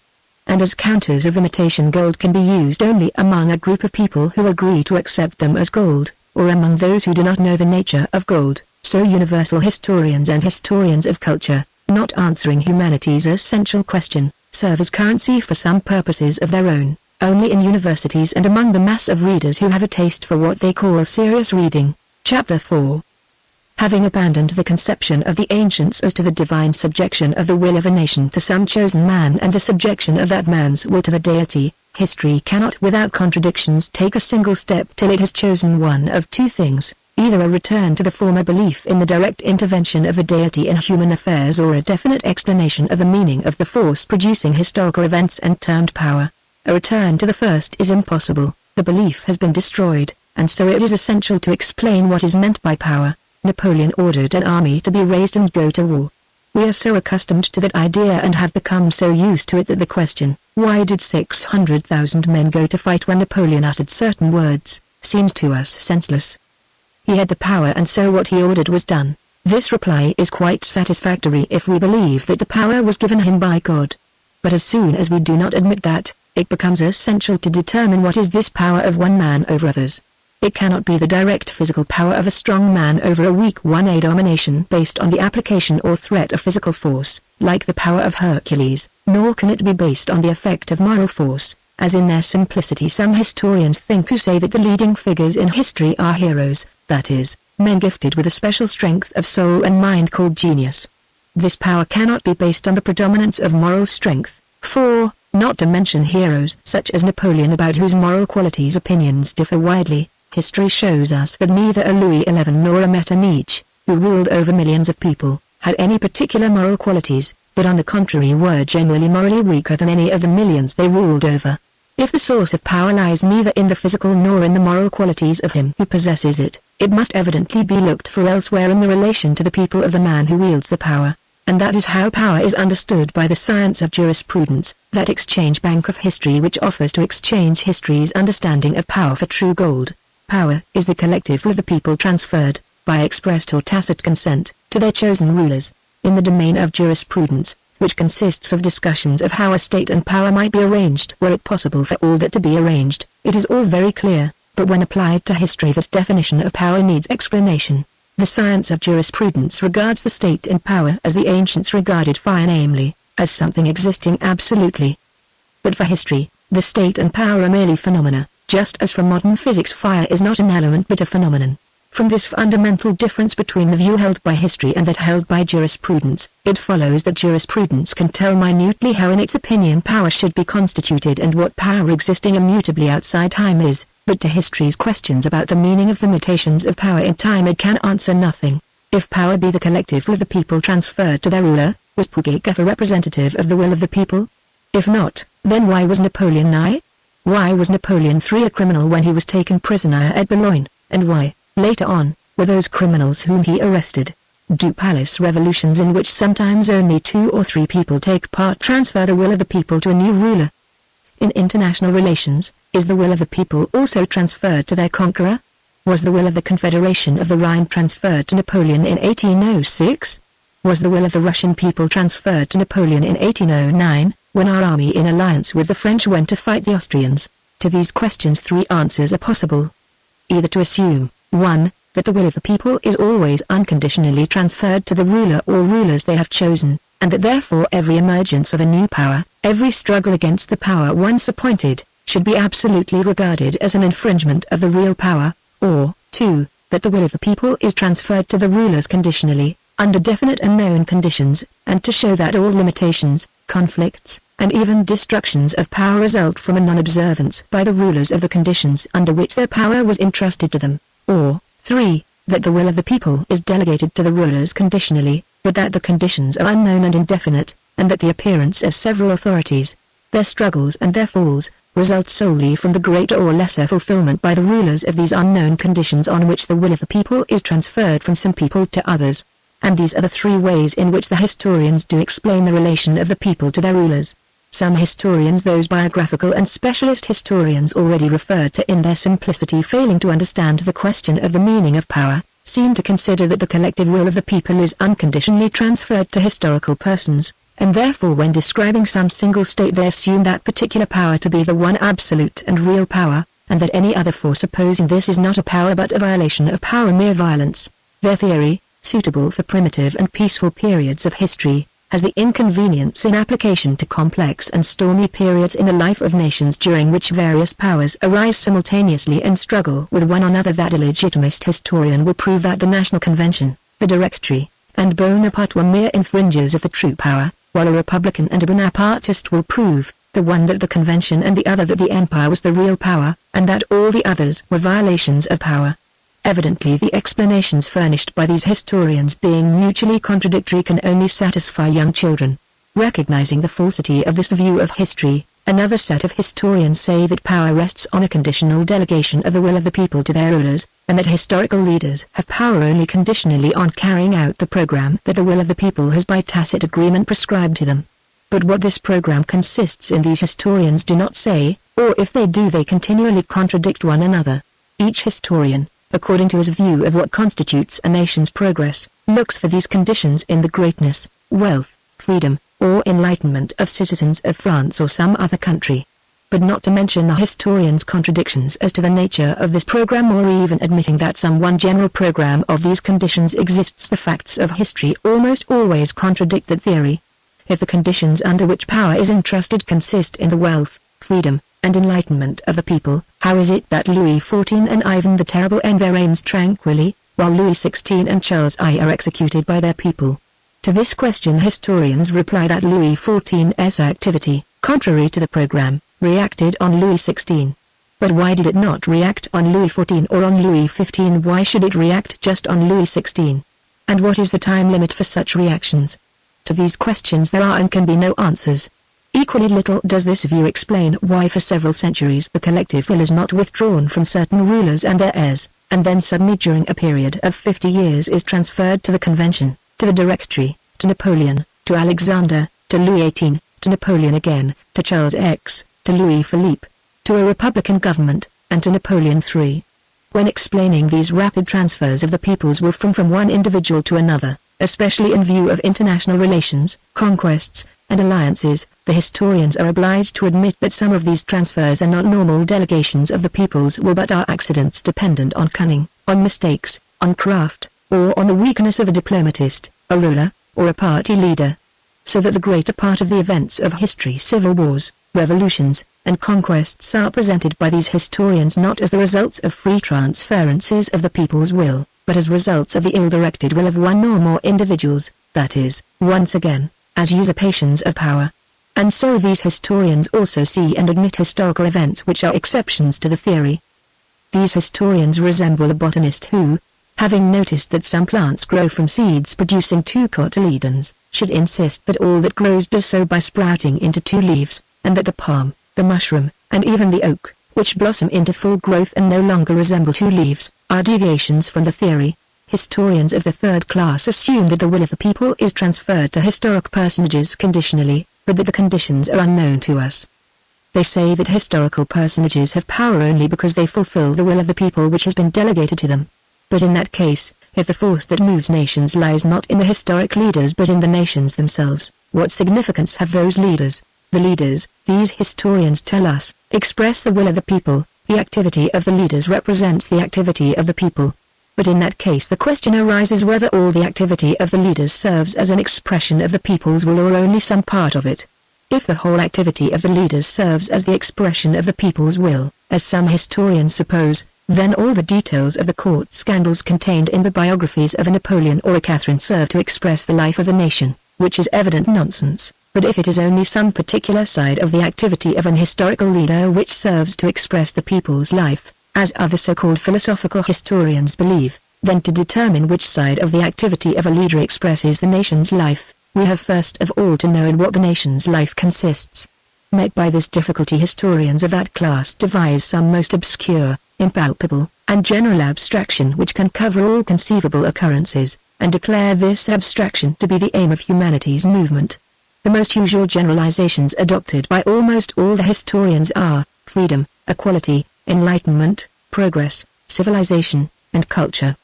Postulating some generalization as the goal of the movement of humanity, the historians study the men of whom the greatest number of monuments have remained: kings, ministers, generals, authors, reformers, popes, and journalists, to the extent to which in their opinion these persons have promoted or hindered that abstraction. But as it is in no way proved that the aim of humanity does consist in freedom, equality, enlightenment, or civilization, and as the connection of the people with the rulers and enlighteners of humanity is only based on the arbitrary assumption that the collective will of the people is always transferred to the men whom we have noticed, it happens that the activity of the millions who migrate, burn houses, abandon agriculture, and destroy one another never is expressed in the account of the activity of some dozen people who did not burn houses, practice agriculture, or slay their fellow creatures. History proves this at every turn. Is the ferment of the peoples of the West at the end of the 18th century and their drive eastward explained by the activity of Louis XIV, XV, and XVI, their mistresses and ministers, and by the lives of Napoleon, Rousseau, Diderot, Marquez, and others? Is the movement of the Russian people eastward to Kazan and Siberia expressed by details of the morbid character of Ivan the Terrible and by his correspondence with Kurbsky? Is the movement of the peoples at the time of the Crusades explained by the life and activity of the Godfreys and the Louis and their ladies? For us the movement of the peoples from west to east, without leaders, with a crowd of vagrants, and with Peter the Hermit, remains incomprehensible. And yet more incomprehensible is the cessation of that movement when a rational and sacred aim for the crusade, the deliverance of Jerusalem, had been clearly defined by historic leaders. Popes, kings, and knights incited the peoples to free the Holy Land, but the people did not go, for the unknown cause which had previously impelled them to go no longer existed. The history of the Godfreys and the Minzinas can evidently not cover the life of the peoples. And the history of the Godfreys and the Minzinas has remained the history of Godfreys and Minzinas, but the history of the life of the peoples and their impulses has remained unknown. Still less does the history of authors and reformers explain to us the life of the peoples. The history of culture explains to us the impulses and conditions of life and thought of a writer or a reformer. We learn that Luther had a hot temper and said such and such things. We learn that Rousseau was suspicious and wrote such and such books, but we do not learn why after the Reformation the peoples massacred one another, nor why during the French Revolution they guillotined one another. If we unite both these kinds of history, as is done by the newest historians, we shall have the history of monarchs and writers, but not the history of the life of the peoples. Chapter 5. The life of the nations is not contained in the lives of a few men, for the connection between those men and the nations has not been found. The theory that this connection is based on the transference of the collective will of the people to certain historical personages is an hypothesis unconfirmed by the experience of history. The theory of the transference of the collective will of the people to historic persons may perhaps explain much in the domain of jurisprudence and be essential for its purposes, but in its application to history, as soon as revolutions, conquests, or civil wars occur, that is, as soon as history begins, that theory explains nothing. The theory seems irrefutable just because the act of transference of the people's will cannot be verified, for it never occurred. Whatever happens and whoever may stand at the head of affairs, the theory can always say that such and such a person took the lead because the collective will was transferred to him. The replies this theory gives to historical questions are like the replies of a man who, watching the movements of a herd of cattle and paying no attention to the varying quality of the pasturage in different parts of the field, or to the driving of the herdsman, should attribute the direction the herd takes to what animal happens to be at its head. The herd goes in that direction because the animal in front leads it, and the collective will of all the other animals is vested in that leader. This is what historians of the first class say, those who assume the unconditional transference of the people's will. If the animals leading the herd change, this happens because the collective will of all the animals is transferred from one leader to another, according to whether the animal is or is not leading them in the direction selected by the whole herd. Such is the reply historians who assume that the collective will of the people is delegated to rulers under conditions which they regard as known. With this method of observation, it often happens that the observer, influenced by the direction he himself prefers, regards those as leaders who, owing to the people's change of direction, are no longer in front, but on one side, or even in the rear. If the animals in front are continually changing and the direction of the whole herd is constantly altered, this is because in order to follow a given direction the animals transfer their will to the animals that have attracted our attention, and to study the movements of the herd we must watch the movements of all the prominent animals moving on all sides of the herd. So say the third class of historians who regard all historical persons, from monarchs to journalists, as the expression of their age. The theory of the transference of the will of the people to historic persons is merely a paraphrase, a restatement of the question. In other words, what causes historical events? Power. What is power? Power is the collective will of the people transferred to one person. Under what condition is the will of the people delegated to one person? On condition that that person expresses the will of the whole people. That is, power is power. In other words, power is a word the meaning of which we do not understand. If the realm of human knowledge were confined to abstract reasoning, then having subjected to criticism the explanation of power that juridical science gives us, humanity would conclude that power is merely a word and has no real existence. But to understand phenomena, man has, besides abstract reasoning, experience by which he verifies his reflections. And experience tells us that power is not merely a word but an actually existing phenomenon. Not to speak of the fact that no description of the collective activity of men can do without the conception of power. The existence of power is proved both by history and by observing contemporary events. Whenever an event occurs, a man appears or men appear, by whose will the event seems to have taken place. Napoleon III issues a decree and the French go to Mexico. The King of Prussia and Bismarck issue decrees and an army enters Bohemia. Napoleon I issues a decree and an army enters Russia. Alexander I gives a command and the French submit to the Bourbons. Experience shows us that whatever event occurs, it is always related to the will of one or of several men who have decreed it.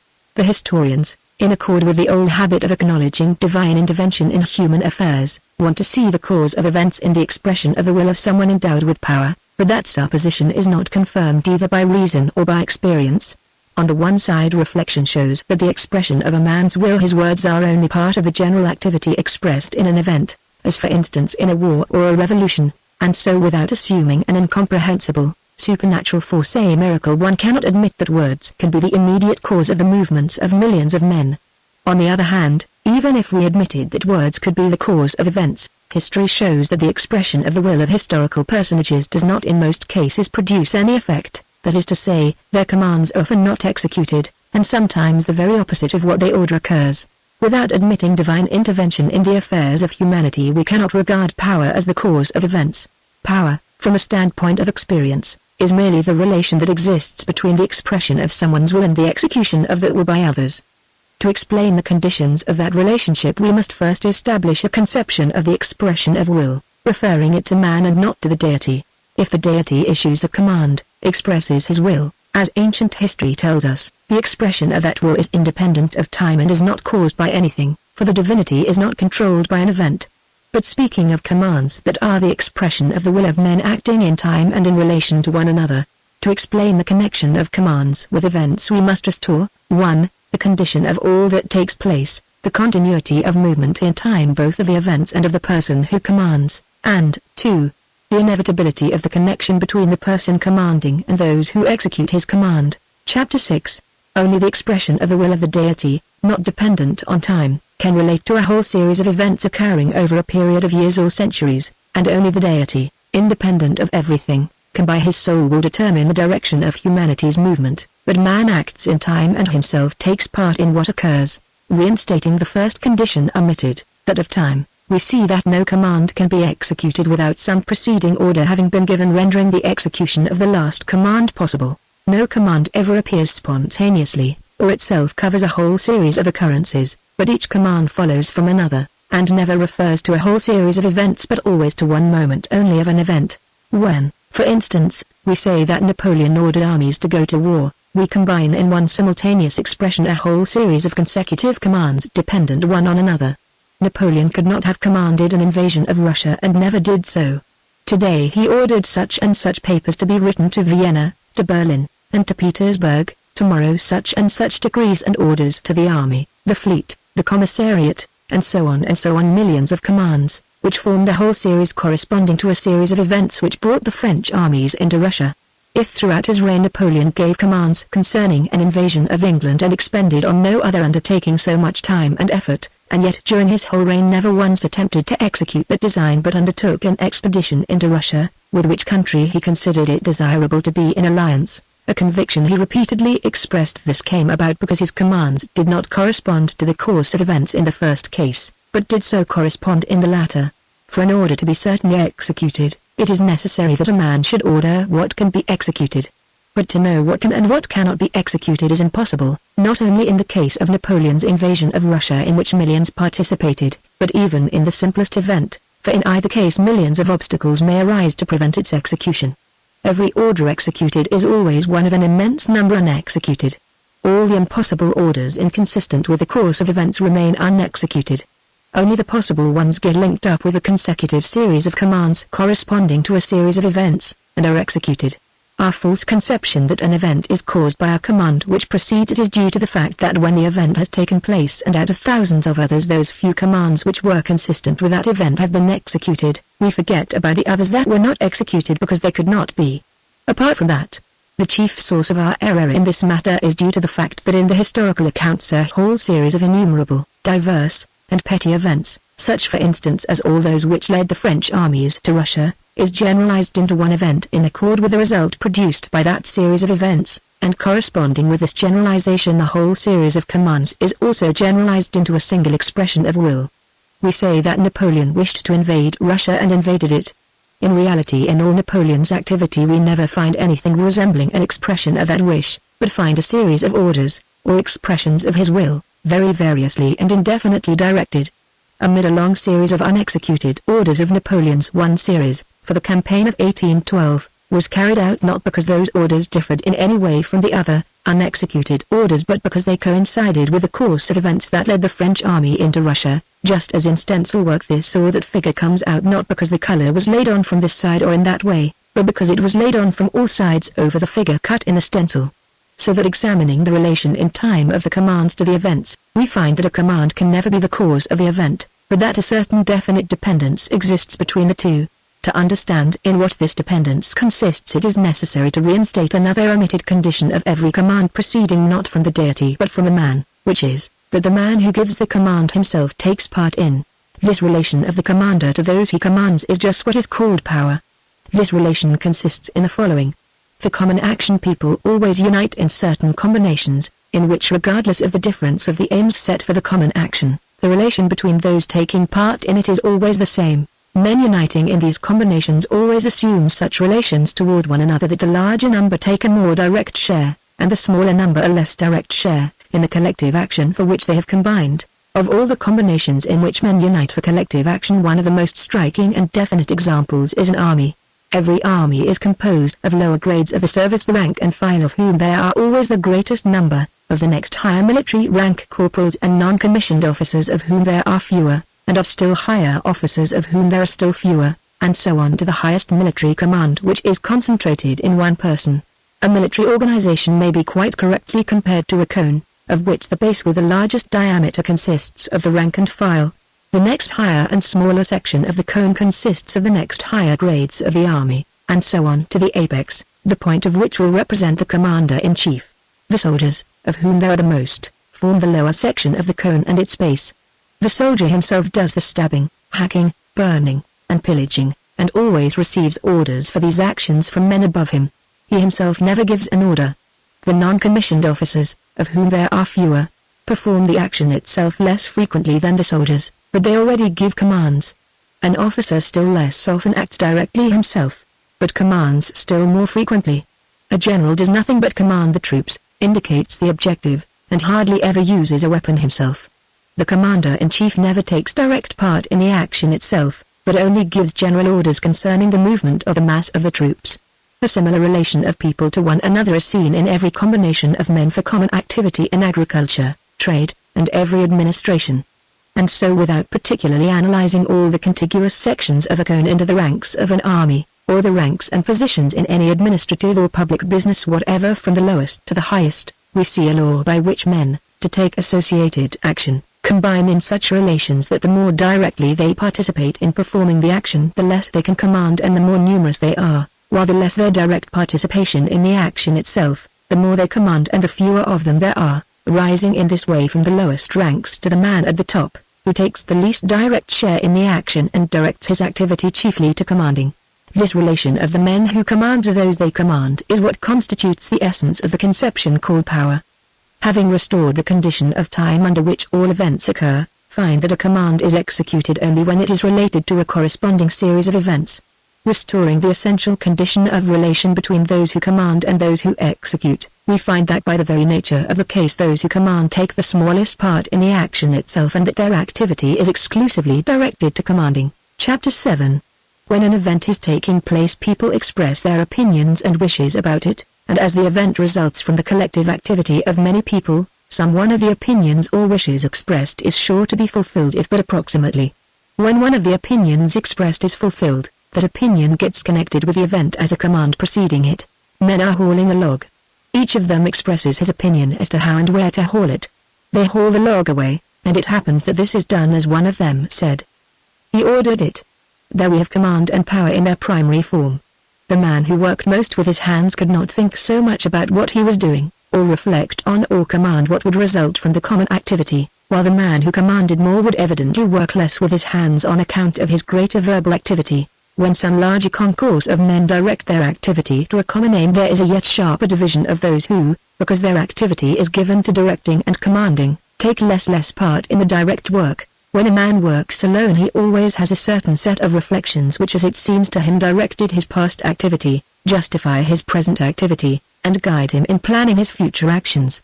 Just the same is done by a concourse of people, allowing those who do not take a direct part in the activity to devise considerations, justifications, and surmises concerning their collective activity. For reasons known or unknown to us the French began to drown and kill one another. And corresponding to the event its justification appears in people's belief that this was necessary for the welfare of France, for liberty, and for equality. People ceased to kill one another, and this event was accompanied by its justification in the necessity for a centralization of power, resistance to Europe, and so on. Men went from the west to the east killing their fellow men, and the event was accompanied by phrases about the glory of France, the baseness of England, and so on. History shows us that these justifications of the events have no common sense and are all contradictory, as in the case of killing a man as the result of recognizing his rights, and the killing of millions in Russia for the humiliation of England. But these justifications have a very necessary significance in their own day. These justifications release those who produce the events from moral responsibility. These temporary aims are like the broom fixed in front of a locomotive to clear the snow from the rails in front. They clear men's moral responsibilities from their path. Without such justification there would be no reply to the simplest question that presents itself when examining each historical event. How is it that millions of men commit collective crimes, make war, commit murder, and so on? With the present complex forms of political and social life in Europe, can any event that is not prescribed, decreed, or ordered by monarchs, ministers, parliaments, or newspapers be imagined? Is there any collective action which cannot find its justification in political unity, in patriotism, in the balance of power, or in civilization?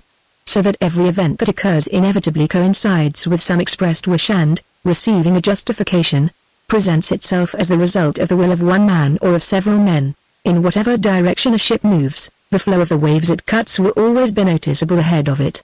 To those on board the ship the movement of those waves will be the only perceptible motion. Only by watching closely moment by moment the movement of that flow and comparing it with the movement of the ship do we convince ourselves that every bit of it is occasioned by the forward movement of the ship, and that we were led into error by the fact that we ourselves were imperceptibly moving. We see the same if we watch moment by moment the movement of historical characters, that is, we establish the inevitable condition of all that occurs, the continuity of movement in time, and do not lose sight of the essential connection of historical persons with the masses. When the ship moves in one direction, there is one and the same wave ahead of it. When it turns frequently, the wave ahead of it also turns frequently. But wherever it may turn, there always will be the wave anticipating its movement. Whatever happens, it always appears that just that event was foreseen and decreed.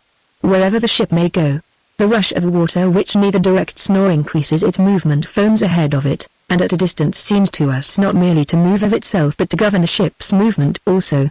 Examining only those expressions of the will of historical persons which, as commands, were related to events, historians have assumed that the events depended on those commands. But examining the events themselves and the connection in which the historical persons stood to the people, we have found that they and their orders were dependent on events.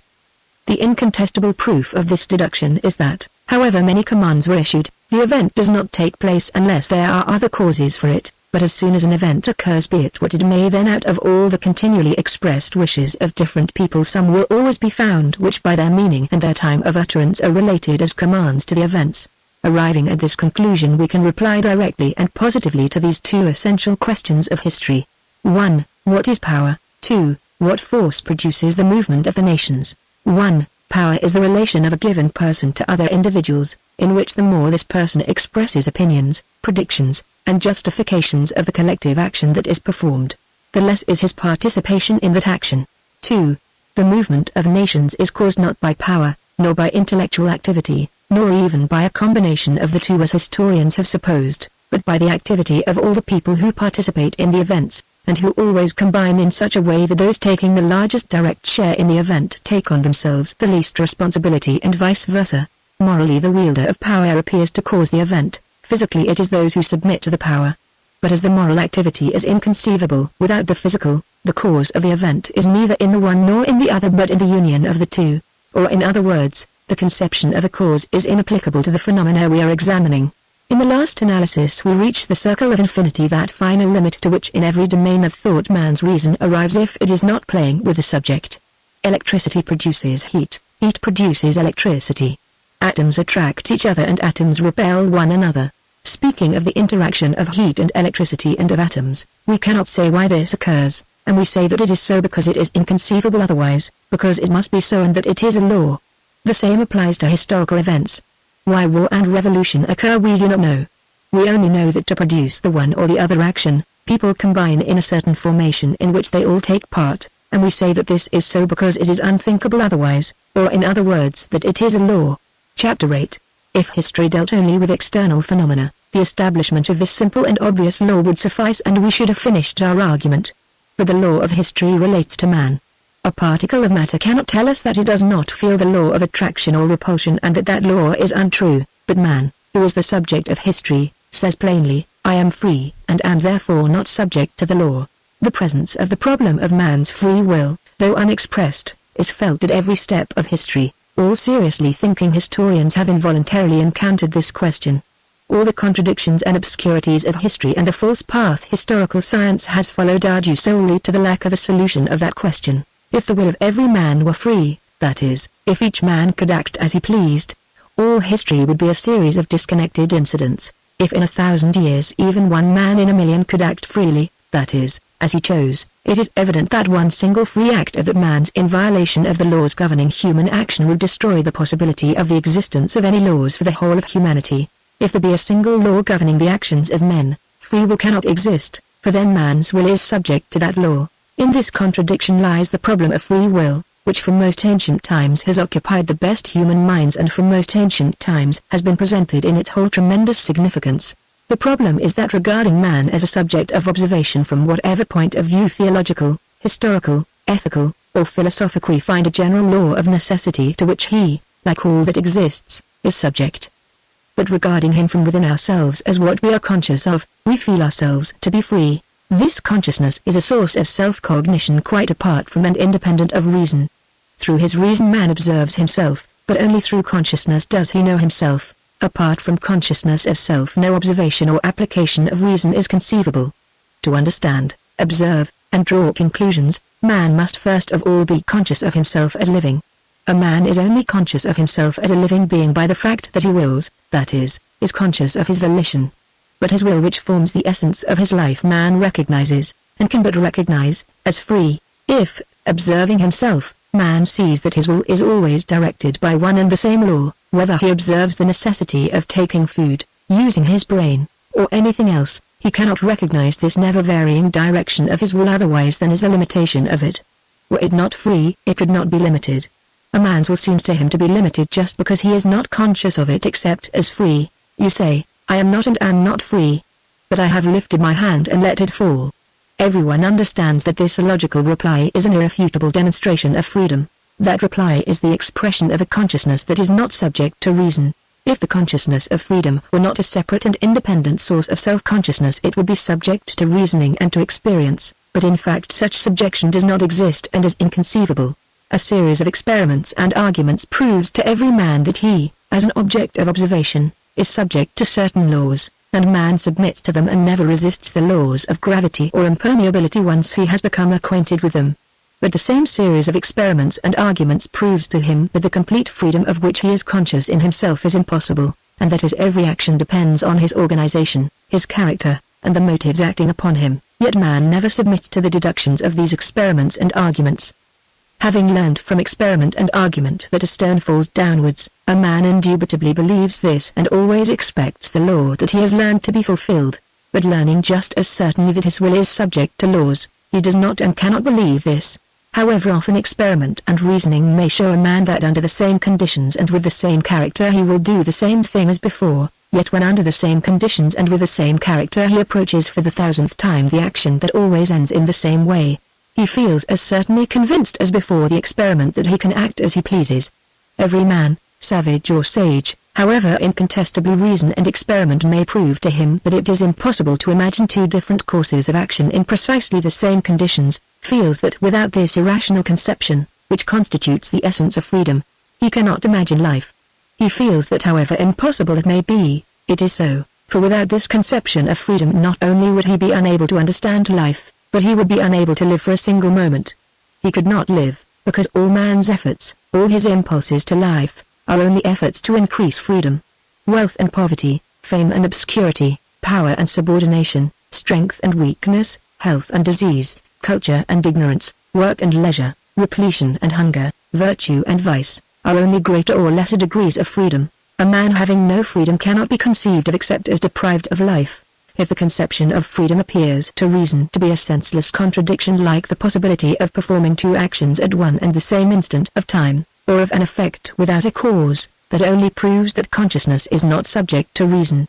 This unshakable, irrefutable consciousness of freedom, uncontrolled by experiment or argument, recognized by all thinkers and felt by everyone without exception, this consciousness without which no conception of man is possible constitutes the other side of the question. Man is the creation of an all-powerful, all-good, and all-seeing God. What is sin, the conception of which arises from the consciousness of man's freedom? That is a question for theology. The actions of men are subject to general immutable laws expressed in statistics. What is man's responsibility to society, the conception of which results from the conception of freedom? That is a question for jurisprudence. Man's actions proceed from his innate character and the motives acting upon him.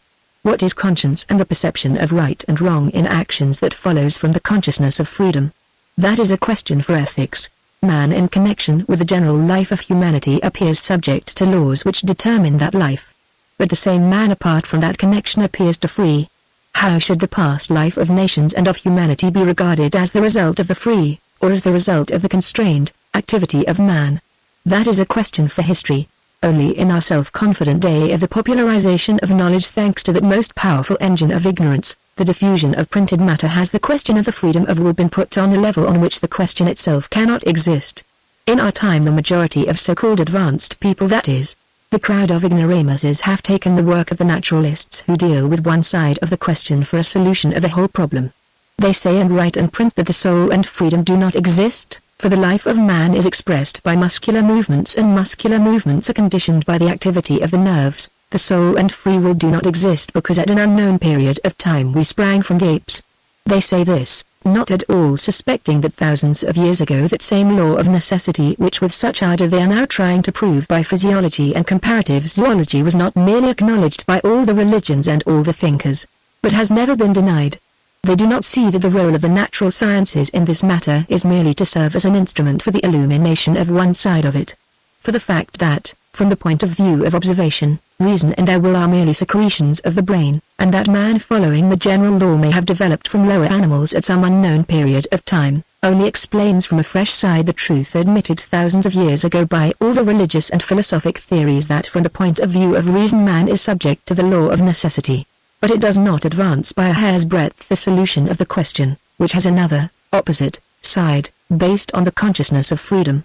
If men descended from the apes at an unknown period of time, that is as comprehensible as that they were made from a handful of earth at a certain period of time. In the first case the unknown quantity is the time, in the second case it is the origin, and the question of how man's consciousness of freedom is to be reconciled with the law of necessity to which he is subject cannot be solved by comparative physiology and zoology, for in a frog, a rabbit, or an ape, we can observe only the muscular nervous activity, but in man we observe consciousness as well as the muscular and nervous activity. The naturalists and their followers, thinking they can solve this question, are like plasterers set to plaster one side of the walls of a church who, availing themselves of the absence of the chief superintendent of the work, should in an access of zeal plaster over the windows, icons, woodwork, and still unbuttressed walls, and should be delighted that from their point of view as plasterers, everything is now so smooth and regular. Chapter 9. For the solution of the question of free will or inevitability, history has this advantage over other branches of knowledge in which the question is dealt with, that for history this question does not refer to the essence of man's free will but its manifestation in the past and under certain conditions. In regard to this question, history stands to the other sciences as experimental science stands to abstract science. The subject for history is not man's will itself but our presentation of it. And so for history, the insoluble mystery presented by the incompatibility of free will and inevitability does not exist as it does for theology, ethics, and philosophy. History surveys a presentation of man's life in which the union of these two contradictions has already taken place. In actual life each historic event, each human action, is very clearly and definitely understood without any sense of contradiction, although each event presents itself as partly free and partly compulsory. To solve the question of how freedom and necessity are combined and what constitutes the essence of these two conceptions, the philosophy of history can and should follow a path contrary to that taken by other sciences. Instead of first defining the conceptions of freedom and inevitability in themselves, and then ranging the phenomena of life under those definitions, history should deduce a definition of the conception of freedom and inevitability themselves from the immense quantity of phenomena of which it is cognizant and that always appear dependent on these two elements. Whatever presentation of the activity of many men or of an individual we may consider, we always regard it as the result partly of man's free will and partly of the law of inevitability. Whether we speak of the migration of the peoples and the incursions of the barbarians, or of the decrees of Napoleon III, or of someone's action an hour ago in choosing one direction out of several for his walk, we are unconscious of any contradiction. The degree of freedom and inevitability governing the actions of these people is clearly defined for us. Our conception of the degree of freedom often varies according to differences in the point of view from which we regard the event, but every human action appears to us as a certain combination of freedom and inevitability. In every action we examine we see a certain measure of freedom and a certain measure of inevitability. And always the more freedom we see in any action the less inevitability do we perceive, and the more inevitability the less freedom. The proportion of freedom to inevitability decreases and increases according to the point of view from which the action is regarded, but their relation is always one of inverse proportion. A sinking man who clutches at another and drowns him, or a hungry mother exhausted by feeding her baby, who steals some food, or a man trained to discipline who on duty at the word of command kills a defenseless man seem less guilty, that is, less free and more subject to the law of necessity, to one who knows the circumstances in which these people were placed, and more free to one who does not know that the man was himself drowning, that the mother was hungry, that the soldier was in the ranks, and so on. Similarly, a man who committed a murder 20 years ago and has since lived peaceably and harmlessly in society seems less guilty and his action more due to the law of inevitability, to someone who considers his action after 20 years have elapsed than to one who examined it the day after it was committed. And in the same way every action of an insane, intoxicated, or highly excited man appears less free and more inevitable to one who knows the mental condition of him who committed the action, and seems more free and less inevitable to one who does not know it. In all these cases the conception of freedom is increased or diminished, and the conception of compulsion is correspondingly decreased or increased, according to the point of view from which the action is regarded. So that the greater the conception of necessity, the smaller the conception of freedom, and vice versa. Religion, the common sense of mankind, the science of jurisprudence, and history itself understand alike this relation between necessity and freedom, all cases without exception in which our conception of freedom and necessity is increased and diminished depend on three considerations. 1. The relation to the external world of the man who commits the deeds. 2. His relation to time. 3. His relation to the causes leading to the action. The first consideration is the clearness of our perception of the man's relation to the external world, and the greater or lesser clearness of our understanding of the definite position occupied by the man in relation to everything coexisting with him. This is what makes it evident that a drowning man is less free and more subject to necessity than one standing on dry ground, and that makes the actions of a man closely connected with others in a thickly populated district, or of one bound by family, official, or business duties, seem certainly less free and more subject to necessity than those of a man living in solitude and seclusion. If we consider a man alone, apart from his relation to everything around him, each action of his seems to us free.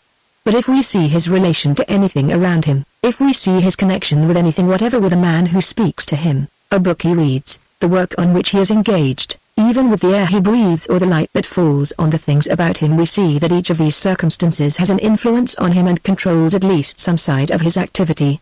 And the more we perceive of these influences, the more our conception of his freedom diminishes, and the more our conception of the necessity that weighs on him increases. The second consideration is the more or less evident time relation of the man to the world, and the clearness of our perception of the place the man's action occupies in time.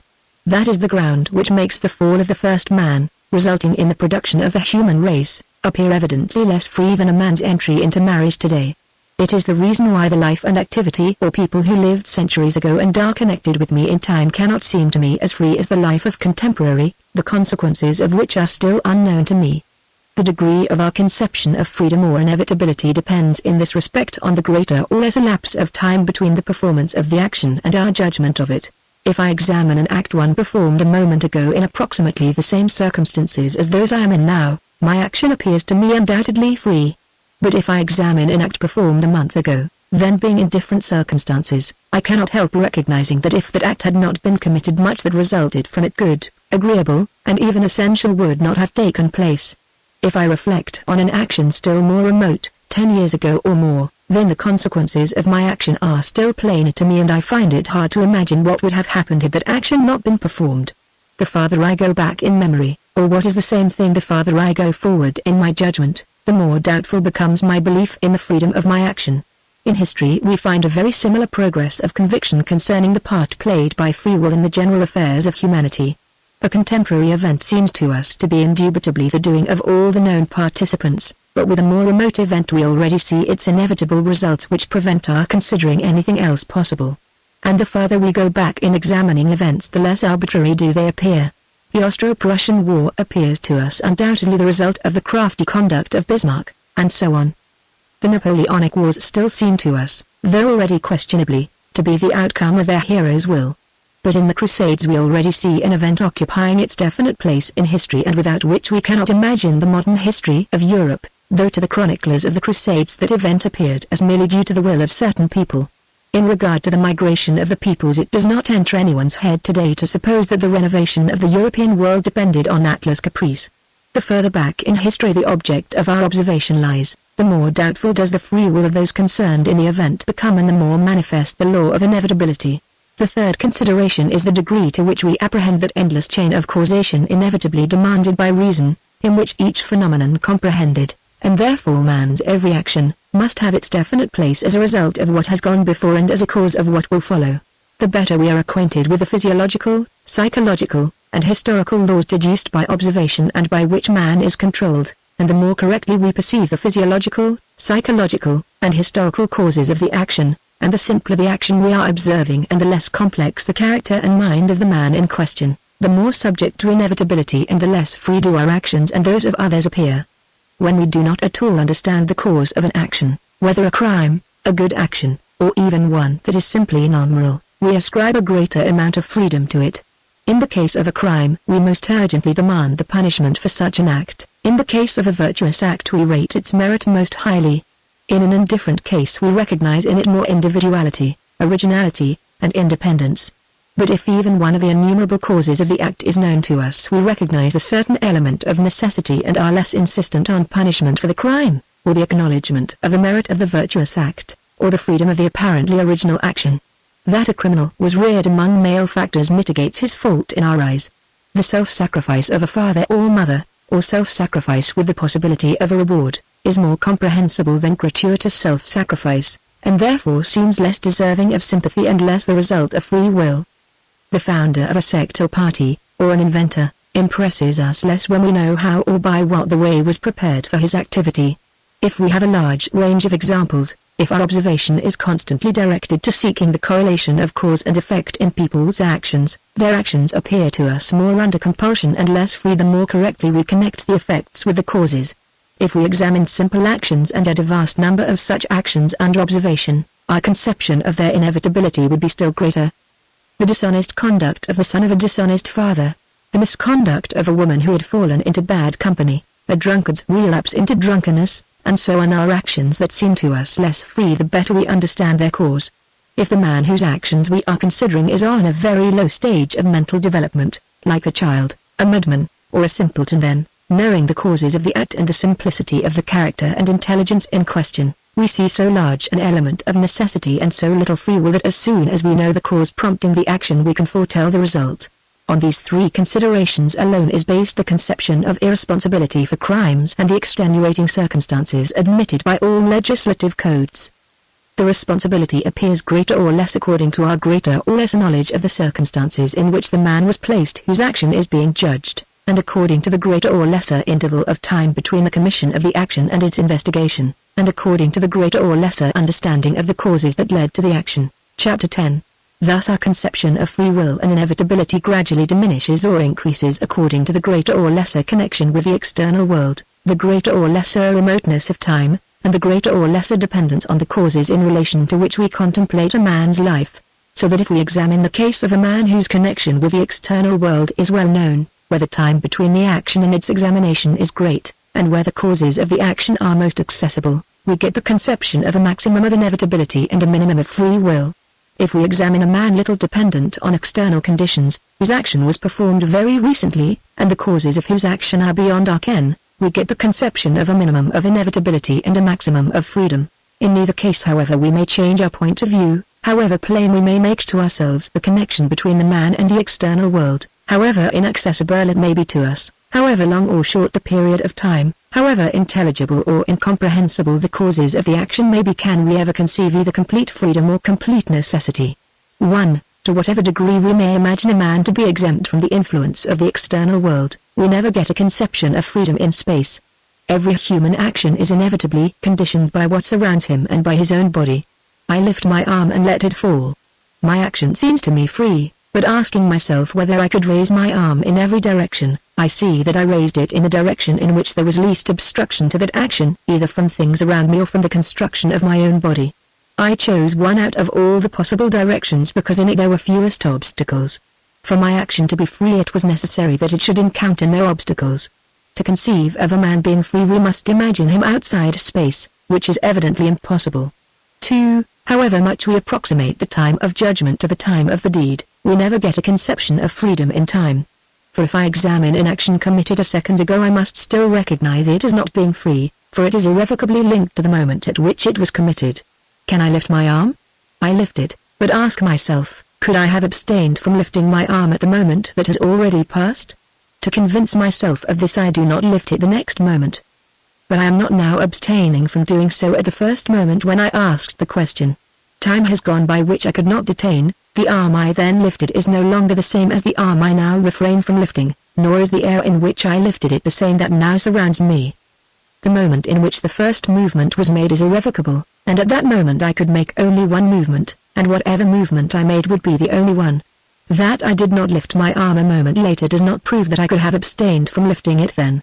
And since I could make only one movement at that single moment of time, it could not have been any other. To imagine it as free, it is necessary to imagine it in the present, on the boundary between the past and the future, that is, outside time, which is impossible. 3. However much the difficulty of understanding the causes may be increased, we never reach a conception of complete freedom, that is, an absence of cause. However inaccessible to us may be the cause of the expression of will in any action, our own or another's, the first demand of reason is the assumption of and search for a cause, for without a cause no phenomenon is conceivable. I raise my arm to perform an action independently of any cause, but my wish to perform an action without a cause is the cause of my action. But even if imagining a man quite exempt from all influences, examining only his momentary action in the present, unevoked by any cause, we were to admit so infinitely small a remainder of inevitability as equals 0, we should even then not have arrived at the conception of complete freedom in man, for a being uninfluenced by the external world, standing outside of time and independent of cause, is no longer a man. In the same way we can never imagine the action of a man quite devoid of freedom and entirely subject to the law of inevitability. 1. However we may increase our knowledge of the conditions of space in which man is situated, that knowledge can never be complete, for the number of those conditions is as infinite as the infinity of space.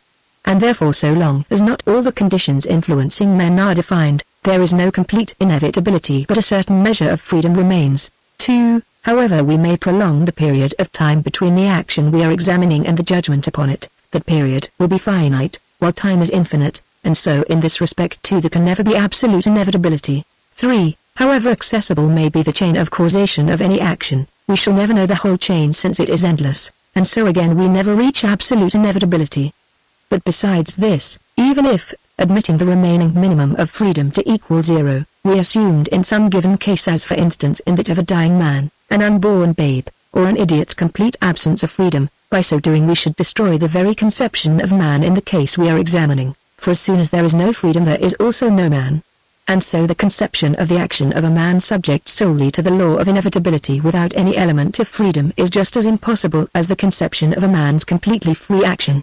And so to imagine the action of a man entirely subject to the law of inevitability without any freedom, we must assume the knowledge of an infinite number of space relations, an infinitely long period of time, and an infinite series of causes. To imagine a man perfectly free and not subject to the law of inevitability, we must imagine him all alone, beyond space, beyond time, and free from dependence on cause. In the first case, if inevitability were possible without freedom, we should have reached a definition of inevitability by the laws of inevitability itself, that is, a mere form without content. In the second case, if freedom were possible without inevitability, we should have arrived at unconditioned freedom beyond space, time, and cause, which by the fact of its being unconditioned and unlimited would be nothing, or mere content without form. We should in fact have reached those two fundamentals of which man's whole outlook on the universe is constructed, the incomprehensible essence of life, and the laws defining that essence. Reason says, 1. Space with all the forms of matter that give it visibility is infinite, and cannot be imagined otherwise. 2. Time is infinite motion without a moment of rest and is unthinkable otherwise. 3. The connection between cause and effect has no beginning and can have no end. Consciousness says, 1. I alone am, and all that exists is but me, consequently I include space. 2. I measure flowing time by the fixed moment of the present in which alone I am conscious of myself as living, consequently I am outside time. 3. I am beyond cause, for I feel myself to be the cause of every manifestation of my life. Reason gives expression to the laws of inevitability. Consciousness gives expression to the essence of freedom. Freedom not limited by anything is the essence of life, in man's consciousness. Inevitability without content is man's reason in its three forms. Freedom is the thing examined. Inevitability is what examines. Freedom is the content. Inevitability is the form. Only by separating the two sources of cognition, related to one another as form to content, do we get the mutually exclusive and separately incomprehensible conceptions of freedom and inevitability. Only by uniting them do we get a clear conception of man's life. Apart from these two concepts which in their union mutually define one another as form and content, no conception of life is possible. All that we know of the life of man is merely a certain relation of free will to inevitability, that is, of consciousness to the laws of reason. All that we know of the external world of nature is only a certain relation of the forces of nature to inevitability, or of the essence of life to the laws of reason. The great natural forces lie outside us and we are not conscious of them. We call those forces gravitation, inertia, electricity, animal force, and so on. But we are conscious of the force of life in man and we call that freedom. But just as the force of gravitation, incomprehensible in itself but felt by every man, is understood by us only to the extent to which we know the laws of inevitability to which it is subject, from the first knowledge that all bodies have weight, up to Newton's law, so too the force of free will, incomprehensible in itself but of which everyone is conscious, is intelligible to us only in as far as we know the laws of inevitability to which it is subject, from the fact that every man dies, up to the knowledge of the most complex economic and historic laws. All knowledge is merely a bringing of this essence of life under the laws of reason. Man's free will differs from every other force in that man is directly conscious of it, but in the eyes of reason it in no way differs from any other force.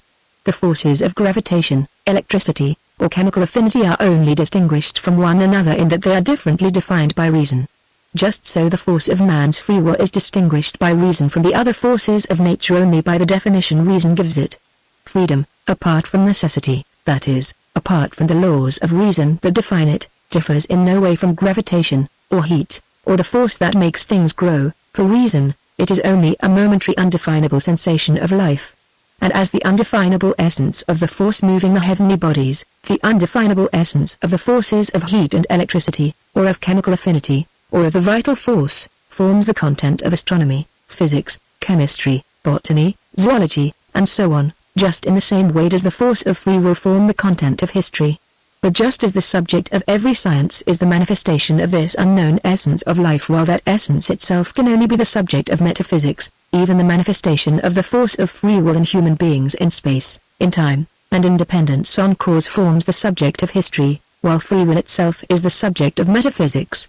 In the experimental sciences what we know we call the laws of inevitability, what is unknown to us we call vital force.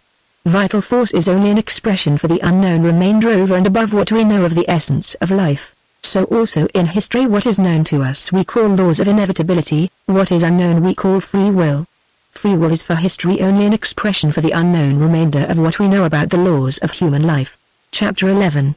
History examines the manifestations of man's free will in connection with the external world in time and in dependence on cause, that is, it defines this freedom by the laws of reason, and so history is a science only in so far as this free will is defined by those laws.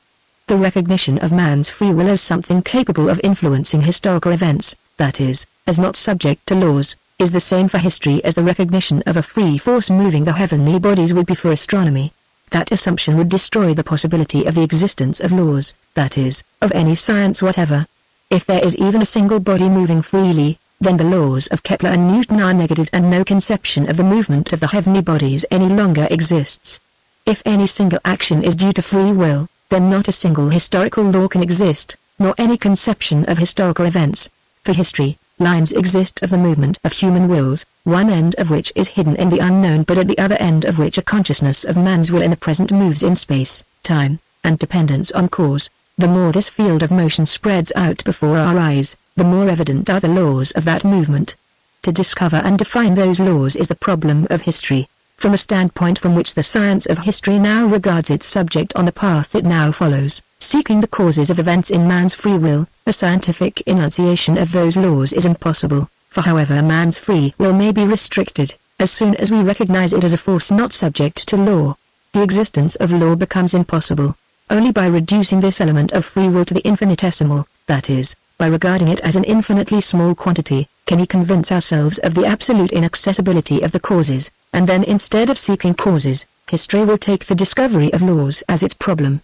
The search for these laws has long been begun and the new methods of thought which history must adopt are being worked out simultaneously with the self-destruction toward which ever dissecting the causes of phenomena the old method of history is moving. All human sciences have traveled along that path. Arriving at infinitesimals, mathematics, the most exact of sciences, abandons the process of analysis and enters on the new process of the integration of unknown, infinitely small, quantities. Abandoning the conception of cause, mathematics seeks law, that is, the property common to all unknown, infinitely small, elements. In another form but along the same path of reflection the other sciences have proceeded. When Newton enunciated the law of gravity he did not say that the sun or the earth had a property of attraction, he said that all bodies from the largest to the smallest have the property of attracting one another, that is, Leaving aside the question of the cause of the movement of the bodies, he expressed the property common to all bodies from the infinitely large to the infinitely small. The same is done by the natural sciences. Leaving aside the question of cause, they seek for laws. History stands on the same path. And if history has for its object the study of the movement of the nations and of humanity and not the narration of episodes in the lives of individuals, it too, setting aside the conception of cause, should seek the laws common to all the inseparably interconnected infinitesimal elements of free will. Chapter 12. From the time the law of Copernicus was discovered and proved, the mere recognition of the fact that it was not the sun but the earth that moved sufficed to destroy the whole cosmography of the ancients. By disproving that law it might have been possible to retain the old conception of the movements of the bodies, but without disproving it, it would seem impossible to continue studying the Ptolemaic worlds. But even after the discovery of the law of Copernicus the Ptolemaic worlds were still studied for a long time. From the time the first person said and proved that the number of births or of crimes is subject to mathematical laws, and that they saw that mode of government is determined by certain geographical and economic conditions, and that certain relations of population to soil produce migrations of peoples, the foundations on which history had been built were destroyed in their essence. By refuting these new laws the former view of history might have been retained, but without refuting them it would seem impossible to continue studying historic events as the results of man's free will. For if a certain mode of government was established or certain migrations of peoples took place in consequence of such and such geographic, ethnographic, or economic conditions, then the free will of those individuals who appear to us to have established that mode of government or occasioned the migrations can no longer be regarded as the cause. And yet the former history continues to be studied side by side with the laws of statistics, geography, political economy, comparative philology, and geology, which directly contradict its assumptions. The struggle between the old views and the new was long and stubbornly fought out in physical philosophy. Theology stood on guard for the old views and accused the new of violating revelation. But when truth conquered, theology established itself just as firmly on the new foundation. Just as prolonged and stubborn is the struggle now proceeding between the old and the new conception of history, and theology in the same way stands on guard for the old view, and accuses the new view of subverting revelation. In the one case as in the other, on both sides the struggle provokes passion and stifles truth. On the one hand there is fear and regret for the loss of the whole edifice constructed through the ages, on the other is the passion for destruction. To the men who fought against the rising truths of physical philosophy, it seemed that if they admitted that truth it would destroy faith in God, in the creation of the firmament, and in the miracle of Joshua the son of Nun. To the defenders of the laws of Copernicus and Newton, to Voltaire for example, it seemed that the laws of astronomy destroyed religion, and he utilized the law of gravitation as a weapon against religion. Just so it now seems as if we have only to admit the law of inevitability, to destroy the conception of the soul, of good and evil, and all the institutions of state and church that have been built up on those conceptions. So too, like Voltaire in his time, uninvited defenders of the law of inevitability today use the law as a weapon against religion, though the law of inevitability in history, like the law of Copernicus in astronomy, far from destroying, even strengthens the foundation on which the institutions of state and church are erected. As in the question of astronomy then, so in the question of history now, the whole difference of opinion is based on the recognition or non-recognition of something absolute, serving as the measure of visible phenomena. In astronomy it was the immovability of the earth, in history it is the independence of personality free will. As with astronomy the difficulty of recognizing the motion of the earth lay in abandoning the immediate sensation of the earth's fixity and of the motion of the planets, so in history the difficulty of recognizing the subjection of personality to the laws of space, time, and cause lies in renouncing the direct feeling of the independence of one's own personality. But as in astronomy the new view said, it is true that we do not feel the movement of the earth, but by admitting its immobility we arrive at absurdity, while by admitting its motion, which we do not feel, we arrive at laws. So also in history the new view says, it is true that we are not conscious of our dependence, but by admitting our free will we arrive at absurdity, while by admitting our dependence on the external world, on time, and on cause, we arrive at laws. In the first case it was necessary to renounce the consciousness of an unreal immobility in space and to recognize emotion we did not feel. In the present case it is similarly necessary to renounce a freedom that does not exist, and to recognize a dependence of which we are not conscious. 1. The most fascinating woman in Petersburg. 2. God has given it to me, let him who touches it beware. 3. Cousinhood is a dangerous neighborhood. 4. To err is human. 5. You expect to make an income out of the government. 6. So that squares matters. 7. Hors d'oeuvre. 8. Do you know the proverb? 9. That suits us down to the ground. 10. Hollow. 11. I just ask you that. 12. Catherine. 13. A bastard. 14. And all that follows therefrom. 15. Marlborough is going to the wars, God knows when he'll return. 16. To understand all is to forgive all. 17. Kutuzov. 18. 40,000 men massacred and the army of our allies destroyed, and you find that a cause for jesting. 19. It is all very well for that good for-nothing fellow of whom you have made a friend, but not for you, not for you. 20. A very good morning. A very good morning. 21. Is you ready? 22. Hurrah for the Austrians. Hurrah for the Russians. Hurrah for Emperor Alexander. 23. And hurrah for the whole world. 24. But my dear fellow, with all my respect for the Orthodox Russian army, I must say that your victory was not particularly victorious. 25. We must let him off for you. 26. Fine eyes. 27. Ours. 28. Woman is man's companion. 29. The marshals. 30. Bridgehead. 31. That their fire gets into his eyes and he forgets that he ought to be firing at the enemy. 32. That Russian army which has been brought from the ends of the earth by English gold, we shall cause to share the same fate, the fate of the army at Ulm. 33. This is a pleasure one gets in camp, Prince. 34. On Vaus Ferrer dancer. 35. What's he singing about? 36. Daughter of Matthew. 37. I love you. 38. Anna Pavlovna. 39. The little one is charming. 40. Indeed, sire, we shall do everything it is possible to do, sire. 41. Hang these Russians. 42. Till tomorrow, my dear fellow. 43. You clear out of this. 44. I love you. 45. First tuck, breakfast. 46. Denisov. 47. To indicate he did not want more tea. 48. Europe will never be our sincere ally. 49. Delighted to see you. I am very glad to see you. 50. You must know that this is a woman. 51. For heaven's sake.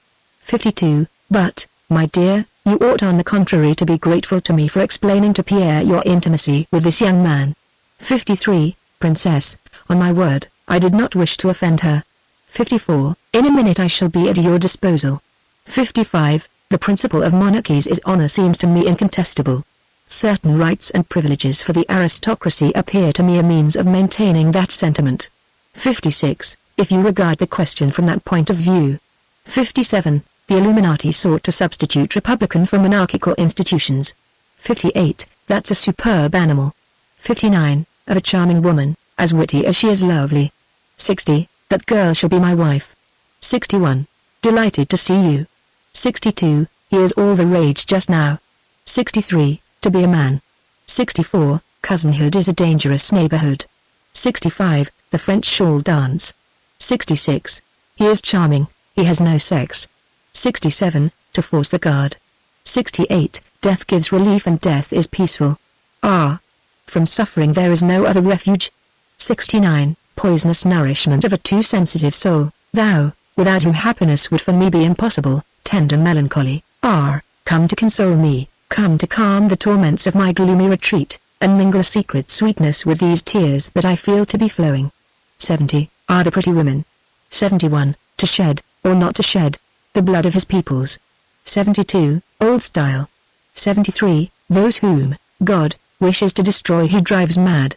74. Long live the king.